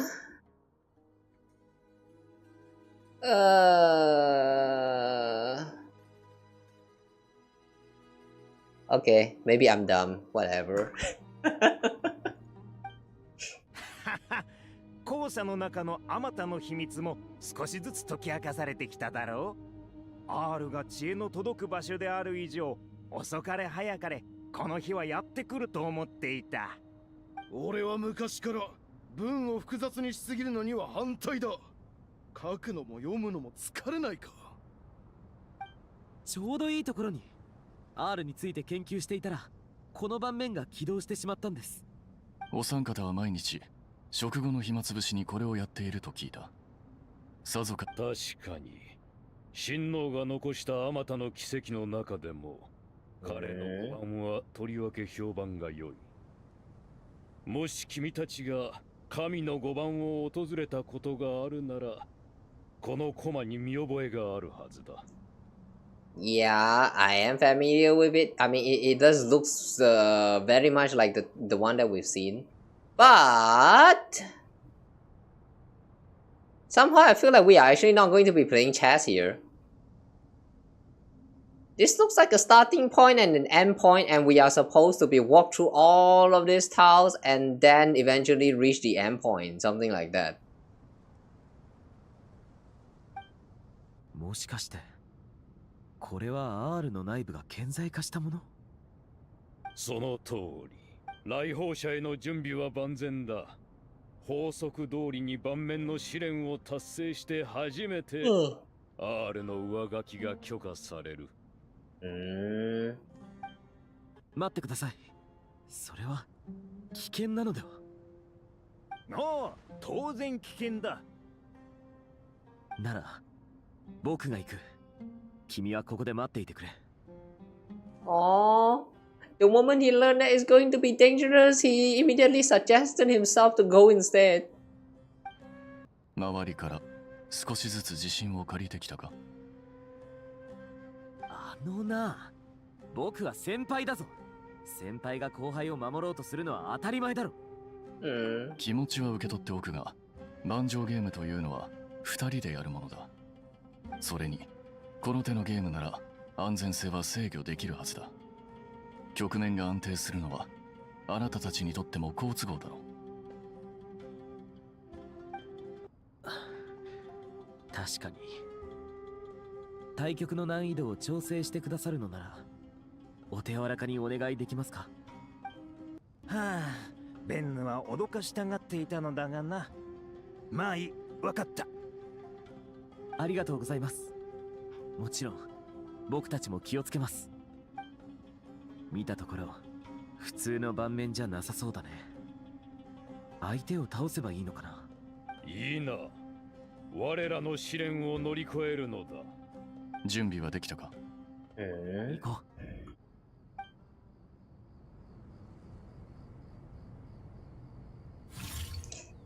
う。Okay. During chess trial, Alhaitham and Kawa must move separately, consuming action as they do to traverse the obstacle-strewn chessboard. The trial can only be passed once both Alhaitham and Kawa reach the end.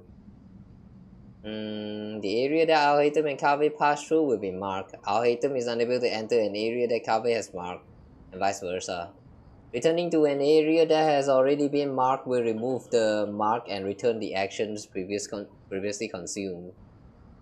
Kawa can move some of the pieces on the chessboard, but he can only push them toward empty area.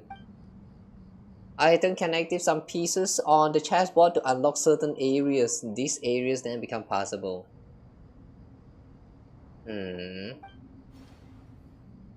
第一局は俺からだ。こんな妨害に意味があるとは思えないが。この対局の鍵は力を合わせることにある。協力して解決しなければ反則とみなす。僕の出番みたいだね。メラック、なんとかできるかい？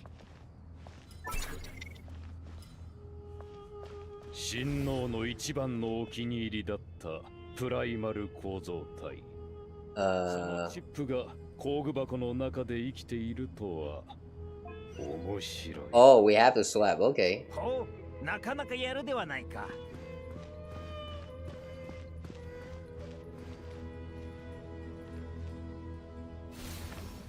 Oh.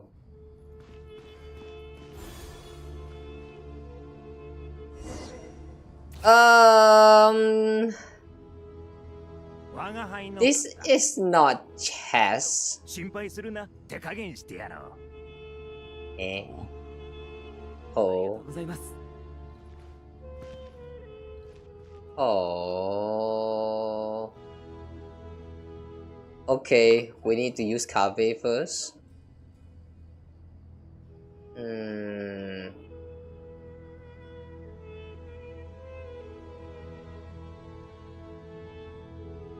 Hang on.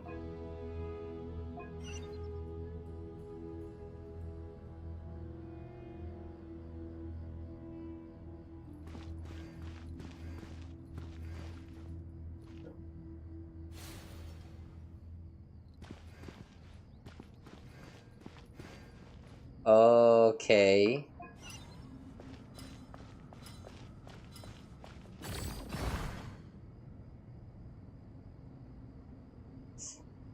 We need to interact with something. Hang on a second.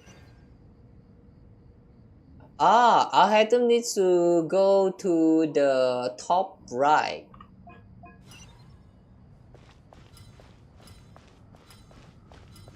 We cannot run.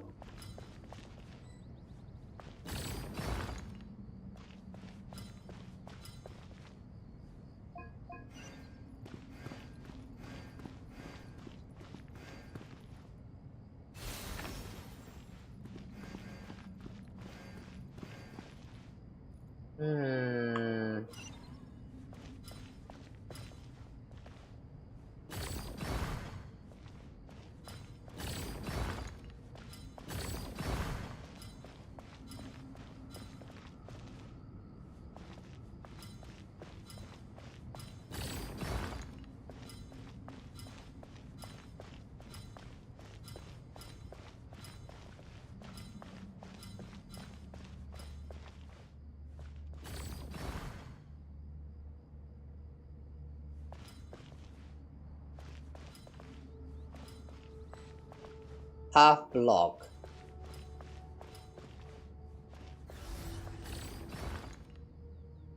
Okay. 誰かさんは眠ってしまったらしいな。うるさいな。考えているんだ。そう簡単に解けるわけない。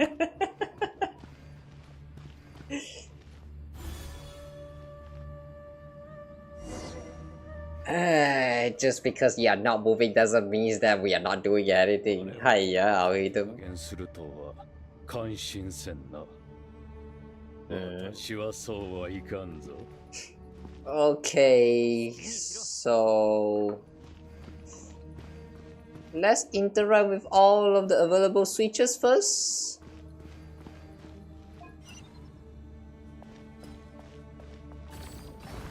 Okay, Kawa move this right here, and then we'll move this away.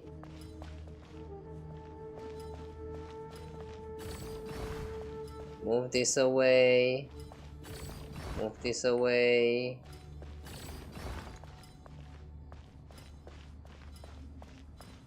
Okay. And then we switch to our item. Holy shit, there's some kind of strange bug in front of me. What the fuck is that? Ah. Please don't fly to me. There's a bug in front of me right now. Fuck.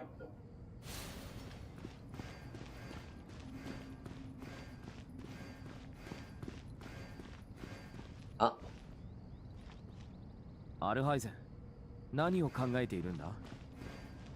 待ちたくないなら先に行けばいい。僕だって待ちたくなんかないさ。でもこの状況じゃ待たざるを得ないだろう。Ah. Okay, wait.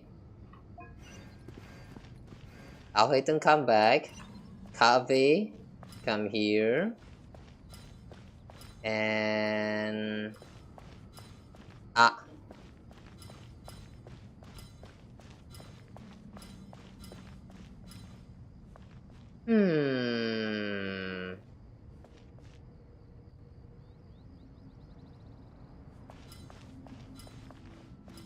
Shit, do we have to reset?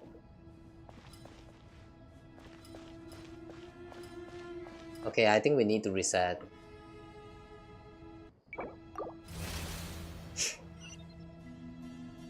あれほど露骨に手加減するとは感心せんな。私はそうはいかんぞ。好きにしろ。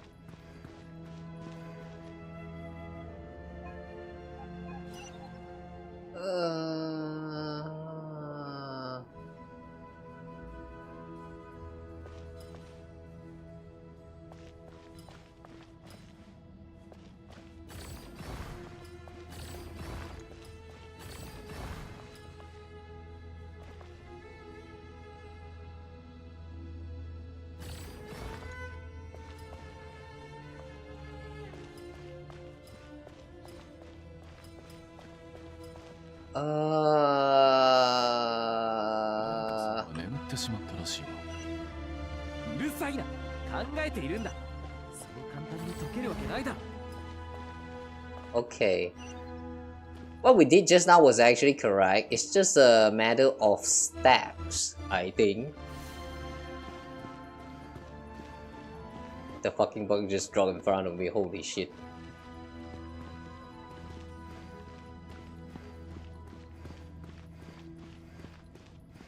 Okay, now we interact with this and we should be able to head to the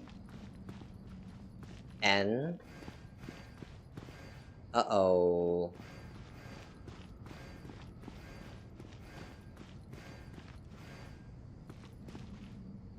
Uh-oh. 何を考えているんだ？待ちたくないなら先に行けばいい。僕だって待ちたくなんかないさ。でもこの状況じゃ待たざるを得ないだろう。ならいいが。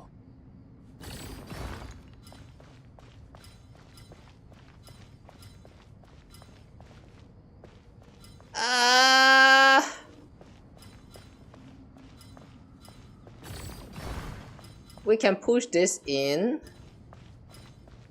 Kawa can reach the end but just barely. Okay, I see the problem here now. Yeah. I have to redo again. Okay, I see the problem now. あれほど露骨に手加減するとは感心せんな。私はそうはいかんぞ。First, we activate this. And then we come here, activate this one on the top. And then we switch to Kave. Okay, we push this away. Okay, and then from here we push it down. Okay.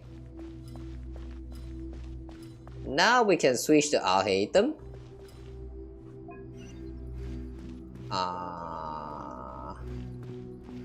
Okay, so we go up, interact with this. Okay, it opens up. Now, okay, our item has reached the end. Now Kave's turn. We push this up. Okay, now revert back. And there we go.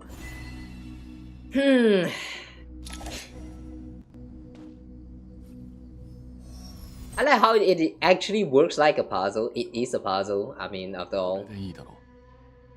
Sometimes the puzzles are just a little bit too easy. Although, I do kind of question though, what part about this is chess? Alright, done. やっと終わった。なかなか面白かったな。盤面の上に立つのは地面に立つのとはまた違った感覚だった。それに、おっと、感想はまた今度。お三方ともありがとうございました。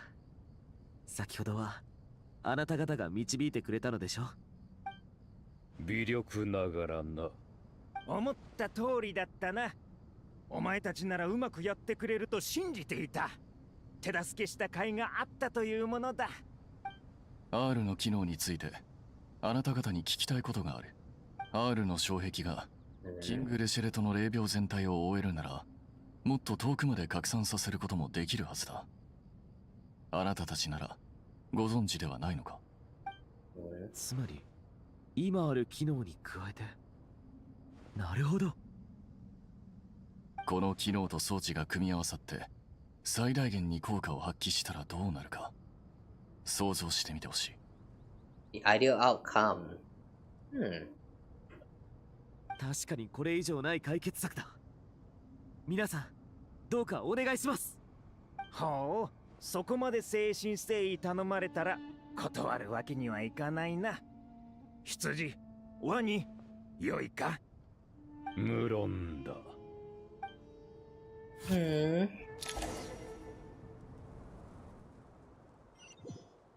ろそろ時間だな。ナヒーダと合流しようぜ。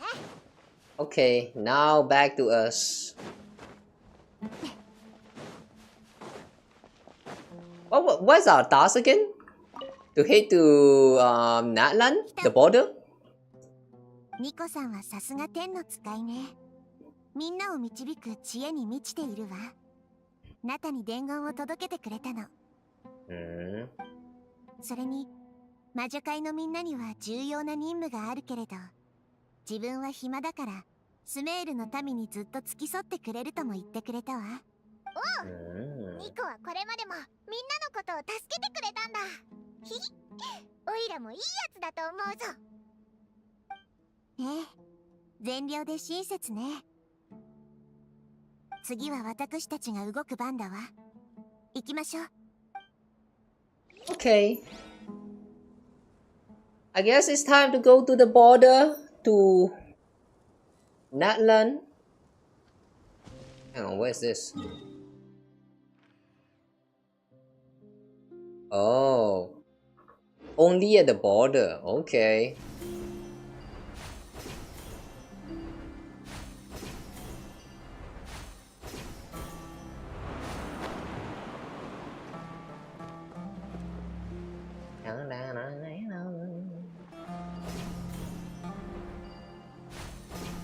The border is quite high.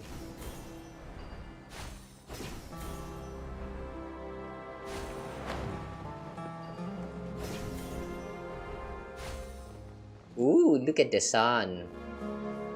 I can actually look at the sun. Pretty.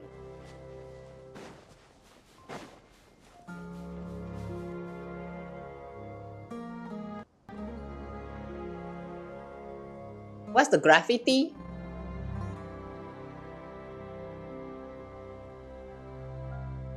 Oh. ここがスメールとナタの境界。 Look at this also familiar looking wall. それからあれがニコとネフェルの言ってた障壁かな。スメールと他の国々を完全に分けてる。でもどうして、なぜよりによってこんな時に他の場所から隔絶しようとするの？世界樹はかつて汚染されたことがあったはず。 I think that's right.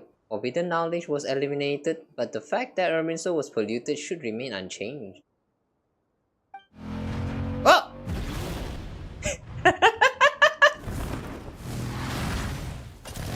マビカ。私も同じことが気になっている。お。その声、マービカ、早かったね。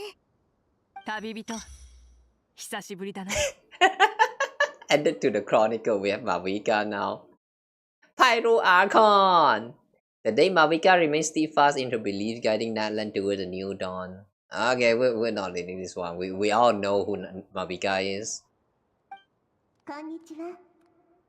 Wow! Why you white? やあ、送信ナヒーダ。ナビカ、突然国境まで呼び出してしまってごめんなさい。それからこんな形で話すしかないことを許してちょうだい。今あなたが見ている私は旅人の体を借りて存在している。私は今キングデシェレトの霊廟の中から意識を通してあなたと交流しているの。The lighting on the model like this without the texture and all that is I don't know, man. It looks so cheap. This looks so cheap. 世界樹が博士の侵入を受けたわ。彼が木の内部から世界の情報を覗き見ることを警戒しなければならない。旅人は世界樹に記録されないし、あなたもまだナタにいる。私の記録は地脈ではなく八神の国に残される。八神の国と地脈の循環が接続しない限り、博士に私の動きを知られることはないだろう。That's why they choose to go with Mavika. They want to contact, I mean. そうよね。私たち3人がこのような形で顔を合わせた事実は存在しないも同然だな。パイモンがいないことにも納得だ。世界中に記録されてしまうことを心配したんだろう。スメールの状況については我々ナタ人も耳にしている。教会は封鎖され、キャラバンは輸送の中止を余儀なくされた。かなり深刻な事態だ。相当苦労しただろう。さっきのあなたたちの疑問に答えるわ。ここからの話は少し残酷なものになるかもしれない。Rather cruel. Why? 私も断言したくはないのだけれど、世界樹は天理より先にあった。ナタで竜たちが映画を極めていた頃にはすでに存在していたの。スメールの民を苦しめる病状が出たことも世界樹にとってはさほど深刻な問題ではなかった。世界樹自体は正常に稼働していたから障壁も生成されなかったの。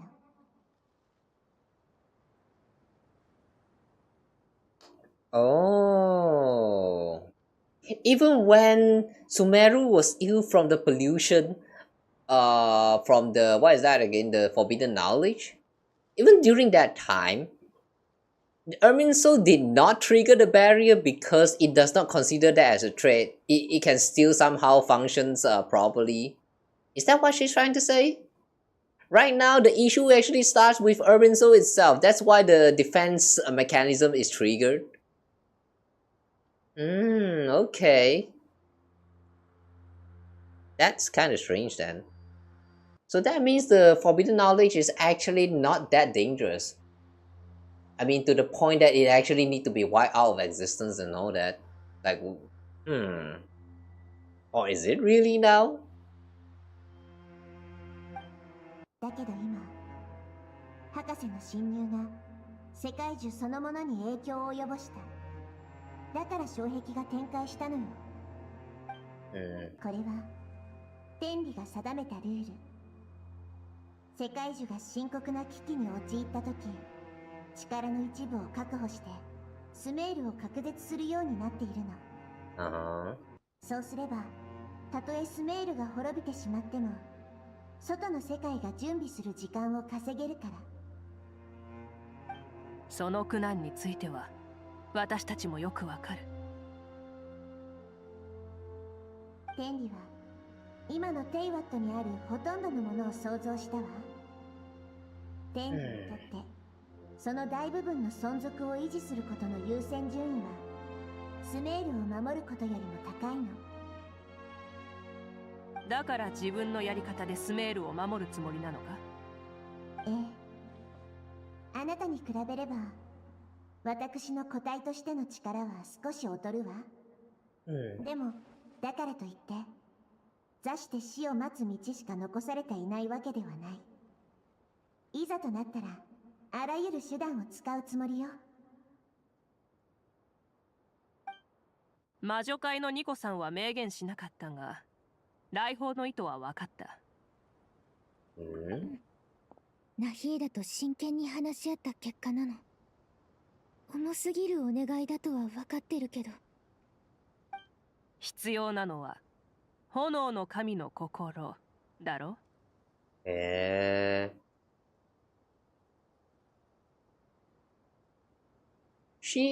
Mavika is the only one that still has the gnosis with her out of all the archons that we have met so far. And they didn't really brought that up after we're done with Natlan, after all. But this time it's actually used for this solving this Sumeru issue. Okay. Sure, I guess. I wonder if by the end of this story, will the gnosis like fall under the hand of the Fachuis or what? その通りよ。本当は借りると言いたかったのだけれど、予想をはるかに超える事態で。だから炎の神の心をスメールに譲ってほしいの。何をためらう。遠慮する必要はない。神にとって神の心はとても重要なものでしょ。重要でないとは言えないが、なくなったら無力になるほどのものでもないな。君たちは多くの国を巡り、多くの神と関わってきた。それは分かっているはずだ。Yeah, but I still don't understand. 私にとって神の心は元素増幅装置のようなものだ。だが普段は使うことがない。君たちも知っての通り、私は自分のことを結構強いと思っているからな。So basically that time when she was fighting with Captain, she was fighting with just her raw power, even though she can somehow like she can borrow the power of Gnosis, but she never did. All of that time she never did borrow the power of the Gnosis. Is that what she's trying to say? But during that time when she's tried when she break open the the border, the boundary between the living and the Night Kingdom, during that time, did she actually use the power of Gnosis, or was that actually just her own powers by herself? Because like if that's her raw power, then yeah, she's kind of she kind of fucked up. She can fuck me up. みんな知ってる。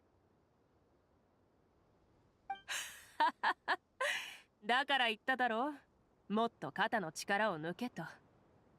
Wow. これが炎の神の心だ。The noses look like a it does not look like a chess piece, but more like a stamp.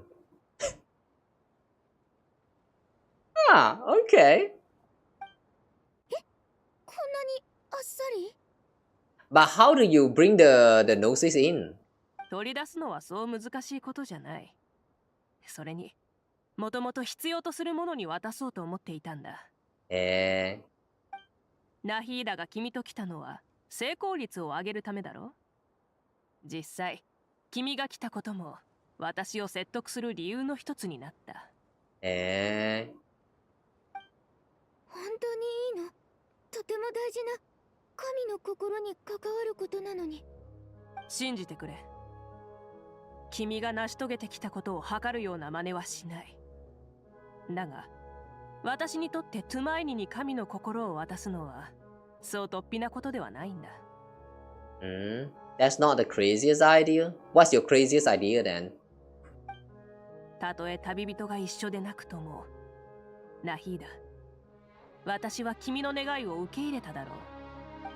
世界中の影響はスメールにとどまらず、テイワット全土に及ぶものだ。それを守ることがいかに困難なことか、私はよく知っている。感情から言っても、理屈から言っても、力を貸すべきだろう。具体的な計画は教えて。Very rational. 神の心の件は、秘密にすればするほど成功率が高まるだろう。マービカ、あなたとあなたの人々に心から感謝するわ。気にするな。だが、問題はこれをどうやって君たちに渡すかだな。世界中が作り出した障壁が立ちはだかっている今。一つ考えがある。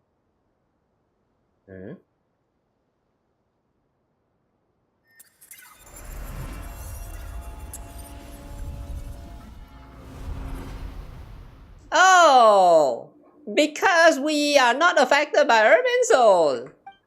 やっぱり不思議だ。一体何をした？ただの当てずっぽうだよ。よくあることでしょ。私だけ違うって状況。今回ももしかしたらそれと同じかもしれないと思ったの。世界樹は記録に基づいて影響を及ぼす。旅人は降臨者で、世界樹の中に彼女の記録はないから、彼女を阻むことはできないのよ。なるほど、そういうことか。君は本当に面白いな。受け取ってくれ。Wee! She just throw the noses like that. ありがとう、マービカ。こんなに大切なもの、本当にありがとう。Nah, like she said, it's not that important. Did you just saw how she threw that noses at you? よしてくれ。私と君の仲だろ。I like this woman. それに、もう一つ問題があるな。君は障壁を通り抜けられるが、神の心もそうとは限らない。何か手はあるか？ Inventory! 試してみる。炎の神の心、重さは普通、むしろ軽く感じられる。これが神の最高権力の象徴。It feels strangely ordinary.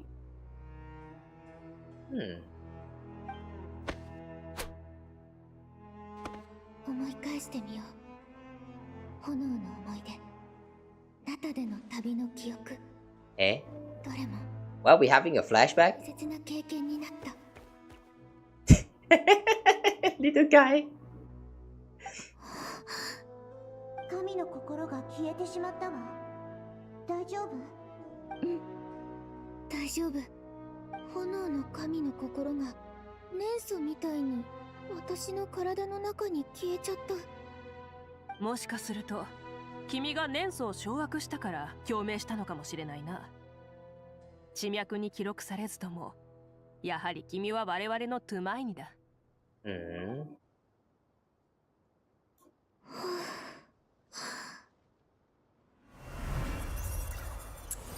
And she can still pass through. Okay. Now, can we summon the Gnosis? ナビカ、改めてお礼を言わせてちょうだい。私が手伝えるのはここまでだ。あとは君たちに任せよう。健闘を祈る。ええ、必ず。Looking at Nahida posing like that feels a little bit. I don't know. Something feels very cool about this. As long as she doesn't look like this, you know, without the texture and color and all that, she looks so wrong.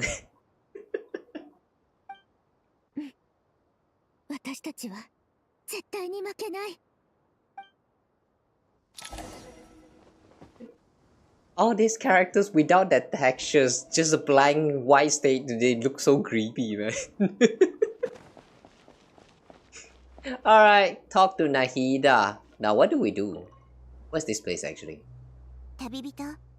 Oh, this is on the top of the mausoleum! はどうかしら。ちょっと緊張している。けど、ちょっとだけだぞ。ここ数年で、オイラもだいぶ度胸がついたぜ。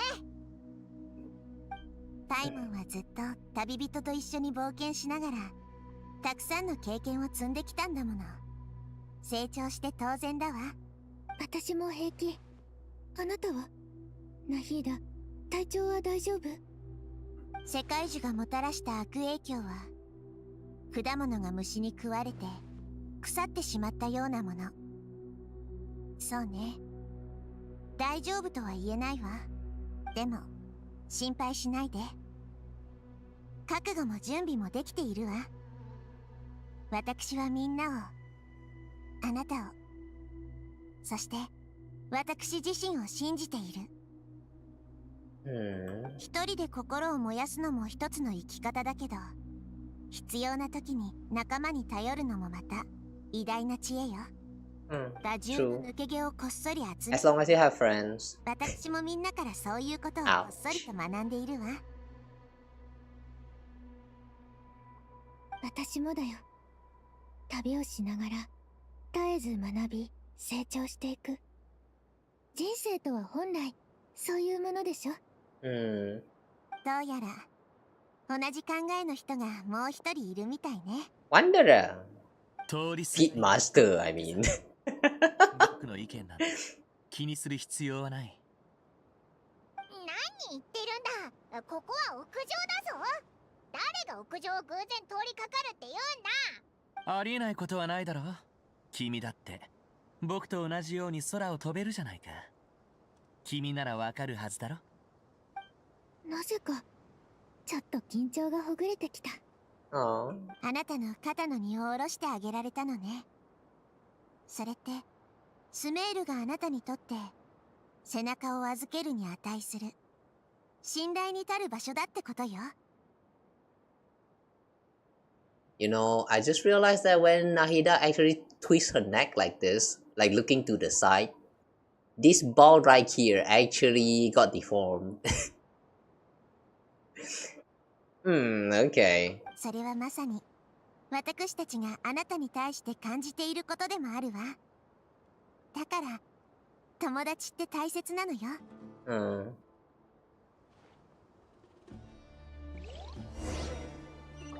Take a walk around and see what everyone's talking about. まだみんなとお話ししたいなら行ってきて。用事が済んだらちゃんと休んでちょうだいね。Okay. So we're really just going to take a walk around. What is this? Go elsewhere. Oh, okay. Carve? やっと終わった。でもまだ何かやり残しているような気がするな。You work too much, Kave. Just take a break.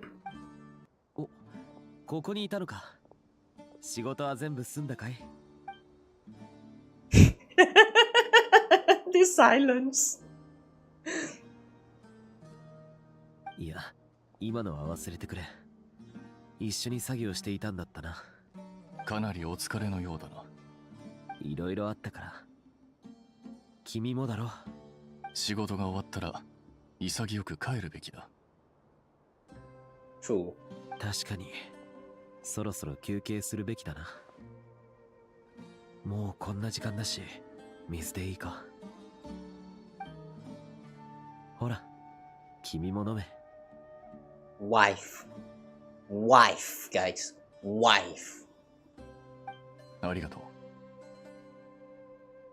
お腹は空いてないかい？何か持ってこようか。近くにオーブンがあったはずだから、ちょっと。See, guys? Wife. This is wife. 緊張しているのか？少しね。君はどうして全然緊張してないんだ？これから起こることは全て俺個人の能力で決められることじゃない。どうにもできないことに悩んだりしない。どうにもできないってわけじゃないだろう。今回の戦略の大部分を考えたのは君のはずだ。できることには限りがある。俺はただ義務を果たしただけだよ。前回もこうだったのかい？アザールと取り巻きのことか。そうとも言えるし、違うとも言える。あの時はもう少し状況を把握しやすかったが、今よりさらに準備時間が少なかった。つまり、敵はさらに手強くなったけど、僕らもより強くなったってことだね。忘れようったって忘れられない。あの時、図書館で僕を問い詰めただろう。スメールが君を一番必要としていた時、君は何をしていたってさ。Okay. Funny how they are actually bringing it up.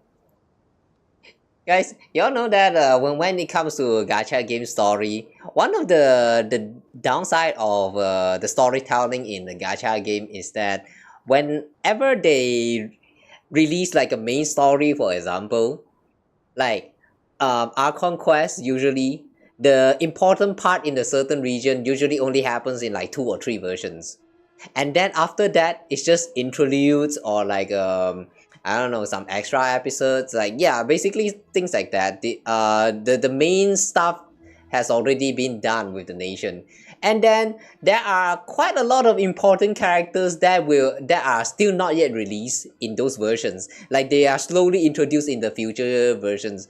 For example, like Varesa, for example, she is she together with Yensan, we deal with the whole thing in Natland. We cleared the whole the whole issues. We solved the problem. We became Tomaini and all that stuff. But then Varesa and Yensan was kind of absent throughout those quests. Oh wait, was Yensan there? I think Yensan only showed up during the last she only showed up during the last cutscene where everyone has to be united there. And then there's also the tribe thing, because back then there was like 1 or 2 more tribes that is not yet introduced yet, so they kind of just went through the whole thing without the presence of the 2 tribes there. Like I mean, I'm talking about the war stuff. They had the whole war thing going on. We visiting all the tribes, but that time there's only like 3 or was it 4 tribes introduced into the game. 2 tribes was kind of absent like there, so we just kind of pretend that they don't exist, and like yeah, they can deal with it themselves, so we don't need to be there. That's basically the plot that they go with. It feels so weird. But this time, they actually calling it back to the time when they are solving the Sumeru's issue, but Kawa was not there. It's pretty funny, and I kind of like how they're calling back to that. Usually the reasons that they give for justification doesn't really make sense, or like it just like kind of like no justification at all, but I like the inclusion of it. Just saying. Alright, what was that again? Where were you when Sumeru needed you the most? ほう、自分から喧嘩を売りに来たことくらいは覚えていると思っていたが、大抵の場合、争いの話題を持ち出すのは君の方だ。話題を持ち出した時は喧嘩になるなんて思ってなかったんだ。とにかく今回は参加したじゃないか。どうだ？どうだと言われてもいいことだな。僕が手伝うのも悪くないだろ。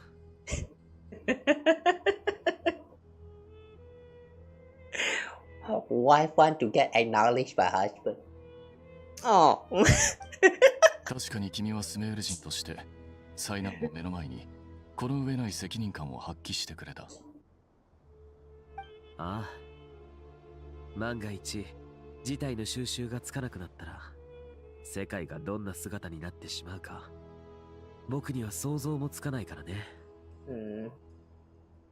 Look at the back of these two. Dark cape, even though the color looks different, but they look very similar.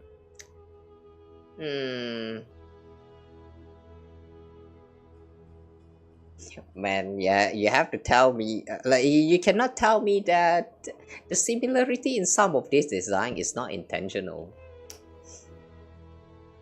Yeah, these two should just do it, man. なあ、これが災難の訪れる時の姿だって信じられるか？空はこんなにも澄み渡り、腐敗や滅亡の匂いなんて。Oh, look, it's Celestia. これっぽっちも感じさせないそよ風が吹いている。こんなありふれた日に人々の未来が葬り去られるなんてことあっていいはずがない。どうしようもないことは毎日起きている。食い止められることもあればそうでないこともある。俺たちにできるのは可能性を高めることだけだ。大いなる理想では虚無に対抗できないかもしれないが、小さき選択ならそれに対抗できるか。いや、なんでもない。Hang on, that sounds very familiar. I feel like we have heard someone say that before. 明日はうまくいくといいな。Hang on, I'm pretty sure someone said that before. Lofty ideals may provide no defense at all against nihilism, but perhaps little decisions can. Yeah, this sounds very familiar. Someone said this before. Who said this again? Ah, shit. All these references, and then they refuse to elaborate. Why? 計画通りに動けば勝算は低くない。I feel like that's actually supposed to be a hint to say that Kawa actually knows someone that said that specific words, but who was that? Who was that? 君は後輩のくせにいつも僕より先輩みたいな態度だよな。おかしな話だ。おそらく風格の問題だろう。君には参るよ。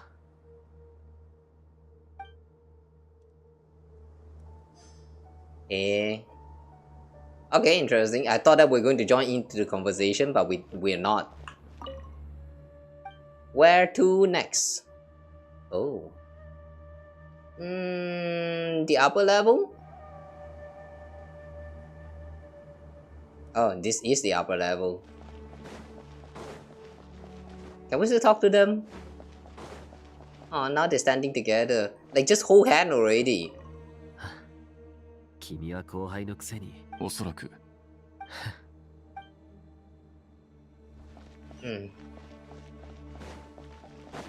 This is why Tsundere.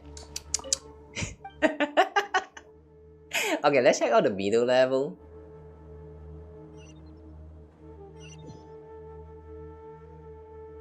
Who can we talk to? Sino and Tinari. 明日太陽が昇ったら行動開始だ。準備はいい？できる限りの準備はした。それならきっと大丈夫だ。気負うことないよ。一歩一歩進めばいい。師匠、のさん、やっと見つけた。 What is that? Is she holding drinks? ジュースと水を持ってきたんだけど、飲まないか？ここは砂漠だ。お前はすぐバテるから水を飲むといい。俺はジュースをいただこう。You very easily get dehydrated.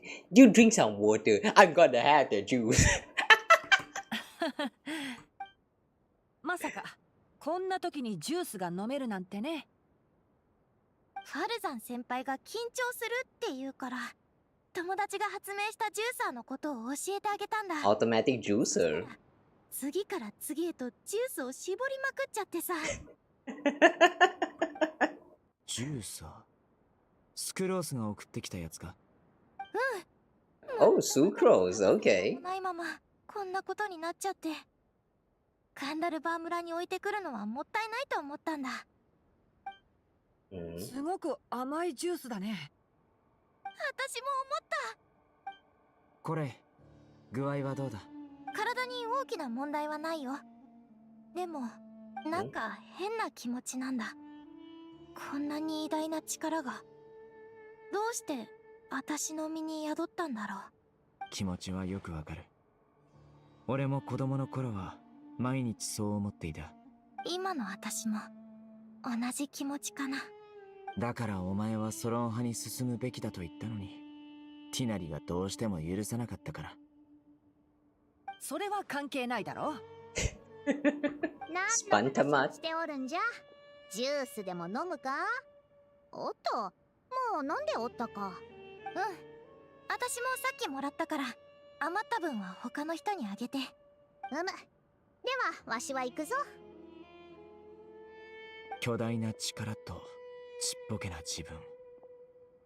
お前はその二つに関連性がないと感じ、その乖離した感覚に馴染めずにいる。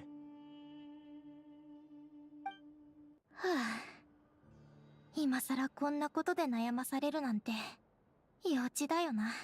これ普段はあまり深い話をしないけど、それは深い話ができないってことじゃないよ。例えばさっき君が言ったことだけど、僕はそうは思わない。君は事件の被害者なんだ。その悪影響を受けるのは普通のことだし、恥じる必要なんてない。俺も前先生に言われた。被害者が事件はまだ終わっていないと感じている限り、その事件は終わったことにならないとな。お前の怒りや苦しみは正当なものだ。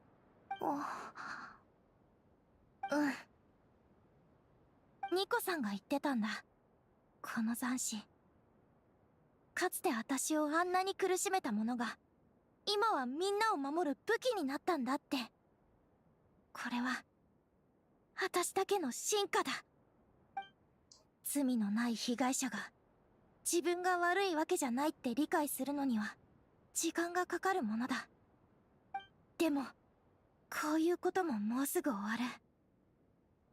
明日には。これ最近君は言葉に詰まらなくなったし、考え方もずいぶん前向きになった。以前の君とは大違いだよ。まだことが終わっていないと思うなら、お前の手で終わらせてやれ。今のお前ならきっとできるはずだ。スメールは私の大切な家だから守りたい。いや、絶対に守るよ。戻ってきたらソロン派に入るため試験を受け直す。Why is he so persistent in wanting to let Collie join the Spantamad? ちょっと、それは別問題だよ。ジュースが3杯余ったんじゃが飲まぬか？これを持ったまま動き回っていたらくたびれた。先輩、何して？私が持つよ。ありがとう、バルザン先輩。先輩であるわしの腕前、しかと味わうがよい。さて、他のものも作るかの？ Does she has nothing better to do? Why is she acting like a mascot, just going around places and like handing over some juices. 先輩、肩の力を抜いてくれ。うん分かっておる分かっておる。まったく。Mataku. Hmm. Oh well. I guess they're just going to play around with the juice for now. Okay, let's go elsewhere. The bottom. Middle level, we are at the middle level. We have lower and entrance. Let's go to lower first. Oh, never. And Nicole.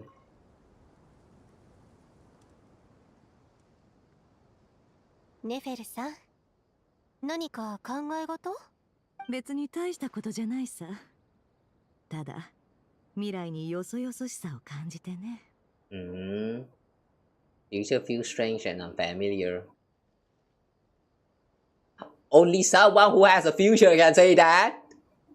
未来は訪れてすらいないのに、よそよそしいってどういうこと？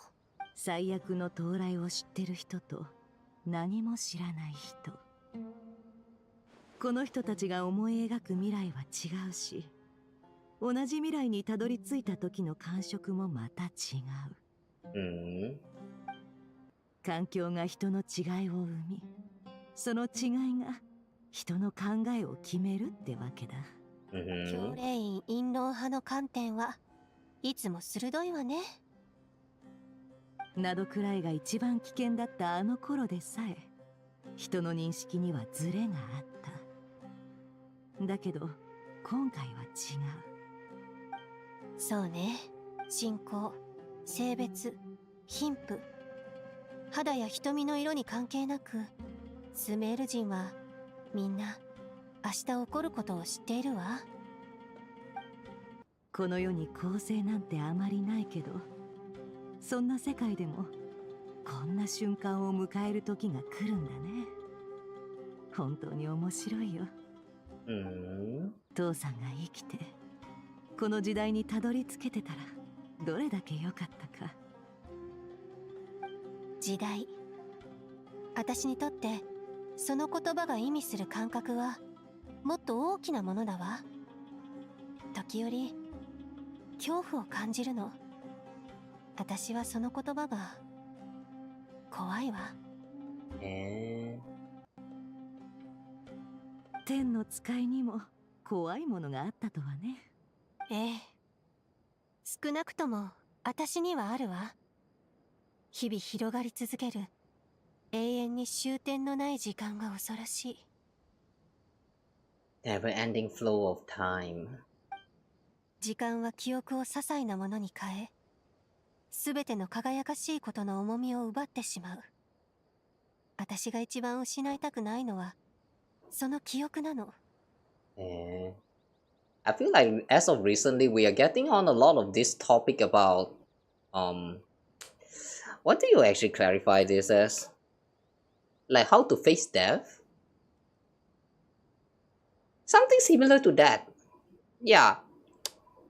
Like when death actually comes, what will you do? Like there's a lot of character like pondering about this kind of question as of late. Just last version we have Linnea in her story where she get like she caught a glimpse of her future and then she saw how she's going to meet her end. And then we have Nicole here talking about how she don't want to lose her memory before dying or stuff like that. Okay, like she didn't mention about dying, but like it's kind of similar. But what I'm trying to say is that I've noticed that there's a lot of this theme that's very similar to finality in the recent story chapters. It feels kind of strange. Like we're really about to hit the end now in the game.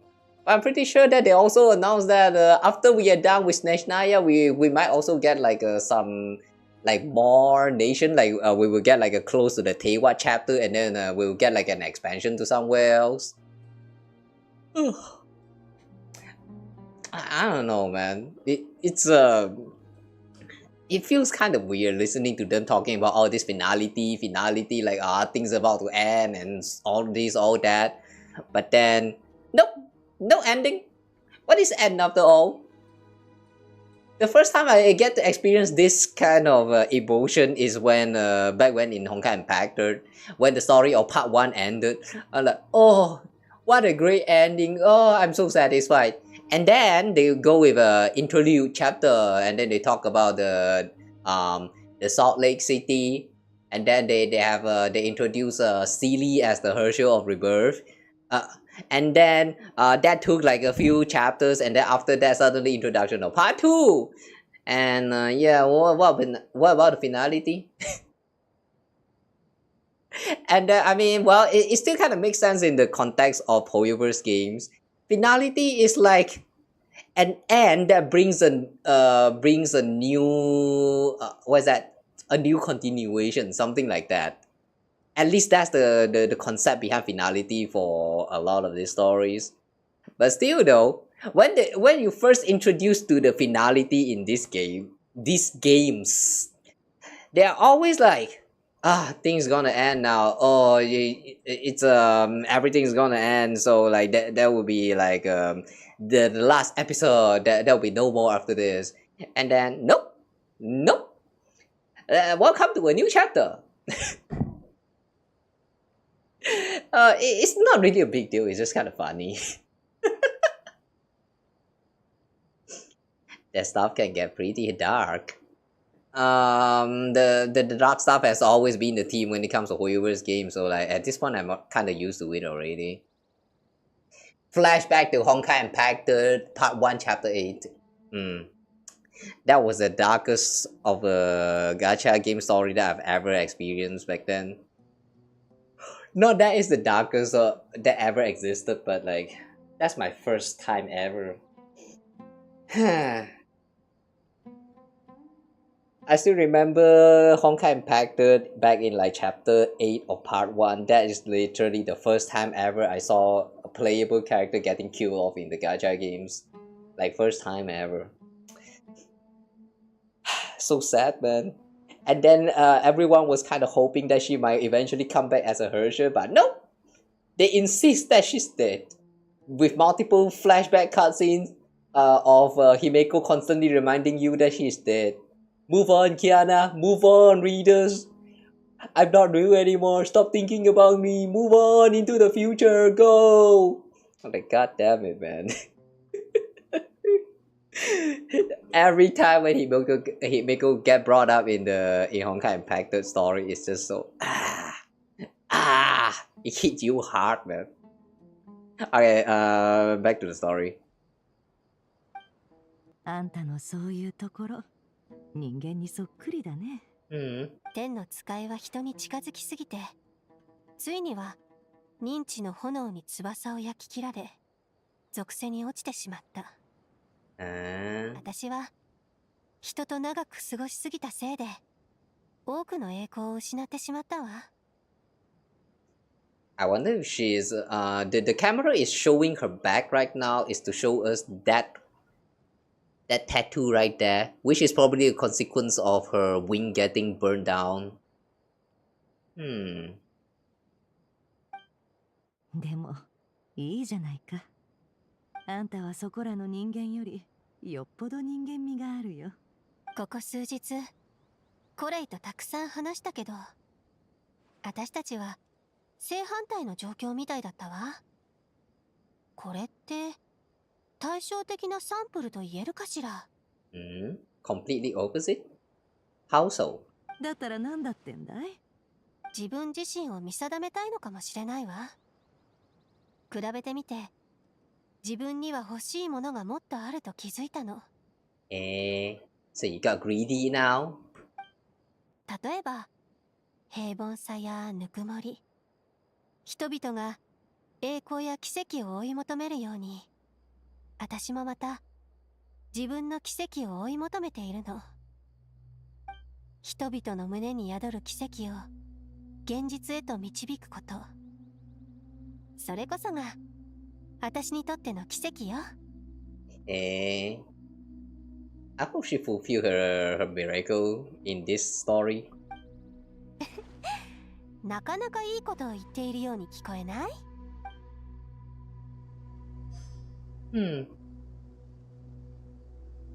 ？Well, we'll leave them to reminiscence the past or whatever. Okay, let's walk around to the entrance next. Let's go to the entrance.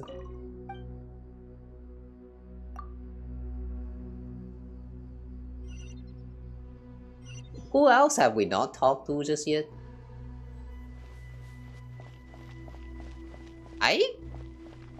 Hypatia? Isn't she the one that we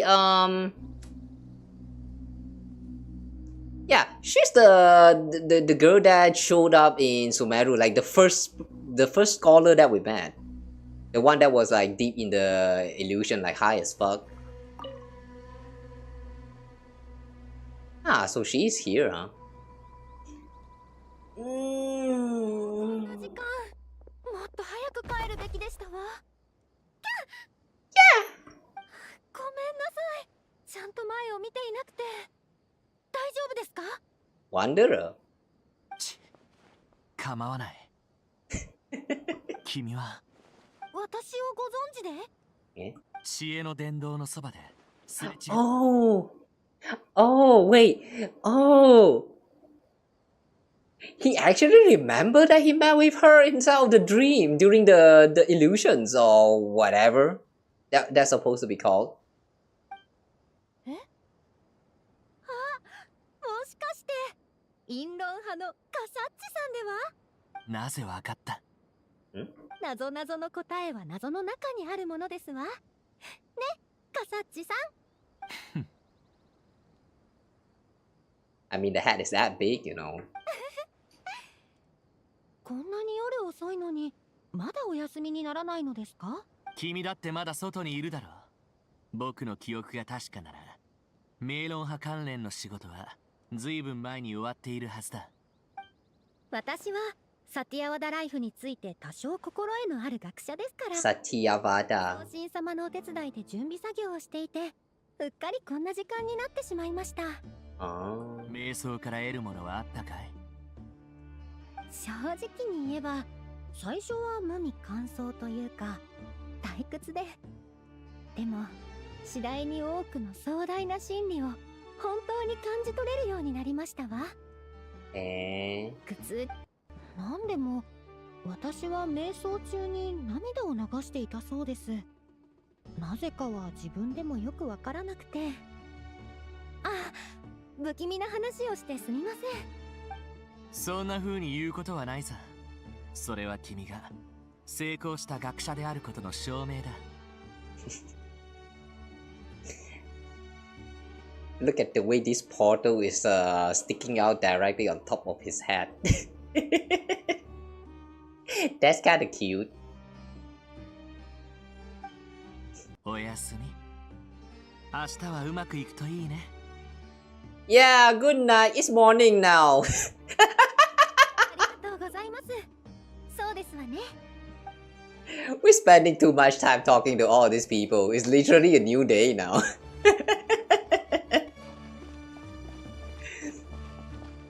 Oh, Deia and Candice.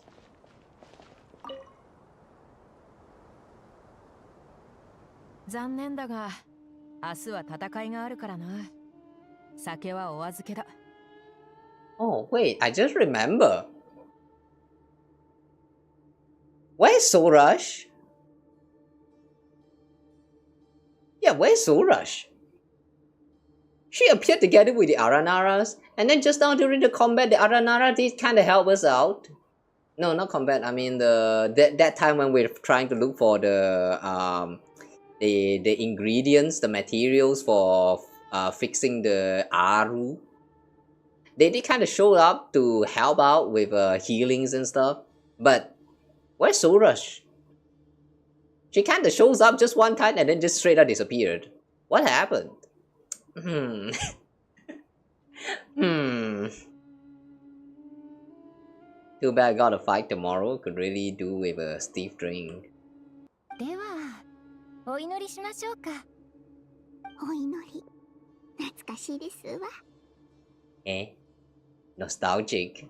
サングマハベイ様も風に当たりに来たのか？それからちょうどあなたを探していましたの。石やこの前言っていたいい香りのクリーム、入荷しましたよ。The perfume. お、本当か？2つもらうよ。負けてくれたりしねえか？そうおっしゃると思っていましたわ。てってれー、大サービス、ただで大放出ですわ。 Wow, she's giving out for free. Jeez, that's a first. などくらいで大儲けでもなさったのですか？ずいぶんあそこは稼ぎにくくていろいろと損もしてしまいましたわ。でもこれはもともとディシアとあなたに差し上げたものですの。 Since she brought that up, that kind of made me feel a little bit bad. I mean, yeah, we were kind of responsible for all of those losses. 先月お二人が砂漠で通りがかりにまあ持ってくださったあのキャラバンが運んでいたのは私の商品でしたのよ。なるほど。まさかあんたの商品だったとはな。どうりで変なものばかりだと思ったぜ。気になさらずともよかったのに。サングマハベイ様が長年砂漠で行ってきた投資と備蓄は多くの人々を助けてきました。あなたが作った避難所のおかげで老人や子供たちも生きた楽に過ごせています。待ってくださいまし。どうしてご存知なんですの？ネフェルが教えたんですのね。情報屋が情報を渡すなら料金を取るべきじゃありませんの。2人は昔からの知り合いだからな。昔の友達に知ってることを話すくらい普通だろ。Oh, they were close friends back then. Okay. よりによってどうして私のことなんですの？ネフェルのあなたへの気遣いですよ。きっとあなたがどういう人かみんなに知ってほしいと思っているんです。外でいろんな人を見る私らはちゃんとわかってるが、他の奴らもそうとは限らねえだろ。そりゃ親切心もあるでしょうけれど、私をからかって楽しんでいるのですわ。ネフェルという女性は少々意地が悪いのです。I like the way she's sulking. It's kind of cute. Sulking, not sucking. Some of these English words are so hard to read.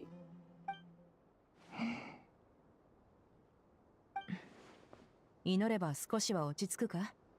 いいえ、私の心は怒りと期待で満ちています。 A mix of anger and hope. 故郷を守りたいと思うのは正しいことですから。怒れるのはいいことですわ。まだ外界を感じ取れている証拠ですし、何かを追い求めるために闘志を燃やせるということですもの。 True. I mean, getting too angry like 24/7, that is very bad, alright. But every once in a while, feeling a little bit of that anger toward yourself, toward the others, like, yeah, that's perfectly fine. I want like that's actually perfectly normal. But if you get too obsessive with something and just get angry at that something for like a little bit too long, then yeah, something's very wrong there. You should stop.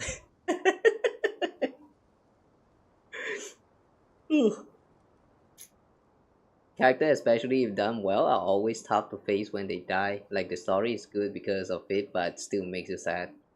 Yeah. But usually that doesn't happen in gacha games, right? My first encounter with this kind of occurrence really is just Himeko from Honkai Impacted. And then after that, there were some scenes showing off like people dying inside of the story here and there, but yeah, from what I know, inside of a gacha game, Himeko is the first to do that to me. Like, that's a really big scar right there. Damn it, man. After that, there are still a lot of death getting introduced in, like, say for Genshin as well. Like, who's that guy again? Teppei? I didn't really care about him as much back then, but then, you know, when you finally see him dying in front of you, you just can't help but, oh, why? Even though he's just an NPC, but why? It still hurts, man. Signora, on the other hand, though, I don't know. I mean, I like her design, but the way she has been acting in the story the whole time, I didn't really mind her dying. I'm sorry, Signora waiters, Signoras, wanters. Yeah, I don't really care much about Signora too much. Even though I like her design, but she is a little bit I mean, throughout the whole story, as depicted, she was kind of a bitch. So yeah, I'm not really fond of her. Don't kill me for that.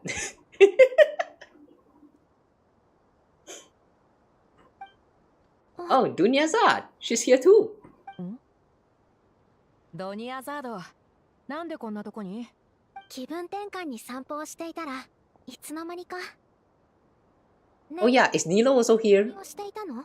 ええ、ドニアザードお嬢様。ご一緒にいかがですか？私。大丈夫だ。キナ。誰に祈ろうが、こいつは気にしやしない。ありがとう。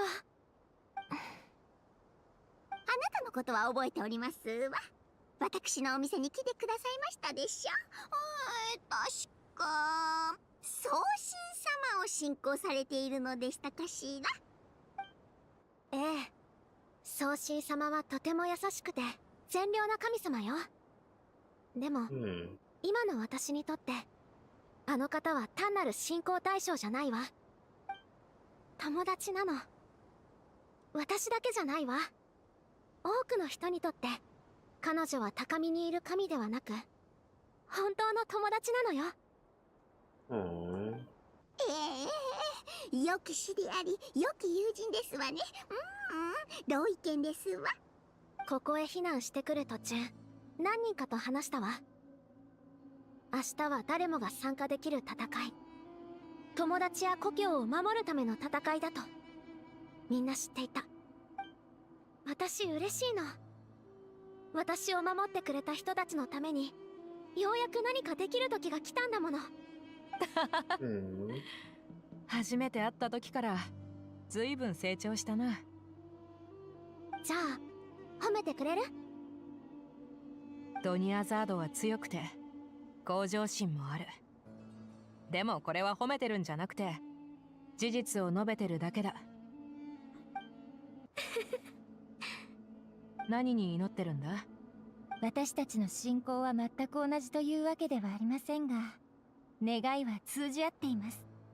人々が難局を乗り越え無事に戻ってこられますように。すべての仲間が安全でいられますように。If only the people from this world can be as kind like that. Instead of wishing for people to die and all that stupid shit.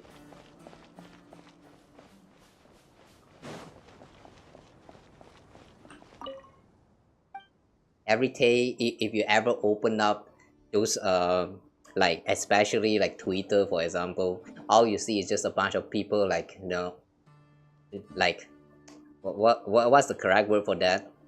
Like insulting the others for their invalid opinions, or like sometimes they're kind of they're just a little bit too stupid that the counter is just a like it's kind of justified, but like still though, why arguing on the internet? I I feel like lately whenever I open up my Twitter, all I see is just a bunch of people shit posting, either that or people complaining or someone countering to that was that stupid opinions. It's always just so. At first, one or two of those posts are fine, but then the more you scroll, the more you're going to realize a lot of them are actually just like engagement farming. Like it's just so. In order to farm for engagement, people just constantly spreading hate or like misinformations or like all of these things. It's just so annoying. The current state of internet is just so annoying to watch. Kind of sad, man. It's really kind of sad. I wish I can do something about that. Oh well. Now that we are done, let's rest for the night. Or is it? Can we still go back to the upper floor? The marker says there's something else we can do.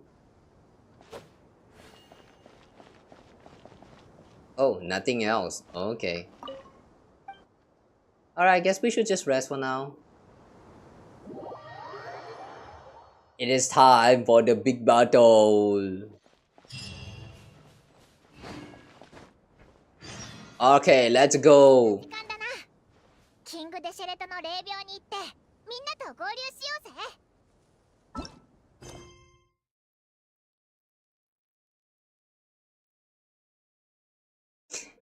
Look at the quest name. You know you have reached the climax when the name of the chapter is exactly the same as the mission name. Yeah. We're about to do some real shit, guys. Let's go. It's time to find the truth among the pages of Purana.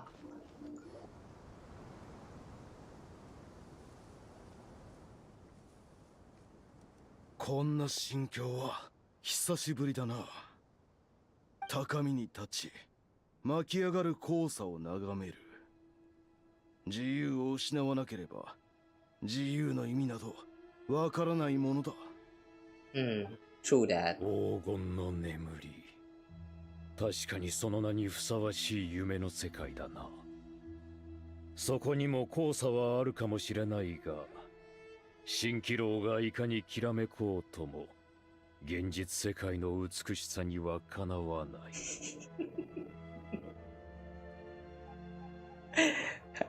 Somehow, I feel a little bit called out by this.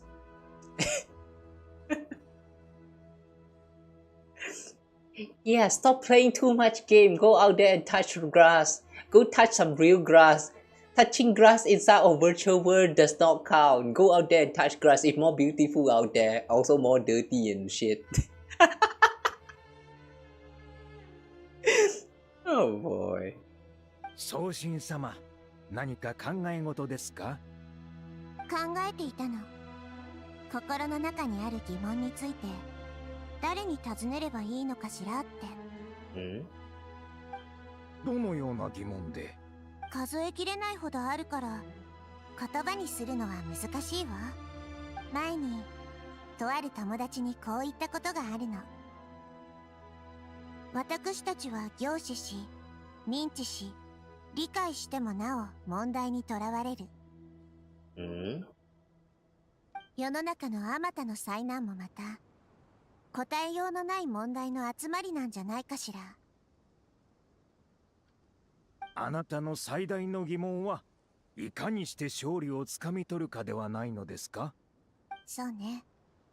でももっと別の言い方で表したいわ。私は失敗すべきでない。だから今私が一番気になっているのは勝利へと至る道が険しいものかどうかということよ。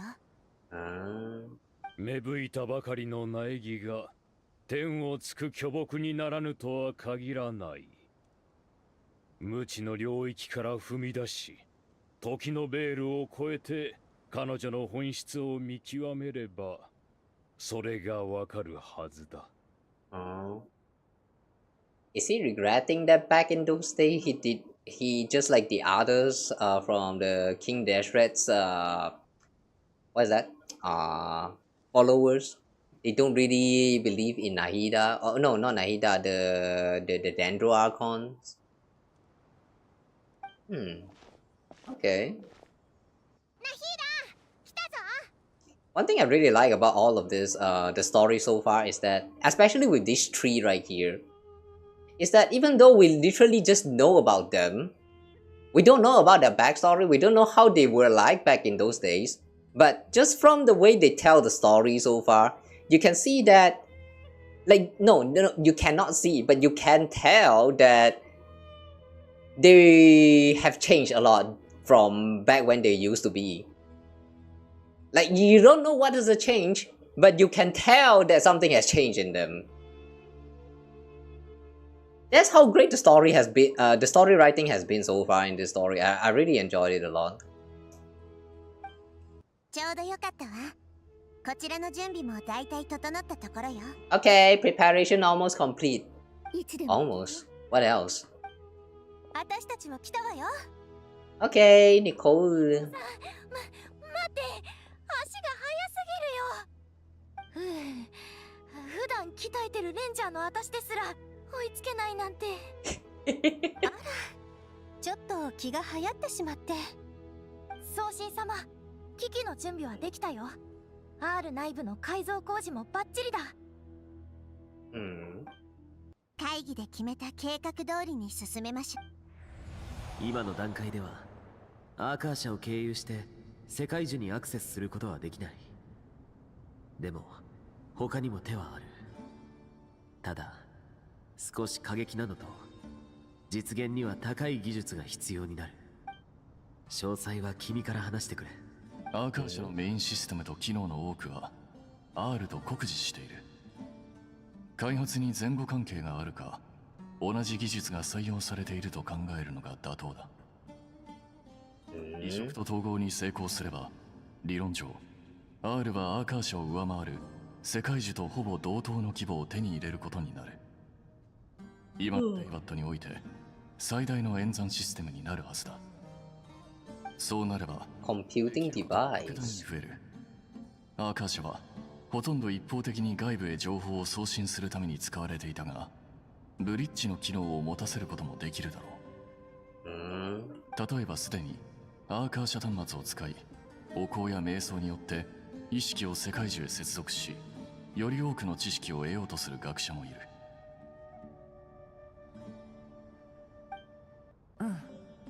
学術界ではその接続のための修行段階のことをサティアワダライフと呼んでる。ハイパシアも前そういう瞑想を何度もやってて、僕もしばらく彼女の世話をしてたよ。ああ、つまり世界樹の中には接続可能なエリアが存在するということだ。そうね。人々に知恵を与えることもまた世界樹の存在意義の一つだわ。続けてちょうだい。結論から言おう。R をさらに改造してアーカー社と統合し、新端末を連絡のつく全てのものに配布する。全てのもの？砂漠に住む人々も含めてか？そう、全員だ。必要な材料の量については僕の方で計算済みだ。So is it enough? つまり新しいアーカー社装置が手に入るってことか。今回スメール人は知識を取得するためにそれを使うわけじゃない。重要なのは世界中に接続するという行為そのものだ。スメールシティから撤退するとき、知恵の殿堂にあった重要な資産は念のため全て運び出した。アーカー社のシステムも含めてね。関連記録も全て調べたよ。確かなのは歴史上こんな規模の動きは一度もなかったってことだ。今回は全てのスメール人が計画の一部だ。全員を把握し、そこから全体を掌握する。Are we going to be the one who controls the situation? 世界樹の接続機能は誕生してからずっと学者にのみ提供されてきたものだけど、学者の人数というのはさほど多くないわ。今回はその規模を全スメール人にまで拡大し、負荷がかかるまで接続し続ける。普段なら世界樹には何の影響もないかもしれないけど、今はあちら側の行為の影響でただでさえ負荷への耐性が弱まっているはずよ。そこへさらに負荷をかければ機能を停止させられるかもしれないわ。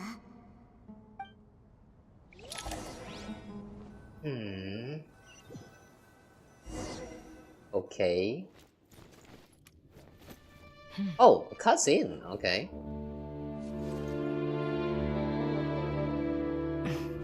行くわよ。3、2、1。大丈夫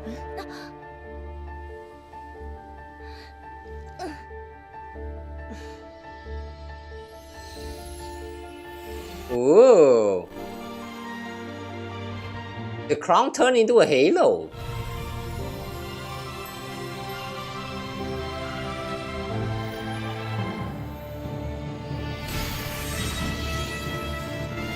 Oh.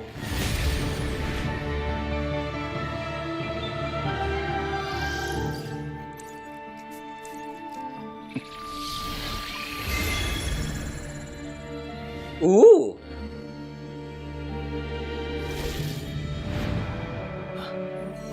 Alright, we're entering Ermin Soul now? かつて人は知識を求め知恵の木に向かった。こ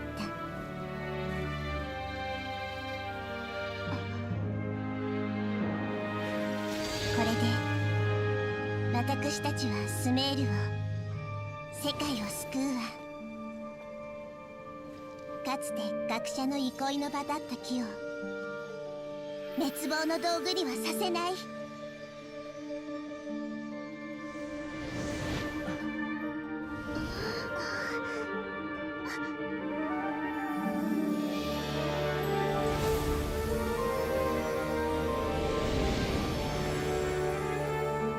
え？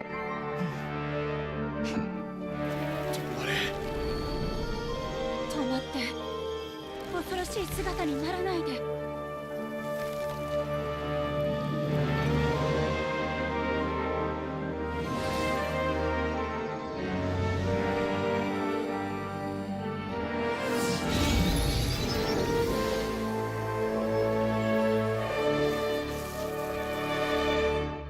世界樹の機能を止めてまで阻むのか。私の時間は無限だというのに愚かな。 Whoa. There he is. There he is. That one doctor who is not afraid of an apple. There he is. Okay, so the Erminsul tree has shut down. That's what he said just now. So does that mean this has reduced to just being a normal tree? よかっ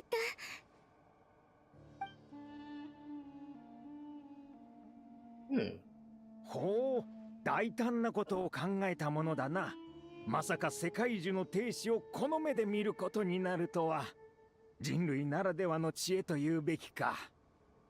Wait, but if the Erminsul is shut down, does that mean all it takes is just a reboot? Yeah, all it takes is just a reboot and then the problem will come back again. Yabe. Thing is still not fully solved then, I guess. 確かにこんな真似ができるのは人間くらいだろう。これほどの数の魔人はいないからな。知識を広めるために定められたはずの機能を利用するとは悪くない考えだ。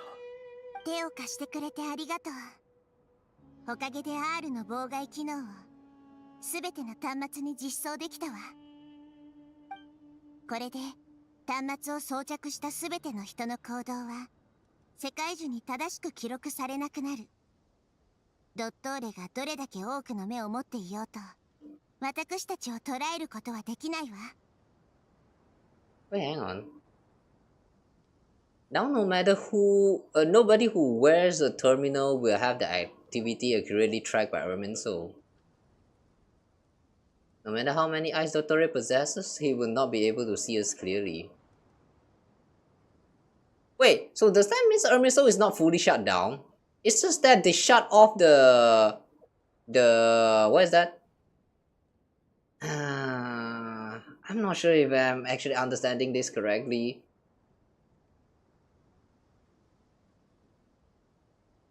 Okay, from my understanding right now is that the Akasha is used to connect to the Ermin Soul before, and so they're trying to apply the same technology of the Akasha terminal, but instead this time they use the mausoleum of King Deshret.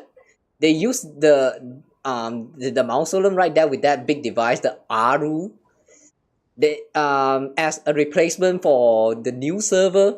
Instead of using Ermin Soul, this time they use that Aru as the server to upload the details of the knowledge. So basically, they just created like a new Ermin Soul with the Aru. Is that what's happening here? So right now, because they are all collected to Aru, this person who are these people that are connected to Aru is now like not detected by the Ermin Soul because they kind of lost connection. Like, well, so basically it's something like you used to connect to this Wi-Fi, but now you disconnect and reconnect to some other Wi-Fi, something like that. Am I understanding this correctly?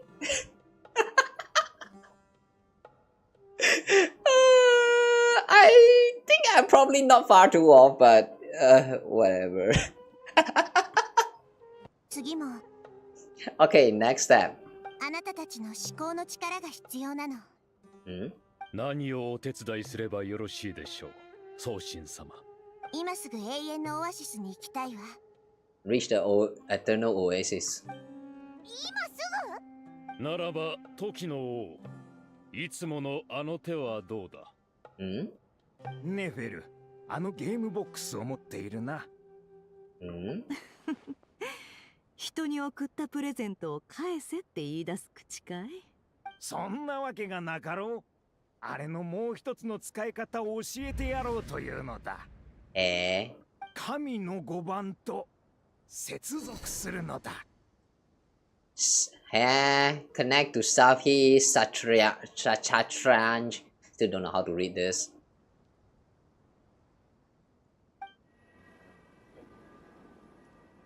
神の5番？砂漠にある場所のことか？トートのボックス。その力の源は神王と我らが共に砂漠に敷いたあの盤面だ。儀式の一切は神の5番を通して発動する。So basically it's like a terminal that connects exclusively to this Safi Shatranj. つまりボックスはその盤面の延長のようなものだ。かつて駒を動かすことは Close but not really, I guess. Extension. 移動開始。実戦状態に入る。Live combat mode.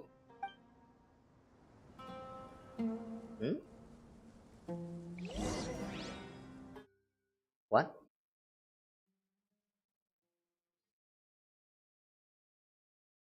Live combat mode?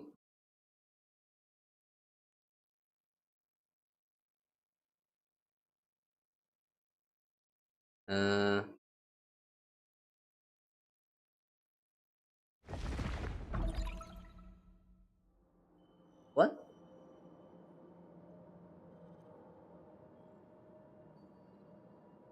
Ah?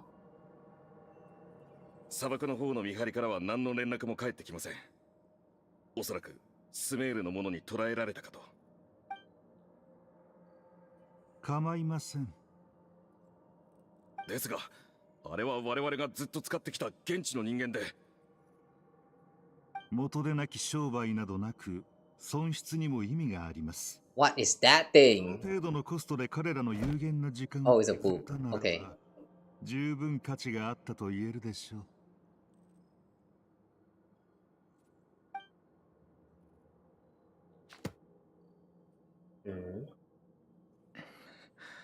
はい。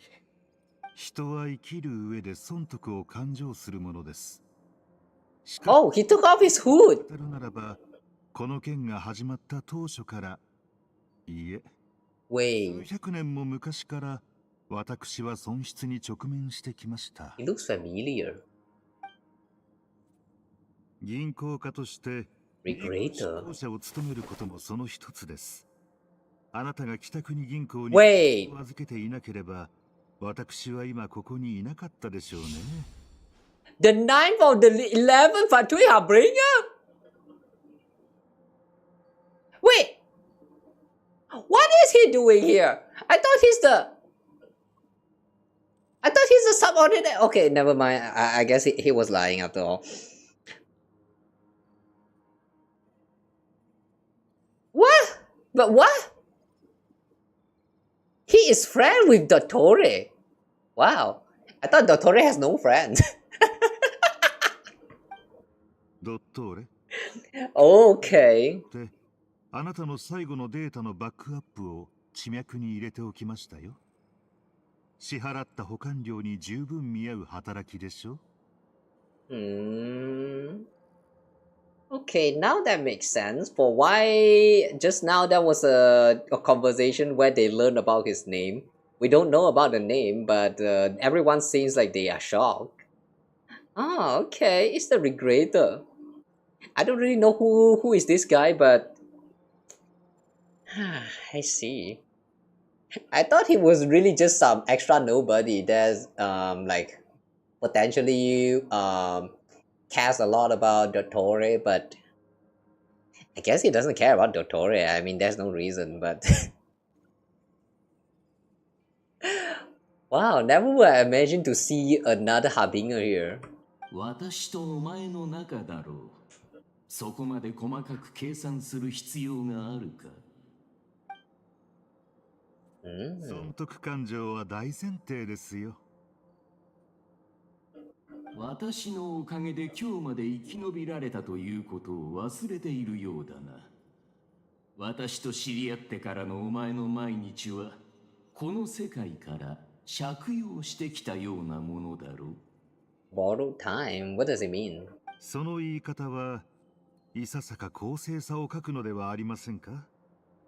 なるほど、確かに私が生きながらえたのはあなたの考え一つだったと言えるかもしれませんが、執行官になれたのはあくまで私自身の力の成果です。資産の管理という役目はその他とは毛色が違います。あなたの推薦があったからといって必ずしもその座につけるわけではない。私が能なしならば今日まで生き残っていませんよ。地脈にはあらゆる情報が揃っている。お前のそのプライドの高さも忘れてはいない。どうかね。私との会話に違和感はないだろう。残りの魂を2つに分けて半分を灘くらいへ送り、もう半分を北国銀行の最深部にある金庫に保管する。これほど厳重な策を講じたのですから、間違いの起きようがないでしょう。Northland Bank.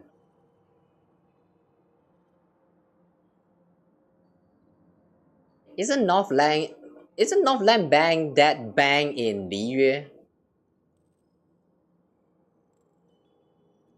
The one where you can go in and steal like how much mora was that again?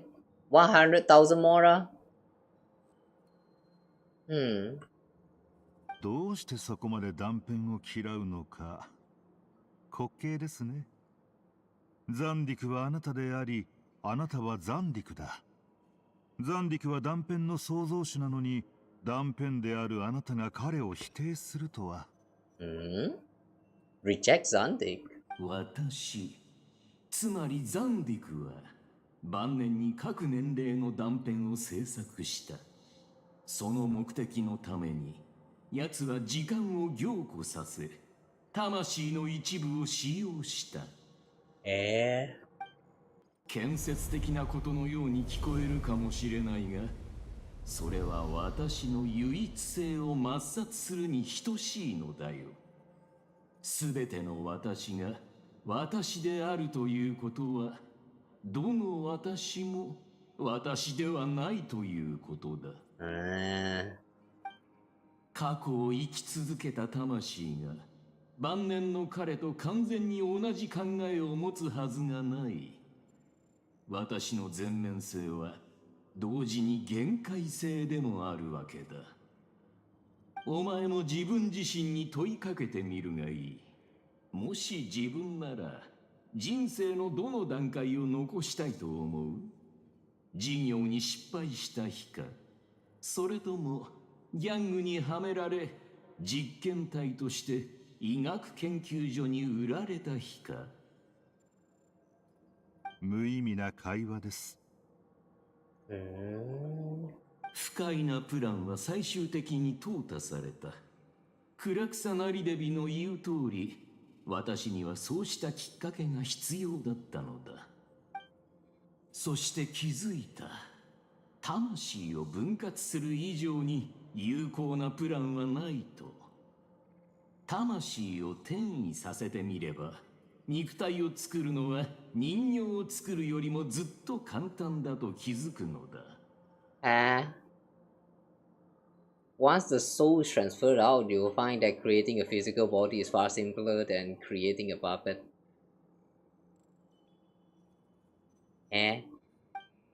あなたのその半分の魂はなどくらいで大敗を喫しましたがね。だがずっと欲しかった情報は手に入った。そうだろう？ようやく最高の実験場が判明したのだから。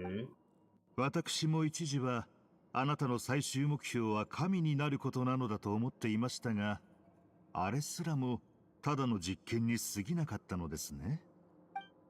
実験の形式は多い。人々は成功を渇望し、目的に執着するあまり、実験の過程も同様に重要であることを忘れている。空いた席、見覚えのない顔、お前なら察しがつくだろう。存在しないのは誰かが記録に手を加えたからだ。さあ、なんと答えていいものやら。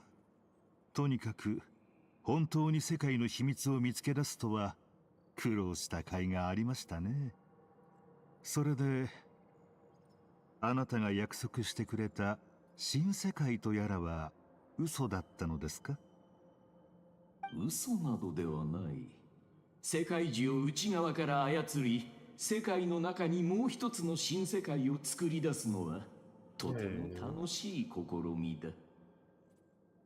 ほぼ全てのものはいずれ死を迎える。だが死後の世界に自らの意志で思うままに実験を行った者はこれまでいなかった。この難題を克服した私が思う存分実験しないのでは、この世界に申し訳が立たないだろう。魂の量と自我は関係がないのですね。いろんなあなたを見てきましたが、あなたは最も狂気的で過激なようだ。狂気的、過激。それが協力の決め手か。リスクの高い投資を決めるには、それに見合ったプランが必要です。あなたのプランはちょうどいい。そもそもお前が来ただけでも意外だったのに、銀行家パンタローネの名を使わず、私のかつての部下として顔を出すとは驚かされた。パンタローネ。Pantalone. Didn't someone mention about this name before?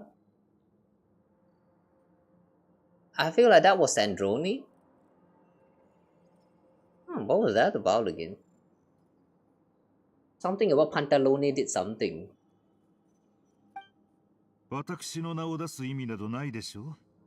このような場で堂々と表に出れば、スネージナヤとスメールの外交関係が悪化し、取り返しのつかない事態になるだけです。首謀者の名を使えば、あなたの顔も立つし、我々スネージナヤの事情にも配慮できる。一石二鳥です。私がどうしてここに来たかについてですが、あなたがご自身の信用をマイナスだと思っているなら意義はありません。みんなそう言ってますよ。お前の積極的な態度の大部分は、私が死ねばお前もそう長くは生きられないという事実に由来しているのだろう。一連卓勝という関係が利害関係にある双方を固く結びつけたわけだ。人間関係においては利益と損失の両方を見るべきだ。どうやら私の言葉も少しは響いていたようだ。確かにあなたに早死にされては困る。なんておかしな言いようですね。あなたは十二分に生きてきたのに。元が人間だったにしてはね。自分だけ綺麗なふりか。私たちは同類だろう。この世界の既存の法則を憎み、他人に制限されることを嫌う。世界を動かすための新たな規則を求めることがそんなに欲深いことですか？分かりきったことを聞く。前にも言ったが、利益のロープ強固なものはない。お前自身がその証明だ。そんなことを証明するために骨を折る日が来ないことを願います。主様、スメールシティに接近するものを確認いたしました。あなたが世界樹から読み取るよりも先に兵士たちが察知するとは、どうやら彼らも無策ではないようですね。とにかくドットーレ、分かっていますね。接近するのは奴らだ。もうすぐそこまで迫ってきている。それはさておき、世界樹というのは実に便利ですね。もしあなたが本当に新しい世界を作ったら、私の執務室の前にも一本植えてください。考えておこう。それであなたのために何をすれば？時間稼ぎですか？実験には時間が必要だ。稼げるだけ稼いでくれ。Okay. 法外な値段をふっかけてきますね。こんな話を聞いたことはありませんか？ある罪人が聖堂の中央にひざまずいていました。扉の外には彼を裁こうと大勢の人々が待ち構えていました。Guilty man. 彼は神に願い出ました。どうか最後に一度だけ機会をくれ。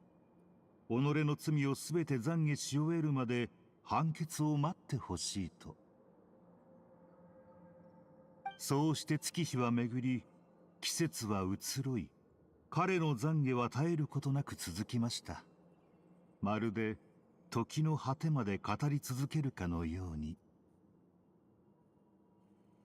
お前を神として崇めろという提案か？それとも懺悔の相手にしろとでも？後者でないことは確かですね。そんな暮らしはごめんです。And speaking of God? 神嫌いのくせに私が神を作ったり神になったりすることに文句はないようだな。怒るかと思っていたが。協力関係を打ち切られるのが怖かったのですか？バカを言う。お前には協力し続けなければならない理由があるだろう。面白いとは思いませんか？天から降りてきた神に人々は疑いもなく信仰を捧げ、与えられたルールを盲目的に守っています。I'm kind of sleepy, but I'm still kind of trying to keep up with this conversation. So basically, this whole time it was just about they are just kind of discussing about the backstory behind this Regrator and the Tory, and then they kind of talking about all those philosophy stuff, and that's all. Eh. Ugh. This kind of conversation is fine, but like it's so sleep inducing. しかし普通の人間が努力して神に近い力を得ると、同胞に疑いの目を向けるのです。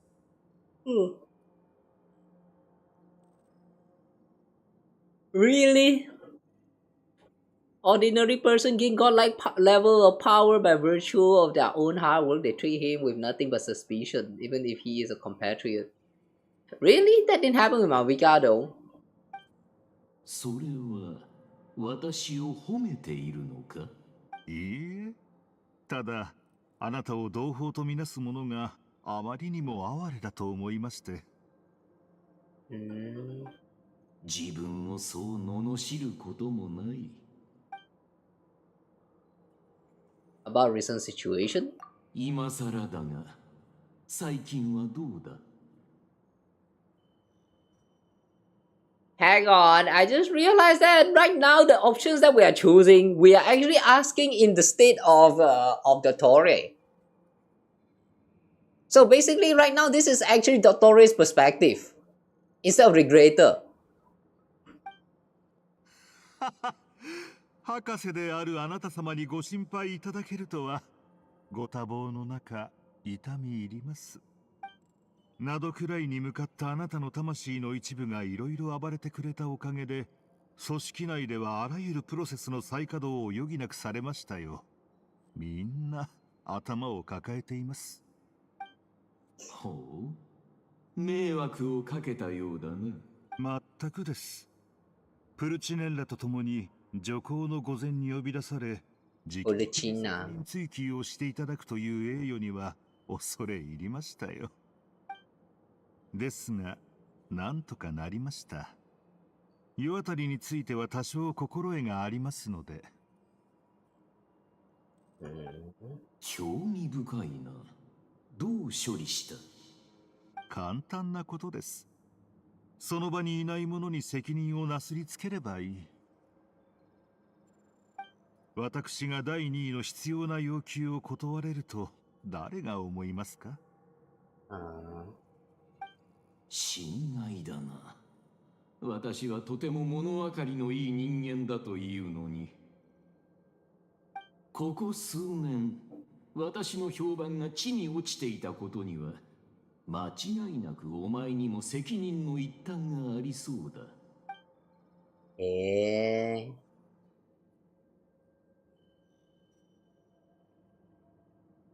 Okay. So are they friends or are they not? I'm still kind of trying to figure out about that. Are they friends or are they not? I feel it kind of sounds like they're sort of friends themselves, but it sounds like they're not. There's almost some kind of like invisible rivalry in between them. Or is it? Does this sound invisible? Alright, now then, about your plan for the future. 今回の件に型がついたらどうする？どうでしょうね。ご存知の通り、私は出張をすると心身ともに疲弊するのです。スネージナヤに戻ったら、まずは一服したいですね。医者の私がわざわざ交換してやった肺をそんなに粗末にしていいのか？文句があるなら止めてみてください。Okay. Now then. 何を考えているんですか？人類の限界について考えている。Limits of humanity. 残念だが、何度計算しても個体の稼働を維持するための魂の質量はこれ以上減らせない。できないことがあると認めるとは珍しい。できないことなどいくらでもあるさ。前にも言っただろう。もともと私は運動近くが狂いやすく、長距離の列車移動は苦手なのだ。The original Dottore. Prone to motion sickness. Could not make long train rides. Then how come in the fight last time he looked so fine? ああ、そうでした。それもあなたがよくあなたを外へ使いに出す理由の一つでしたね。今度は何を考えているのですか？新しい実験のことだ。私の魂が消費し尽くされたという前提で、他人、例えばお前の記憶の中の私をデータとして抽出し、さらにお前の完全な魂を基礎原料としたら、一体何が出来上がると思う？パラドックスですね。ほう。あなたの魂が存続するなら、新たな個体など必要はありません。残るドットーレは一人だけという現状に同意したのはあなた自身でしょう？反対に、もしあなたが存在しなくなったら、一体誰にそんな実験ができるというのです？ True. But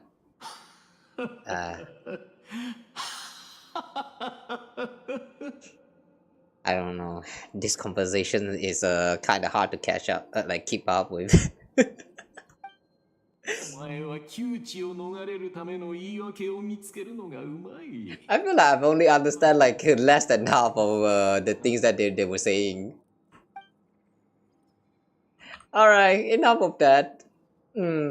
I tried, but I don't understand. Basically, it's just talking about... I don't know. What are they even talking about? The paradox stuff, is that actually important? I can't tell. Dude, the Twitch people only talk about this kind of boring stuff? Like, really? I miss the tea time with Androni. I see you. さようならを言うにはいささか早いのでは？ Hey, the golden coin! あなたがやるべきことをするのに反対するつもりはありませんが。Wait, the sigil on the golden coin. Wait. That's a Smora, right? I never knew that they have this symbol right here. Okay. それじゃあ、おしゃべりはここまでにしておきましょう。Oh, you're leaving. Bye.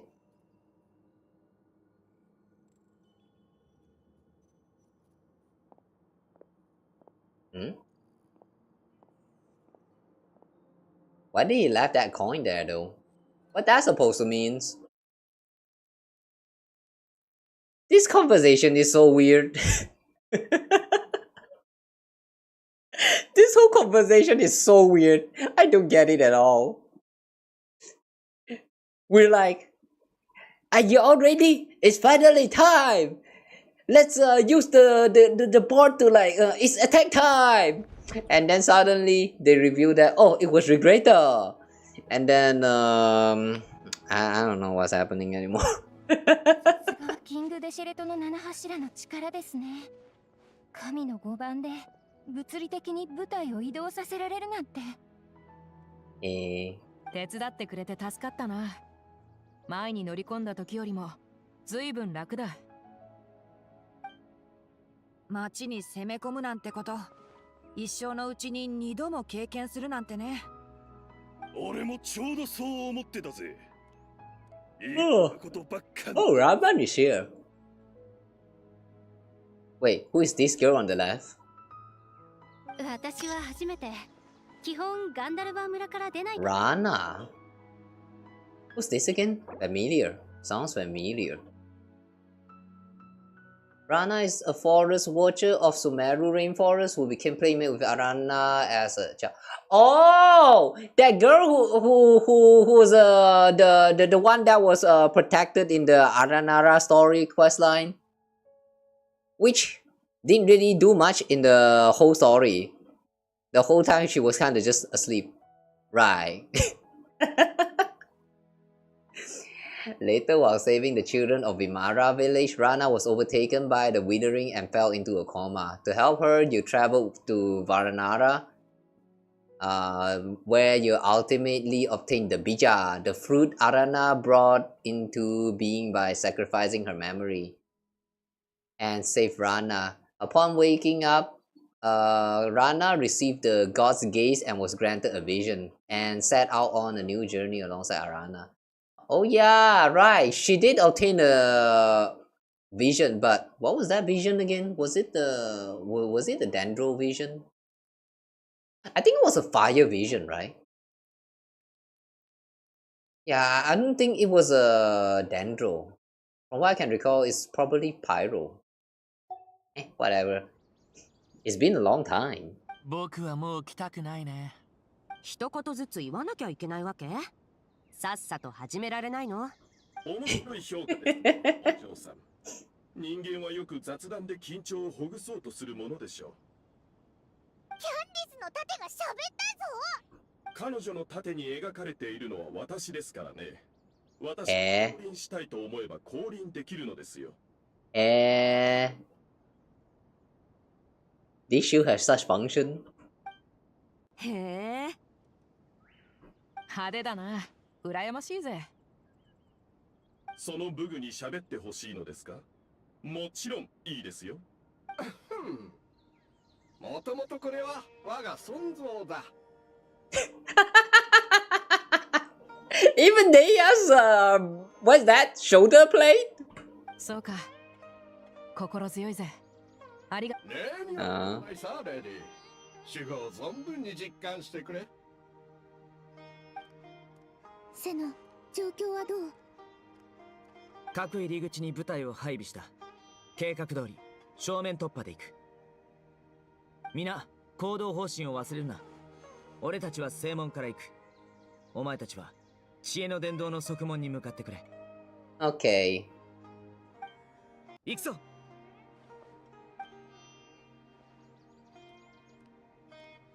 行くぞ Walks.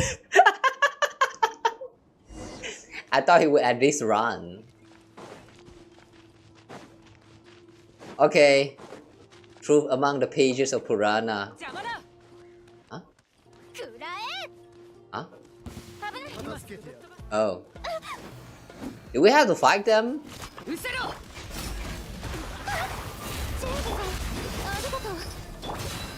気をつけないと。命がけで挑む覚悟がなきゃ倒せっこないよ。ジェイドの言う通りだ。ラナ、気合を入れな。はい。Oh. 在下を立つ。いらっしゃい。やるか。Now that I think about it, do we actually need to fight? Can't we just run?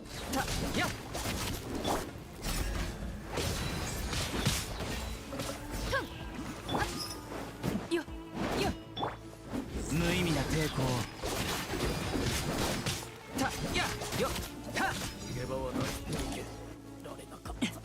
Quest progressive. Okay. 奴らを倒し、港を制圧する。後続の大部隊は水路から支援に来る手はずだ。Okay. 任せてください。全員ぶちのめしてやる。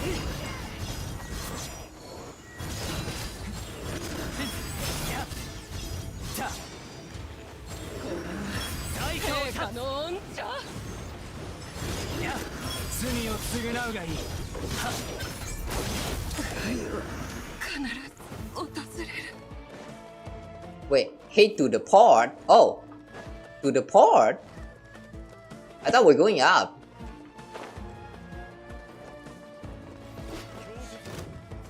Uh. 砕けなさいこの命降伏しろ勝利をしてやるお前の罪を対価を断つ Oh, that's another one. 罪を償うがいい武力行使の許可をどいてやるか守るために逃げ場はないぞそれはあ食いしばれよ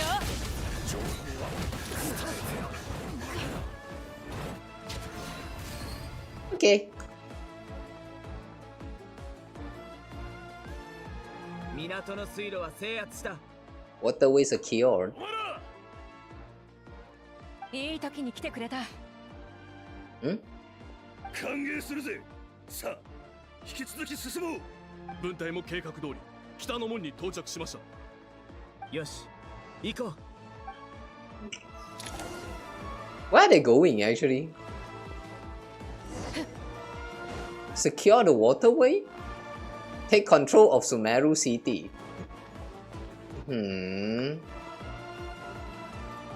Okay, I think we're going up.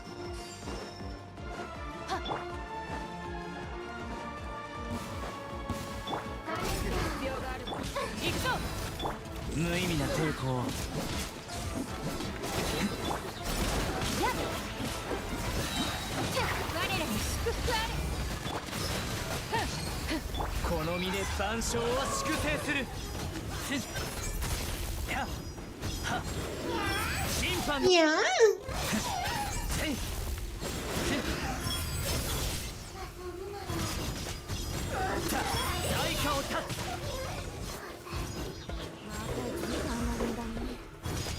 It's been a while since I last heard that kind of noises. Yeah.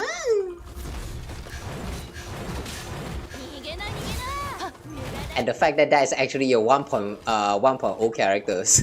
No, not characters, I mean enemy. この祈りを聞きな勝利をしてやるお前の罪を審判の時だ済んだ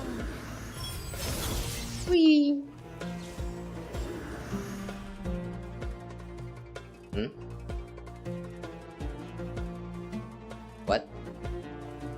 Oh, ambush, okay. 敵だ気をつけろやっとお出ましか急げ先に中央を制圧するセノ様こちら制圧完了しました気を抜かないでくださいあちらからファデュイがOh. どうせ世界中は俺たちの動向を読み必要に応じて散らばろう心配しなくても私たちなら皆殺しにできるよ見ての通りやる気満々だ旅人の方はどうなってるティナリはちゃんと旅人を守れるの Why keep us safe? たかがレンジャー長とティナリを甘く見るな心配ないちょっとそういう意味で言ったんじゃないって分かったああhang on. What does that mean?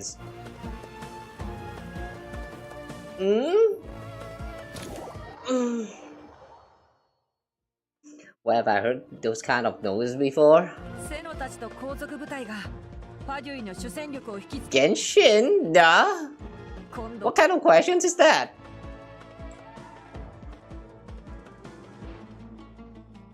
リーフコアを使えば気づかれずに地形を越えられるはずだよ頑張ってくれ僕たちは直接飛んでいくそっ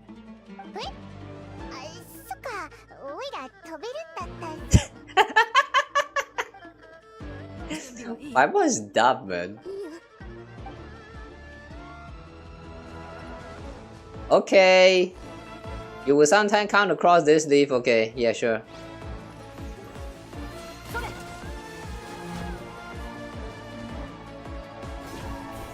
Alright, we're going to need this.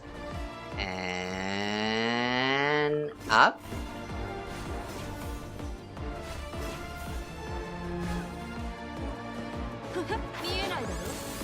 Okay.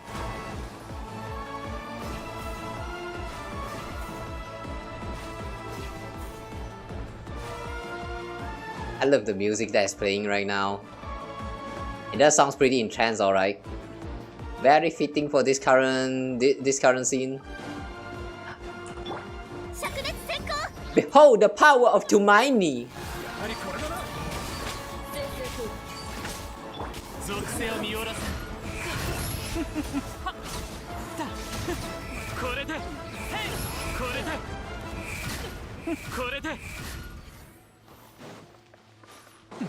遅い。 Enter the sanctuary by stealth. Hang on a second. By stealth, they say.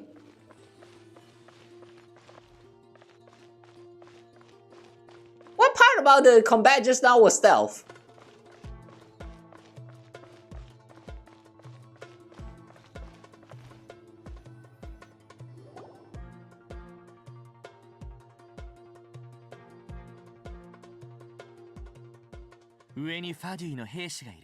Ah, okay.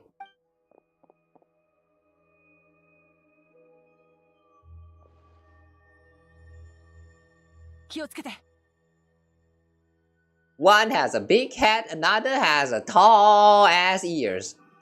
Yeah. Very suitable for stealth mission.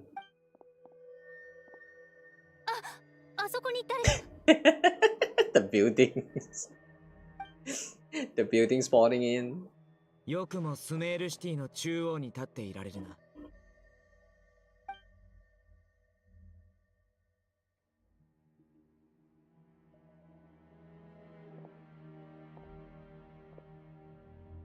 予想通り早かったですね。こいつただのファディの士官じゃないの。かなりの人員が配備されている。確かに俺たちを待ち構えているようだ。だが何かがおかしい。何もかもがあまりに作為的に感じられる。絶対にドットーレの普通の部下ではないし、ありふれた士官でもない。奴の地位は高いだろう。おそらくは俺たちの予想を超えるほどに。戦闘よりむしろ話し合いのために待っていたようだな。お利口ですね。大マハマトラのセノ。あなたが今回の強襲作戦のリーダーだということは知っています。取引をしませんか？強襲だと。スメールシティはもともと俺たちのものだ。事態は常に変化するものですよ。こちらの部隊にもかなりの人数がいます。例えば For instance 北門付近にもファドゥイの副兵がいます。対処できそうか？今のところは。確かにまだ戦いは白熱していない。双方ともに力は残っています。しかしその後はどうなるでしょう。人が血を流すところを見たいのですか？彼らの中に友人はいないのですか？戦争が始まれば必ず死人が出ます。知り合いにその中の一人になってほしくはないでしょう。違う。こいつ本当にあそこに立っているわけじゃない。その手が通用するか。He just threw his spear, and then the spear disappeared together with the silhouette. 消えた。幻影だったのか。くそ、最初からいなかったんだ。俺たちをおびき寄せる罠だった。話は後だ。行くぞ。この大事な時に皆さんとご一緒できず申し訳ありません。どうしても離れなければならない用事があるのです。それでは失礼。First of all, how is he able to create a projection of himself that looks so real? And secondly, if he's not here, where is he? スメールの大マハマトラは容赦ないですね。実際に行かなくてよかったです。This is somewhere outside. 幻影を作って時間を稼ぐ。確かに効果はあった。だがお前が私のダミーに過ぎないということが奴らに気づかれただろう。私が何者かは重要ではありません。重要なのは彼らがじきにこちらへ向かってくるということです。奴らはもう来ている。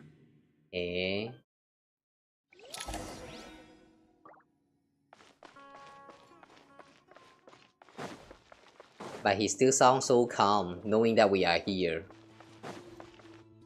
Oh. 着いたぞ。ここまでで大丈夫。ティナリ、あとは私たちに任せて、シェノを助けに行ってあげて。本当に見張りはもういいの？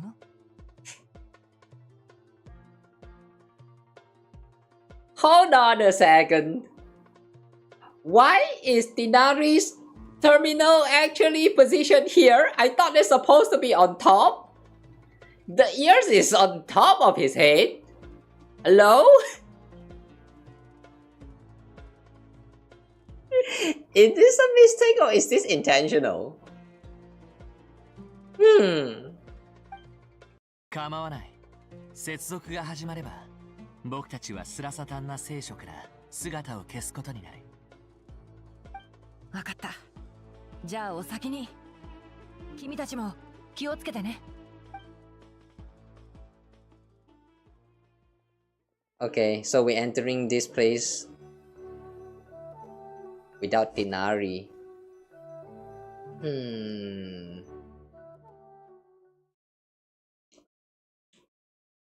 ナヒーダが言ってた接続口ってどこなんだ？見つけた。こっちだよ。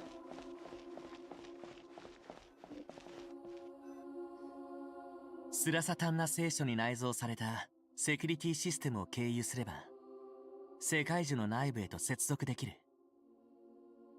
初めてのことじゃないだろ。前回と同じルート？基本的には同じだ。パラメータもいじる必要はない。それなら大丈夫。パイモンは準備ができたら出発しよう。いや、今回はかなり緊急なんだろ。だったらオイラは外で他のみんなを手伝うぜ。お前たちが戦う時にオイラの面倒まで見なくて済むようにさ。なんで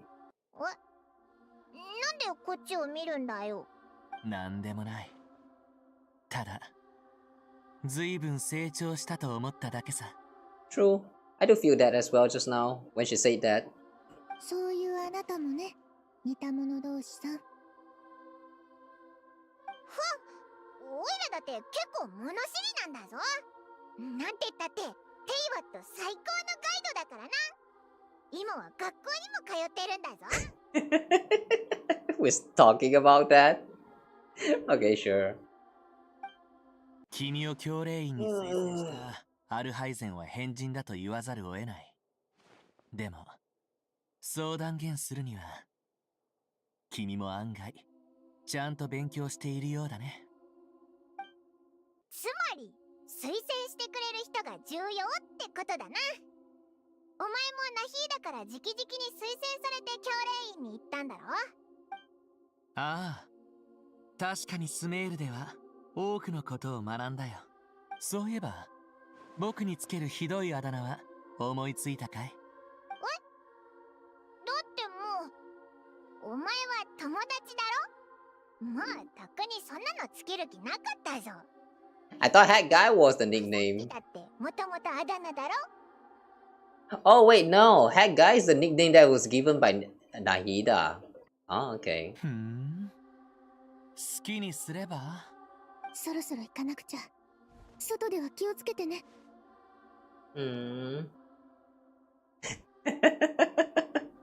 Look at the way the arm is connected to Paimon and the Paimon is floating and then it just moved together with it.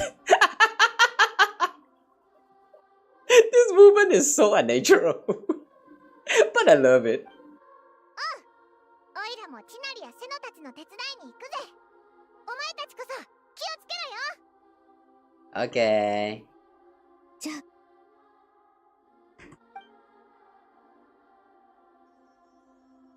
Well, let's enter the Ermin Soul. 接続開始。 It's time to face with that man.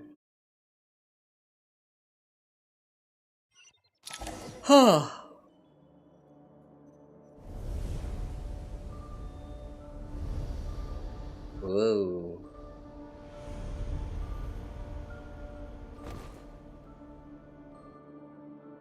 All these cubes, man. It feels so familiar. またここに来た。そういえば、僕はまだ具体的な目的地を知らないんだったね。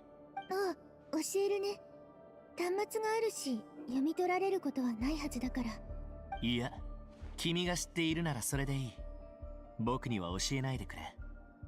そうすれば、こちらで何が起ころうとも、君の進捗に影響が出ることはないだろう。あなたの安全は、私の安全と同じくらい重要なんだよ。自分を犠牲にして何かを守ろうなんて考えは捨てて、一緒に来たんだから、一緒に帰るよ。そこまで言われたら、うなずくしかないね。Okay, let's go. Explore Ermin Soul.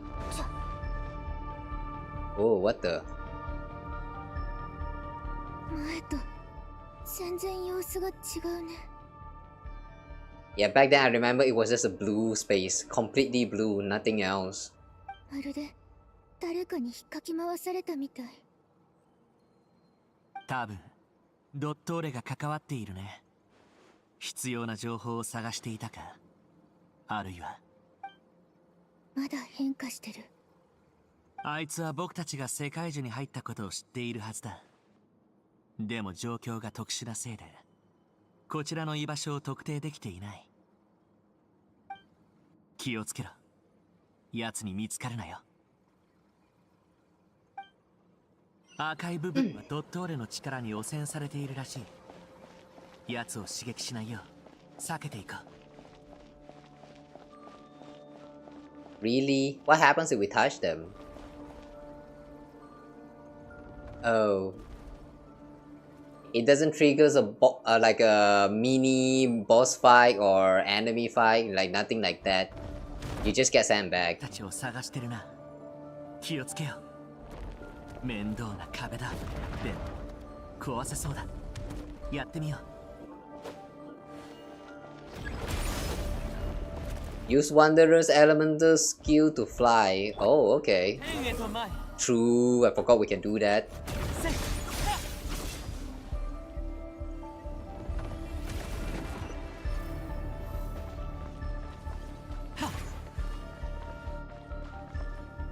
Oh, when hit is going to disappear for a while.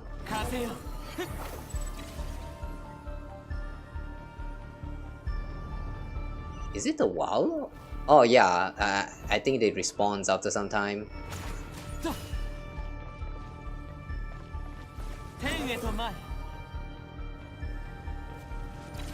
Okay. Wee. What the?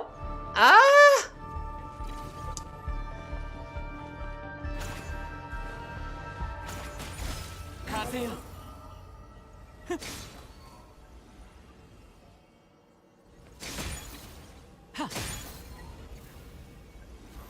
What?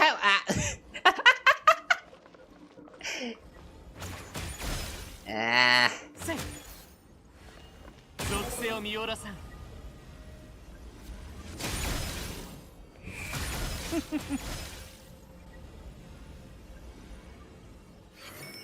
Okay.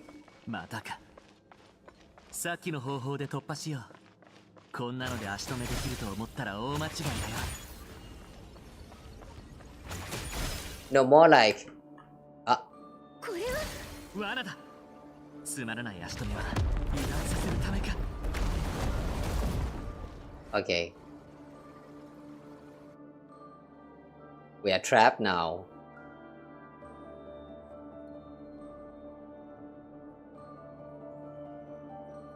められた。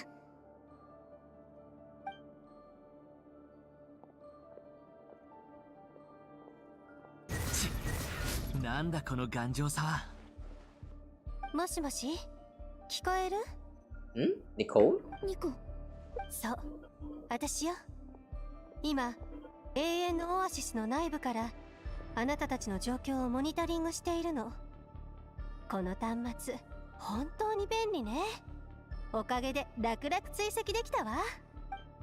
最初は何も見えなかったけれど、2人が中に入ってからは2人の位置情報と端末のおかげでようやく世界樹内部の様子が少しわかるようになったわ。まあ視界はすごく悪いけど手も足も出ないって状況よりマシよね。というわ、直接干渉はできないけれどここから脱出を導くことならできるわ。ここからは私が指揮するからよろしくね。Okay. So now we follow the guidance. ドットーレは世界中、そして地脈までも汚染しているわ。きっと近くに汚染源があるわ。周囲の情報に侵入、環境を操る媒体として利用しているの。あれのこと？ええ、上出来ね。でもまだ終わりじゃないわ。Okay. にもないか探しましょう。あー、なさい。What is this?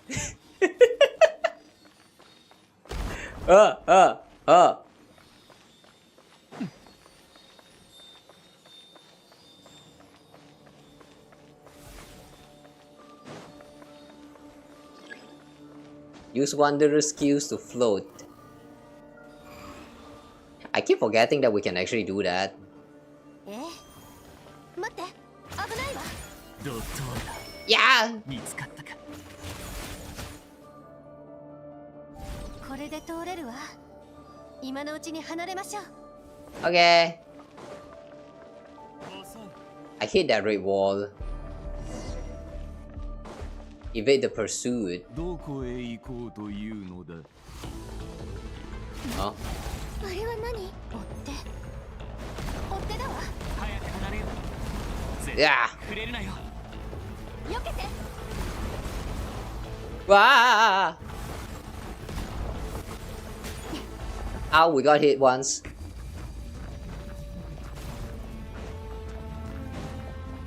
一本道じゃない。どうする？左よ。私を信じて。Left. Okay. I believe in you, Nicole. うわっ！気を散らさないで。注意して。だけだ。あ。飛ぶよ。ウィー。この汚染源ね。さっきみたいに片付けて出口を作りましょう。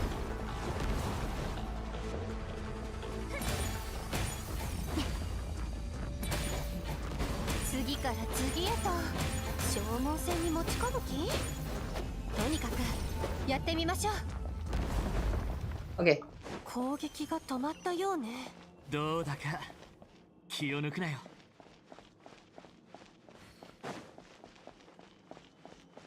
Yeah, I also doubt that.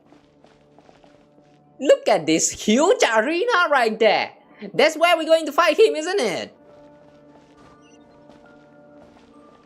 All this time we have been lured by him.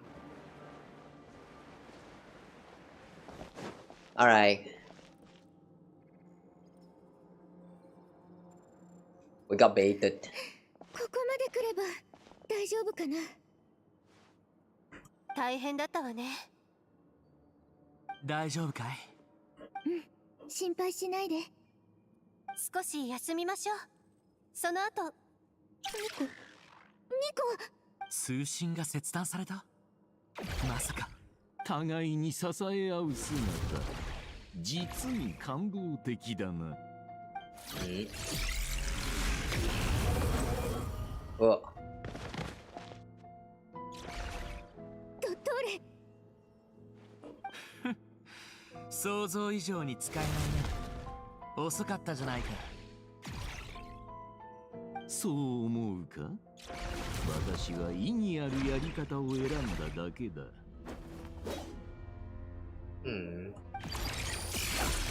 探すよりも購入する方が得策だろう。Exalted Master of the Heretical Path. Yeah, he's getting a new introduction. Instead of being a Fatui Harbinger, this time he's a Exalted Master of the Heretical Path. What does that mean? What does that mean? Okay, whatever. お前たちが私には足取りをつかめないと勝手に思い込み、ここで小賢しく逃げ回るのをあえて見逃してやったのだよ。逃げるのは動物の習性。He got a big switch at his back. 私が逃げ回るのを見るのは好きだ。一度檻に閉じ込められると、もう走ろうとしなくなる者もいるからな。そう思っているなら、なぜわざわざここに来た？もちろん、こうしてお前たちと会いたかったからだ。誤解するな。戦いに来たわけではない。長い付き合いだろう。会いたいと思うことの何がおかしい？ Wait, he sounds like he knows Wanderer. 久しぶりだな。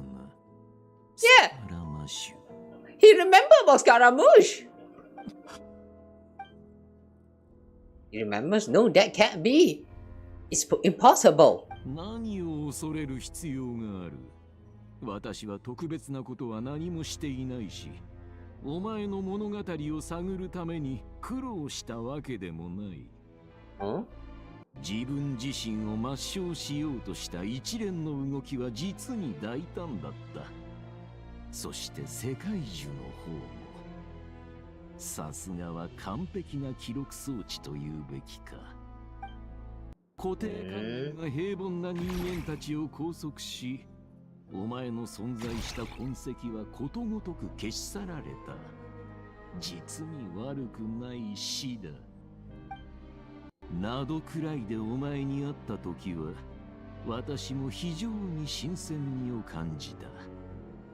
だが、そうしてお前と会ったこと自体が、私に真実を悟らせてくれたのだ。必要すらなかった。Wait, did this man just deduce that he is a Scaramouche just by meeting him once in Notcry?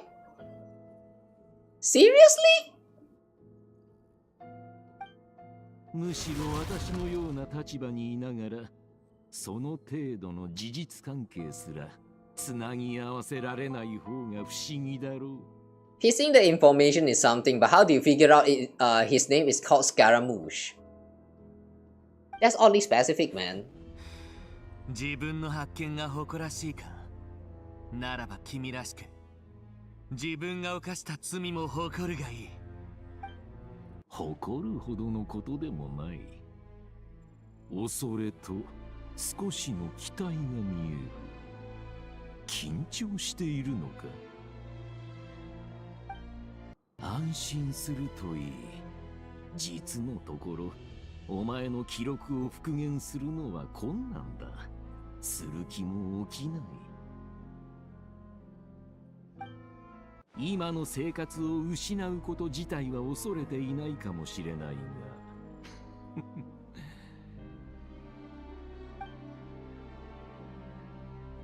二度と過ちを償う機会が訪れないことの方がお前にとっては残酷なことだろう。とっとれ！ Yeah, he's an asshole. すべては私の手のひらの上。燃やし尽くして。風よ。これで、これで、これで。Ouch. 残念だが、その程度では私を倒せない。もっと強くなっていると思ったが、誤算だったな。お前たちには力をつける方法がないのだ。Whoa. Ouch. The music though.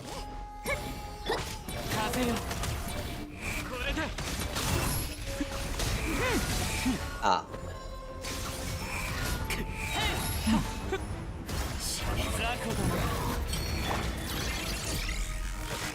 Woo! Hang on, what? Ah!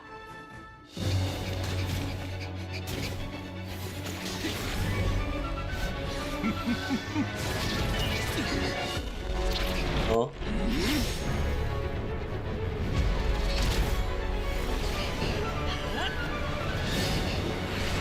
Wee!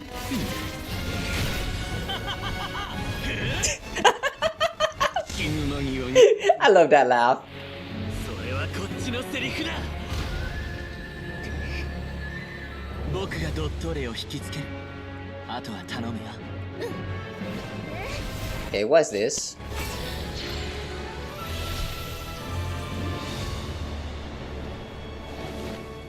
The Eternal Oasis? 1000万の夢と希望のために。陶酔の夜に秘密の扉を開かん。明るき知恵よ、愚かな闇を払いたまえ。今こそ古き誓いを果たさん。情報を抜くわよ。 Data extraction.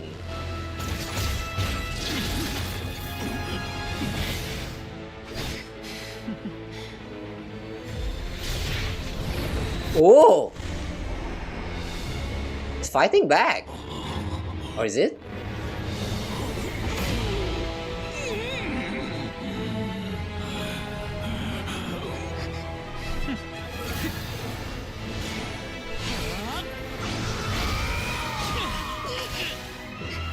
Damn, he's still struggling. 旧時代の意志によって私の実験と進歩を阻むか。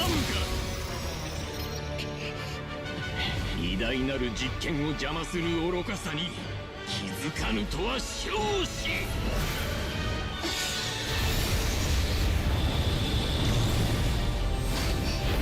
Oh, Nahida is joining.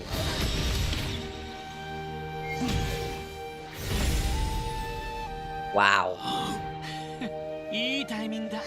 あなたは賢いけれど知恵の使い道を誤った。知識の道は多くあるのに、なぜ一番細い道を選ぶの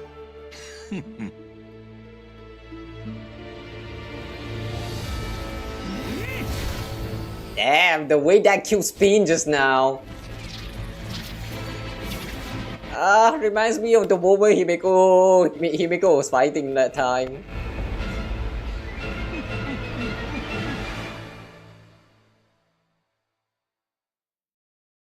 I'm seeing so much of Herschel of Void just in this fight alone.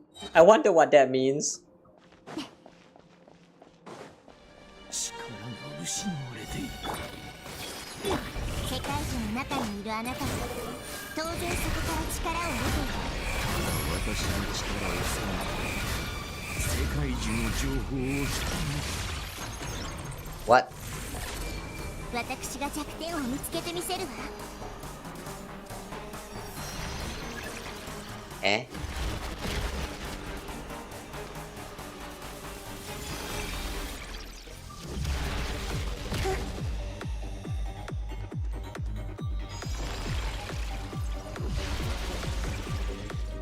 をつなぎましょう。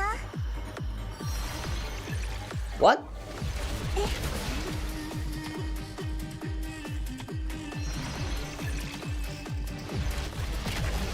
Ouch.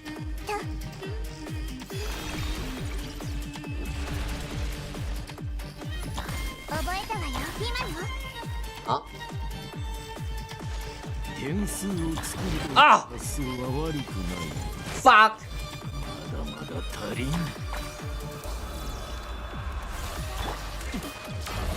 Is this why he going to do the Mushodo Hitotachi?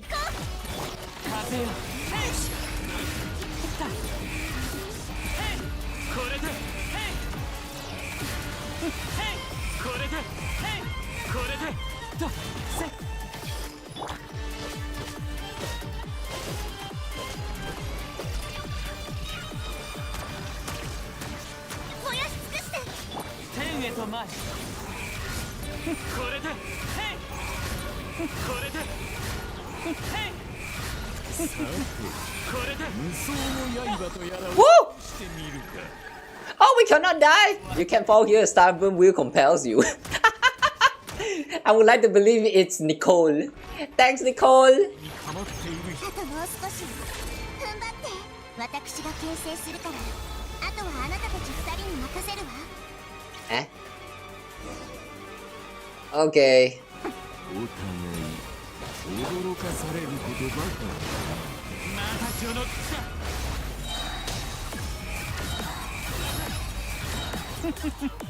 Use the power of Ermin's soul.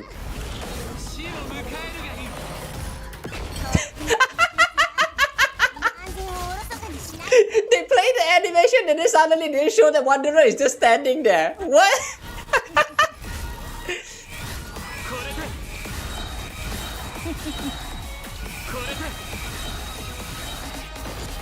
Alright, another one.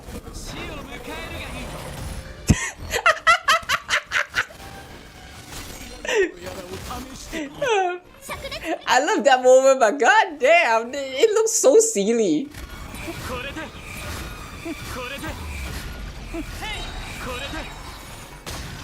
Another one.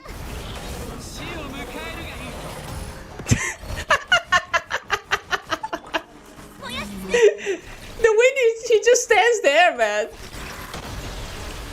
Whoa, what is that move? Looks familiar.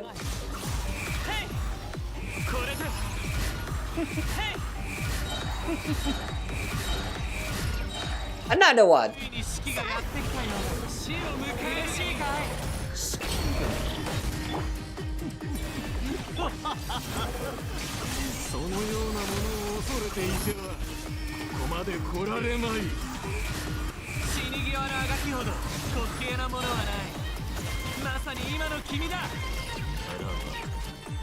Okay.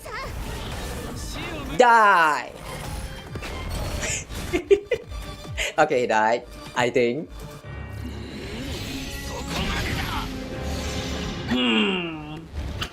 Of course you have to break the floor.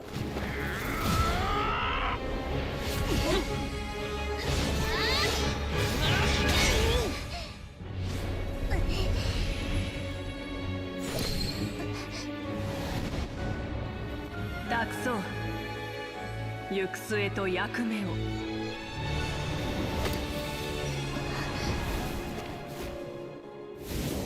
確かにこの世には古きものが存在する。あなたはあなたの思う通りとても手強い相手だわ。あなたは私に知恵の答えを求めてきたわね。知恵を統合する意義を証明してみせましょう。世界樹の管理者としての最高権限を行使するわ。私を裁くか認めるか答えを下して。Eh? Wait, what? What did she do? Condemn me. What? Rule of death?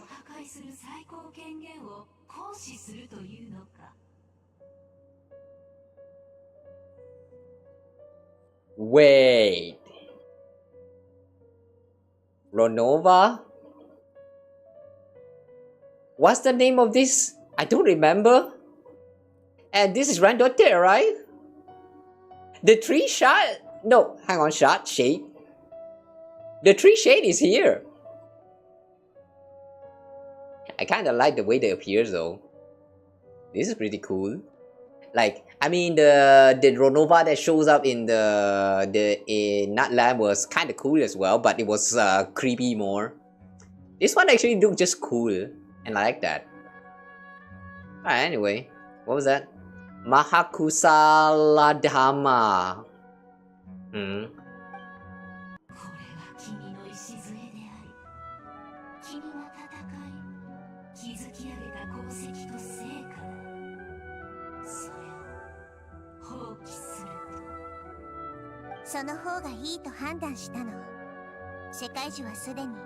徹底的に汚染されてしまっているわ。世界中は原初のタイワットの木で、天理が運命。 All right, it start off. Ruler of time, it start off. Right, that's the name, right? 天理から力を受け継いだんだから、それに従い敬うべきでしょ。Funny how Ruler of Time sounds exactly the same as Venti. I mean, they are literally of the same voice actor, but still though. I wonder what that means. The original tree of Teyvat. It is a means by which the heavenly principle maintains fate itself. 7 Archons should honor and revere it, for their authority was bestowed upon them by the heavenly principles. 従い敬っているからこそ、それが守護する人類のために戦うの。知恵というのは、測ることを知り、選ぶことを知ることでもあるわ。この世界の聖水を本当に気にかけているのなら、私を守るべきよ。種を植えることは因果の始まり。君自身がすでに一本の大樹なのだから、どうして別の木を失うことを恐れる必要があろう。さらばだ、草の王。Okay, they accepted. And there goes Ermin's soul.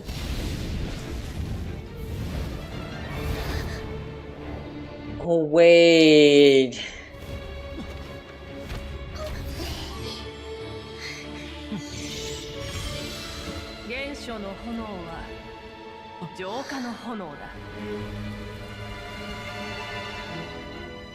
Wow.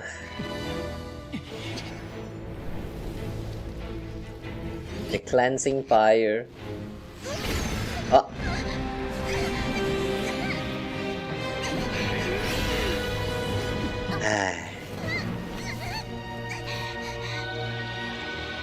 Why do you love us so much?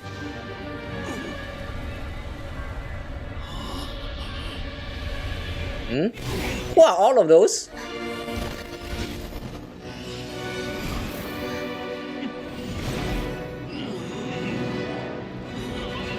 Oh, wait. Those is his previous self. The one that got eliminated, I think.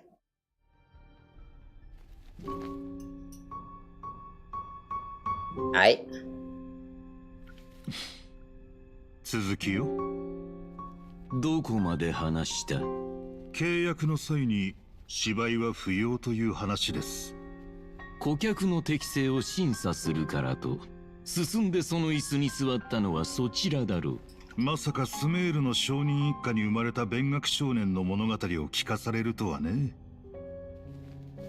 なかなか感動的な語り口だっただろう。あなたが大学の浮き目にあってからの話はね。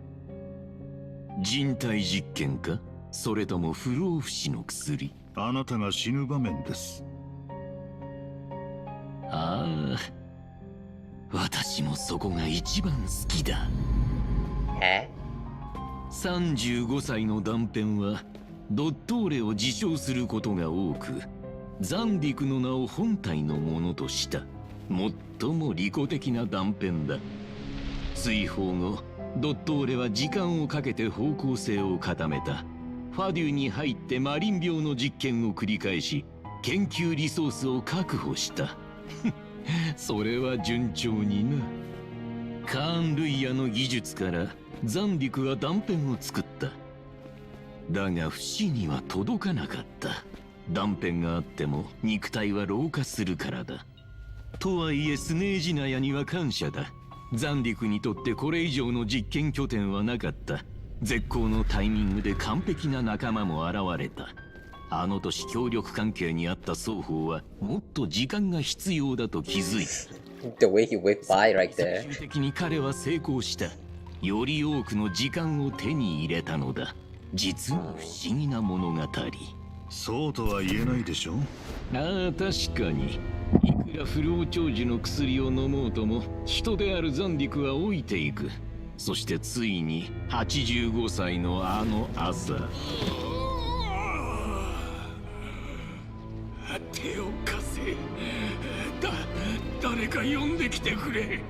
天気は必ずあるというのが彼の持論だったが、手は差し伸べられなかった。ザンディクとは利己的な人間なのだ。忘れるな。お前も私だ。ああ、私たちは皆待っている。私の死をか。Damn。仕事で訪れたパンタローネは偶然その後の光景を目にし、彼の不幸を嘆いた。そうとは。だが己を解剖できる稀有な機会に本人たちは心を躍らせた。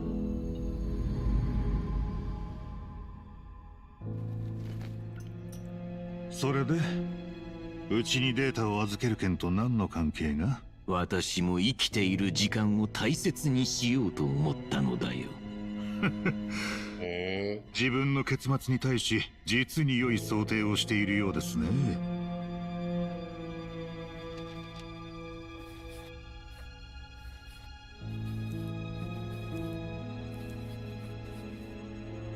どういう意味だ？まともな人間のように命を惜しむはずがない。有限な時間の中で負けを認めたくないだけでしょう。私には面白い結末がふさわしいだろう。確かに興味深い。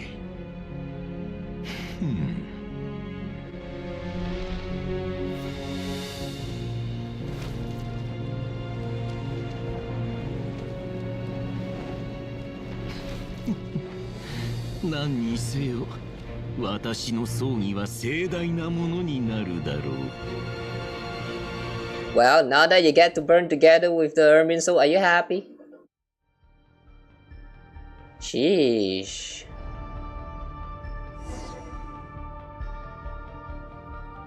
But sheesh, this is a lot darker than I expected. It still doesn't justify his motive, but I can see why now. He has been mad since the very beginning. And damn. The fact that the Dottore that we have been fighting with the whole time, that Zandik, that was not even the original Dottore. It was actually just a clone that got preserved from the original one. They hated the original so much that they actually just watched him die. Like, damn man, this is all kind of fucked up. I don't think I like him. I still don't think I like him, but like, I do kind of pity him now.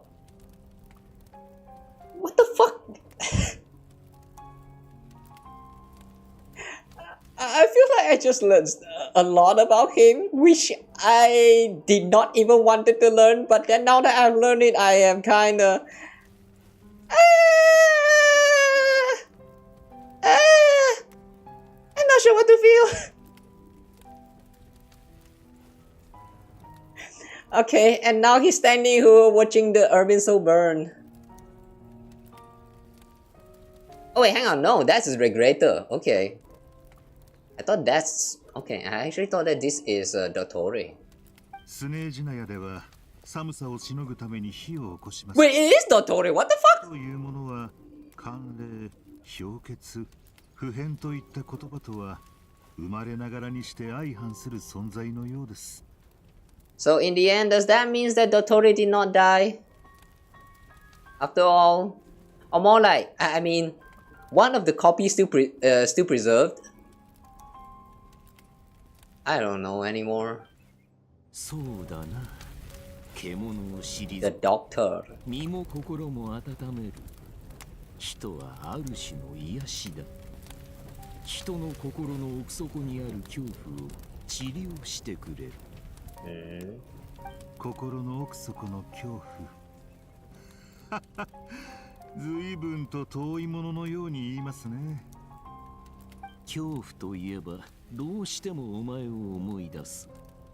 最初に不老不死の薬の話をしていた時、寿命を延ばすのは時間を稼ぐためだと言っていたが、実際はどうなのだ？無様にこの世界を去るのが怖いか？私は人ですからね。無様な姿を晒すのは怖いですよ。しかしあなたはもう忘れているかもしれませんが、結局のところドットーレ、あなたもかつては人間だったのです。その心にそのような恐怖がないとは信じられません。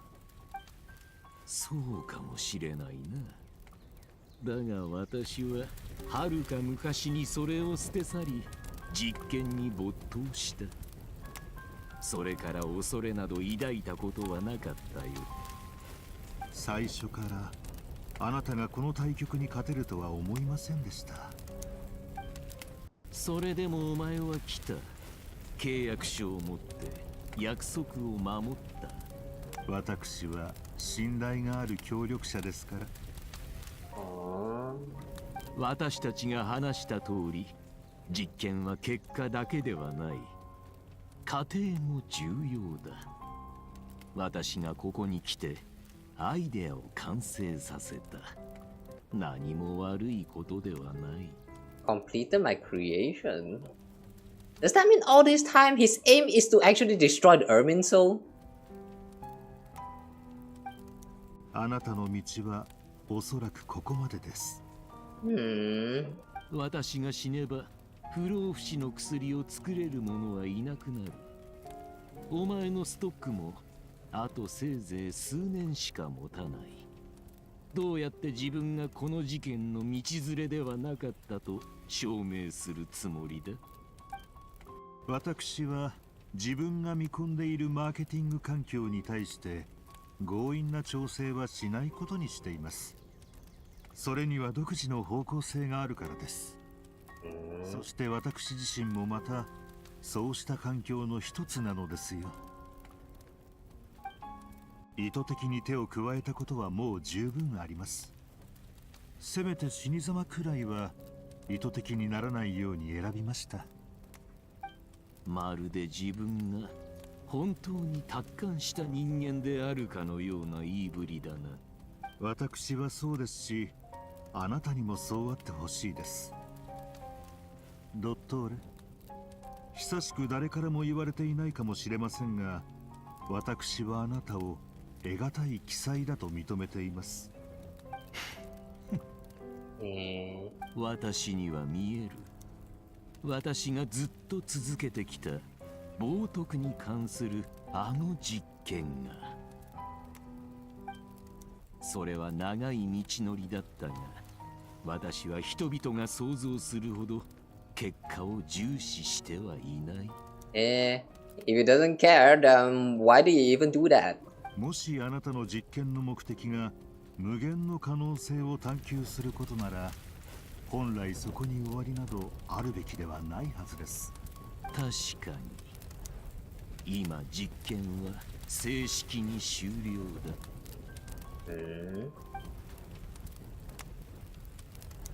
何と呼べばいいですか？ザンディク、それともドットーレの方がお好みですか？好きにしろ。さらばフェオファン。フェオファン？最後だ。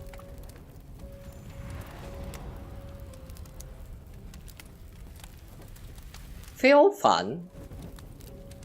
Is that his true name? Proprietor? Regulator? Or regulator?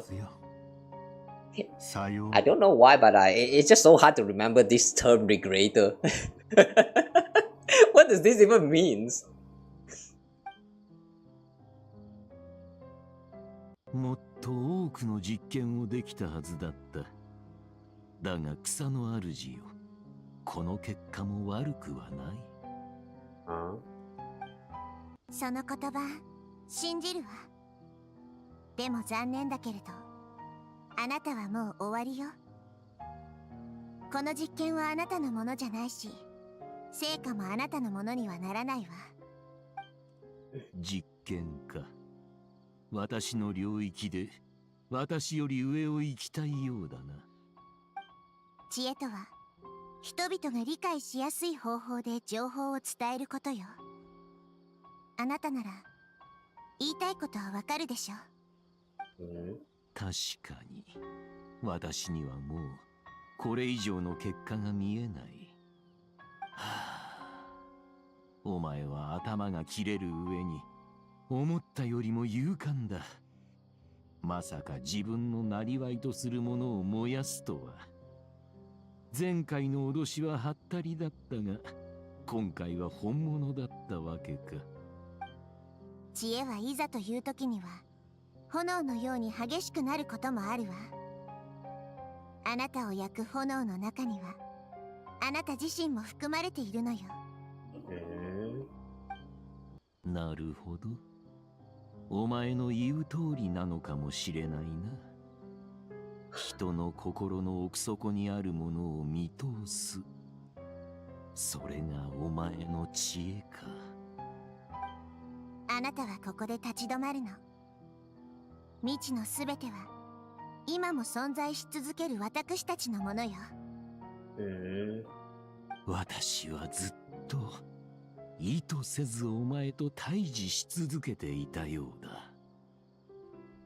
だが今すべてが終わった。あなたの聡明さは否定しないわ。ただ私の中ではこれは決して実験とは定義されないものよ。これは紛れもなくこの世で起きた出来事。データなどよりもずっと意味があるわ。さようなら。もう会うことはないでしょう。Except we can still come back to fight him. I know that breaks the immersion, but yeah. Except that we can actually still come back to fight him. So yeah, it's not like it's completely over. Like as in not like we will not be able to meet him ever again. He's still going to be there, kept as a record for us to fight. よし、これで名簿に載ってる奴らは全員元の場所に帰れたな。長い道のりでしたが、なんとか皆さんを無事に送り届けることができましたね。彼らのために祈りましょう。どうかもう二度とこの地を離れる必要がなく、自ら選んだ静かな楽園に長く住まうことができますように。楽園。沈黙の伝の記録によると、その言葉は特別な意味を含んでいて、神が住処に抱く期待と渇望を表してるらしいよ。神にも住処が必要なのか？人はつい家を失うのはいつも自分たちだけだと思って、神にも安らげる場所が必要だってことを忘れてしまうんだ。True。羊の王も言ってたように、神は民なくして存在し得ない。神と神とは本来お互いを必要とするものなんだよ。幾千年もの時の中で砂漠の信仰がどれだけ薄れたかは私たちが一番よく知ってる。それでも私たちが神について話すのは、それが生活の一部になってるからなんだろうな。神と人との付き合い方は様々ですが、神々の存在はもとより私たちの生活に根付いています。ドニアザードさんが送信様を友達と呼ぶのもそういった道理からでしょうね。友達っていう言い方は悪くないね。距離を縮めて隔たりを減らしてくれる。友達か。もし数年前の私に今こんなにたくさん友達がいるって言っても絶対に信じなかっただろうな。信じるか信じないかは選択であり、絆を結ぶかどうかもまた選択です。私たちはすでに戦いを通じて正しい選択をしました。違いますか？さて、僕は沈黙の伝に一度戻るよ。羊の王と時の王が来てるらしくってね。君たちは？私たちはアール村に戻ります。あちらにはまだ配らなければいけない物資やお世話を必要とする人たちがいますから。またな。暇があったらアール村に遊びに来てくれよ。ああ。君たちも時間があったら沈黙の殿においで。7柱の残り2柱。シェセプアンクとベンヌももしかしたら沈黙の殿に遊びに来るかもしれない。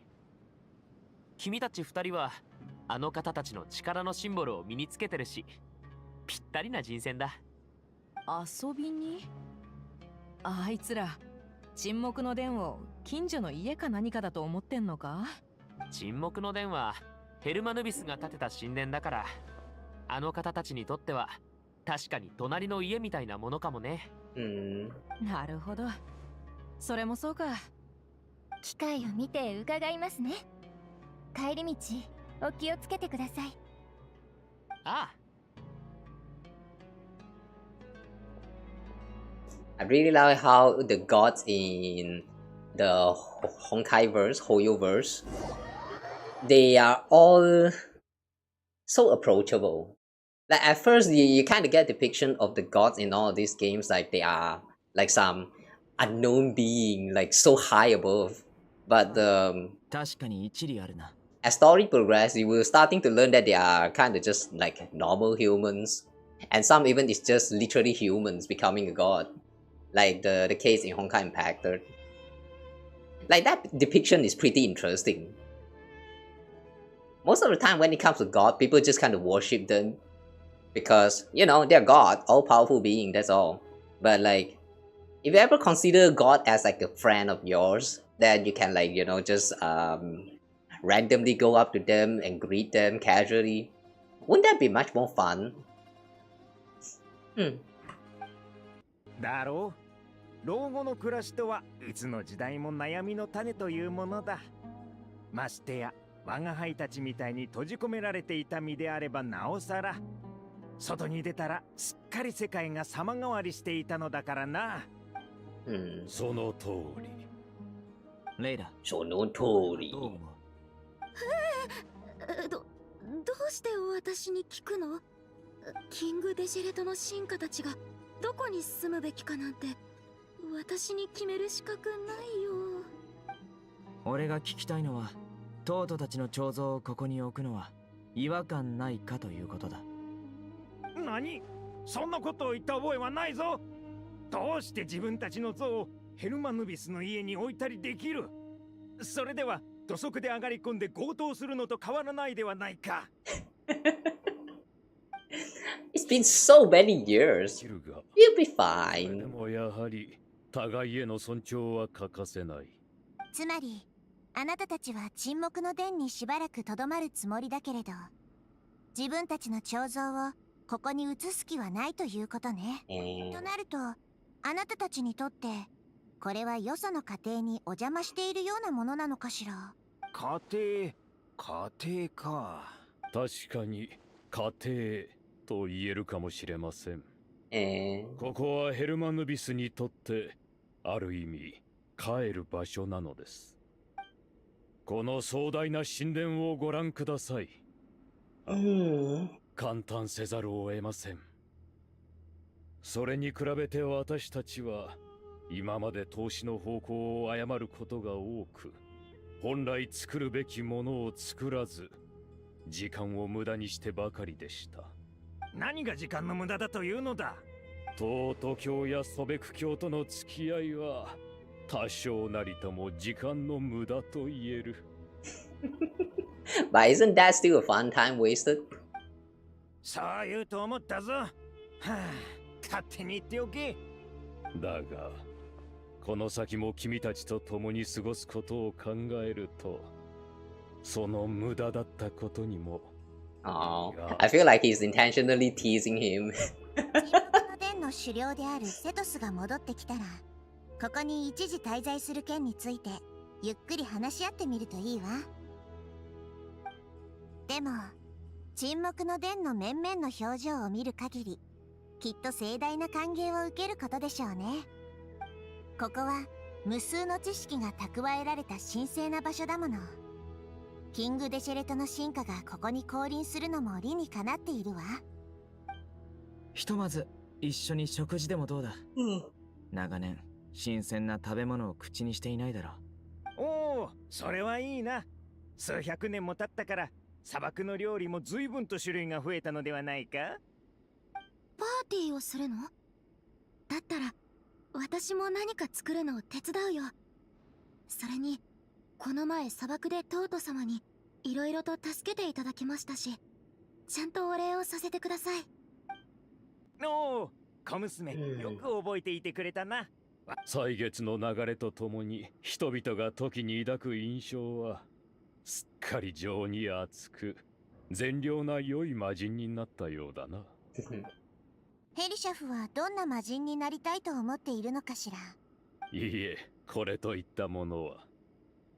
宗神様はどうです？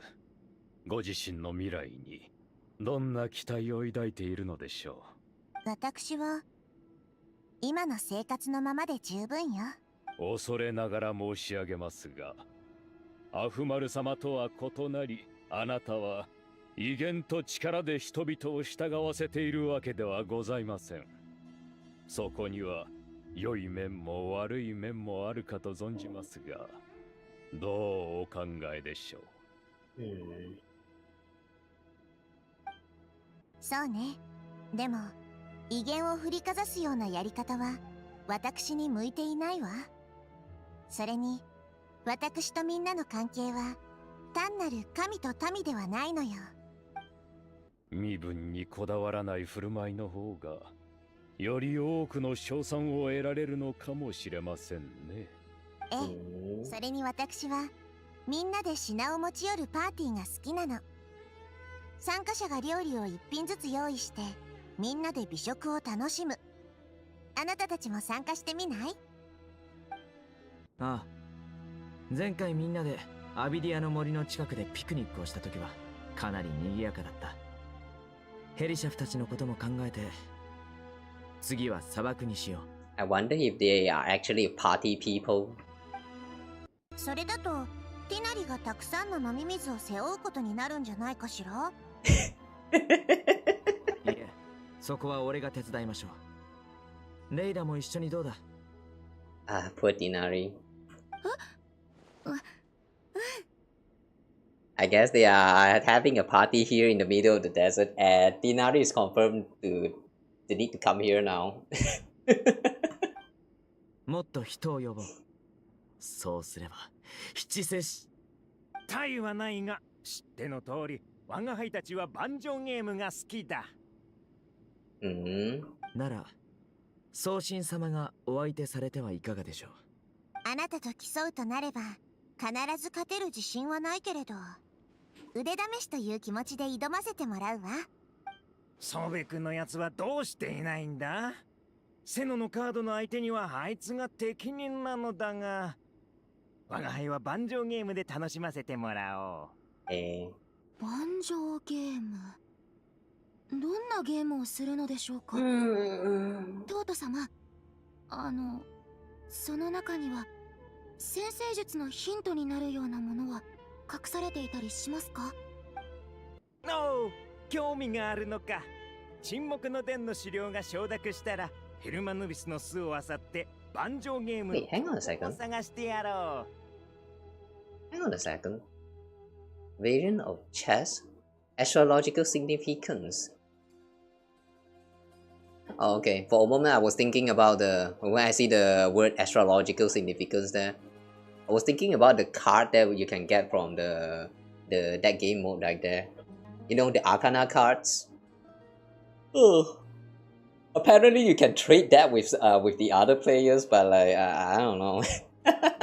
Never traded that thing with anyone.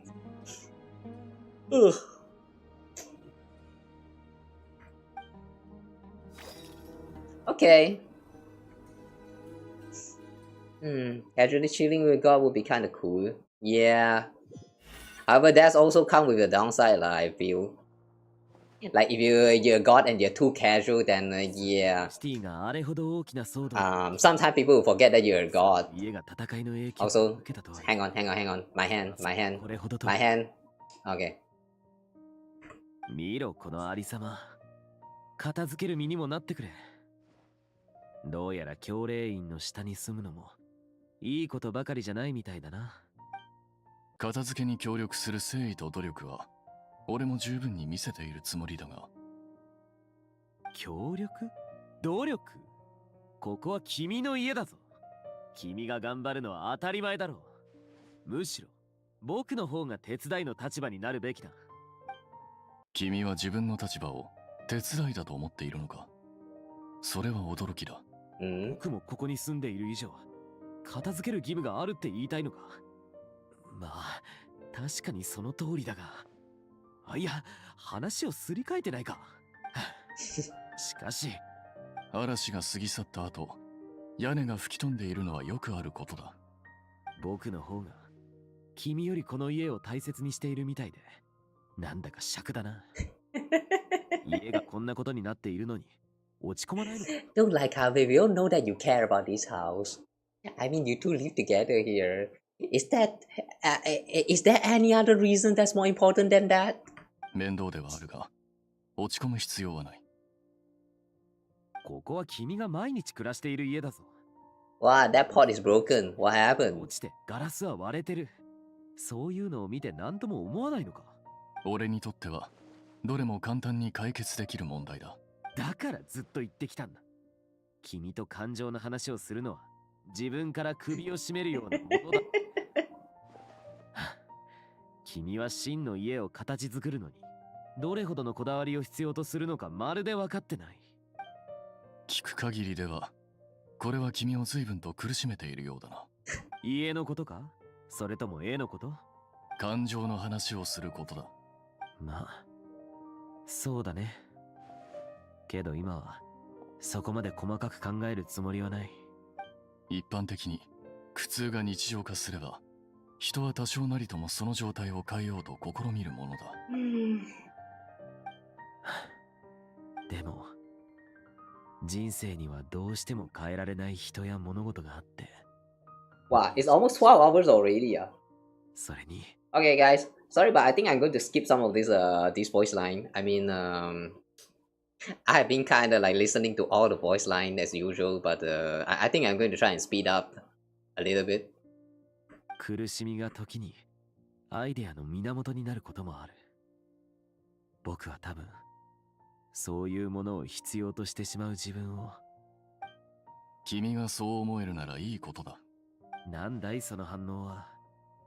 僕が今芸術に関する資源を口にした。 Suffering is the cradle of all creation. 想像を育む。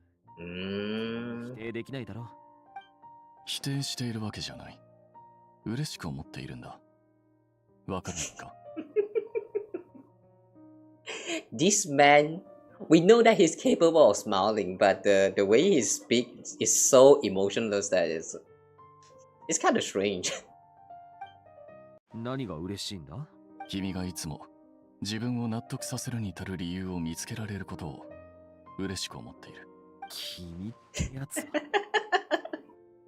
人の生活の多くは問題を見つけ、その理由を探し求める道のりを指す。君の場合は誰もが自分に都合のいい言い訳を見つけられるものではない。その点、君はずっと進歩している。じゃあ君の進歩はどうなってるんだ？その箱を俺に渡せ。え？ああ。これを俺の前身とみなしてもらって構わない。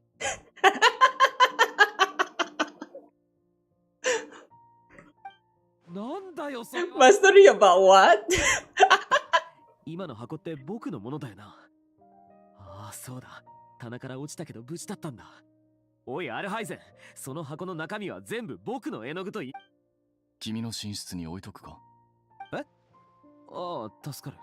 Oh, he's actually helping out. Okay, that's some improvement, alright. こんなことで僕を丸め込もうとしているのか。いや、丸め込むっていうのも違うか。床にある本、めちゃくちゃだな。それにこれって誰かさんが大切にしている絶版本じゃないか。修復してやるか。それからこれと、Look at this scene and tell me that Kawa is not wife.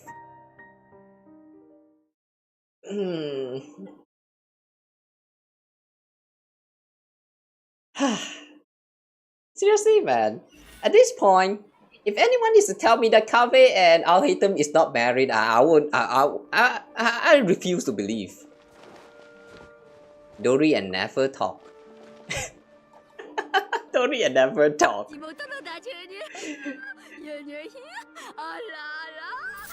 Oh no no.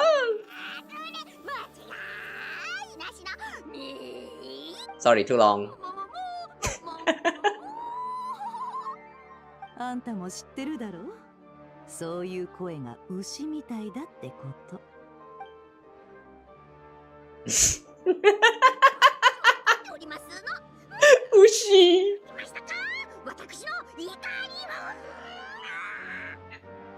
Yeah, that's a very cute joke. サングマハベイ様、何かご用かい？あなた、私のことをキャンディスたちに全部、そのせいで彼女たちの私を見る目がいいことじゃないか。きっと彼女たちももっとあんたのことを好きになって友達だと思ってくれるようになったはずだよ。Yeah, true. 私の秘密を道場に書いただけですいませんわ。今や彼女たちの目には大商人の威厳も投資家の気迫も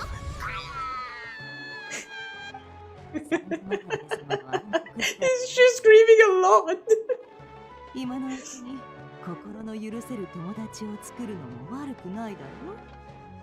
お友達を作るといえばネフェルは聖女様みたいな方がそんなにお好きなんですの。ただの巡り合わせだよ。好き嫌いは関係ないさ。まあいいですわ。少なくとも一つはあなたのおっしゃる通りです。でも今回はだいぶそう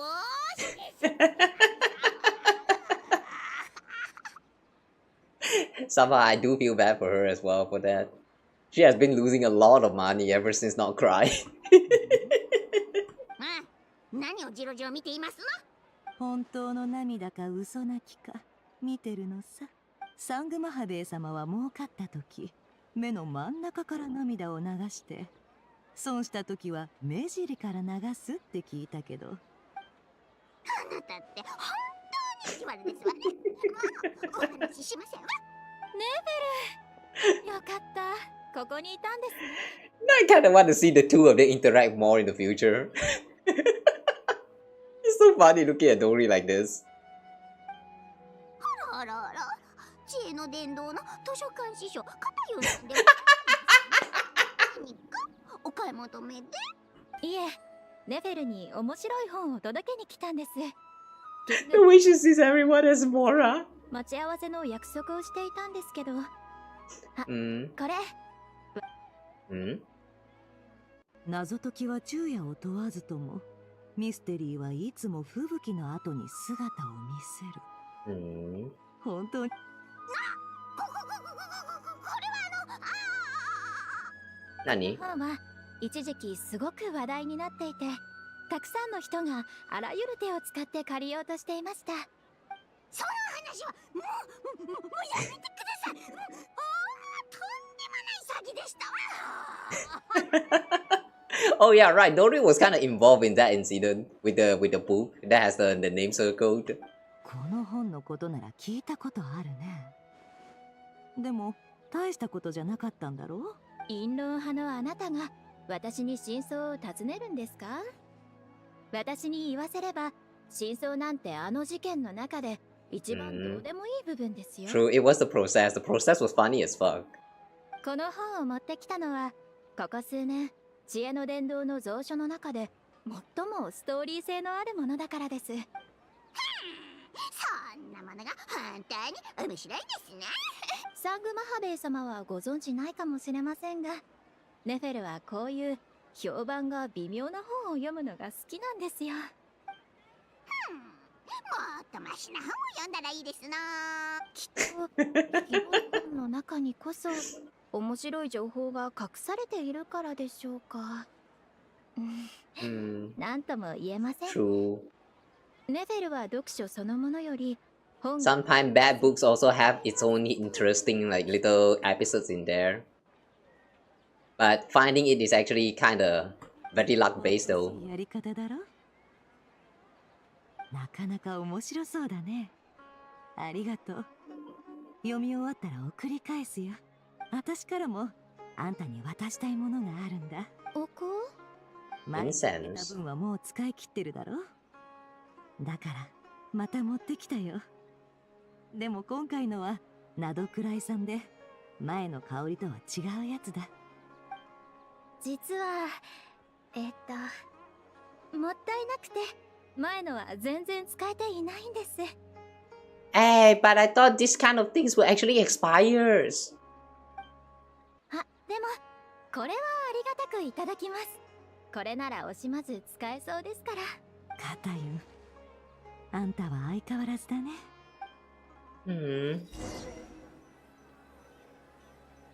Never. Aren't you glad you came to Sumeru after all? It kind of feels like inside of Never something has been resolved. This feels kind of nice. What time is it right now? Holy shit. Okay guys, give me a moment. I'm going to change slot for YouTube since we're kind of hitting the time limit of 12 hours very soon. We still have a little bit more until the end, but I don't know how long it's going to be, so I'm going to be ending the slot for this stream right here. Okay, so hang on, let me pull this up.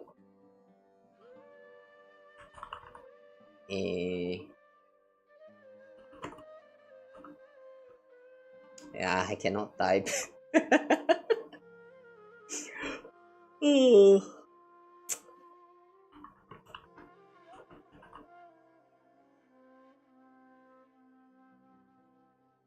Okay lah, whatever. Alright, give me a moment guys. I'm going to change the slot for YouTube real quick. So yeah, we'll continue with the rest of this story chapter in part 2. Alright. If you have been watching so far, thanks for watching and see you on the other side, I guess. Okay, give me a while.